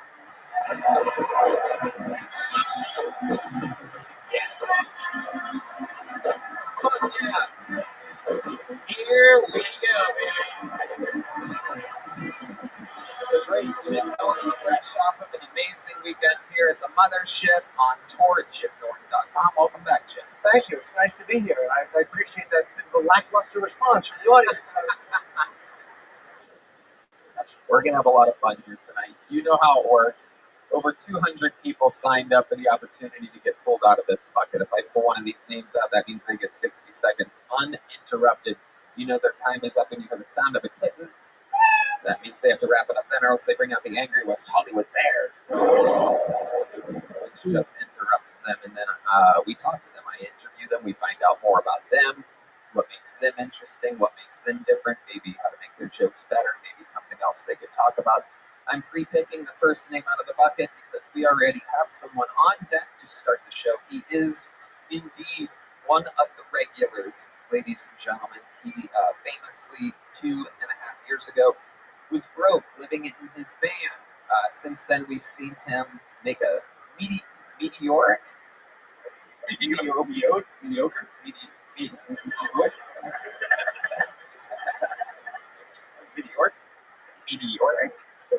Am I saying that right? Yoni, why is the camera so close to my face while I'm saying a word? Meteoric? Yeah, thank you. Thank you, fellow musicians. Anyway, we've seen him hit high highs, some low lows. Right now, he is in a position where if he doesn't absolutely excel with his minute, then next week he is challenged by a challenger that could become the newest regular on the show. We found out that this method keeps him in tip-top shape and trying his hardest every week, just threaten his job every single week. Starting off tonight's show with a brand new 60 seconds and an interview. Make some noise. Sing along if you know the words. This is Hans Kim.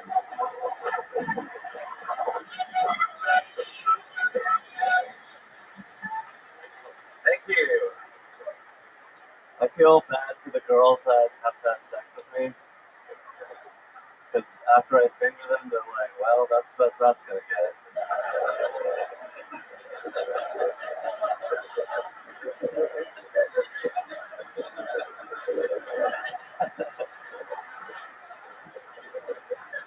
I'm glad affirmative action is now illegal, because I'm sick of all these minorities in my colleges.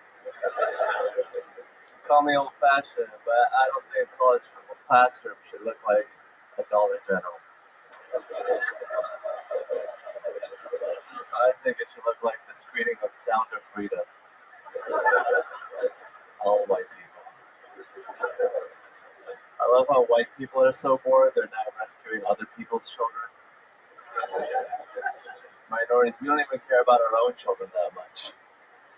If I got molested, my dad would be like, good. Maybe this will make it better at violin. Thank you. Hans Kim.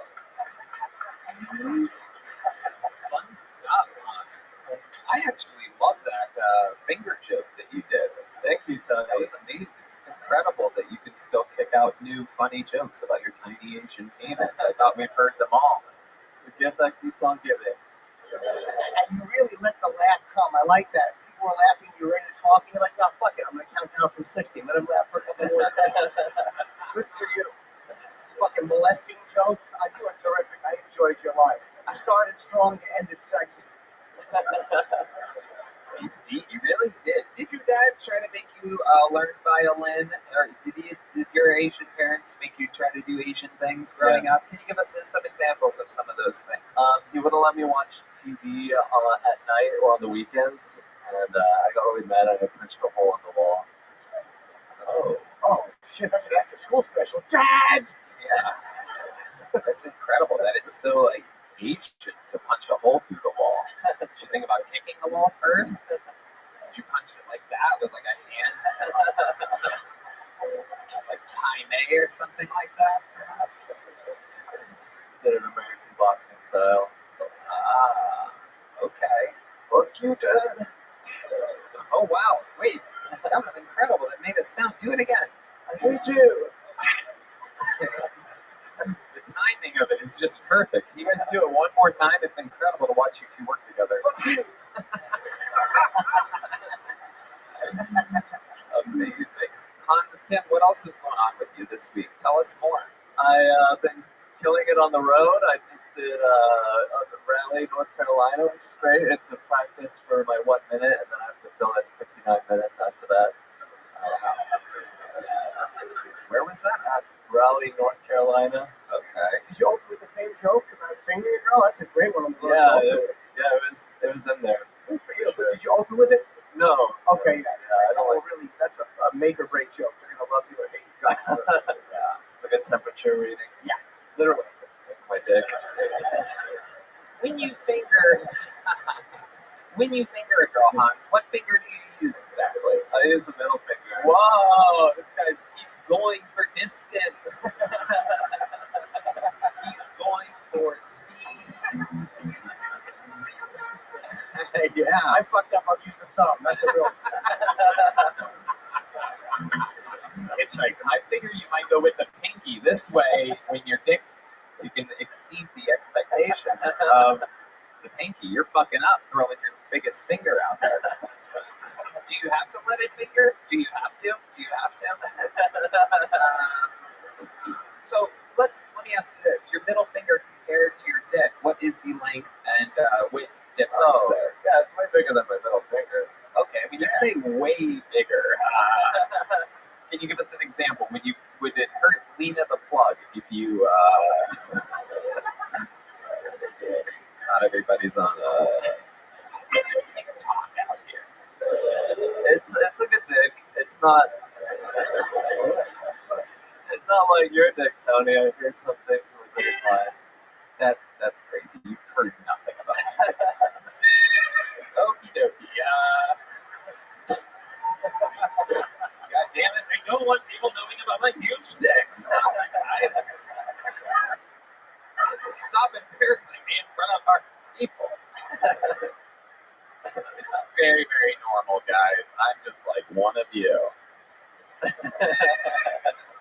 Stop with the horse sound. Okay, there's a lady squirting in the corner right now.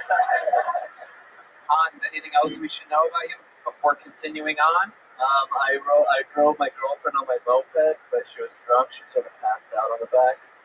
Oh shit! Yeah. Is that a true? I thought that was the step to a joke. Yeah, that's. She was on there because she was sitting on my dick, and it didn't keep her on there very well. Wait, you had her in front of you? No, I was just trying to put a punchline on it. That's weird. If you actually snaked your dick back under you and go to roll. Yeah, it's more like a ropey hard on. No, it was, she was a ropey hard on? The last little cattle with it? Yeah, this fucking guy's a roper right here. You guys, his name's actually Ropey Hard on. I don't know if you've met him before. There's a header and a healer. If you don't know what I'm talking about, you don't know shit about shit. Because I know all about it. It's called team roping. You know what I mean? You take the rope and you just fucking swing it around your fucking claw and you throw it out there. You see that, Jim? You see this guy? Yeah, I heard you talking to him, and I see what you mean. You see that fucking? He's got a stapler for a right hand. I love you at Jurassic Park.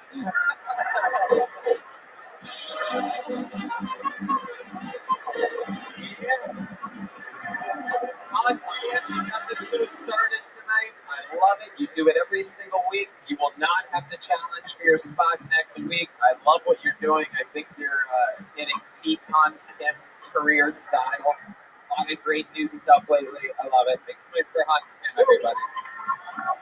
That was Hans Kim. That was Hans Kim. That was Hans Kim. That was Hans Kim.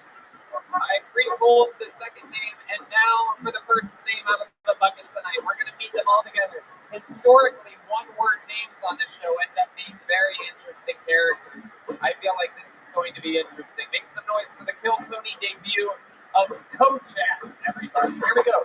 60 seconds of stand-up comedy, and then an interview. This is Kojak. Hey, what's up? My name is Kojak. If you haven't seen my pearls and my finesse, I am black and gay. Let's go, baby. I'm black and gay. That means I get in trouble when my white boyfriend brings macaroni's out to the cookout. I'm black and I'm gay. I sag my pants, but I don't want to show off my cute underwear. Hey, I'm black and I'm gay. Cam knows about that. Cam pulls his pants up when he's around me. I'm black and I'm gay. I can say figure nagging. And not get in trouble, bitch. I'm black and I'm gay. After I shoot my boyfriend's mouth, I yell, Tommy! Then I helicopter my dick. I'm black and I'm gay. I get my reparations from swallowing unborn white children.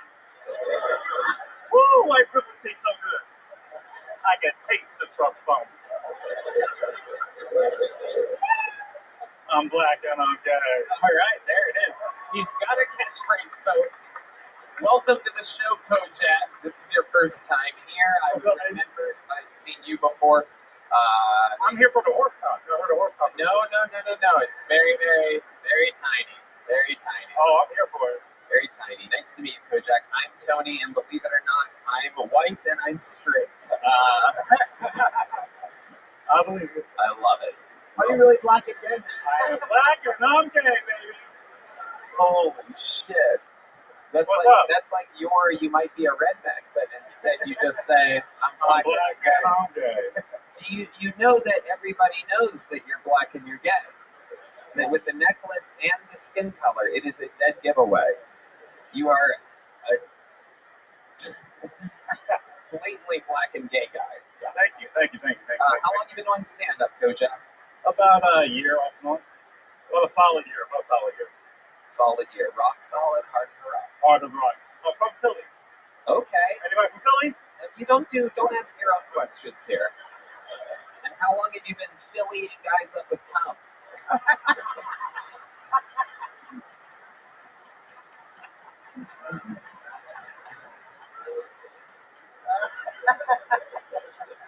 I lost my gag reflex at 14. Oh, wow. Okay. Philly's a very tough area. It was a tough being gay in Philly. I mean, black in Philly is very easy, but I was in a tough beat. Oh, yeah. I was in the hood, 22nd and Diamond, baby, Temple University. Oh, my God. Now the only time you're in the hood is when you're with an uncircumcised guy. Now you have the hood inside of you. My boyfriend's Puerto Rican. Oh, really? Yeah, he's cut, though. Okay. Yeah, most Puerto Ricans have been cut at some point gets normally by a shank in prison, but Oh yeah, he comes. okay. Where'd you meet the Puerto Rican boyfriend at? Grinder. And you saw his bio, and it just said, "I'm brown and I'm gay," and you're like, "This is gonna be good." Were you seeking someone cut, or was that just a bonus? Oh, that was fun. I don't like all that extra. That's like a deli stick pepperoni when you have to peel the skin back. Well, I'll never be able to eat one of those again. Yes. Not a Slim Jim. Yeah. I don't put no thin pipe in my windpipe. Wow, you have a lot of gay catchphrases. My goodness. All right. Run HIV. I like your style. This is incredible. I'm black and I'm gay. That's a lot of hate. I've been taking Tiger my whole life, baby. Okay. All right. You're wearing a tank top, but you seem like a tank bottom. Am I correct about this? I do it all. Okay. You do everything. I do it all, baby. Puerto Rican boyfriend's fine with that. Yeah, he's like a small one, small Puerto Rican, like a pocket. You just had him taller than you, and you called him small. Yeah, I like him small. Like, I like it. You know when like a small dog mounts a big dog and it's kind of funny? Yeah. Oh, I love it. He's a spinner. Yeah. Because like a Chihuahua on a Great Dane. Okay, I got you. You don't need to name any more dog breeds. I got it. Little guy getting fucked by a big guy. I got it. Like a winter dog on a mastiff. Like a terrier. We got it. What do you do for work, Kojak? I'm a waiter. You're a waiter. Okay. Selling steaks. What? Selling steaks. Okay, at a steakhouse. Yes, sir. All right, very good. Yeah. I was going to ask, why do they call you? Is that a nickname, or is that your actual name? It's a high school nickname. Why they call you that? Bald head, baby. Who loves you, baby? Kojak from the old show. Yeah. And then You know. We're old. I look young, but I'm we're the same age, probably. Really? How old are you? Yeah. 44. You look older. Hey! I love it. Kojak, you live here now? Huh? What? You live here now? Yeah, here. Okay. How long have you lived here? About a year and a half. What do you love about us in Texas? Oh, I got a hand job from a 20-foot mullet at the lake. They don't have that in Philly. Okay. Was his name Uncle Laser? Yeah.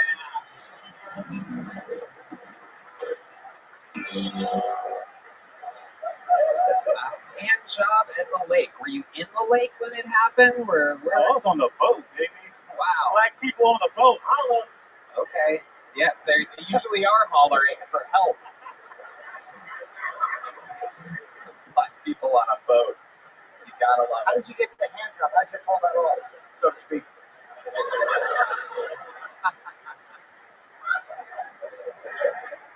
It was a whole new. It was like a gala, so everybody was naked. So Wow. So just a bunch hand jobs everywhere. of gay guys on a boat just come everywhere. God, I'd rather take a submarine down to the Titanic. Exhausting. That's like a lot of dick to get here. Okay. All right. Awesome. To get here, you just signed up on a piece of paper.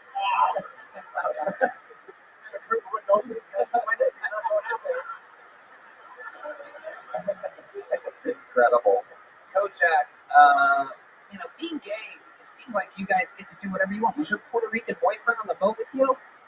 Oh, that's funny to you? I was asking a serious question. Yeah, it was some white. Oh. Okay. Well, what's up my open? Okay. Yeah. Don't get any ideas. No. I'm not. Don't worry. But have you ever had any like close calls? Have you ever thought maybe you got AIDS or something like that? HIV, whatever. I know you guys get like all serious. Yeah, we got a plan B pill for that. Oh, you do? Yeah, they cured HIV and AIDS, by the way. Okay. Nobody has it. D Madness does not seem to agree with you at all. He famously homophobic D Madness. Old school black man just will not go with the flow on it whatsoever. He cannot believe he is literally angry that there is a pill that cures AIDS.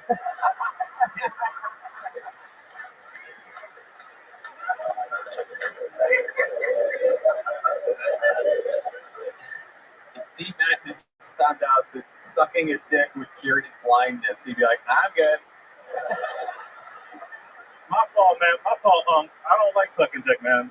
I'm just good at it. You know. All right, Kojak, you're not going to win back D-Man. No. All right, Kojak, fun times. Congratulations. We got a little joke book for you. Actually, you know what? Since you're gay, we're going to give you a keychain. We have new keychains from Bonsai. Handmade. Says KT, go home. There you go. Kojak, absolutely. I love you guys. Thank you. Very fun. He's black and he's gay, folks. Kojak. All right, I pulled another name out of the bucket. Let's all meet them together. Your next comedian goes by the name of Alex Hampman. Alex Hampman. Here we go, everyone.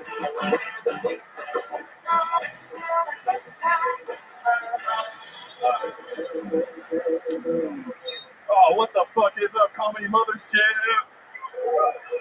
All right, I got a question. How do you guys feel about bird watchers? That's the right answer. I'm pretty skeptical too, right? I mean, who else do we know that likes to hang out in bushes with a pair of binoculars with hopes that they're going to catch a sweet, sweet glimpse at a fine specimen? Right? It's a bit of a hot take, but I think the bird watchers are just perverts on their best behavior. I can't even tell you how fucking stoked I am to be here right now. It took me 3 flights to get here. And on one of them, I had this lady, and she just kept trying to get me to go in the lavatory with her. And, you know, don't get me wrong, I've always wanted to make it into the Mile High Club. There's just one thing wrong with this lady. She was no less than 85 years old. Now, don't get me wrong, I love cave diving in ancient ruins as much as the next guy. But I work in architecture, and I can recognize an unstable structure when I see one. Alex Hampman, you think you like cave diving? You should have seen the last comedian out there. So let's talk about it, Alex. You called it a laboratory? Laboratory. Laboratory? Laboratory. Why do you call it that? That's what you're saying. What? Because that's what you're saying. What? The lavatory. Okay. Yeah. You can call it whatever you want. I've heard it a lot of different ways. You can call it a laboratory if you want to enunciate it. A laboratory. However you want to. I usually just call it my mouth.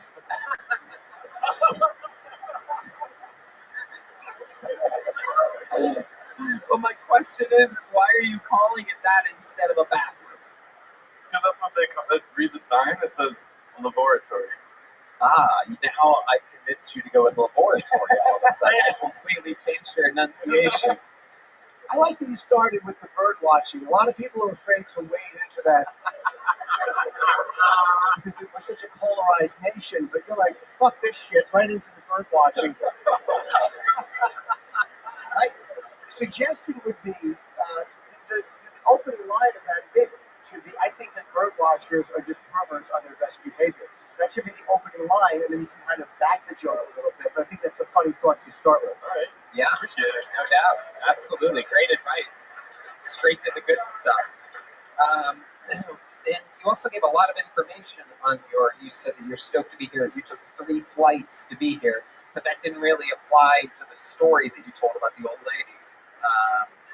Where did you come from to where it was 3 flights? I flew all the way here from Oregon. Oregon. That is unbelievably. The people here in this room tonight think that things are farther away than they actually are. I flew from a faraway land, the 39th state of the United States of America. 3 flights. So was that just cost effective to take the 3 flight? $11. $11? No way. Miles and $11. Wow, look at that. Which flight did the old lady want to fuck you on? Yeah, which leg of the flight was that? Yeah. San Diego to Austin. Yeah, I should have done a better story. That would have been a great opening line. A fucking 85-year-old woman on the way here. You got my attention. 85? 85? I mean, that's out of your range? I cut it at 76. Okay. That's very patriotic of you. That's his range, 17 to 76.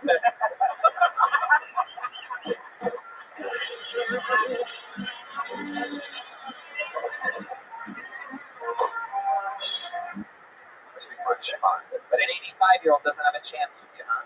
It's gotta be real hot. Wow. Or just take your dentures out. Okay. Alright, look at you, dirty fuck. Alex, what do you do for work? I'm an architect.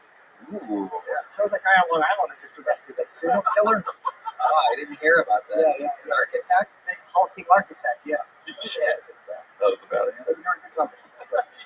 And how long you been doing stand-up, Alex? About a year Where at? in Oregon.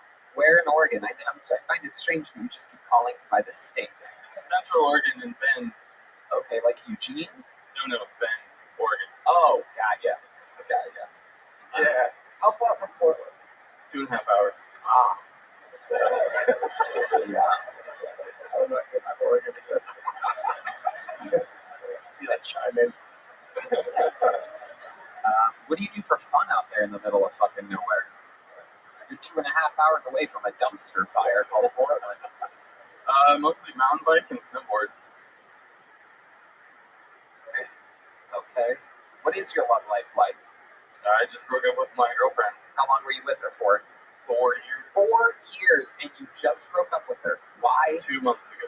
What made you break up with her? She was 72 when you met her.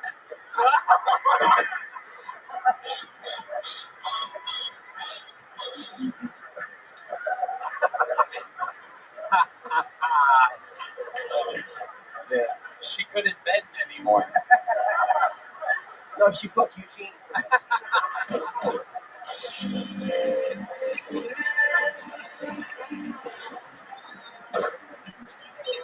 Oh my goodness. So what made you break up with her 2 months ago? 4 years together. We moved to Oregon from California, and she wanted to move back to California. Where in California? LA. Okay. What made you move from LA to the middle of Oregon? Because I went from a studio apartment to a 3-bed house with a garage for the same price. Right. A 3-bed house with a garage in the middle of fucking nowhere. Don't knock it till you try it. No. I'm gonna knock it, and I'm never gonna try it. I like a thing called civilization. I think socializing is good for the mind. Who do you hang out with out there? Is it like a little Beetlejuice town? There's just a guy sitting outside of a shop. You just ring everything in yourself and walk out like, see you later, Pete. He's just talking to himself. No, I hang out with all the homeless people that live in the desert out there. With homeless people in the desert? Oh, yeah. Wow. Did you move during the pandemic? Just at the end of, yeah. Oh, okay. You like property values were a little low, so you decided to go there. Locked it down. Then the world opened up again. You're like, what the fuck am I doing? Why am I here? Yeah. I find it hard to believe that there's homeless people there. Do they not know about the incredible property value rates that are happening there in the middle of nowhere? I don't know if they're really in a position to take advantage of that. How much would a studio apartment be there? $18. $18. $100. That seems way high for being 2 hours outside of Portland. Yeah, it does. It seems really high. It is. You were with your girl for how long? 4 years, and you broke up because she was in Portland or Oregon for a little while, and she was just like, "Fuck this." We moved there together, and then she wanted to leave, and I didn't want to come back to California. Oh, okay. So did she go back to California? Yeah. Right. Absolutely. How did you break up with her? Did you sit her down face to face? Were you at dinner? Was it in the morning? Were you in bed? Were you in the shower? She was on the toilet. Like, what's the setup here? Paint a picture for us. Why did she break up with him? You might have been looking for heroes in Los Angeles and see the hook her end. Oh no, she's going home. I should have just shut up. No, I was a gentleman. I drove her down to California, and then we got all the stuff unpacked from the car, and I was like, well, see ya, and drove back up. Wait a second. She didn't know that you were breaking up with her? There was some rumblings of it, and then it was official. What, did she not wonder why you were loading her possessions into a U-Haul? Did she just go everywhere with all her shit? Most interesting thing about you before we let you go, Alex? I grew up in a meditation cult in Iowa. Meditation cult. Tell us more about this meditation cult. I'm pretty sure the last comedian was probably raised in a meditation cult as well.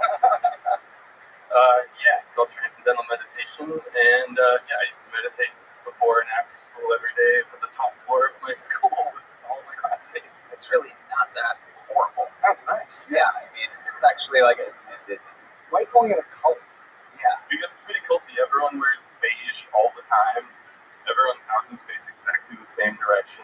Everyone's vegetarian and very bland. That's not exactly correct. Yeah. Yeah, I mean, all right, meditating. Did anyone ever molest you or anything? That's how you know it's a cult. I got out when I was 14, so I escaped that.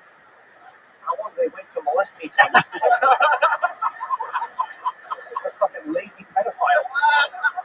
I'm not fucking that kid till he can drive over here. Come on. Use the produce while it's still good, you know what I mean? 14. I love it. Alex, congratulations. Fun times. Here's a little joke book for you, my friend. Congratulations. Oh, yeah, good catch on the bank. All right.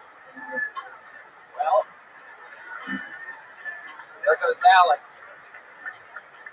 Ladies and gentlemen, this is something has happened here which I cannot believe. I know for a fact that this young lady has signed up for the show a few times. Over the many years that we've done this show, there has been a few times where she has said, or Redman has told me, you know who signed up tonight? So-and-so. And her name has never, ever, not once, been pulled out of the bucket. And right now, for the very first time, it has happened. I can't believe what I'm about to say right now. Ladies and gentlemen, making her Kill Tony debut, Redman's girlfriend of over 7 years. Oh my God. The Kill Tony debut of Redman's girlfriend. The place is in chaos. It's definitely about to happen. We're going to wait until she arrives. She's probably going to try to roast me, right? The real deal, ladies and gentlemen. The first lady of Kill Tony. This is Janice, everybody.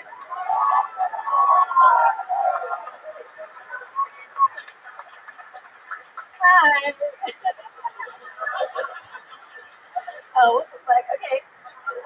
So my mom is super religious, and she doesn't believe in gay people. So I was like, okay, Mom, what would you do if I was gay? And she was like, I'd stuff you back into my room and make you come out all over again. And I was like, damn, Mom, that's pretty gay.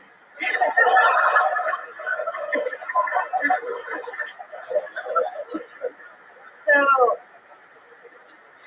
I have hemorrhoids, and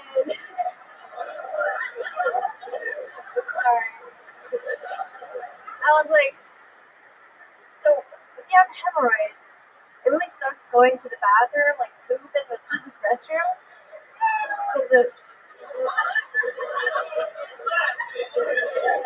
because you know those one-ply papers, they don't really work out, so I have to take so I've come up with this method where you spit on it,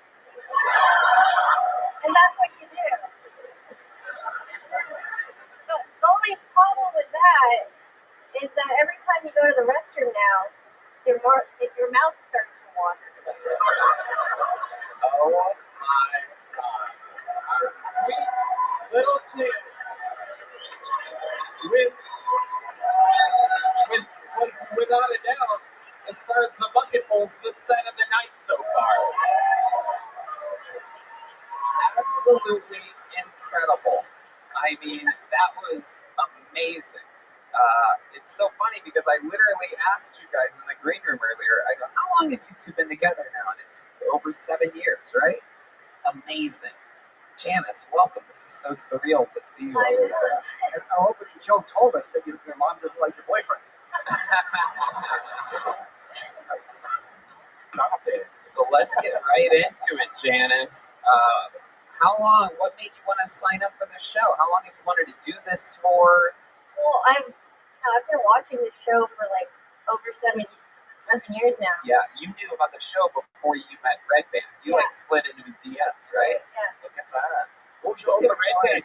Look what he gets in his DMs, this fucking guy. It was Snapchat DM. What the fuck? Oh my goodness. What was your opening line to Red Band? Hey, I think you're cute, but forget about anal.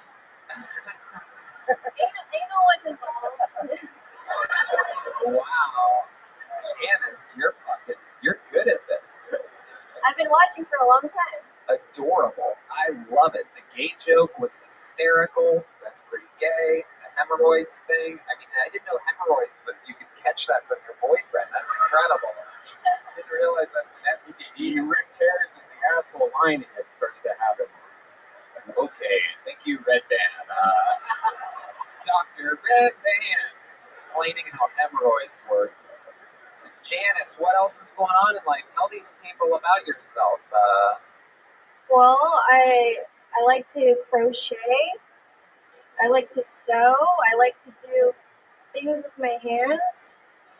So I like to do all the things the little kids in China like to do.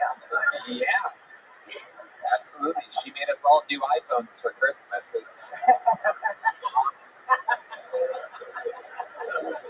And you're Chinese. Korean. Oh, okay. I should have known that. I would never. Oh, okay. Korean, absolutely. So that's fun. And you were born and raised where? Here. Right, in America, the greatest country on planet Earth. Okay, how do you like Austin? I mean, it's great. Good answer. Tell us, what do you do for work? I just had my last day of work. I'm Retired. Yeah. What'd you do? Just menial jobs here and there, you know. Okay. So do you do stand-up regularly? No, this was my first ever role set. How about a hand? Wow! All right, we're 4 minutes and 52 seconds into the interview, so let the fun begin. Tell us what Red Band's body looks like. Describe it to us. He seems like the guy that swims with a t-shirt on. I want to know more. I want to know what's going on. How many belly buttons does he have? Here's one just like you.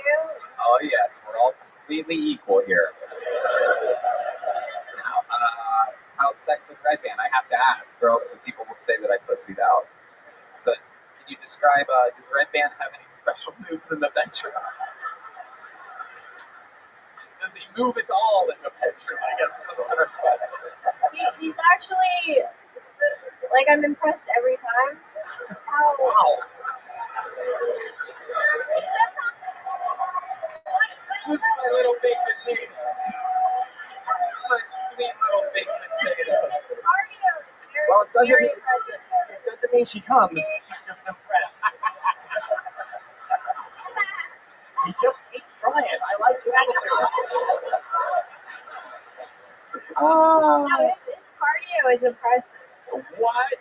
Yeah. No, now I know you're lying. No, I'm serious.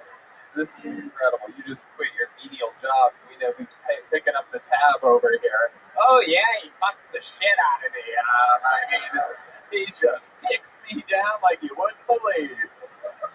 I love it. Is he a giving lover? Like, is he more care about your needs more than his own? Yeah, to the point where sometimes I'm like, just chill out. Yeah. Yeah. Oh, yeah. Look, Get out of there. Yeah, okay. we know no one loves eating out more than Red Band.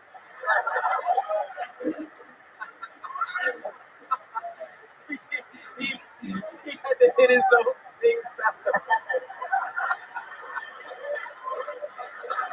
I've never seen his hat pulled this far down, by the way. This is incredible. There's just a nose hanging out underneath the brim. He cannot cannot see anything right now. He has the same visual range as D Madness for the first time ever. What an epic moment this is. I mean, you have been with the show through, I've had, what, 3 or 4 relationships through the entire time that Janice has been here, rock solid with you. It is amazing. Can you tell us, what do you love about Red Band the most? Gay. Yeah, I know it's gay. Are you sure you want to do this? Whoa. I don't know whether to be sincere or not. Be sincere. Yeah. This is the time to be sincere. Well, I love that he's like a sweet person, kind person, but also that he's always just done his own thing, and he's very like firm in that, you know. And it's worked out really well for him somehow. Oh my God! How cute! Nice. Turns out, what do you love about him the least? It's kind of the same thing.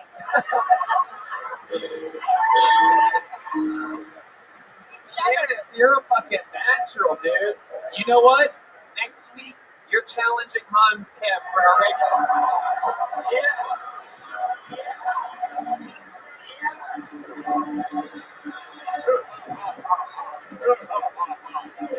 It was me all along. I've been pulling the strings the whole time. Fuck you, Red Band.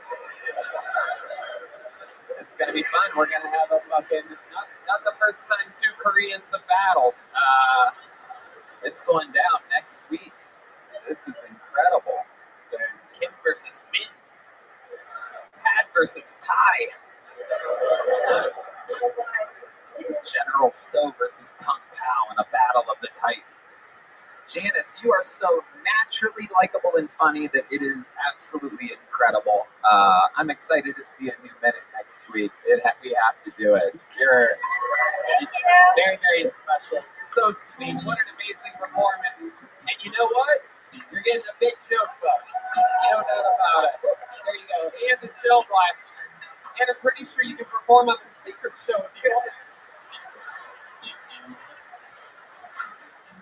First time Red Band hasn't invited a girl to the secret show. It's a cock block, Tony. Woo! Fucked me up all day. That really fucked me up. Oh my, that could not have gone any better. I'm so glad that she did so good. Because that could have been fucking awkward as hell. This show's crazy. Anything can happen. I'm pre-pulling a name for 1 pull from now because we have a special treat for you guys. We have a golden ticket winner, famously, from 5 or 6 years ago, out of Phoenix, Arizona. He now lives in New York. Golden ticket winner means that when we're doing a road show, if we find someone absolutely extremely exceptional, they can perform a minute on the show anytime they want for the rest of the history of the show. So this guy's now visiting from New York City. We found him when he was, we found him the day before his 21st birthday. 20 years old when he started on the show. He's so fantastic. Make some noise for the Mothership Hill Tony debut, a golden ticket winner, Tristan Bowling, everybody. The legend of Hill Tony. Oh, how the fuck we doing, Kill Tony, huh? Yeah! Who is trying to kill themselves, huh? Yeah, me. I had pills. Not like, fuck! Like, you'd be able to tell. If I was just up here visibly inspired. No, I was thinking, this is what I think. I was thinking about it. I think this is one of the silliest ways to kill yourself. Hear me out. It's how you do, like, so on Halloween day, you blow your brains out in your front lawn with a bowl of candy in your lap.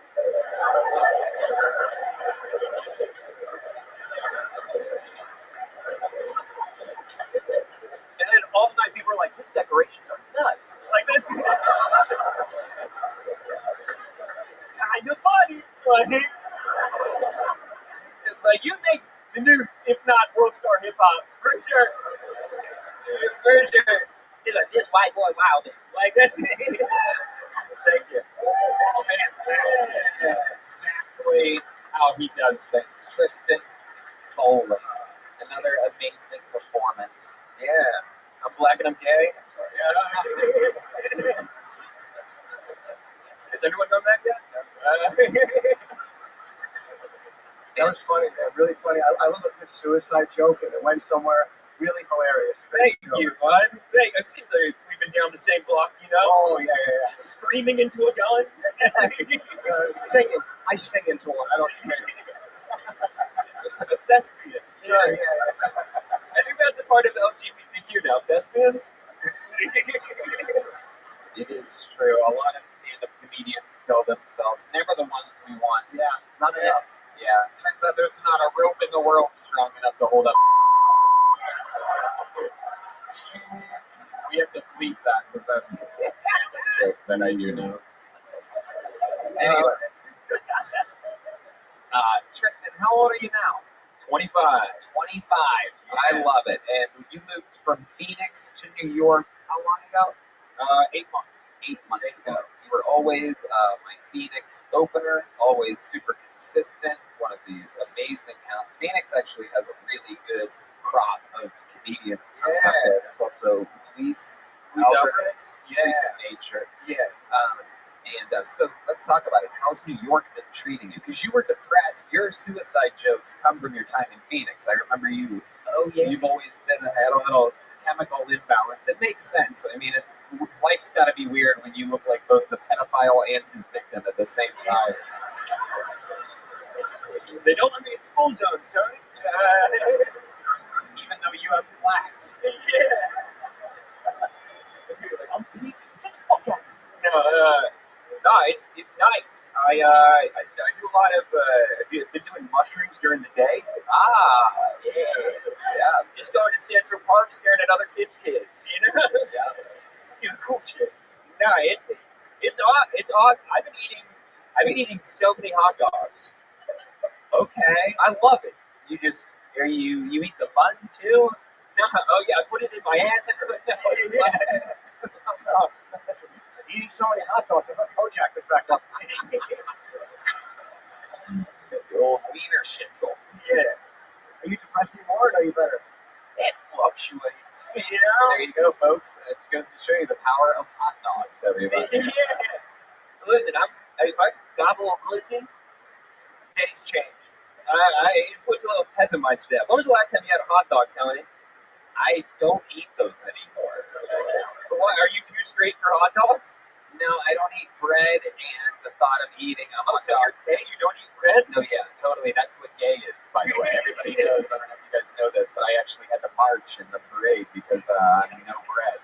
It's LGBTQNB now. NB, no bread.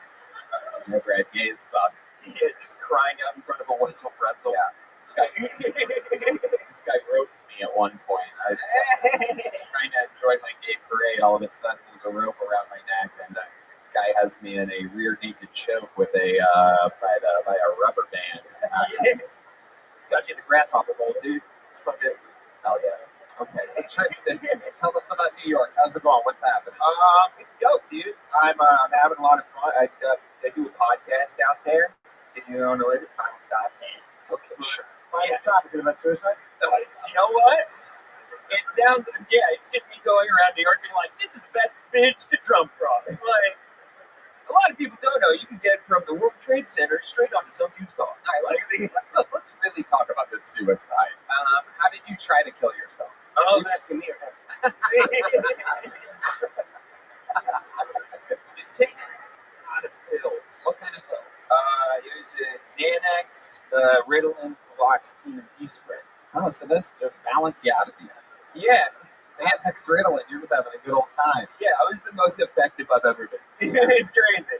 Isn't Fuse Bar kind of like they call it Fuse Bar, right? Yeah. I take that. Like it's very mild. It's just kind of very mild. Yeah, that's why I took all of them. Oh, yeah. They always like, these are little, but quantity over quality. I'm taking what I got. Like, so what happened? Tell us about it. You're by yourself? Are you at your parents' house? What's going on? With mommy and daddy. Oh, hanging out at mommy and daddy's house. And, they saw I was pretty bummed going upstairs, and they're like, Tristan keeps the pills in his room, right? And I'm like, yeah. I was like, that's bad. And then Were you heartbroken? Did you just like? yeah, I went through a pretty bad breakup, and I was just like blindsided by it, and it was super public, and I was like crying in public, and I'm just like, I need to go home and kill myself immediately. Wow. Yeah, it's rad. How did they find you? Did you give any indications? Like, did you say, good night, Mom and Dad, we'll see you tomorrow? Maybe. I'm gonna go get some eternal rest. I love you guys. Good night. Yeah, I'm gonna go hang out with Grandpa. Catch ya. Yeah, how did they find you? What happened? No, I was, they were like, I pretty much came home and was just a wreck, and I'm like, nah. You were wrecked? Yeah. Hey, what side of, alright. Yeah, it was Xanax. Gotcha. But blue Okay, sugar. so you were wrecked. I was a wreck, and You're like Hans Kim on a scooter at night. yeah, just fucking a little pogo stick, and my dad, my dad, he came in and he's like, "What are you doing?" And I'm like, "Nothing." And then he was like, let me see your pill bottles," and then he knew how much I had, and then compared to how much, he's like, "You need to vomit now." And then I was like, "I'm not fucking vomiting." He's like, "It's either vomiting or going to the hospital." And then I did the other one. So went to the hospital. Yeah. Did he try to shove his finger down your throat? No, but I wish he. I mean, is that a bad dad move? No, but I had it. I took pills, and my father said the same thing. You got to throw up, and I wouldn't. And then he fucked my mom in front of me.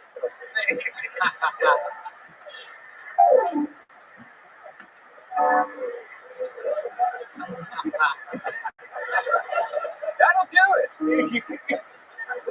No, it didn't work. Yeah.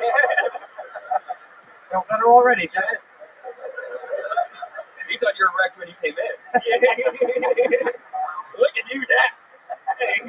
So you went to the hospital, they pumped your stomach? Yeah, and then I went to the psych ward afterwards. How long were you in the psych ward for? Like 4 days. 4 days. But what was the highlight of the psych ward? What was the worst part of the psych ward? The highlight, I'd say, great ice. They have great ice for you. And ice? Yeah, ice. In frozen water? Frozen water, like a little popcorn ball Sonic ice. Yeah. Oh. Yeah. And they do that so that people don't try to choke themselves on it? Yeah, I guess so, but it's like a snow cone. It's so good. I was just chomping down things by. I did almost get raped, so that was it. Tell us more about this. Tell us Yeah. about the raping. This is Kill Tony Goldberg. Yeah, I won. It was not fun. It was my roommate, who his name was Rakesh, and you can just assume what he looks like. And I do believe. Yeah, I do believe that's Kojak's current boyfriend. Yeah. And like he would wake up and he would just be around with morning wood all day, and then I would be asleep and he'd be sitting on my bed and like touching my leg and shit, and just love. He was like, "You bringing me cigarettes tomorrow?" And I'm like, "I don't know." And he's like, "I love you, Tristan." And I'm like, "Oh shit, this is going too quick for me." Was the ice good enough to make you go back and test it? Now that I hear it's at Sonic, I can stop going back. Like, I didn't know that was Sonic ice. I thought that was Bloodfuck ice. So then I have been chomping down on. Did you try to force it, or was he just trying to seduce you? He was trying to. He got handsy. He got handsy with it. He like kind of came in for a hug, squished the buns a little bit. Oh. Touch. Yeah. Little decayed banjos. Yeah. Jeez, Rakesh, this is incredible. Yeah. Handsy in the psych ward. All right. That sounds like let's hear some of the good news of your life. Let's hear it. That was the good news. You should see what it's like for the guys that aren't trying to get raped. Yeah. Twice about them. No. Shit's going great. I still got my girlfriend.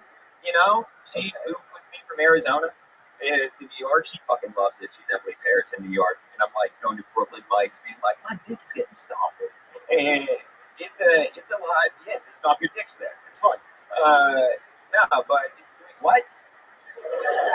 Stomp dicks? Like an emotional dick stomping. You know, you just go to open mic and then just have a bunch of These kids nowadays, they use terminology. that I don't get. Red Band knows he's got a Discord server. I mean, that's something different. I've watched videos of girls stomping dicks, but you're talking about good old, like, totally different.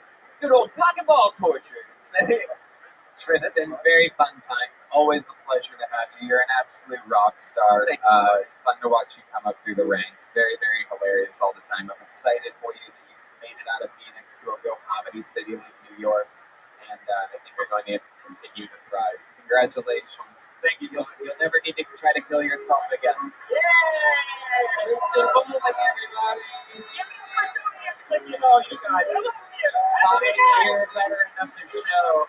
All right, now we're going to meet somebody else. That's how we met Tristan 5 years ago, just pulling a name out of a bucket. Anything can happen. Make some noise for your next bucket pull. Riel Silva, everybody. Riel Silva. Come on, these people wait all day for this. Make some noise for Riel, everybody. What up, everybody? Y'all been thinking about your health recently? Because I have. I've been trying to cut back on the drinking a little bit, try to eat a little cleaner, because I feel like there's a fairly high likelihood that our future doctor ate a Tide Pod. So I think our future health is more in our hands than we wished it was at this point. Speaking of health, I had COVID twice. My immune system really let me down over the last few years. I never got the quintessential symptom, though, of loss of taste. Totally. Everything just kind of tasted like pierced nipples. And for those of y'all who don't date trashy women on the regular, if you ever have the misfortune of wearing jeans here in July and you have like loose change wrapping around your back pocket, just give one of them a little elixir. That's exactly what I'm talking about. I gave up on dating apps, man. Dating in Austin's trash altogether, but dating apps are the worst. I go to Target now. Because at Target, there's 10 girls for every one guy, and they're already in there looking for shit they don't need, so you might as well bring me home too, right? There you go. All right, Riel Silva. Hello, welcome to the show. Am I saying that correct, Riel? Yes, sir. Okay, how long have you been doing stand-up? About 6 months. Where are you at? Mostly in Austin, Texas. Is this where you live? I do. For how long? I've been here a little over 2 years. What do you do for work? I work in tech. What do you do exactly in tech? EHS, Environmental Health, Safety, and Security. Okay. Yeah. So you have to like show up to an office every day at 10 a.m.? Basically, yeah. You get off at about 5? That's about right. Okay. What do you do for fun?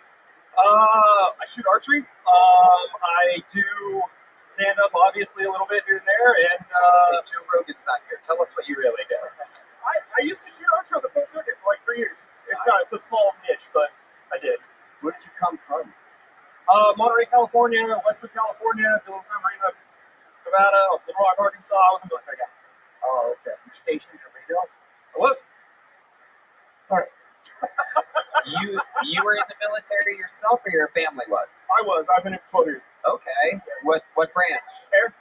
Air Force. That's the smartest one. I went to Iraq years ago with the Air Force. I entertain troops. And you guys get the best food.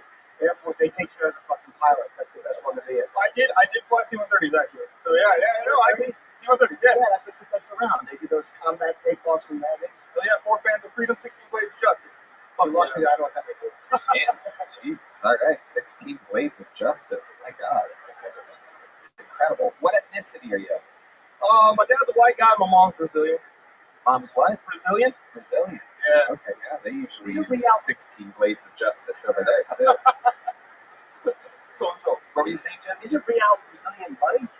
It might be. I don't know. That colony's crashed a couple times over there, so I don't know what they're using. Is it a real denomination of Brazilian? I think so. There you go. I've never been to Brazil. I can't confirm. I'm pretty sure though. Nice. Riel, what's your love life like? You seem like a good-looking guy. You talk really fast. Am I that nervous? Honestly, since I've been to Austin, it really has been trash. Like dating here is awful. I've been on a few dates. Dating here is awful. What exactly do you mean? It's like all of the drawbacks of like LA without all the perks of LA. So like no one's really anybody, but everybody feels like there's somebody for the most part. Oh yeah. Everybody feels like, but you think LA people are somebody? Well, I mean, I feel like in LA, I mean, there's like a lot of people who are like at least working in film or acting or music or whatever. But like people here, I don't feel like really do that much. Do you specifically only like dating artists? Oh, this guy's leaving. He's storming out right now. Look at this. He's heard enough. Look at this. Somebody. Yeah, Oh, I can paper towel commercials, goddammit. It's the Mexican brawny guy, everybody. Browno. I don't know. Yeah, it just hasn't been great. I've gone on like 17 third dates, and that's about where it is. So this is so interesting to me. What is it about these? Like, can you give us an example of a moment where things are kind of going good, you kind of like the girl, and she says something, and you're just like, "This is over." Give us an example of a deal breaker with Okay. BL. So like the last girl I went out with was an Instagram model, and again, somebody, probably not somebody, but felt like she was somebody.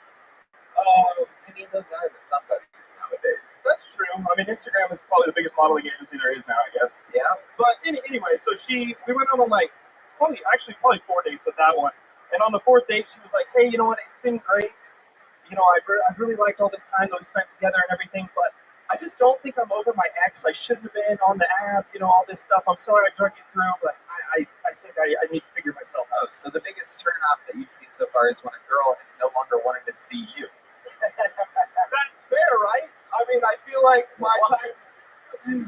That's crazy, bro. I assume when a girl is done in which you're like, "Oh, this girl doesn't have a chance with me," and you gave us her telling you that you don't have a chance with her. She wasn't really not over her ex. She just didn't like you that much. It's a lot easier way to say it my way. With the rare, he barely ever speaks, but he just gave a hard yup. It's out of nowhere. The nicest guy in Austin, Texas is like, "Fuck you, Riel." Did you think it was going well? Is that why it kind of came as a shock? I did kind of think it was going well, but I mean, then again, I guess my barometer for people has led me astray a few times.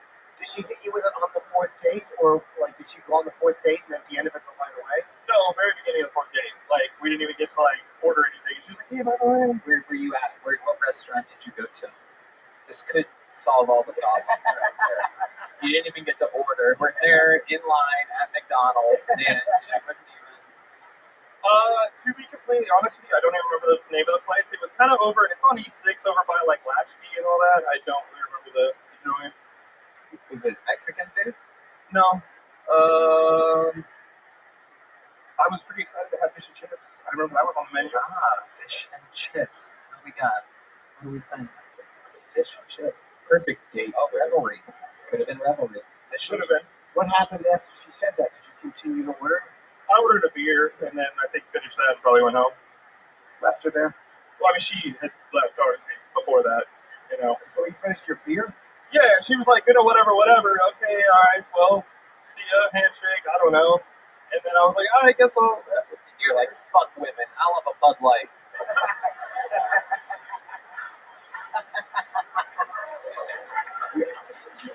All right, Riel.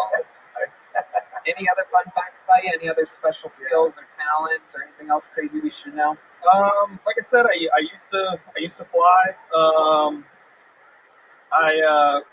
And shot archery. You say archery one more fucking time. I'm gonna have Tristan dump his pills down your throat.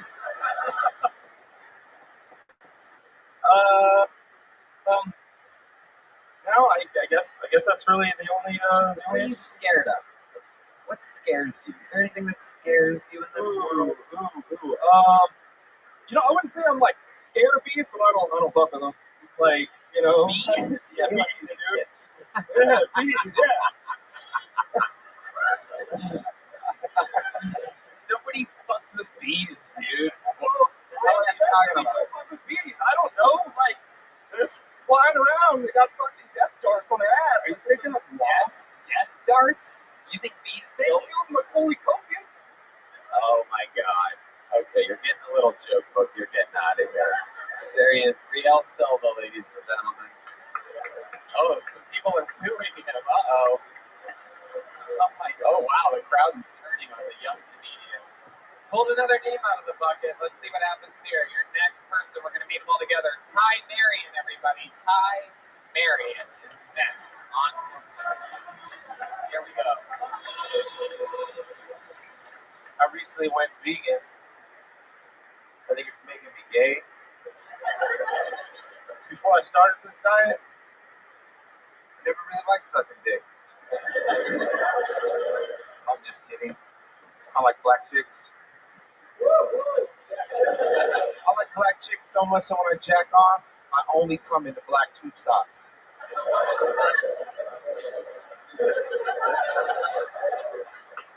Cats are weird. You scratch a cat up by his neck and his eyes will get real closed. Move your hand down his back a little bit, his eyes start to open. A little more, a little more. The cat's eyes will damn near pop out of their head. When you get all the way to the end and you jam your thumb up their ass.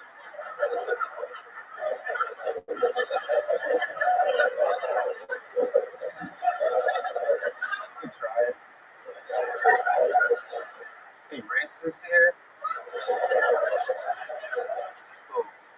Bad news, leader of the KKK recently died at the age of 77. So now, an ironic twist of fate for him, everything is black. Thank you. All right, Ty Marion. Welcome to the show, Ty. How are you? I'm doing well, sir. How are you? Absolutely. How long have you been doing stand-up comedy? 3 months. 3 months. Okay. All of it here in Austin? Yes, sir.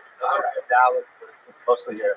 I love it. Jim, what'd you think about that? I enjoyed the fact that you just kind of like tell everybody like I'm gay and I like sucking dick, and then you just end it by going, just kidding, then you move right on. I like that. No segues at all. I don't like sucking dick. I like black chicks, kidding, cats. I like cats. Use your time wisely. That's my point. What's going on, Ty? I don't know. There's an X on the ground, man. Yeah. That's how we got Kennedy, right? Oh, wait, what? Oh, yeah. That's right. Big B X game later. That's right.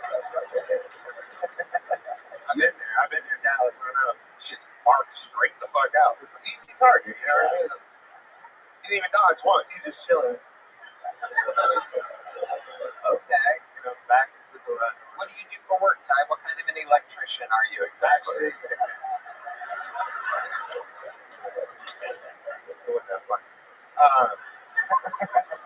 I'm actually a personal shopper.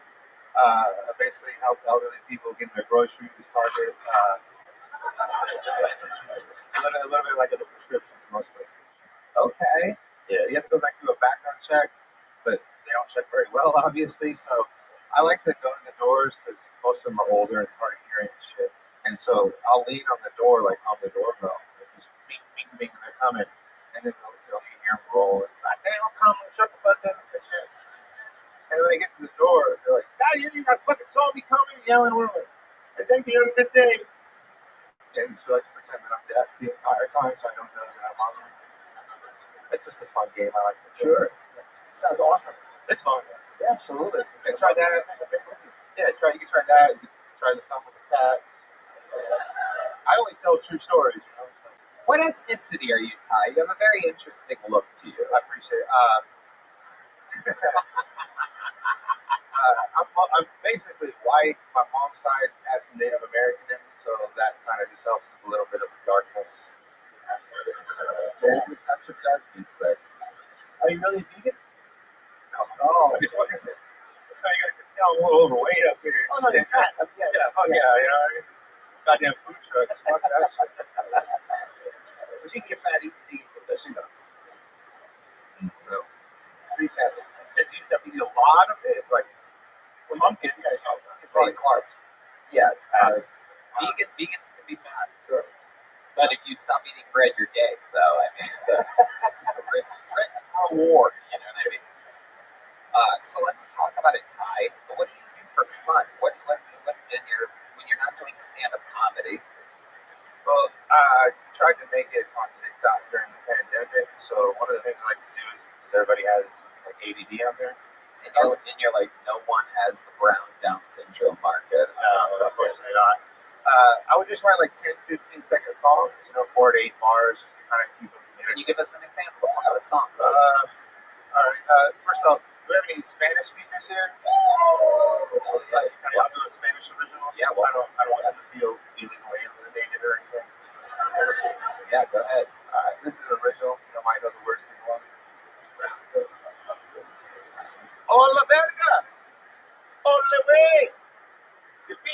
puto.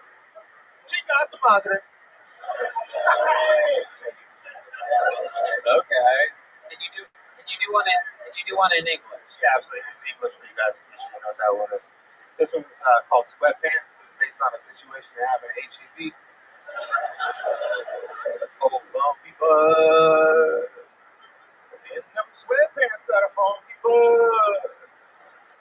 Your panties all bunched together and shit. Now it looks like your back tuck and your dick got a bumpy bud. Wow. None of these took off on TikTok? Yeah.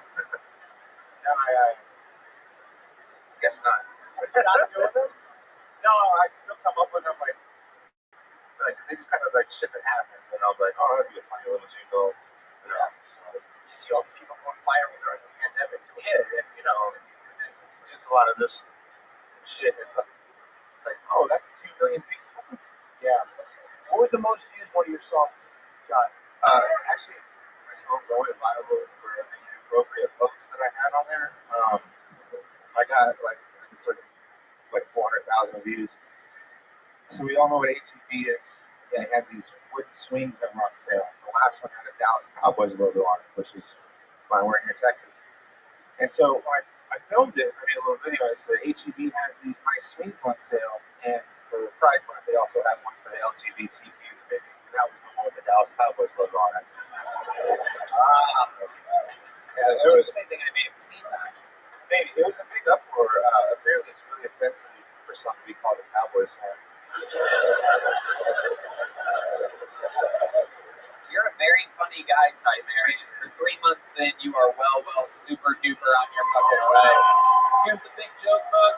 I like your style. You're a great writer. I love your deadpan delivery. You have a silly looking fucking weird ass face. I think you should sign up. Come back again. Give us another minute. There he goes, Ty Marion, everybody. All right. This should be our last bucket full of the evening. Make some noise for Laura Ortiz, everybody. Laura Ortiz is next on Tony. Hot bitches in the audience tonight, right? Hot bitch. Sir, hot bitch. Hot bitch? Hell yeah. I believe all hot bitches have stomach problems, right? Yeah, that's why so many guys want to fuck my dog, apparently. Yeah, dating is not going well. My therapist told me to get the dog, actually. My therapist told me, get the dog to help with your anxiety. And now I gotta get a therapist for my dog because this bitch has anxiety. No joke, this bitch, she has separation anxiety. So what she'll do is she'll cry all day, tear up my apartment, take a shit in the hallway, just like me. I've never felt so seen. It's great. It's great. I love my dog. I love it. Every day going on the shit. I love it. I saw a kid's bike on the side of the road the other day, and I really think of 2 ways about how this bike got there. Either someone stole a bike from a child, awful, despicable, or someone stole a child from a bike. Either way, that kid's fucked, right? Thank you. Laura Ortiz, everybody. Laura, welcome to the show. How are you? Good. Anxious. How long have you been doing stand-up? On and off since 2017. Oh, boy. All right. I know. Terrible. I'm sorry. It's hard to do it. It's hard to do it. It is. It's also kind of easy if you've been doing it since. I know. It's okay, Laura. I know. It's my fault. Of all the people with those glasses and that haircut, you're the funniest. Yeah, huge victory. I love it. What do you do for a living? Right now, I am a busser. A busser? Yeah. You're a bus girl? Yeah, bus girl. Oh, my goodness. Wow. Yeah. Not going great. How'd you end up being a bus girl? I could not find work as a graphic designer. That is what I went to college for. Art degrees are terrible. Oh, boy. Yep. I Yep. can't believe college still exists. It's unbelievable. Did you really expect anything else from these glasses and this haircut? Yeah, barista. Or a blogger. You open a blogger. I lost the barista job due to anxiety. Really? Yeah, I got anxious that I'd burned the customer. Oh, what? My mistake? Yeah. Just like creeping the cup too large. Oh my You're crazy. class.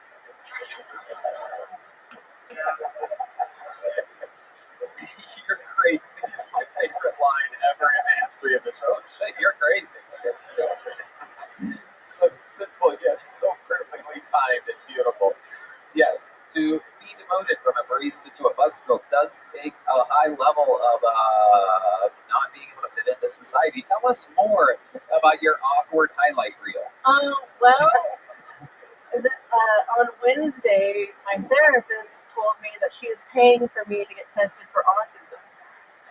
Your therapist voluntarily is paying. Yeah. How much does that cost? Let me just throw toothpicks on the floor as you can. I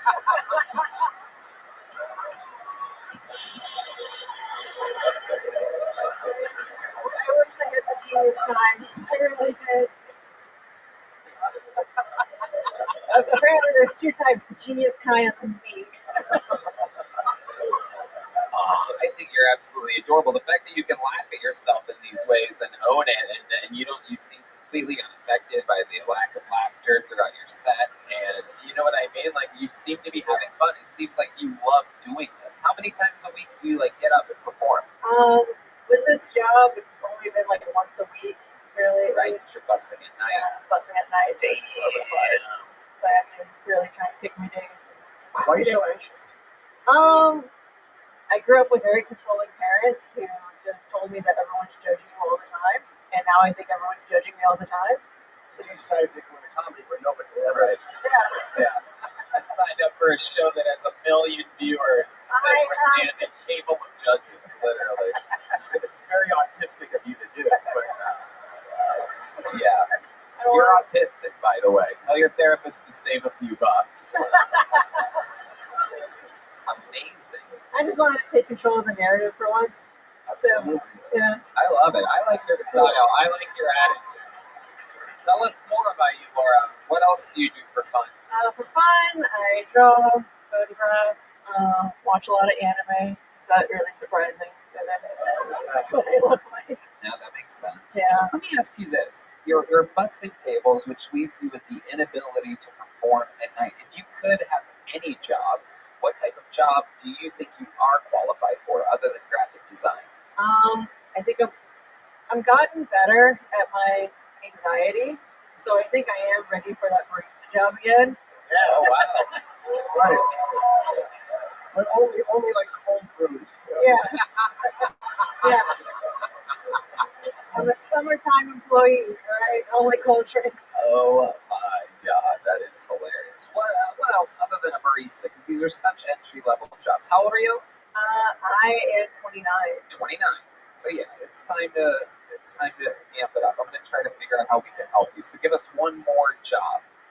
That's not something that any 18-year-old off the street could beat you out at. I'm really good at brand strategy, analyzing what a brand is and what they speak for, and how that relates to the market, how that relates to an audience, and really analyzing okay, you're trying to hit this demographic is into these hobbies, this is where you should be targeting them on this social media platform and not other social media platforms. Yeah, you're autistic. That's what most busboys do. What's an example? So, in college, I worked on this hypothetical app called Stasher, where you're supposed to sign in and keep your luggage at a random cafe if you have a long layover or something. And so we were targeting travelers, people in their late 20s to early 30s with lots of money, and I think the project turned out really good. Wait, would that people would actually leave their luggage in a cafe? Yeah, if it's a locked room. Oh, yeah. It's one of those. So they get a little bit of the money, the cafe would get a little percentage. Yeah. That's actually a really interesting business model. Yeah. Why wouldn't the people take their luggage with them? They just want to go out for a bit. Hands free. If it's an 8-hour layover in Atlanta or something, and you want to spend the day looking at something in Atlanta, you don't want to carry. Did that app end up succeeding? Is that still out there? I think it still exists. There's people just cracking up know, the idea right? of Stature, just laughing about how they would never leave their bag in a fucking cafe. left my luggage in peace. Yeah. I don't know what the future is for them. I know they're mainly located out in the northeast area. You seem like such a sweet girl. You seem so employable. You seem like you should not be a bus girl at all. I'm trying to figure, is anybody out there hiring for anything cool during the day? This guy just raised his hand. I think he just wants to fuck you. What are you hiring for, sir? Yeah.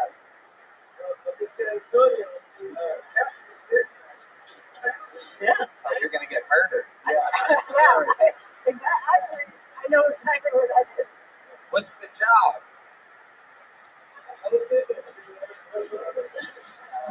No, restaurants aren't going to cut it. We need a day job. Anybody hiring for a day job in this booming Austin economy? An app creation, maybe? Abortions at Dunkin' Donuts?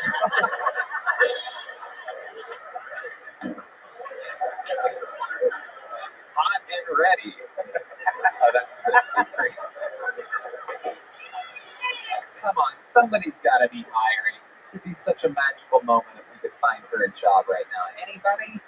Nobody needs a brand fucking something? Nobody wants to increase the company? What is it? What do you think? A new university? Wow.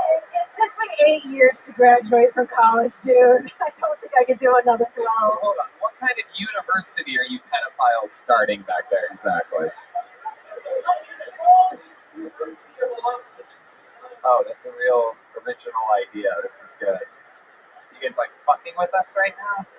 Because you do. You guys look like nerds, so I'm guessing you are starting. It seems like you would start a college. Can you actually offer her a job or no? Oh, Jesus. Bunch of pussies out there. Fuck you, dude. Fuck you and fuck your fucking university. Exactly. I'm going back to fuck university. Yeah.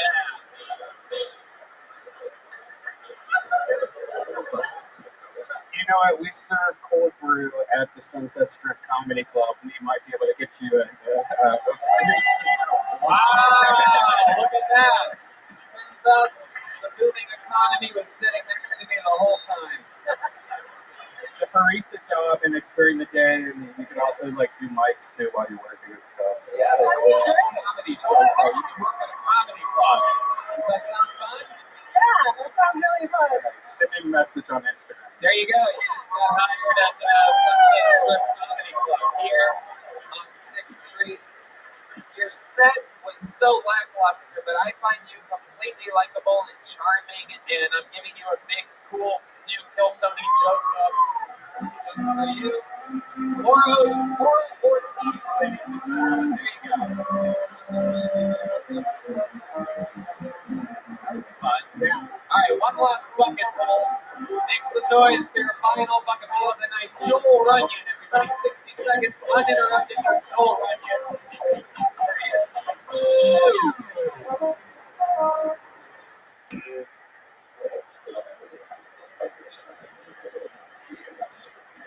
I just beat the worst video game of all time, guys.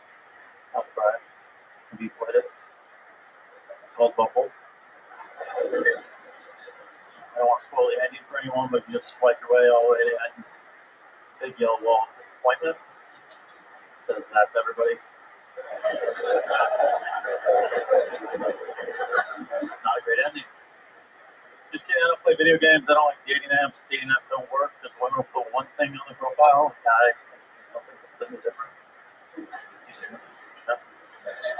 As women will put a photo of their face in the filter, and they think it makes their skin look great. When a guy sees it, they just immediately know that's the insecurity you're going to put up with for the next 3 weeks. Women will put a phrase like, I'm not here to play games. Please don't waste my time. And they think it means you're setting healthy boundaries. When a guy sees it, all they're thinking is you don't accept it.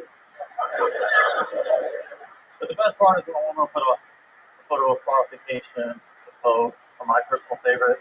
It's a long way to get there. You want to finish it? Yeah. Okay. They think it means I'm fun, I'm adventurous, I love to travel. When a guy sees it, all they're thinking is, why are you fucking has a jet? Joel Runyon, everybody. Your final buckful tonight. Joel, I feel like I've seen you before. You've been on this show before, correct? Yeah, I went way too long that time. So this time? Last time. Last time. Brought it back a little bit. You went way too long both times. Yeah. Okay. I like the opening joke. I thought you were you seemed a little hesitant, a little. I know it's nerve-wracking, but maybe a little slow, like a little more confidence in what you're saying. Because the line wasn't bad. It was a good joke. Yeah. How long have you been doing this? Like 2.5 to 3 years. All of it here in Austin? Yeah. Okay. Is this where you've always lived?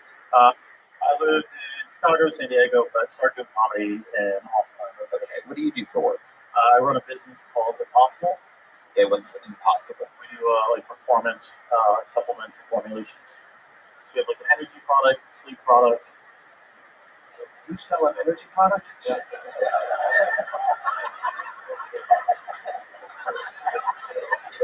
That's pretty good. Is the sleep product just your set with headphones? We include that free of charge. I bet. Hard to sell that. Joel, what have we not talked about?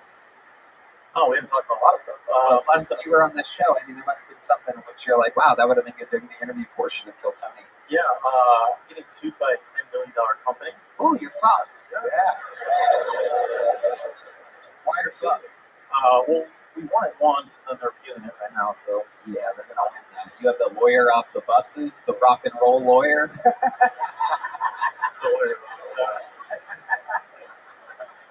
Your chances of winning that case are impossible, by the way. Yeah.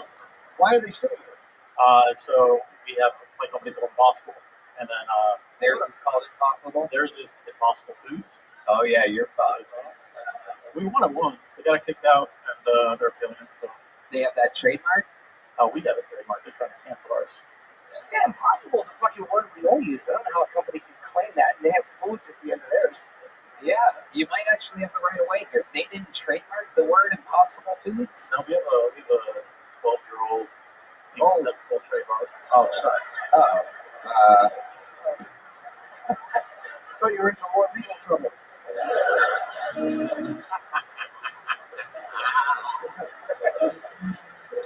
All right, Joel, tell us something else interesting about you. You're being sued. What else? We talked about ultra marathons last time. It was fun.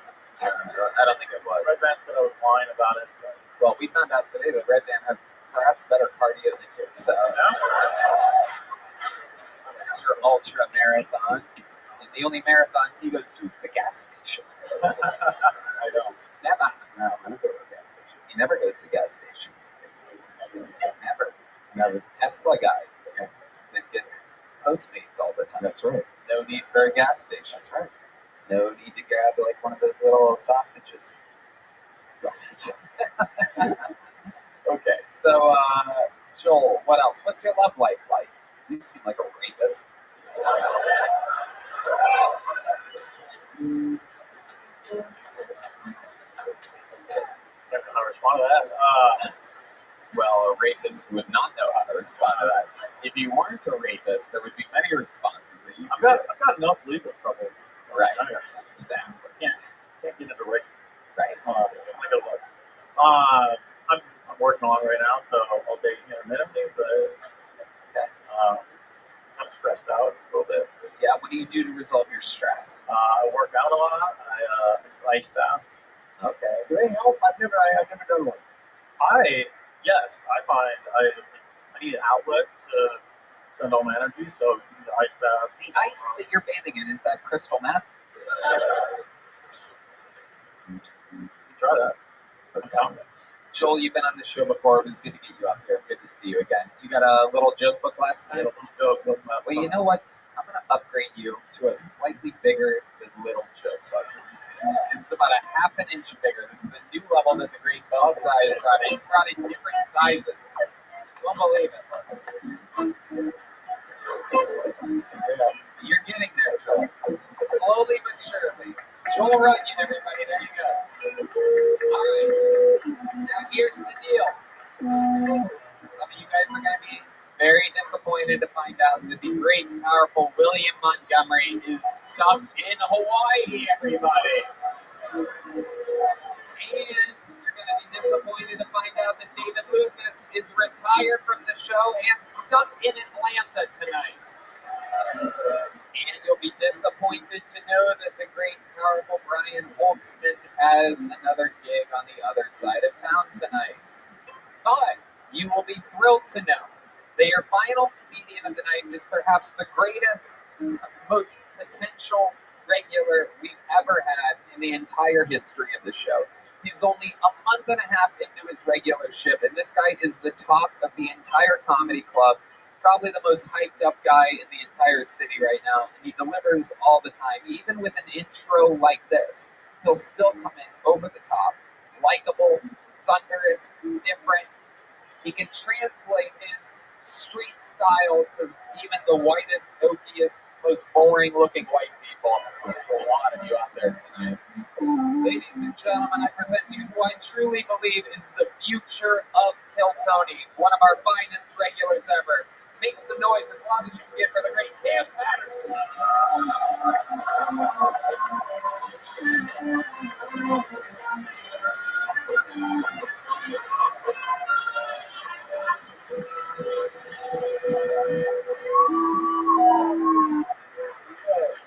That nigga all crazy as shit.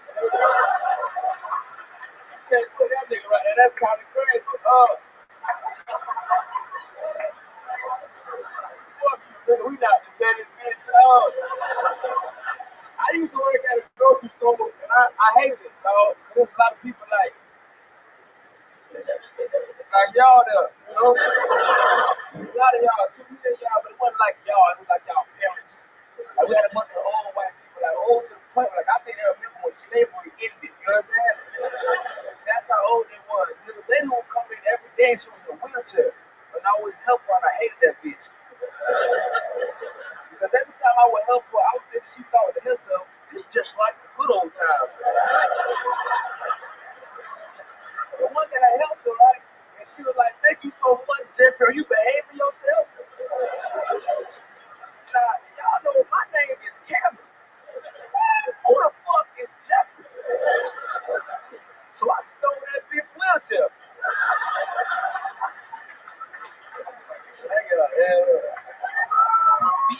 Beats on beats. Unbelievable appetite for destruction. The kid is different. Cam, how old are you again? 24 years old. You've been doing this how long? 2 years. And how long in Austin? Like 3 months. 3 months in Austin, a real comedy city. 2 years, most of that in Orlando, which just simply isn't much to do there. Nah, but go to Disney World, but that's not the same though. You know what I'm saying? If you ever go to Orlando, or you go to Disney, you think that's all Orlando, come to one from, and I'll show you it's not. Oh shit. What's it like? What are we missing out on? Niggas down there, you know what I'm saying? I'm into You it. have a good time, getting here, nigga, you were lucky. I like your tattoo, nigga. No problem, hell yeah. Great timing. Great timing, and I love that you ended on that joke. And I knew you wanted to say something else, but you're like, fuck it, that's a big laugh. And you're like, great instincts to take the laugh. Really funny. Yep, exactly. Knowing when to get out is a huge part of it. Usually, again, something that people learn years and years and years in. You seem like a fucking natural all the time. Everybody talks about it. All the comedians talk about it. It's a very fun thing. It inspires everybody all the way to the top comedians that come here. Everybody lives vicariously through that. It reminds that there's people coming for all of our jobs, that we have to keep writing and working and fucking focusing. It pushes everybody. Tell us how life's been the past week being Cam Patterson. It's been good, man. White people can give me a lot of rocks and shit. The rock thing is taking off. I got tagged in something. Somebody reposted that thing from the 10-year in it. I'm not big on fucking numbers and stats, but there's a clip that blew the fuck up of you talking about rocks. Like, you got famous as fuck this past week. People coming up to me like, "Hey, you got the rocks?" In front of police, they be like, "He got a crack. He got a crack." They don't know he just have rock in his pocket. Yeah.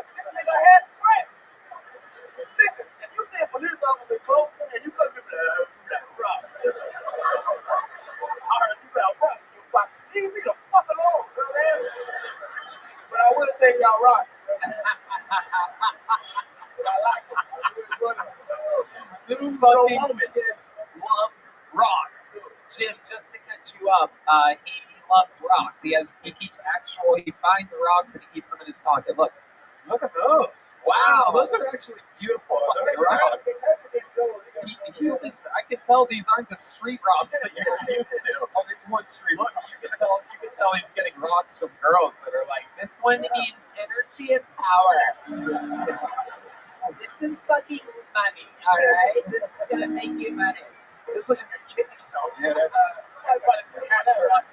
those are his rocks. You can tell the rocks that he found, the ones that were given to him by one of these fucking Austin girls with bangs and bad tattoos. You can just see. Why do you like rocks? I like how they feel. We don't do this shit. Oh, fuck. Oh, God damn it. Shit. I just like how they feel. Oh, man. Yeah, I might got a little chisel. You know what I'm saying? Sprinkle.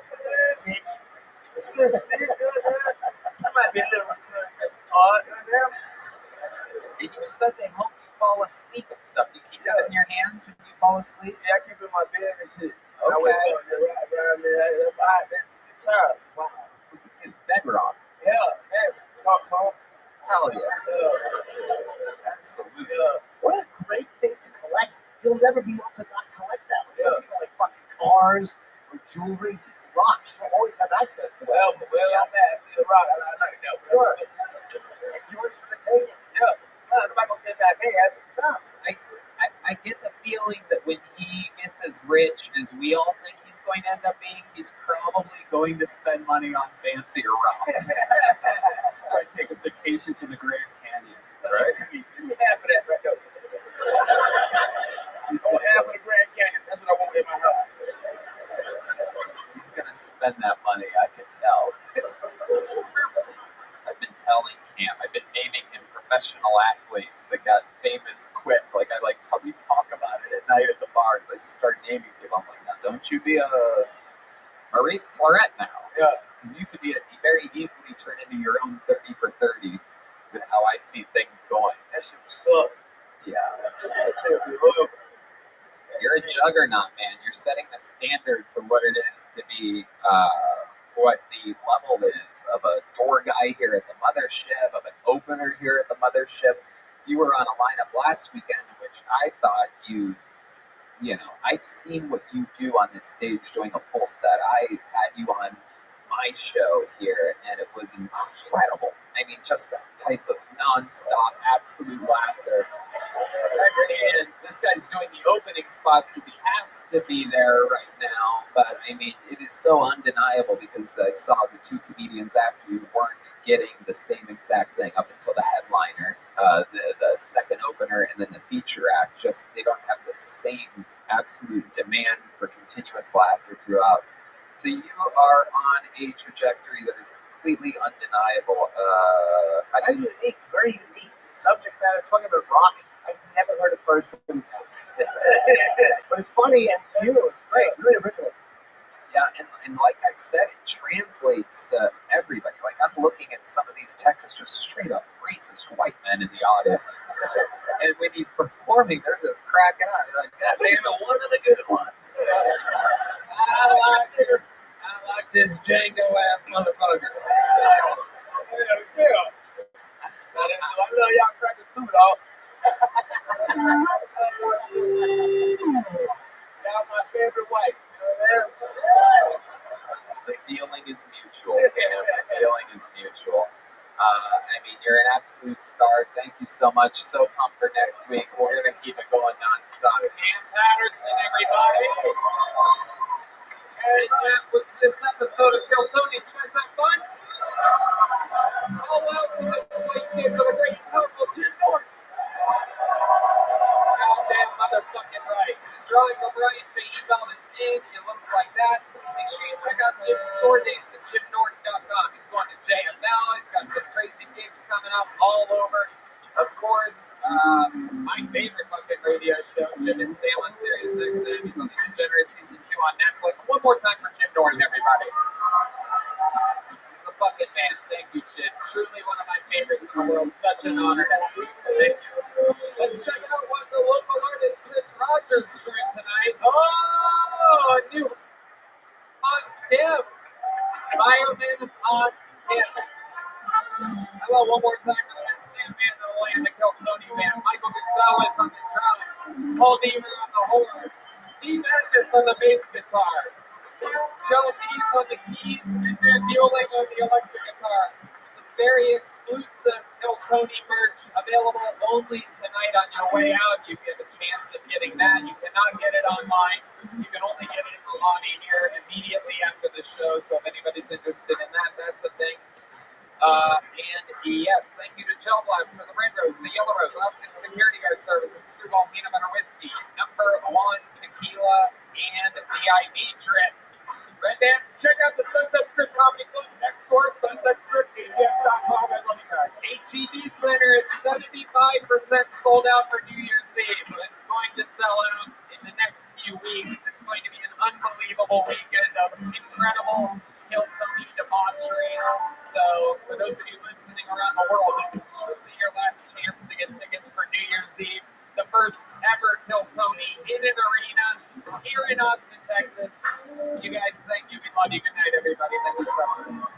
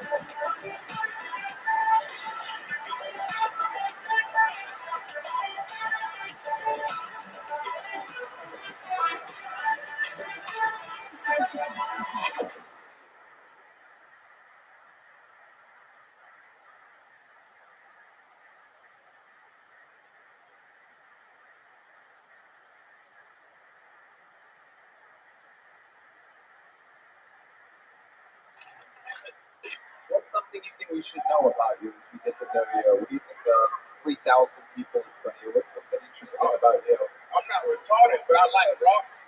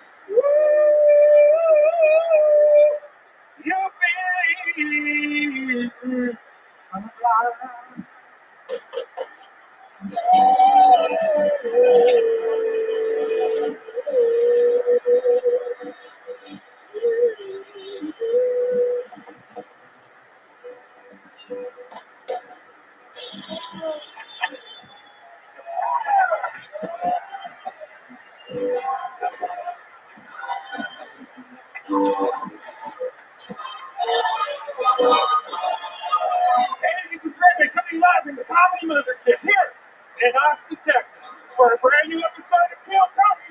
Get up for Tony! Let's play!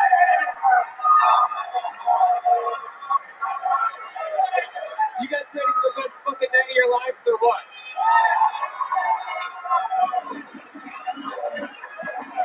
Yippee!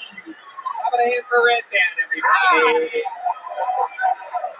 Oh my goodness, we get to do it again. This is the #1 live podcast in the world. Brought to you by Gel Blast for the Red Rose, Yellow Rose, CM Smokehouse, Connect Mobile Health, which can give you IV trips when you come into town. Hit them up at cmhus.com. And Screwball Peanut Butter Whiskey, which presents to you the best damn band in the land. That's the Kill Tony band. That's the great Michael Gonzalez on the drums. Paul Beamer on the horns. Matt Mueling on the electric guitar. And this is indeed the one and only, the anomaly, D Madness on the bass. We have a lot of fun things in store tonight, but before we start, here's a little bit more from the amazing sponsors that made tonight's episode available for you right now. Hey y'all, it's official, it's announced, it's out there. My largest stand-up tour of my entire life. All the biggest theaters in all my favorite cities. Toronto, Canada, Royal Oak, Michigan, San Antonio, Texas, Chicago, Illinois, Charlotte, North Carolina, Atlanta, Georgia, Columbus, Ohio, Kansas City, Missouri, Indianapolis, Indiana, Philadelphia, Pennsylvania, Tysons, Virginia, just outside of DC, Milwaukee, Wisconsin, Minneapolis, Minnesota, Youngstown, Ohio, Cincinnati, Ohio, San Francisco, California, Sacramento, California, San Diego, California, Phoenix, Arizona, New York, Clearwater, Florida, and Jacksonville, Florida. Tickets available at TonyHinchcliffe.com. Come see the crazy Texas fucking stand-up that I've been working on. You're not going to believe it. Let's have some fun. Hey, this is Red Band, and if you don't know, I now own a comedy club, the Sunset Strip Comedy Club on 6th Street in downtown Austin, Texas. Right next door to the Comedy Mothership.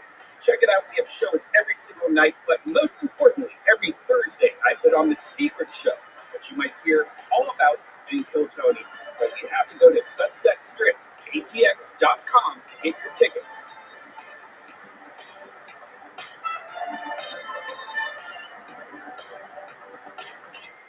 Hey y'all, fall is right around the corner and HelloFresh is here to help you plan for the busy season ahead with tasty dishes delivered directly to your door. Simply choose your recipes and pick your delivery date. Then lay back and enjoy the last days of summer knowing dinner is covered. Banish the end of summer blues with HelloFresh. No need to stress about how you'll handle it all this fall because HelloFresh takes care of the meal planning and delivers pre-portioned ingredients right to your home. So whipping up a homemade meal is a cinch. With HelloFresh, you get farm-fresh pre-portioned ingredients and seasonal recipes delivered right to your doorstep. Skip trips to the grocery store and count on HelloFresh to make home cooking easy, fun, and affordable. Red Band. I'm one of those people that always overbuys when I go to the grocery store. I have all this extra groceries that I throw out and I waste. Well, with HelloFresh, that takes care of all that because you get the right amount of portions for an amazing meal every time. And you save a lot of money. It's 25% cheaper than takeout and less expensive than grocery shopping, too. Just choose your recipes and receive fresh, pre-portioned ingredients so you can get cooking quick. No doubt about it. Go to HelloFresh.com/50KT-show and use code 50KT-show for 50% off plus free shipping. Go to HelloFresh.com/50KT-show. Save 50% plus free shipping. No doubt about it. HelloFresh, America's #1 meal kit. Hey y'all, today we're here with a sponsor for your bouncing bundle of joy. No, we're not talking about a baby, we're talking about your baby makers. That's right, today's show is of course brought to you by Manscaped. But just like babies, your delicate little guys have sensitive skin and deserve products that are not only skin safe, but made with safe ingredients. That's where Manscaped's Platinum Package comes in. From razors to shower care, this package goes above the gold standard for your body hair. So treat your beautiful boys to the world's finest toys at manscaped.com and use our code KILLTONY for 20% off plus free shipping. Manscaped has helped my entire life. I keep everything nice and trim, makes me feel good, keeps me cool during the summertime. You know what I mean? You keep everything trim, you mix that with chic boxers, and I mean, it's a 1-2 punch that you just can't deny. And I got the platinum package. Inside there, I got the lawnmower 4.0, I got the weed whacker ear nose trimmer, which is one of my favorites, and the body wash, the ultra premium 2-in-1 shampoo, conditioner, ultra premium deodorant, crop preserver, anti-chafing ball deodorant, crop reviver ball toner, anti-chafing boxers, the shed travel bag to hold all the goods. It's amazing. That's right. Get 20% off and free shipping with the code KILLTONY at manscaped.com. That's 20% off with free shipping at manscaped.com and use the code KILLTONY, all one word. Use the platinum package because the gold standard is no longer good enough. Hey y'all, Uka and 7-9 Pods have partnered to create a remarkably smart and smooth inhalation experience, all at the touch of a button. Combining innovative technology and intelligent design, this lifestyle-driven ecosystem is easy to enjoy and perfect for sharing. I'm currently enjoying the infused line. These potent pods are crafted with the purest ingredients, infusing the whole flower and live resin to create strain-specific pods with a flower-forward flavor that packs a punch. No doubt about it, it's super cool, an amazing device, beautiful, I mean just classy. Best of all, Uka allows you to enjoy a 60-minute session so you can gather together and savor the moment longer with your friends. Head to getuka.com and use the code KILLTONY40 to get an additional $40 off your order. That's getuka, GETOOKA.com, and use code KILLTONY40 to get an additional $40 off your order. And this episode of Kill Tony is brought to you by Zippix Toothpicks. Zippix brings you a totally satisfying, convenient, and flavorful way to curb cravings, get a boost of energy, or simply relax at the end of your day. Remember when massive fake clouds, ashtrays, and dip spit were awesome? Well, now there's an easier, cheaper, less messy, and more subtle way to curb cravings with Zippix Toothpicks. The best part of Zippix is that you really can use them just about anywhere. With 2 milligrams per pick and some 3 milligram options, Zippix Toothpicks are long-lasting, extremely affordable, and available in 6 delicious flavor choices. I've been using them on flights lately, and boy, is it a amazing nicotine life hack.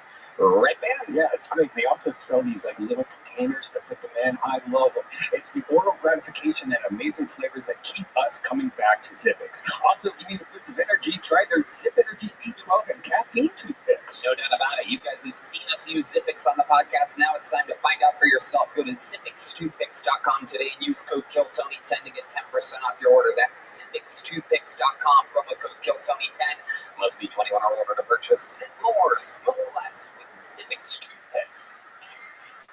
Who's ready to start tonight's show? Every week, 2 of the funniest comedians in the world on the show. This week, absolutely no different. I've been working with these 2 gentlemen for 16 years continuously. Comedy Store royalty, paid regulars, legends of roast battle. Make some noise for 2 of my favorites, Brian Moses and Matthew Broussard, everybody. Yeah. This is the creator of roast battle, Brian Moses. Former Comedy Store employee. We worked together forever. That is the great Matthew Broussard. Brilliant comedian. And another great roast battler. Here we are, gentlemen. Welcome. Matthew, this is your first time on the show. Say hello to the people. Thank you. Yeah, my first time judging. I did a spot a couple years back. Oh, you were? Yeah, it was okay. It was all right. I'm happy to be on this side of the microphone. Yeah. Not judging and not being judged. It's nice. I love it. We're going to have fun tonight. Moses? Just good to be here and get people like an Austin. Goddamn right. Don't know what we would have done without another one of you. You know what I'm saying? Well, yeah. This is the guy that was taking the credit for being black earlier. What do you think about this, Moses? This Saudi Arabian French guy right here? Saudi? Yeah. What? Nigga believes. He believes he's black. We're going to have a lot of fun here tonight.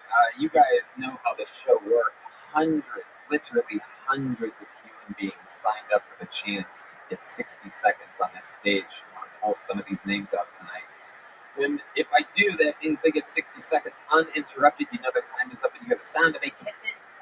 That means they have to wrap it up then, or else they bring out the angry West Hollywood bear. And that just cuts them off. And then I interview them. We laugh about stuff. We try to figure out what's funny about them live on stage. Everything's improvised. You guys ready to start tonight's show?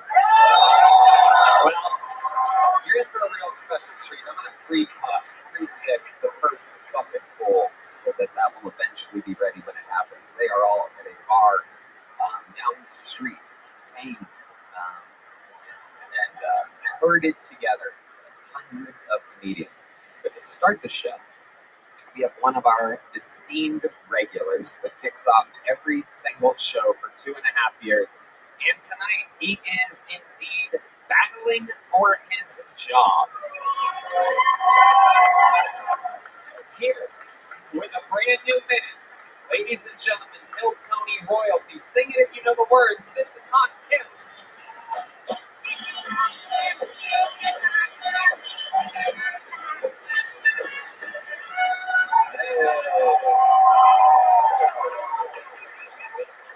Howdy, y'all.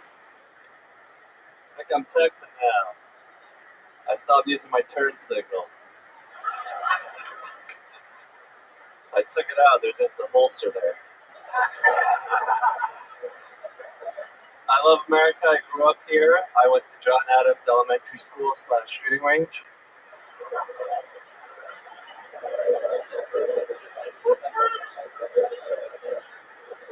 A lot of people don't think that trans women should be allowed to compete in women's sports. I personally don't think that women should be allowed to compete in women's sports. Why do we have a category of sports for people that suck at sports? It's called the Special Olympics. Thank you. There it is. 58 seconds.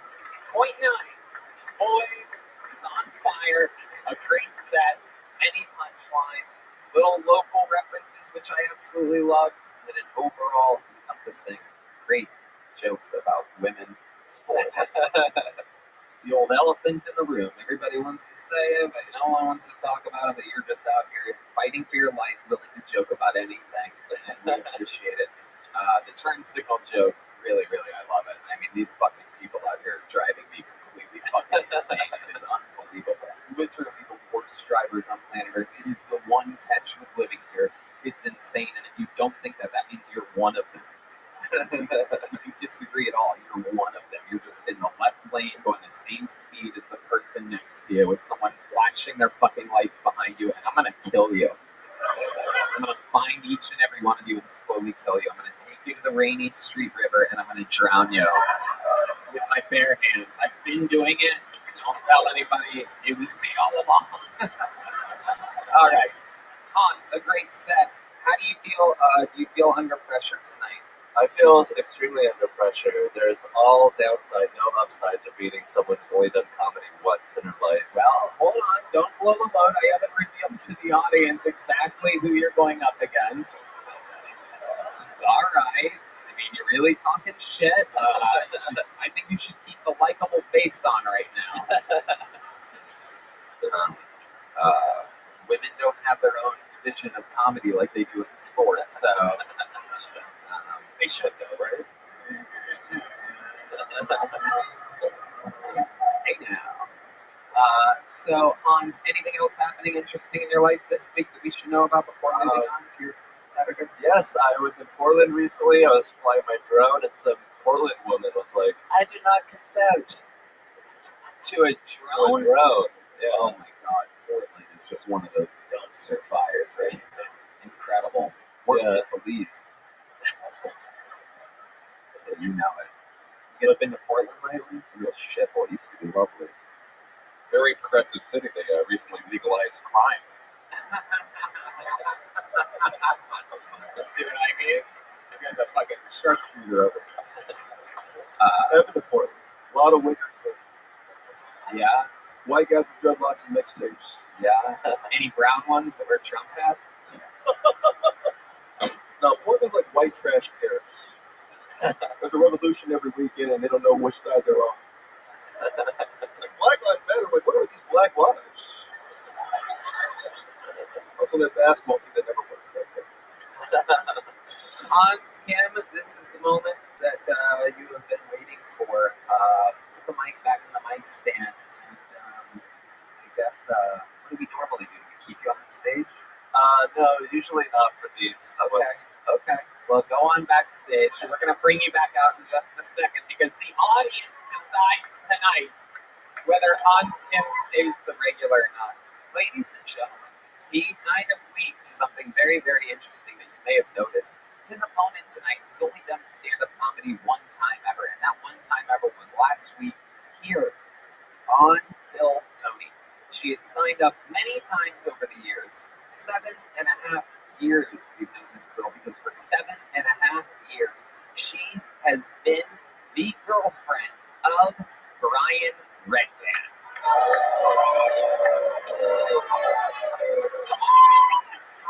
She had a set last week and it went so well that I said that she should battle Hans for regular shift.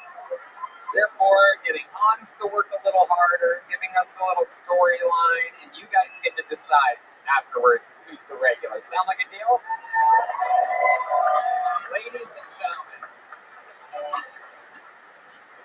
gentlemen, her second time ever performing, a 100% kill rate at this point.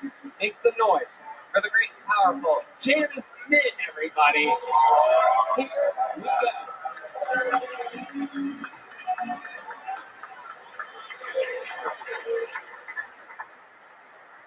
Hello.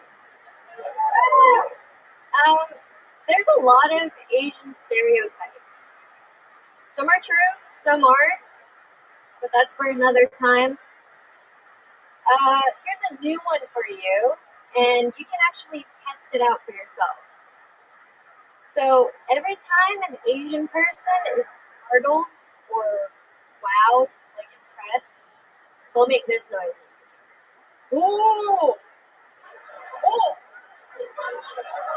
Oh! Oh! Okay, you can surprise someone and see for yourself, or impress, whatever. Speaking of noises, does anyone know who the Grape Lady is? She went viral on Fox News, like this Fox News segment, where she was stomping on grapes really hard and she fell over and made this funny noise. Anyway, so she's my safe word now. Not Grape Lady, but the noise she makes. So she goes, oh, wow, wow, wow, wow, wow, wow, wow, wow. That's my noise. That's my safe word. Janice, that's how likable can you possibly be? Amazing. For a second time ever on stage, I love it. The setup's a little bit long, but the payoffs were there. And very, very much fun. How do you feel like that went? How do you feel like it? What's been on your mind this past week since your Kill Tony debut, your stand-up comedy debut? Honestly, I tried not to think about it too much because it would make my heart beat really fast. Right. Yeah, that happens.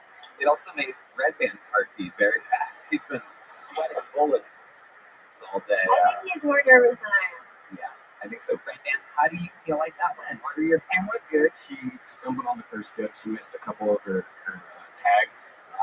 And so I bet she doesn't even know that she did that. Wow. The stereotypes. Oh man, someone's getting beat later. You know, Yeah, I'm beating him. Yeah, absolutely. Absolutely. Ooh. Whoa. Very surprised. All right, let's bring him out. Make some noise for Hans Kim, everybody. Here he is. Probably smiling ear to ear. He's still nervous. Look at him. He still doesn't think he pulled it off. What do you think about this situation, Matthew Broussard? It looks a lot like women's sports versus the Special Olympics. Yeah, it does. Yeah, I like how Killjoy's doing Squid Games though.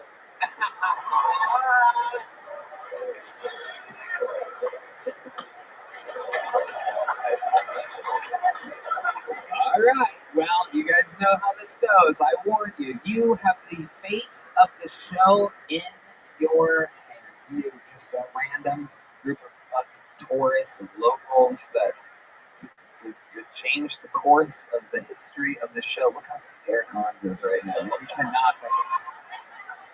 cannot hide it. So, how many of you have Janice winning this competition here tonight? Whoa! Oh, that's a lot. Okay. How many of you have Hans Kim? Whoa! That was close. Look how happy he is. He can't hide his emotions. Thank you guys so much. You got to make the surprise noise now.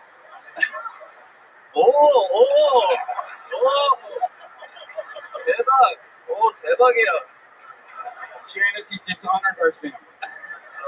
Janice, it is amazing. I put you under a ridiculously high-pressure situation that no one that's done stand-up comedy once should ever be in, but I look at it as a win-win. You came out funny, likable again, up for the challenge.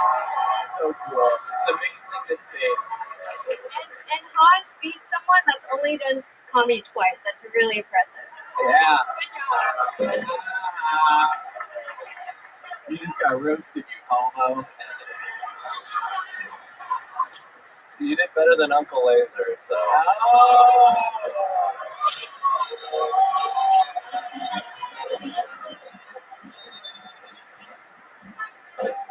It's been a new running thing every week. Uncle Laser just gets roasted for no reason.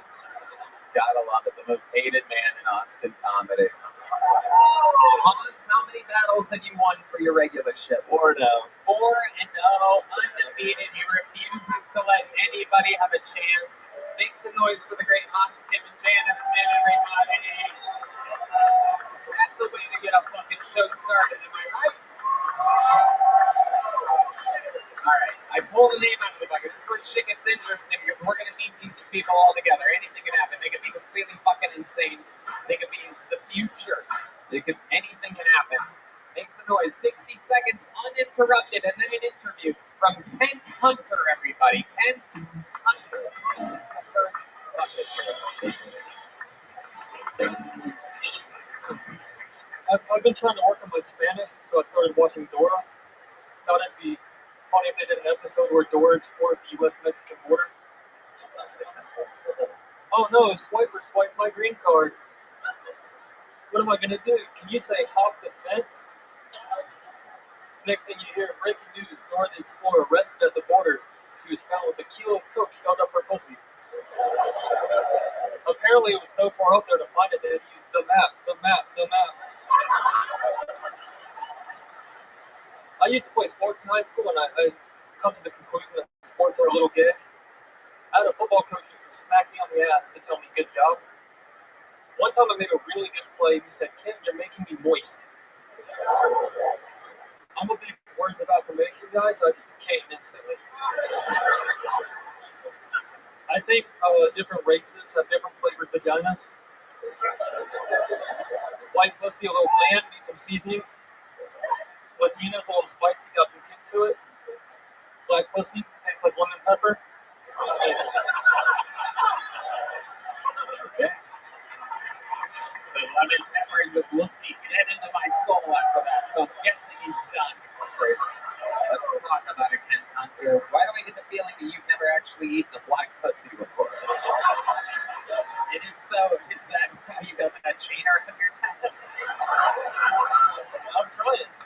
Have you ever done it? What does the X on your hand mean? At Shakespeare's, where they're having, I'm not 21. Oh, okay. How old are you? 20. All right. Where are you from? South Carolina. South Carolina. Is former Seattle Mariners pitcher Randy Johnson your father?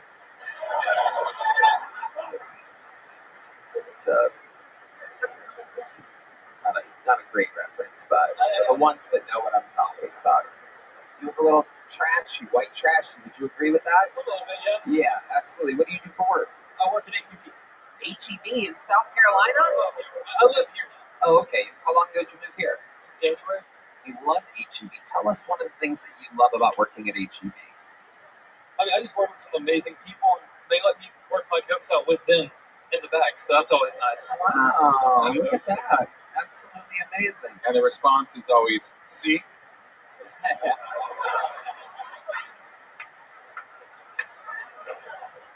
So you're like you stock?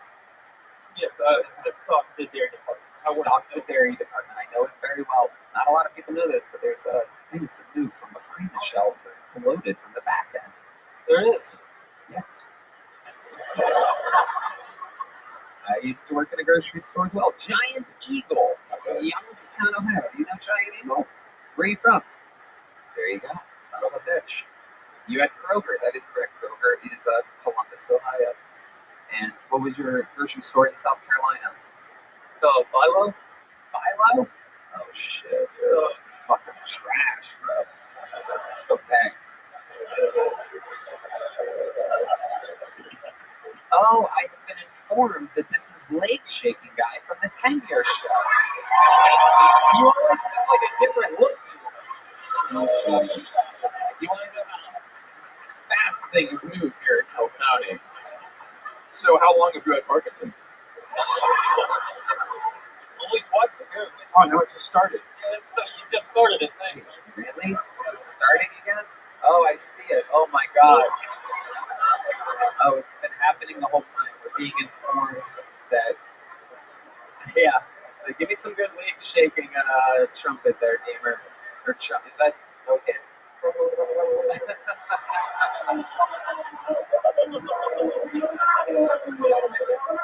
Yeah, do the shaky leg. Wobble. So, Kent, let's talk about it. How is living in Austin been going for you? What's something that we haven't talked about that you think would be interesting to talk about during the interview portion of Kill Tony? You've been on the show twice now. Yeah. I went on a date recently. Oh, tell us about the date. Did she sit on your lap and come on your vibrating thigh? That's it. The old Santa Simeon over here. Come here, babe. Take a seat. Make sure the microphone's close to your mouth when you're telling us about this date. Go ahead. Tell us about it. We went to a comedy show. You're 20 years old. You took her to a comedy show. How old is she? 21. It was great. I mean, we had a good time. The show was good. What comedy show did you go to? It was a smaller showcase that one of my friends ran. It was called Mid Comedy. Okay. All right. Well, let's get to the meat and potatoes of it. So you pick her up? No, we met there.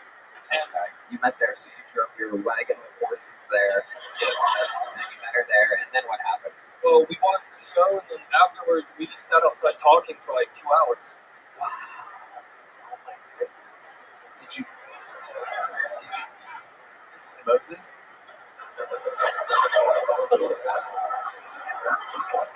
We've been doing it for like 5 minutes. Don't look at this fucking list. For 2 hours, she sat there trying to understand what you were saying. That's why it was a 2-hour conversation.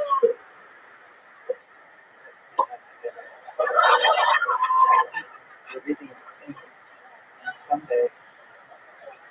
All right. I think the leg shake and the lisp have something together. Right. I think the lisp is like the 9th weirdest thing about it. I'm not even really worried about it. Do you drink too much milk or something, maybe? Like, I don't think I drink enough, actually. Whoa. Getting high on your own supply over there. I like it. Okay. Yeah. Oh, yeah, you have a crazy scar on your arm as well. We're finding out you're a Cuban freak show. What's the scar from?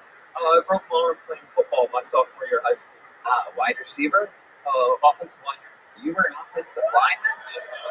Your lanky, shaky ass was an offensive lineman? Hell yeah. I was too slow. Oh my God. No wonder your arm's broken. Some fucking big guy just threw you to the ground. Well, actually, I threw someone to the ground.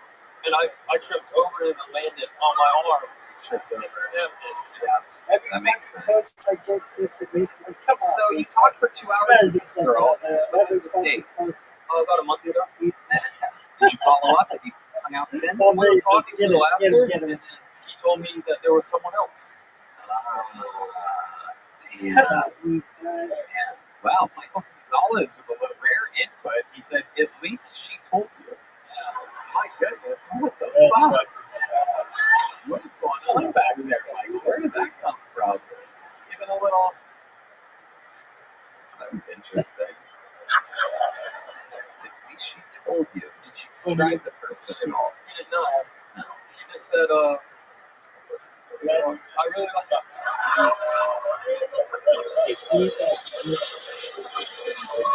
I had a great time with you, but I've been talking with someone else as well, and I would prefer to go exclusive with them instead. No reason. She wasn't. There wasn't a reason given. No, that's all she said. Wow. Coming to the Hallmark Channel, The Milkman. Yeah. I love it. Well, hopefully you'll be able to find something sometime. Maybe. So we'll be willing to settle for someone like you. It's incredible. Kent, you been having fun doing stand-up comedy? I've been having a great time. Okay. Well, congratulations. You did it again. You already have a joke book. Okay, there you go. They started the bucket hole portion of the show. And so it has begun. Free throwing a name. And on to the one that I told before. Your next comedian, straight out of the bucket. Anything can happen. We're going to meet them all together. Make some noise for Bobby Household, everybody. Here we go. Could be the future. Could be insane. Anything can happen. This is Bobby Household. One more time for Bobby, everybody. How's it going, guys? My name's Bobby Household. This is my company, actually. It's called Founders Cupid. I'm actually a college student, and I just got 7 other college students to move down to Austin with me to work in their startup companies. Now, if you're not familiar with startup, it's kind of like the cool way of saying you're an unemployed white guy. And it's interesting, you might be asking yourself, Bobby, how did you get these guys down here? Actually, it wasn't that hard. I just put up an ad that said, are you an unemployed virgin? Come on down. But anyways, I've been thinking about stand-up lately. I realized that startups and stand-up are kind of similar. You just pour all of your energy and your time and your hopes of getting laid into a fantasy job. But anyways, this is like this startup founder house. Anyways, all these kids moved down here to Austin with me. I'm kind of the guy that brings them together. I realized that I'm kind of like the Kill Tony for startup college founders. Listen. I also got a bunch of idiots to move down to Austin to pretend like they had jobs for the summer. Oh, woo. Anyways, I'm Bobby Oswald. My company's Founders Cupid. Thank you. There you go. Bobby. Oh, shit. There's only so much I can do to help you at this point. Maybe take a breath for a second, Bobby. Talking hasn't helped you up to this point. Just relax until you really want to talk right now. Just give it a moment. Soak it in through your nose, out through your mouth. Your mouth breathing right now, Bobby. I want you to have a chance at this.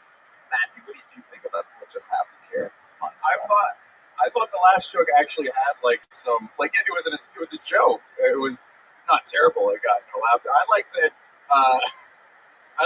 But anyways indicated where he thought he was going to get a laugh. There was a lot of moments there where it seemed like you thought there was going to be laughs. You promoted your company that was not described at all from the get. You've decided to wear it on your hat and your shirt. Its stock, which it isn't even existing, went down during your set. Is this the first person who's tried to Shark Tank Kill Tony? I think at this point, like this, it is not good. Did you get an Office Max gift card? Like, why do you have such generic clothing on right now? He's trying to promote his company, which is just fucking weird. And you know what? I'm out. Have you ever done stand-up comedy before? I have 2 times I've done stand-up. 2 times. Did people tell you that you're funny or something like that? I did. Yeah, I did decent the 2 times. You did that. Do you always wear your company's stuff on No, stage? we actually just made it. Okay, so I want to know. This startup, because it seems like you're a real startup guy. I'm gonna have a startup. I'm a startup. Startup. It's my identity. I'm a startup. What is Founders Cupid? So we help other college students build their companies. So.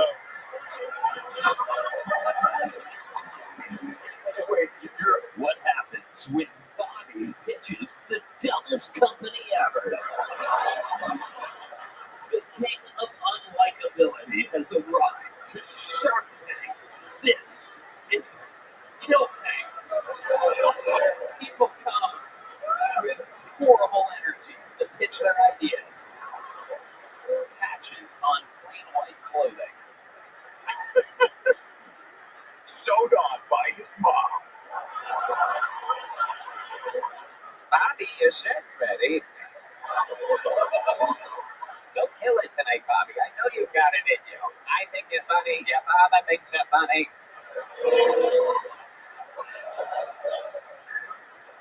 Holy shit. So this startup company, it does what?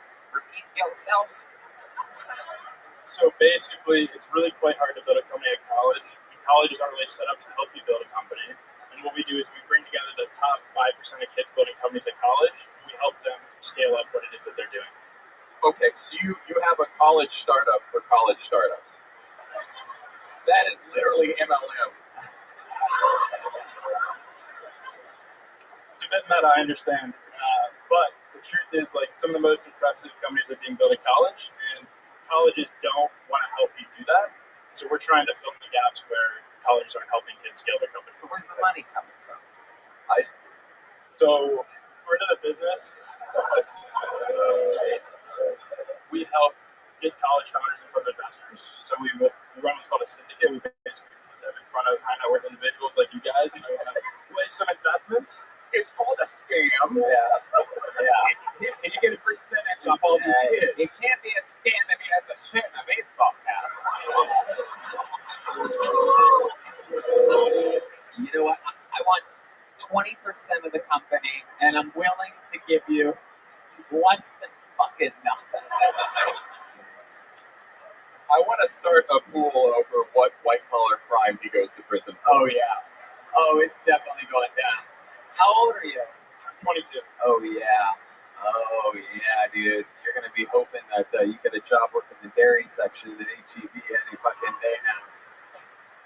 Oh, my goodness. Founders Cupid.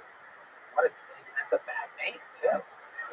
Have you accomplished this at all? Have you gotten money for this company? How much have you raised? So for our first Tell me your work and everything. Let's keep the Shark Tank thing going. So we've been building the community for just over 2 years, and we helped one of the first startups in the community just raise $190,000. So that was a win. Okay. Was that just your father that gave that money? Yeah, I know that. All right, as long as you don't tell me another one of your fucking jokes, here's the check. All right, Jesus Christ, get out of here. Founders Cupid sounds like my mom forgot the name of Destiny's Child.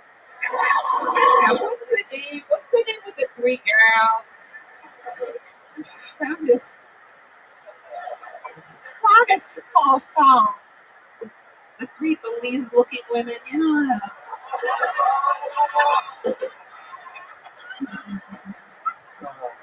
I've never heard like an all-white audience act like fucking the Apollo Theater, like, Oh yeah, these are my people right here. They travel from faraway lands like Iowa to be in Belize. Okay, Bobby, you've done what you did here tonight. So let me ask you this: what's a redeeming quality about you? What's something we find you to be kind of like a smarmy startup young kid that thinks he hasn't figured out, but you're just moving other people's money around and probably taking a percentage and lying about what's going on. So give us a redeeming quality about you. What's something about you that will make these people like you? You're set in a roar of booze. Fix it right now. What can turn us around and like you? What would we like about motherfucking you? What in the world could be fucking possible? Anything. Go ahead, answer the question. You were so eager to speak earlier, and all of a sudden. So I think in life, like who you know, Oh, God, dude.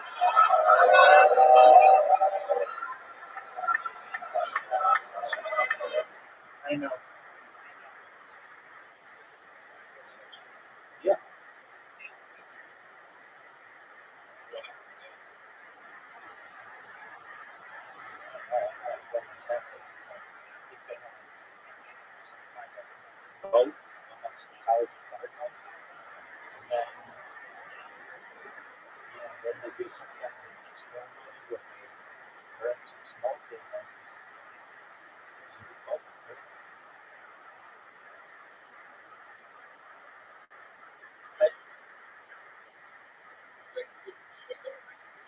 I think you've met one of the shittiest folks in the history. You can't even run a minivan. How the fuck are you gonna run a religious congregation? No, I'm just broken. I'm here. Do I think you'd make a good pope? Are you Roman Catholic?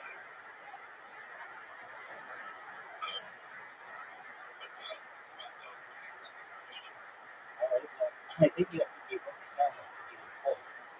So you have to look up to convert and then learn their doctrine. It's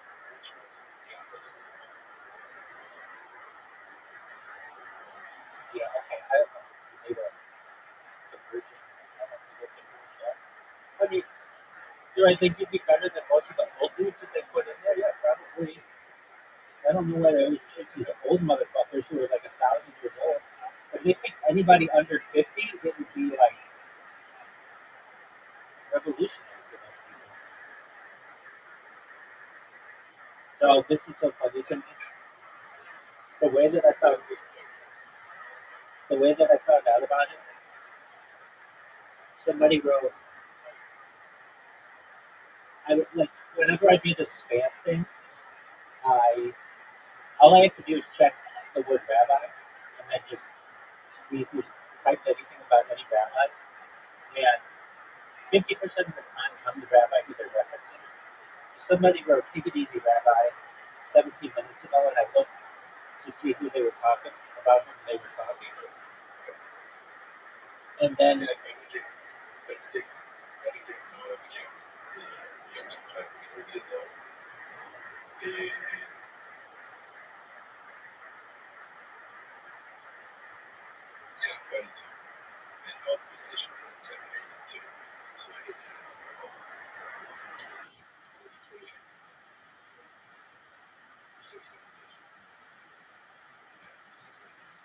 there you go.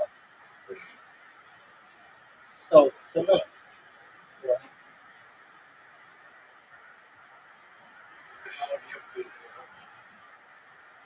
there isn't really a state of belief. It's really about the learning that you've done and the community standards. Usually, about the youngest is about 21.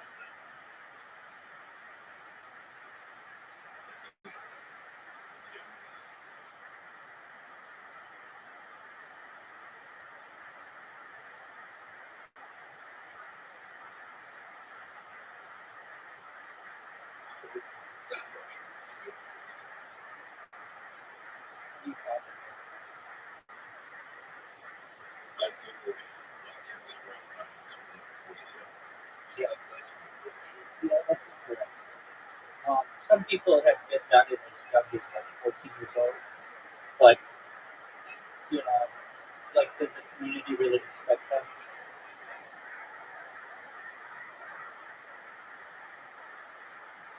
There isn't a hard and mind number there. Like to be president of the United States, you have to be 35. Within Judaism, there isn't a certain number that you have to do. It's just about your training and education.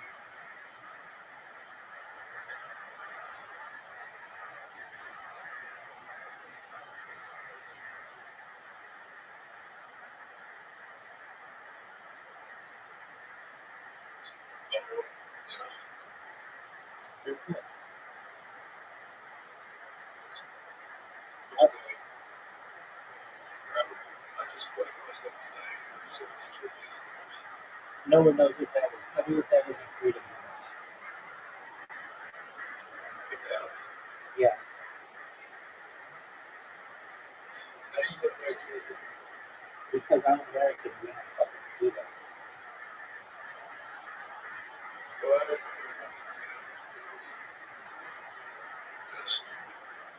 Okay. Alright, so are you ready to lose? Well, firstly, did you listen to the game?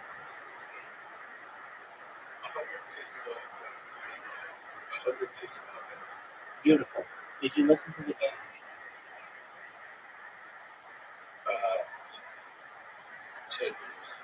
Alright, well, you gotta do some work on that, guys. Because you're an AFC. You're an AFC. When you're at the gym and do whatever you do, listen to it, and you won't be an AFC. Alright, I'm sending you an invitation from mini golf.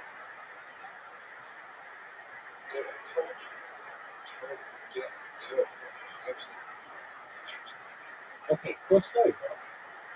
Have you ever played mini golf?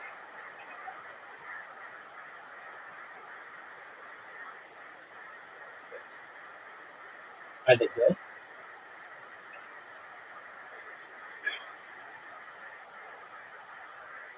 So you know how you want me to judge your shot? Your shot was a 2.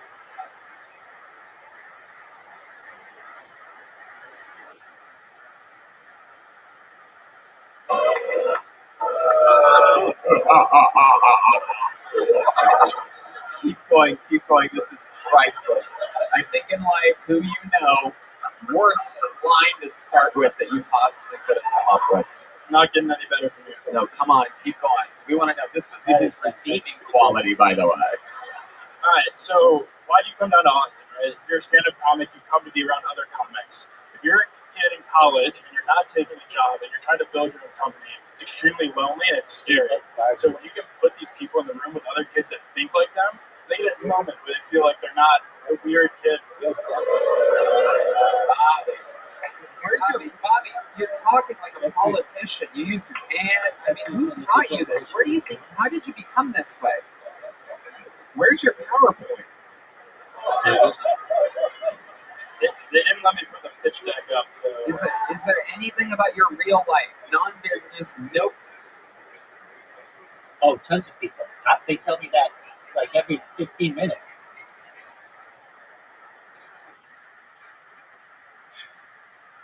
The last person. So here's the thing. I have 3 computers that I spam all the time. But now I figured out how to do the spamming on phones, and the phones work really well. Oh, good shots.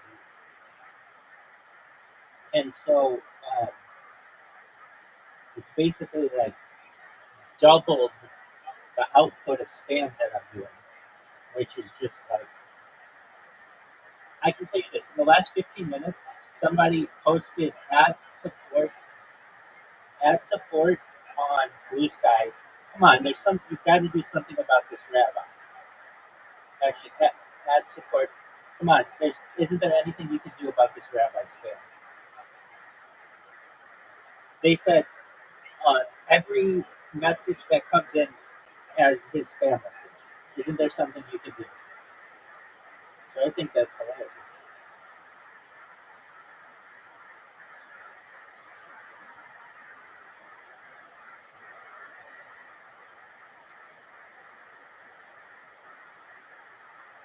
Oh, is this going to have enough speed? Zoo.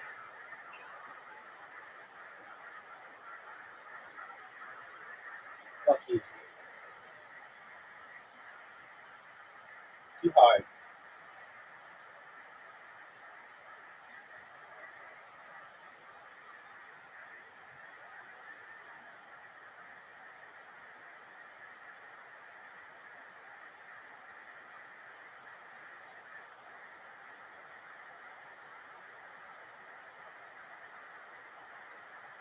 No pitch, no founder's cupid, anything about your life that would make us kind of like you.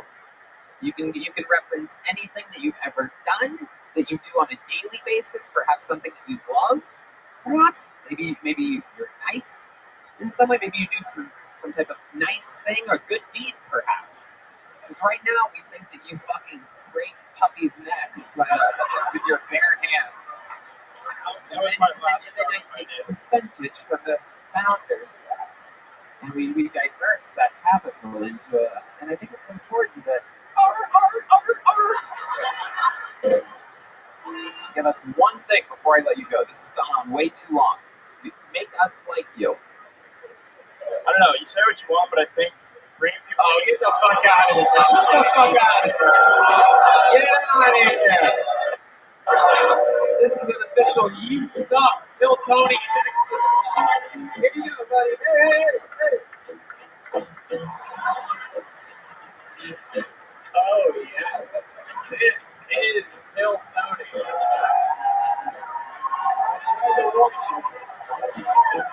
Is that Shark Tank? That Shark Tank? You guys are so good. Make some noise for your next comedian out of the bucket. You've seen it. Anything can happen. His name is Patrick Carpenter, everybody. Here we go.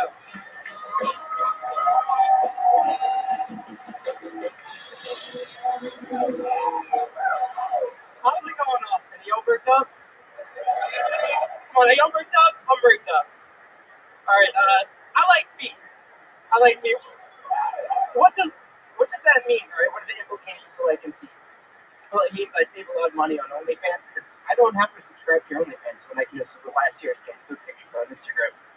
Does the same thing for me. So, ladies, stick your toes in the sand, make me pay for it. I keep having this recurring dream that it's 9/11 and I work at 7-Eleven and Arnold Schwarzenegger is my manager and it's just like, he sees the second plane hit, he's like, that was not a chopper, get down! And he's just yelling at me to do stuff like, restock the ramen noodles, restock the cigars! And then I realized, like, cigars aren't really an appropriate nicotine consumption method after a national tragedy. If anything, if producers haven't smoke a cigarette, you know, be considerate. Alright, I have an idea for a spin-off of 2.5 Men. It's called 15 Men. It's just Charlie Sheen in the sober house. All right. Hell yeah, there you go. How you doing? Welcome, Patrick. How you doing? You okay? Yeah, worked up. How about you? Good. You're adorable. Look at that. How long have you been visiting from California for? I just moved from Boston a month ago. There you go. Absolutely. There you go. We all have been through that phase. All of us. Somehow you look like both Sturgill and Homer Simpson at the same time. This is incredible. I've never seen anything like it. You look like Nate Shelton. You look like Johnny Hash. These are all fat country singer references for those of you that are falling behind in the show. Welcome from Boston. You live here now? Yeah. Okay. How long have you been on stand-up? For about a year now. What do you do for work? I work at a bar, coffee shop, like a bar back security shop. Stop pissing in the corner and all that type of stuff. Yeah, stop pissing in the corner for sure. It happens. You'd be surprised. I mean, let's take a little bit of a list. No, I got anxiety, but I just say I'm burnt up. Just drink a lot of coffee today. Yeah, absolutely. May or may not have taken a Sudafed, I'm a bit congested. You what? Took a Sudafed, I'm congested. It's hippie Adderall. Okay. All right. All right, Patrick. So you've been here for a month. Yeah. What do you do for fun? Tell us more about you. Give us some information about your life. Barton Springs is fun. I actually I took a rain check on a date tonight. Back in the kayak and rain check on a date?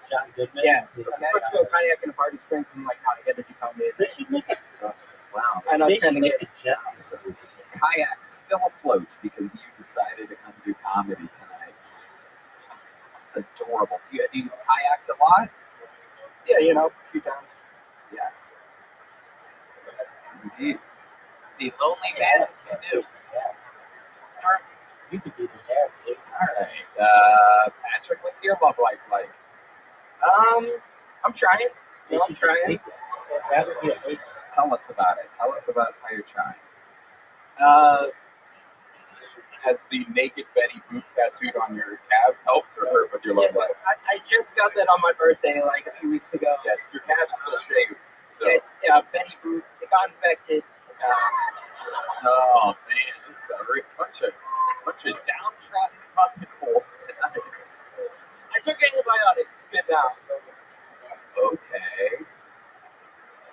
His face looks like an animatronic. Have you ever been to like one of those like road sites? It looks like if the Music Next Monster was a plantation owner. They already made Trying to figure out more about you. I feel like there's a fun fact about your life that we're missing here. You seem like something you've seen. Like it seems like you've seen something in your life, like some type of darkness, some sadness behind your eyes that I'm trying to figure out. Tell us what we're missing. What do you think it is? Oh yeah, I've been to around like 70 fish shows, so that could have some heart. Fish. I've been too much nitrous, you know. You do a lot of drugs. You know, from time to time, just don't tell my boss. Your boss? He probably does a lot of drugs too. Okay. So fish concerts. Anything else? Any special skills or talents or anything like that? Because I've been doing a painting series. I've been painting dick pics and trying to sell them after open mic sets. Oh, what a shot. Wait, beef pics and dick pics. You put Tarantino on you. Good job. Well, I'm also writing a couple of scripts, but let's not get into that yet. Are they prescriptions? What are we talking about? I feel like I'm into feet and I paint dick pics would have been redeeming answers for the last guy. Yeah. Can you imagine him trying to get that out? In this world, it's all in who you know. And that starts at the base. Their feet. He looks like an investor the last guy would be fraud. 100%. Yeah, I just inherited my uncle's. All right. Patrick. All right, buddy. Well, it's over. That was okay. I'm giving you a slightly larger than small joke book. How do you feel like it went up there? Went all right, you know. It was a bit too bricked up, but you know. Bricked up? What is? Wait, what? Wait, what? How old are you? 26. 26. What do you mean by bricked up? What?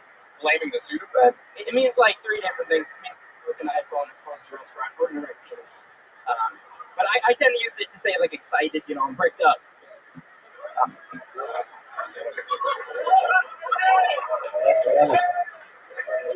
Nice. There he goes. Patrick Carpenter, ladies and gentlemen. Yeah. I'm going to pre-pull a name for us to go right now. But you guys are in for a fucking treat. Right now is one of those very special moments where I get to bring out one of our unbelievable buzz around this guy. He is indeed the newest full-time regular on the show. An unbelievable force. We love him so much. Ladies and gentlemen, Cam Patterson, everybody.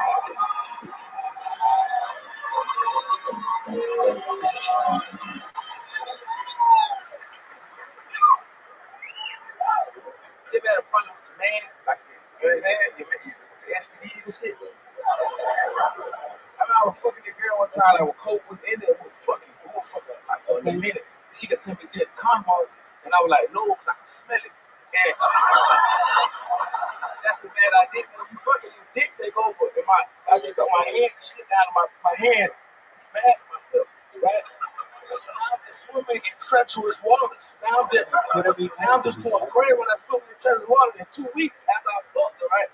I was at work and I was pissing lava. And I went to the doctor and we did all the tests. That's right when COVID was in there. I had already got my vaccine shot. I'm not happy about that, but I got it, right? And then he was like, hey man, did you just take the vaccine? I'm like, yeah, I did. He was like, oh, don't worry about it, just the side effect of that. I'm like, for real? He said, no, you got chlamydia.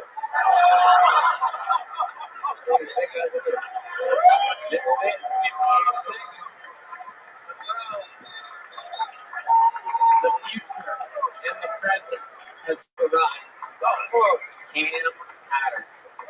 Did it again. Another brand. This nigga cried. Hell. I ain't even robbed you yet. This is dope. This shit beautiful. This shit beautiful. greatest shop I've ever had. I really enjoyed all the words I understood. Uh-oh.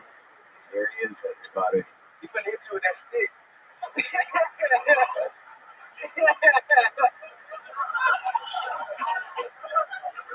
Cam, let me ask you something.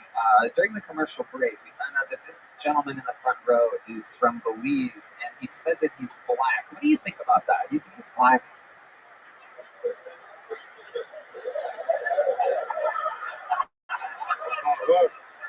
Oh no, nigga, the light skin part is actually the tattoo. The dark stuff is underneath. Nigga got that Edgar Allan Poe on your head. Nigga. I don't even really know who that is that way. Now he's thinking out there.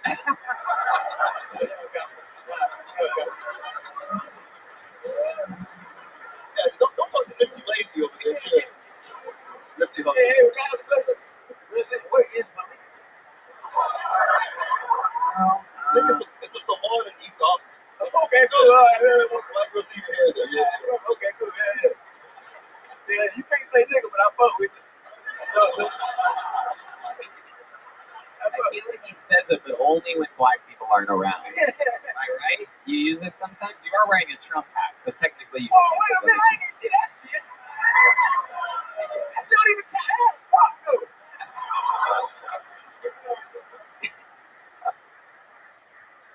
All right, Cam, what else has been going on? Anything else we should know about before letting you go? I'm getting a little successful now, so I'm trying to fuck white women. Oh,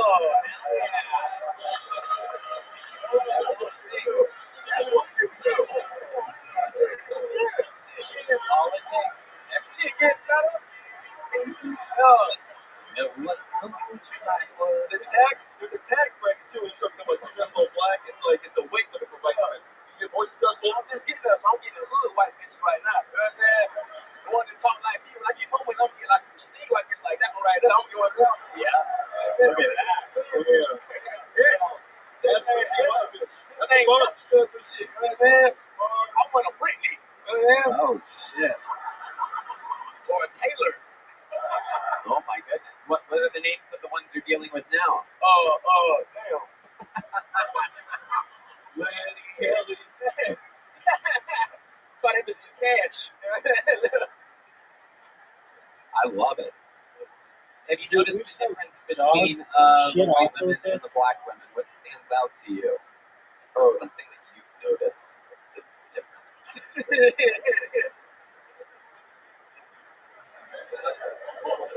White women suck dick so well. Oh, shit. Wow, our viewership just went down 10% just then. A bunch of angry white men in the middle of the country. Fuck this shit. It's so good. You used the adjective the second time and adverb the first time. Yep, I know some of the words. But I like that you know that. Matthew Broussard's famous last words. Man, you almost had a haiku there for a moment. Cam, you're a fucking superstar, dude. It is unbelievable and so much fun. I love having you as part of this show. It's incredible. Thank you so much. The great, powerful Cam Parsons.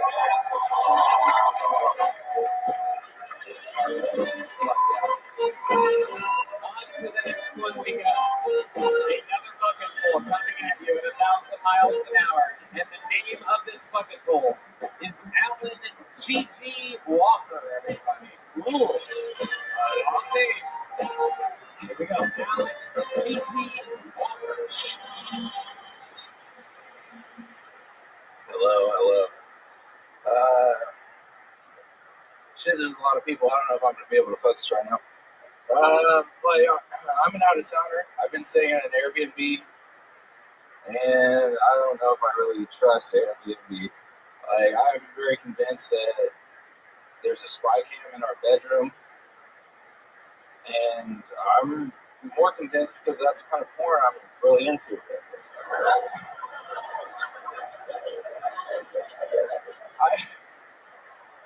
I can't get over the fact that, I just think every morning someone's waking up to me waking up at 8 a.m. and just slowly masturbating as I go through recipes on TikTok on what I'm going to make for breakfast. You got your ass beat. Come back after dinner. I don't know how I feel about that. Has anybody here ever slept with a coworker? All right, lit. This is a better crowd than I'm fucking used to. No one wants to say that. It's weird. It can get weird. It's fun at first, but like after a while, you don't know where the relationship's gonna go. All right, there you go, Alan Gigi Walker. Welcome to the show, my friend. How are you?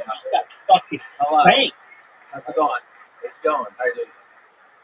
You did a really great impression of it. AFC.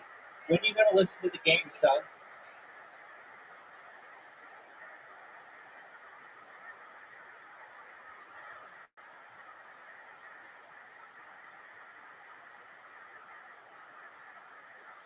Zoo.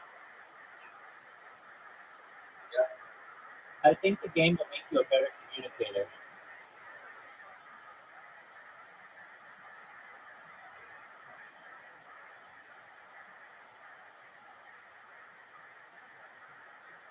Enjoy your dinner. Okay. How long have you been on stand-up? Like 3 months. 3 months. All of it here in Austin, Texas? No, I don't live here. I've been here for a week. Okay. I do it in Evansville, Indiana. Okay. They're kind of blacklisting me right now. They don't like my stand-up. So why don't they like your stand-up in Evansville, Indiana? Why do you think that is? Oh, God. Oh, no. Dude, I'm about to lose all my pay spots. Go ahead, answer the question. You're on a show. You're on a show right now. My first show, like my promoter was like, "You just throw around the F-bomb and the N-word way too much." And I was like, first off, you're my sister. So, like, why is it that big a deal? You know who I am. And, oh, fuck. That's it. Sounds like a plan, Stan. Alan. Okay. Okay. What do you do for work in Evansville, Indiana? I'm a freelance photographer, and I serve food. What's something interesting about you? Anything at all? Interesting.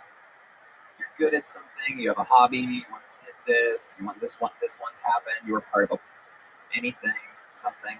You're Belizean. Belizean? I don't know. I really like that I went after the rocks dude because I got a rock in my pocket, and that makes me feel very secure. You know what he also had is jokes. You can just carry the rock and think that that's going to help you. So what else about you, other than the fact that you have a rock in your pocket? What else is interesting? You can reference your entire life right now, anything at all. Dude, fuck. Dude, I'm just doing this, like, I'm just trying to wing it. You smoke bongs? You have a bong at your Airbnb? No.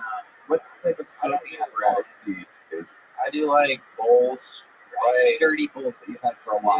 Yeah, that's the vibe that I'm getting right now. You have that energy. The energy of a guy that never like cleans cereal, but I do like the bowls. There you go. And you know what? I hope you like little joke books too. I'm going to keep it moving along. There you go. There you go, my friend. There you go. Alan Gigi Walker, everybody. Indian. You like pre-pool? You got the pre-pool, huh? Let's get a special treat up here. Is that golden ticket winner ready back there? Fantastic. Get past that on. Okay. You guys are in for a special treat right now. How many of you have been watching this show for a long time, huh? This lady, a legend in the game of Kill Tony. She is one of the original golden ticket winners from over half a decade ago. Always a very, very interesting human, and she's a wild, wild lady. She fits in just perfectly here. Make some noise for legend Nicole Tran, everybody.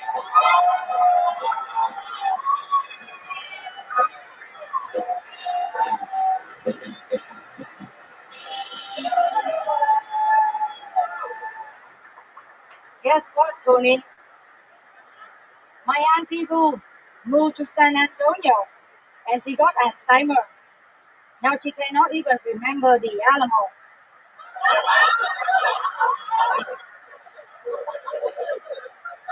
I saw a restaurant right next to an immigration office in El Paso. They say it's better to eat after you swim.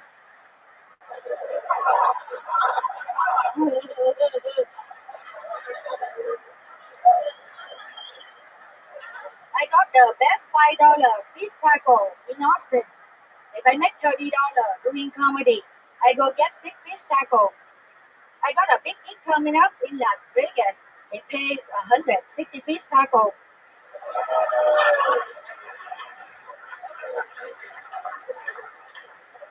It gets so hot in Texas, man. You can fry an egg on the sidewalk. Who wants to eat that? Not me. Make me a pancake. There's a Walmart that's bigger than Oklahoma in Austin. In fact, aisle 7, 8, and 9 are Oklahoma.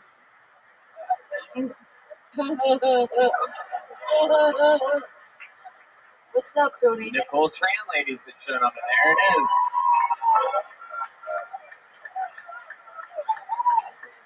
This is what would have happened if Hans and Janice would have tied earlier. This would have created a hybrid regular. My blue eye, Tony. My cousin Bing Bing, say hi to you, man. Your cousin Bing Bing? Yeah. Okay. My cousin Bing Bing just got her eyebrow tattoo. That guy did it too high. Now she looks surprised all the time. She says, this guy charged me too much for the tattoo. I say, surprise. Wow. Bing Bing loves frozen food, man. She spent $3,000 on frozen carrots, frozen peas, frozen meat. Now her credit is frozen. Everything is frozen. we call her the ice queen. She found liposuction much cheaper in Mexico, but it's located in a piñata factory. Really, it's not liposuction, Tony. They just knock the sugar out of you with a baseball bat. Actually, I got some merch for cousin.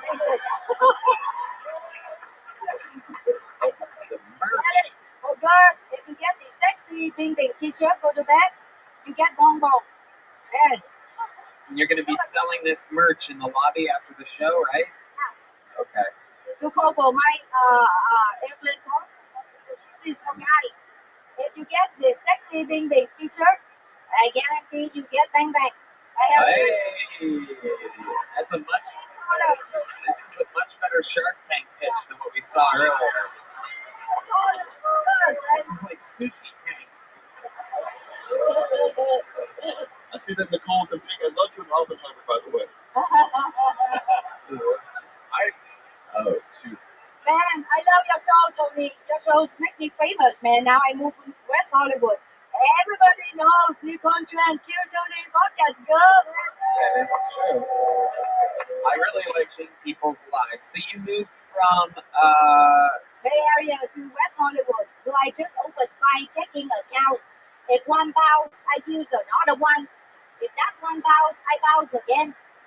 Eventually, I'm bouncing more than Dolly Parton on the trampolines. Oh my goodness. Matthew Broussard, what do you think about this? I really like her delivery. She has the timing of an automated voice messaging system. Please press 1 for more options. My friend Bing Bing says hello, Tony. If I bounce again. Trời ơi, để cho nó chị đi mà. Let me tell jokes, man. Somebody, listen, man, I come here to tell jokes, man. I don't come here and let you make fun of me, man. I spent $1,000 to make people laugh, man.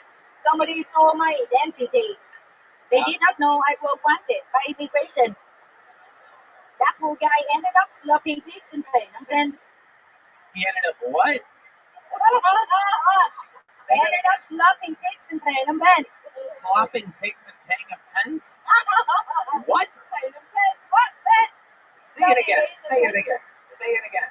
I want you to say it again. He ended up what? Ended up slopping pigs and paying them pen. Slopping pigs and paying them pen. That's why I like white guys. They always laugh at me. This is not a spelling bees, man. This is a comedy show, man. We move to the next joke. Sloppy pigs and hang the pen? Yeah.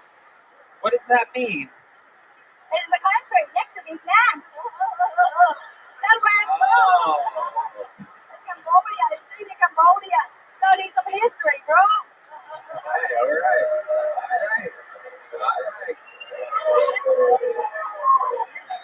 This lovely blue-eyed white dude needs to study Asian history, man. It's my bro, man. I love Tony. Okay. Last week, man, Tony, the county court called me and said, hey, Nippon Train, you had to go to the courthouse for jury duty. And I said, dạ ơi, tôi bận rộn lắm, tôi không thể nào đi được quảng lại bán sao nữa, tôi sẽ tới văn phòng của mình có nhau thôi.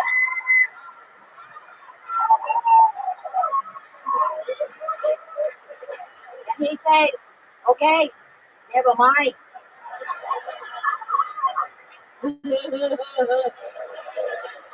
She gets it.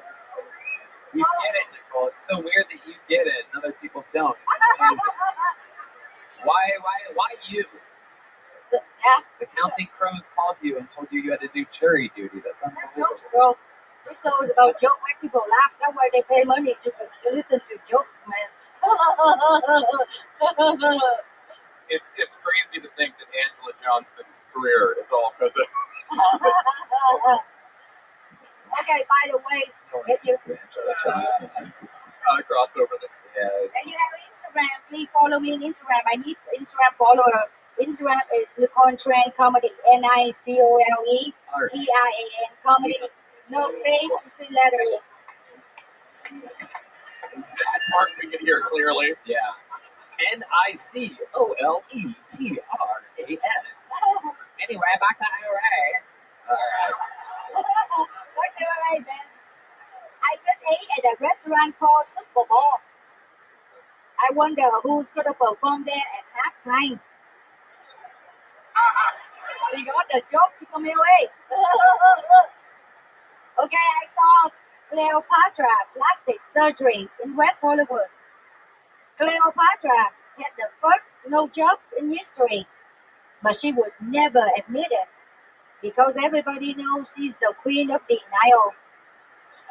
Wow, nothing better than a topical Cleopatra joke. So do you guys want me to pull her string so she tells another joke? Hey, a song now. Song. Nicole, you famously talked about how you love blue-eyed white men. What do you think about Matthew Broussard sitting next to you? Look at this fucking stud. Fresh out of he walked out of the... He just noticed me. This is the guy that fucks Barbie. Now, go ahead. What do you think about this beautiful man? Oh, surprise. Listen, bro. I dated a blue-eyed Frenchman. He was perfect, Tony. His face, perfect. His hair, perfect. His wife, well, nobody's perfect. Wow. Almost everything was perfect about that. Those are the marks of a geisha right there.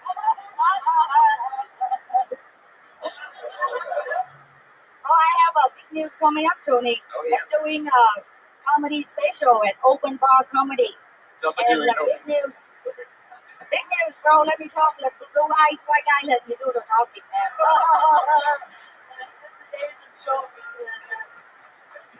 It's gonna be filming on Tuesday, February 27th. Big deal. Okay, enough of the pitches, Nicole. It doesn't work. Jokes work, but you plug in a date doesn't really translate on the show. I think she's filming a special right now. Nice special. That's a good news, man. That's a big news, bro. You should be happy for me. Very happy. That make me famous. Your show make me famous. I know. People want to book me. I know. Very aware, Nicole. Anything else before I let you go? I have a song for you. You have a song? Yeah. Okay. Do you want the band to play with you, or you want it a cappella? You want them to play with you? Yeah. No, I can't go by myself. Okay. Whatever you want. Okay. I'm a yellow girl in Texas. I have no cowboy hat. I don't really need one. I got a 10-gallon butt. I know Tony loves me. He buzzed me like a bee. He says, please come to Austin, 'cause he knows I work for free.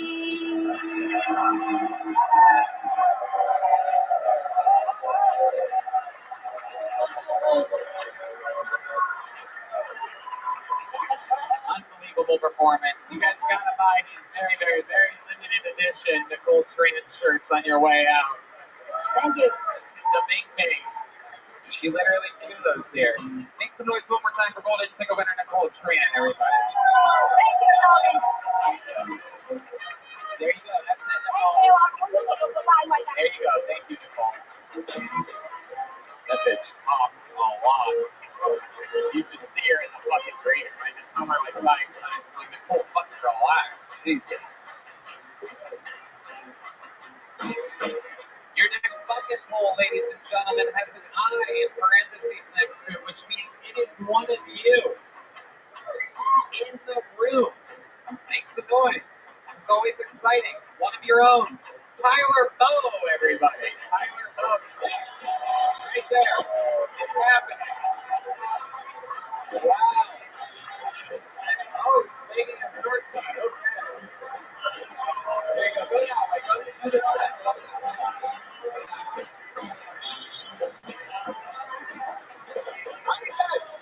One more time for Tyler Bow, everyone. I was just about to yell in this thing. How you guys doing tonight? Thank you very much for having me. Let's get this out of the way. I'm a white guy. No, don't cheer for that. Don't cheer for that shit. I mean, we're practically supervillains at this point. Shit. Speaking of whiteness, let me talk about slavery real quick. Hold on, people. I got a little bit. All right. So, you expect me, a white guy, another white guy, went ahead and sailed to Africa. Sounds about right so far. But then you expect me to go ahead and throw a net and catch a black guy that runs from lions and shit and hunts them with a spear. Let me tell you, from a white guy's perspective, we don't have the fucking stamina. We do not. Well, another thing about me.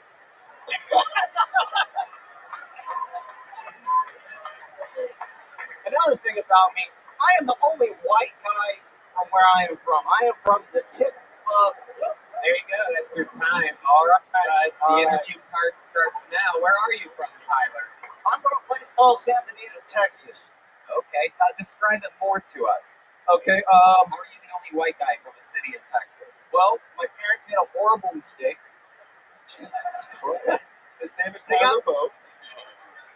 They're teachers. They're teachers. My dad went ahead and came down because he got a job opportunity. I was in my mom's room, so I was taken without consent. Okay. All right, Tyler. What do you do for a living? Oh, well, Is that your first time doing stand-up? Fuck no. No. Okay. You say fuck no with a lot of confidence, like it didn't seem like it was your first time. How long have you been doing stand-up? 2.5 to 3 years. All of it there in that small Texas town? Yeah, I actually came out to San Antonio just recently, and this is the furthest I've done comedy. How does it feel? It's a little awkward. I can't see everybody. The light is in my face, and to be honest,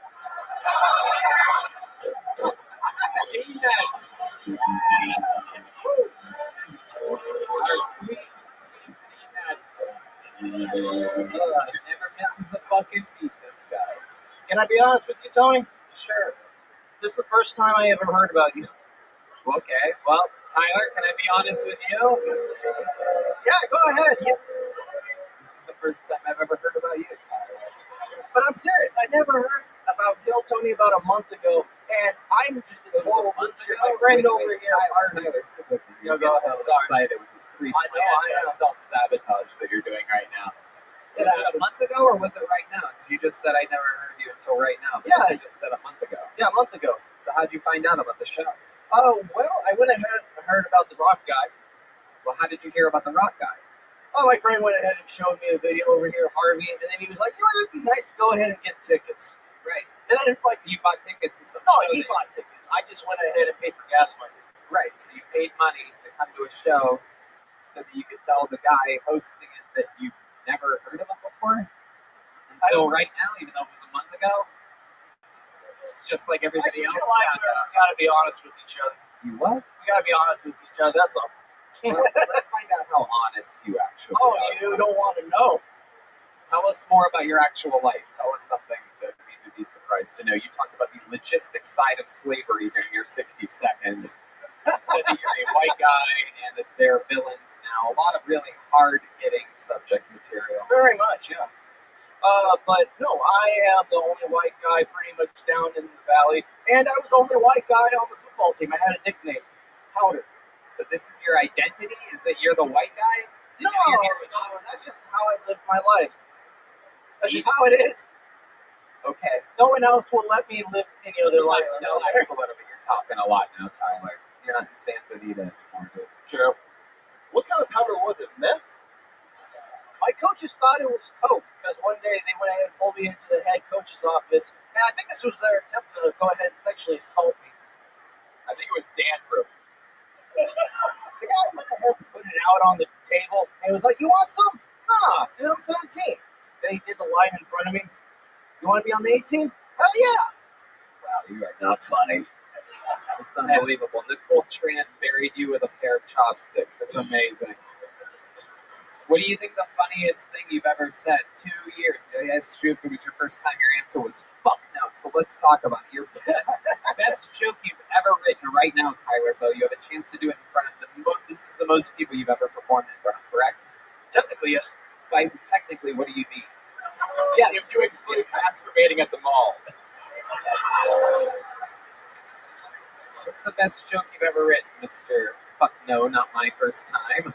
The best joke I ever wrote was about weed. I love smoking weed. And if anyone hasn't gone on the bandwagon, it makes a good day great and a bad day good. But it makes you look up weird shit. Like, have you guys ever went ahead and wanted to have sex, and you're about to put on the condom, and you're like, how was it made? I was that guy. I went ahead and looked it up. It was really weird. Turns out 1405, a Muslim went ahead and used a goat and tested. Pretty gross, right? But by the 1800s, there he goes, everybody. Tyler Bow. You're going that way, Tyler. That way. There he goes. Fucking you asked for jokes and gave you Snapple facts. For a guy that only jokes about slavery, I wouldn't mind sending him on a ship to Africa. Am I right? Let's do it reverse. We should send our worst whites. It's actually a good premise. When you do the slave. Hold on. Michael, these fucking in-ears are killing you over there. Jesus Christ. I've heard of Holocaust now, but slavery denial was weird. And these white guys are probably like, oh my God. The only person who wasn't covering their face when he's doing that was my nigga right here. It was like, go on.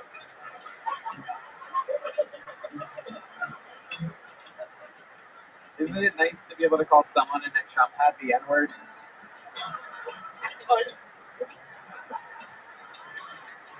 Pull another name out of the bucket, ladies and gentlemen. We're keeping it moving.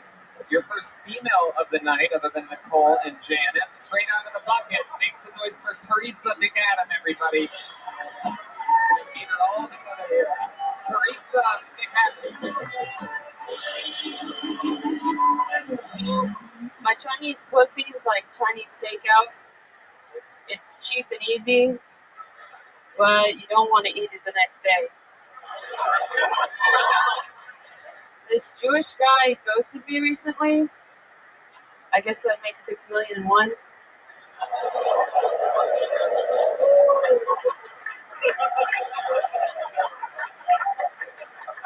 When I try to look sexy, I just chug NyQuil because the most irresistible I've ever looked, I was unconscious.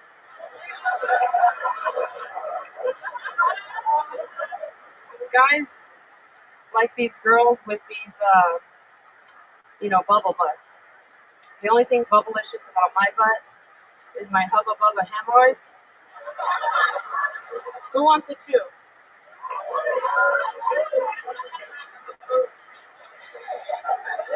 I think I have a really short taint.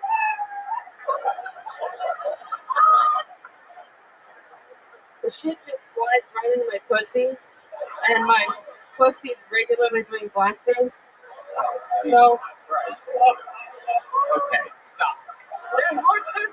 There's more to it. There's more to it. Stop. If you do any more, Redman's gonna come. Redman, my boy! Come on, Daddy.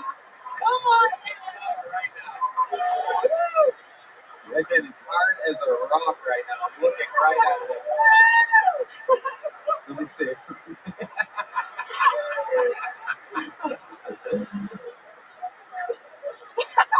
I'm sorry. You just touched it. Yeah, I know. This is what I have to do to keep myself entertained nowadays. It's fucking.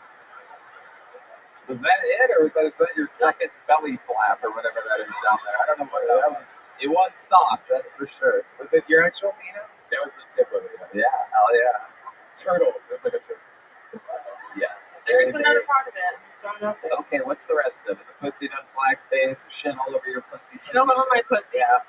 So I get these raging yeast infections. And yeah, ew. And I Googled, can you get eaten out when you have a yeast infection? Oh, yeah. Probably.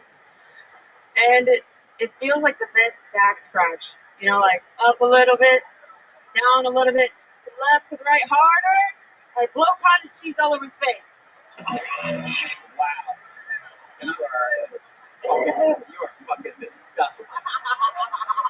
Matthew Broussard. Yeah, I'm Jewish, and just as a note, I can't eat out pussy if it has a yeast infection, if it's on Passover. I have to wait for it to leaven. Okay. Heck yeah. I also, for many reasons, could never eat your pussy. Teresa, let's talk about it. How long have you been doing stand-up? 3 months. 3 months. Okay, already better than somebody I know that's been doing it 2.5 years. I love it. A lot of Asian women on this show tonight. What kind of Asian are you? Half Chinese. Half Chinese. What's the other half? Scottish, Irish, and Czech. Wow. Okay. All right. Half Chinese. What do you do for work? I'm a pre-K special education teacher's aide. Oh my God. Is that who's writing your material for you?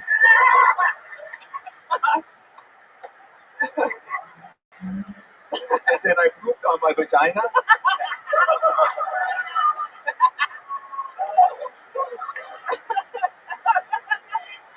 I'm sneaking extra fart noises. So Teresa, you seem a lot of your set has to do with sexual things. Are you very sexually? I'm recently separated from a 10-year divorce to an autistic firefighter. Wow, damn. So at least you could spray your pussy down before eating it. That's incredible. No. He was too scared to fuck me, believe it or not. Really? Yeah. Why was he scared to fuck you? Because of the autism. Oh, really? Yeah. What kind of autism are we talking about? Was he afraid he'd give it to you? I have it too a little bit, but I think he's way more, So how long have you been separated from the autistic fire? 3 months. 3 months. So you've just been on a tear. Yes. So what's been going on? Describe some of your actual interactions with other humans with us. Okay. I am excited about this. Yeah, so I've been on a Hispanic frenzy. Ooh, is that a dating site? Hispanic frenzy? No, it should be. I wish it was. Who's Gone Wild, perhaps one could say. Hey, what's all the shit on your pussy? Hey, your pussy's so black. Yo, your pintos are black beans. Dude.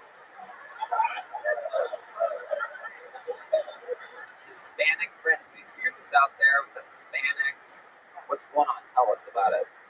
I had sex with 3 different guys named Angel in 1 month. Oh my God. It's not called running train. It's just a regular sized car. There's a lot of people in it. Damn, I didn't know angels go to hell too. That's incredible. Founders Cupid, am I right? So stupid. It's the dumbest show of all time. 3 angels in a month. So tell us more. Describe what's going on here. Tell us. You want to know about the angels? Yes, anything. Keep going. Any angels, Salvadors, fucking Mihes. Okay, so Angel I met on Live Links. What's Live Links? You call in this number and then you talk to guys. Old school. It's like from the 90s or something. Yeah. Are you still up? Deep Madness knows what it is. Live Links. Yeah. 1-800 Live Links. Yeah. Okay. So he's like, yeah. On fentanyl tonight, everybody, for the first time. He's experimenting. I'm kidding, Dee. We know you're not on fentanyl. Yeah, so. Okay, Dee, let's keep listening then. Chatty. So Angel was like, come to Dallas. I'll give you gas money, pay for a hotel. I get to Dallas. Didn't get any gas money. He asked me to pay for the hotel. Oh, shit. And then he said he'd Venmo me for some Plan B, and he fucking did it. So I was like $300 out. That was like an expensive Mexican hooker. Yeah, that is incredible. You got fucking. I got fucked. Yeah, that is incredible. And he came inside of you? He didn't even. He didn't even, but he still made you get Plan B because he's so Latino that he thought he could have gotten you pregnant even though he pulled out. That is a true Hispanic. Angels do miracles. So, yeah. Yeah, you were touched by an angel.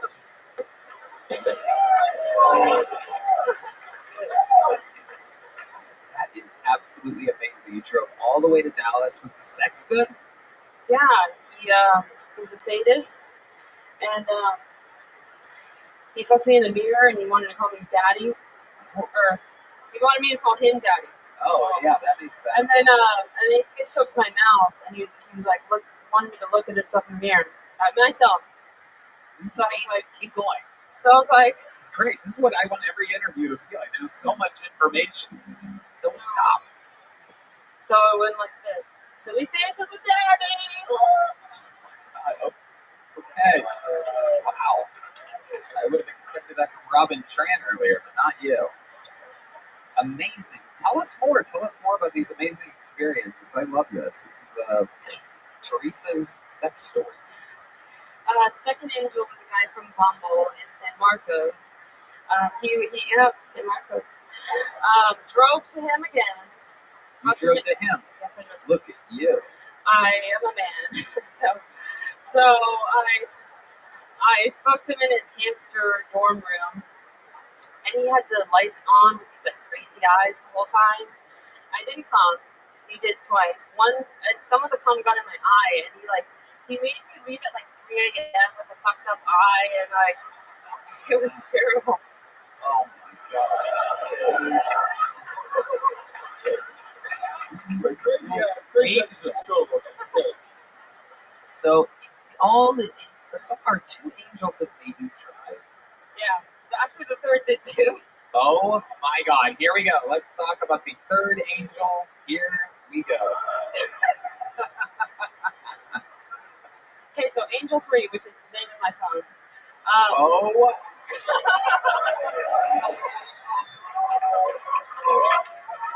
I'm not even lying. Brilliant. Literally Angel 3. Brilliant.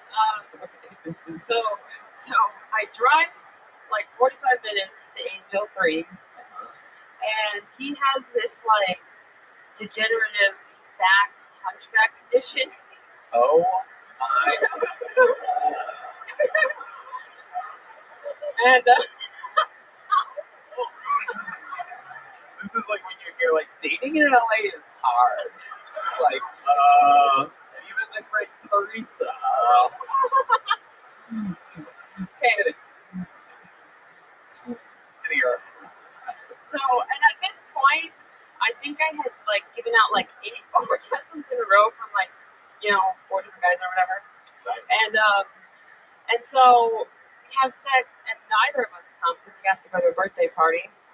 Oh, that is so Hispanic. That is And- incredible. But I respected it. And then next time we fucked, then he goes, "Oh, I just want you to know I've never cheated on my girlfriend before, but until now with you." Was that after he came in your eye or in your pussy? No, that was Angel too. Don't get him mixed up. Angel 3 told you afterwards that he cheated on his girlfriend. Yeah, I didn't know he had a girlfriend. Why would he tell you that, do you think? I don't know. It was her birthday.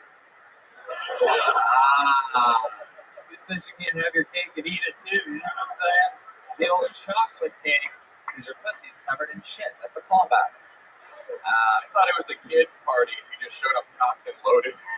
It's unbelievable. 3 angels. Do we have other? Can you name some other names of this? The next guy was Mexican. His name was John. That was kind of Oh, Mexican John. Okay. Tell us about Mexican John. Also live links. He picked me up. Whoa. Hello. That is my new favorite sound effect, by the way. Let's go. I can't believe we found a new one here. It took 3 angels for us to find the hallelujah button for the first time in 10 years. Amazing. Yeah. So then he took me to that like outlook that looks over the city. Smoked some weed, grabbed my ass. Then we went to his car. We went to like 15 different hotels that were all booked. Ended up in a parking lot, and then backseat.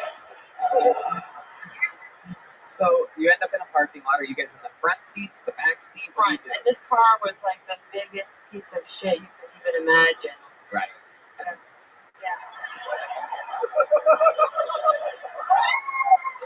Right, man, in the zone.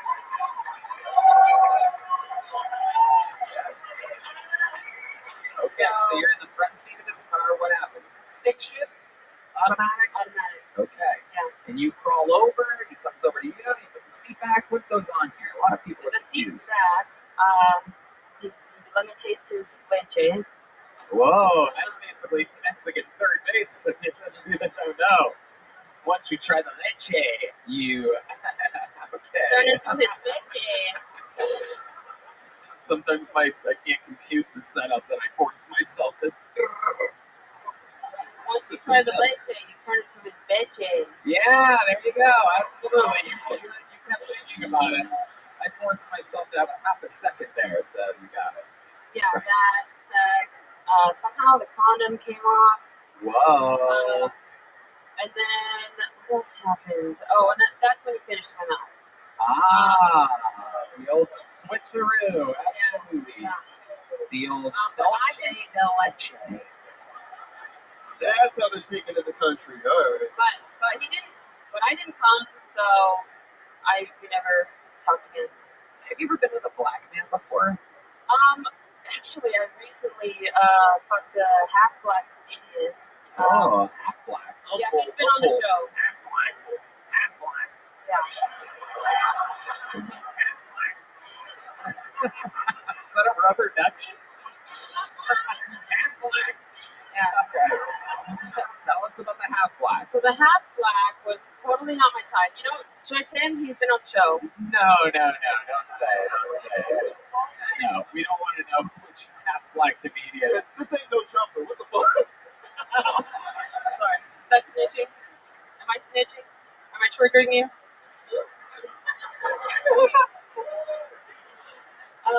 So anyways, I was not attracted at all, but he asked me to come to his house, and I'm just curious about people's houses, but curiosity killed the cat, you know? Yes, it did. Absolutely. So it was actually reparation sex. It was Juneteenth. Wow. Okay. That's not you're Chinese, lady. I'm half white. I'm half white. I've got some skeletons in my closet. He's half white. What the fuck's reparations in any of this? So I wasn't trying to fuck him, but How did he end up? How could he possibly end up having the ability to get inside of your very openable pants? What did he do that you didn't want to fuck him? How did he end up winning you over? We were talking about who massages each other better. I was in his bed, he was massaging me, but that's not where it happened. Like, oh, he had a bed. This is an unbelievable breakthrough. It's the hallelujah when you forgot you mentioned that half his own bed. So, yeah, he's trying to get it all night. Finally, at like 4 a.m., he puts my hand on his big black cock. Wow, so his cock is the black part. Yeah. Of the half black. I'm used to. This episode brought to you by Half Black. So, the way you said Half Black opened up a part of my brain. I'm used to my little Chinese brother doing that, not a big black brother. Wait, what? Okay, relax. That's enough. What? I'm used to my little Chinese brother doing that, not a big black brother. Okay. So was that the best sex that you've had? The half black? Well, I was actually falling asleep here and there. Oh, was it Bill Cosby? And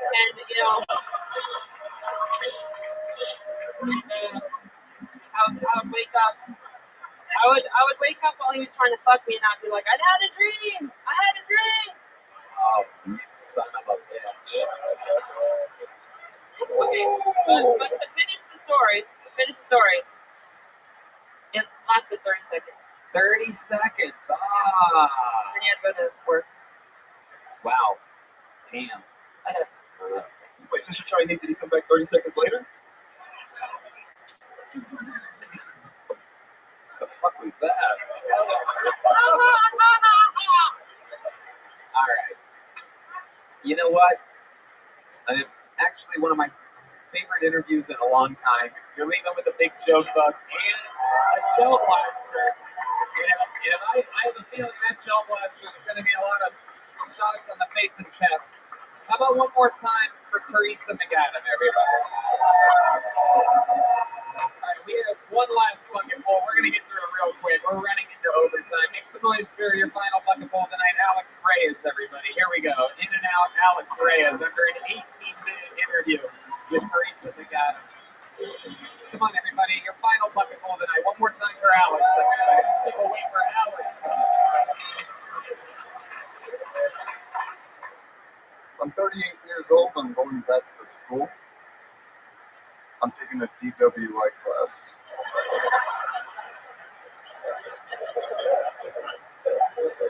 I don't know if they're going to do it. Last year I went to upgrade my phone at T-Mobile. The lady said, at T-Mobile Tuesday, we're giving away stuff. Everybody gets a pair of socks. The socks are rainbow because we're celebrating Pride. We have the T-Mobile logo. All you have to do is go on. I said, ma'am, I don't want the socks. She said, why? Are you homophobic? Do you have something against gay people? I said, no, ma'am, not at all. I just don't want anybody to know that I have T-Mobile.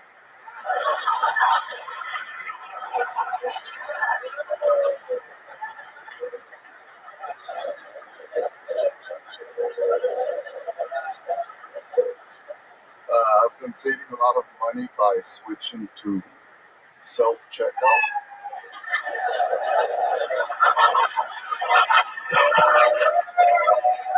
Very funny. Alex Reyes. This is your first time on the show, correct? Yes, sir. First time. Very, very funny, man. How long have you been doing stand-up? On and off since 2017. I love it. Seems like you're hilarious. Great timing. Great fucking everything. Totally amazing. clean. Matthew Broussard. Yeah, just clean. Just want to know that was a totally clean set. Yeah, amazing that you can come in clean after a chick just talked about shit in your pussy for 15 minutes. It's unbelievable. You did it with the smart, well-executed, well-timed jokes. What do you do for work? I go door to door. I set appointments for homeowners living in solar. Okay. Hell yeah. I'm not proud of it. T-Mobile has a wide range of networks. They actually use they use all the antennas. Do you know that? They have like the Actually, Connie, the latest reports are they're the fastest mobile provider out of all of them. Like times 5. I've been loyal to T-Mobile for a very, very long time. They are I've left Verizon, I've left Sprint, I've been with them all. With horrible breakups, every single one of them. T-Mobile, honestly, I mean, and maybe you don't go on the road a lot, but if you travel, T-Mobile's unbelievable. For this, no, they're not. They're just the Totally fastest. Like, your joke, it seems like it's like you wrote it like 30 years ago. It's like that's how like. Yeah, you got the wrong network. think maybe Sprint. Yeah, Sprint's terrible. But actually, yes, T-Mobile uses everyone's things. Verizon's actually the worst rate. All around the world, when you turn on your T-Mobile phone, it's on. It's working. And other people are like, fuck, are you getting reception? I'm like, yeah, you dork. Because it's T-Mobile. But I find it interesting, and it worked for you. You were able to sell it. But I just find it interesting because we're T-Mobile guys, and if you go to T-Mobile.com right now, use the promo code Tony. Oh, yeah. Oh, yeah. You. I am doing a speed test right now, and it's downloading at 430 megabytes right now on the network. 500 now. Look at that. The nerd from Iowa just came in his pants. I use Verizon. Should I consider switching? Oh, yeah. Absolutely. And if you switch right now using the promo code KillTony, you get they buy you a new iPhone plus up $200 free for your first month. Yeah. New iPhone? Yes, a new iPhone only at T-Mobile.com. T-MOBILE.com. This is a fucking commercial. What's happening right now? Yeah. Uh-huh. Yep. So tell us more about your life, Alex. You seem so balanced and centered. It's absolutely incredible. I find you to be an anomaly in these crazy, insane bucket-full times. Post-pandemic, it seems like everybody's a little bit crazier than normal, and you're just right here riding the wave. No shaky legs, super calm, in the moment, waiting, taking your time. You're not just forcing an answer down everybody's throats, embarrassing yourself. You're calm, you're cool, you're casual. Tell us more. Today's my birthday.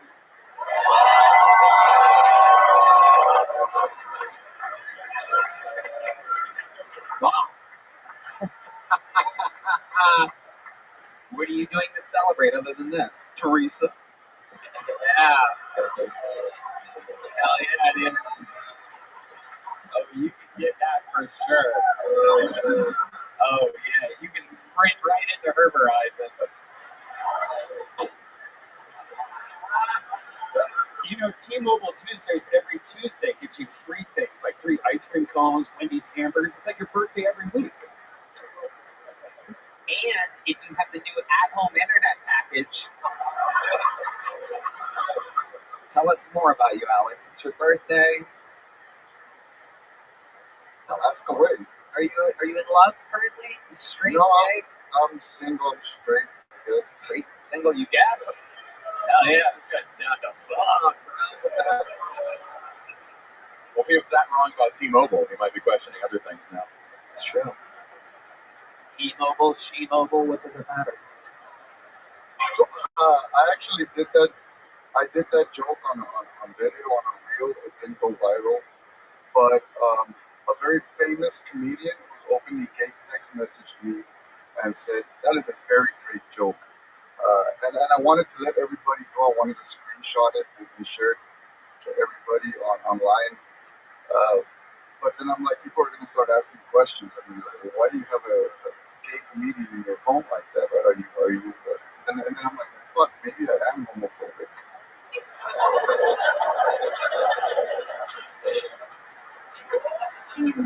You're a funny guy.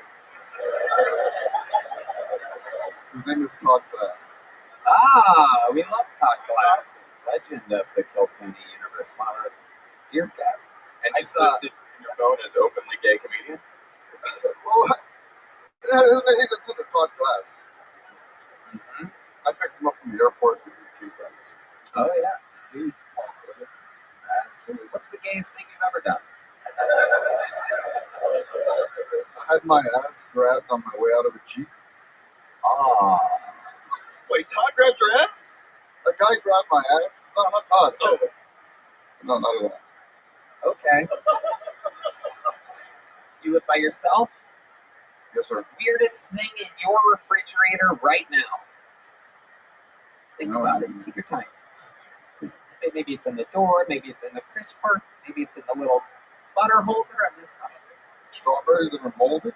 Oh, very good. Very good. You have any special skills or talents other than being a very funny comedian?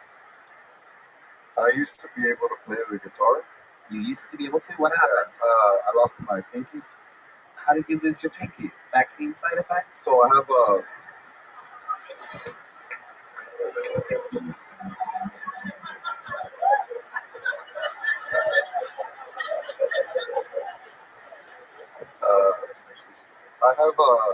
MS, so I have trouble with my hands. No, you started. Yeah. Which MS? 13, 12?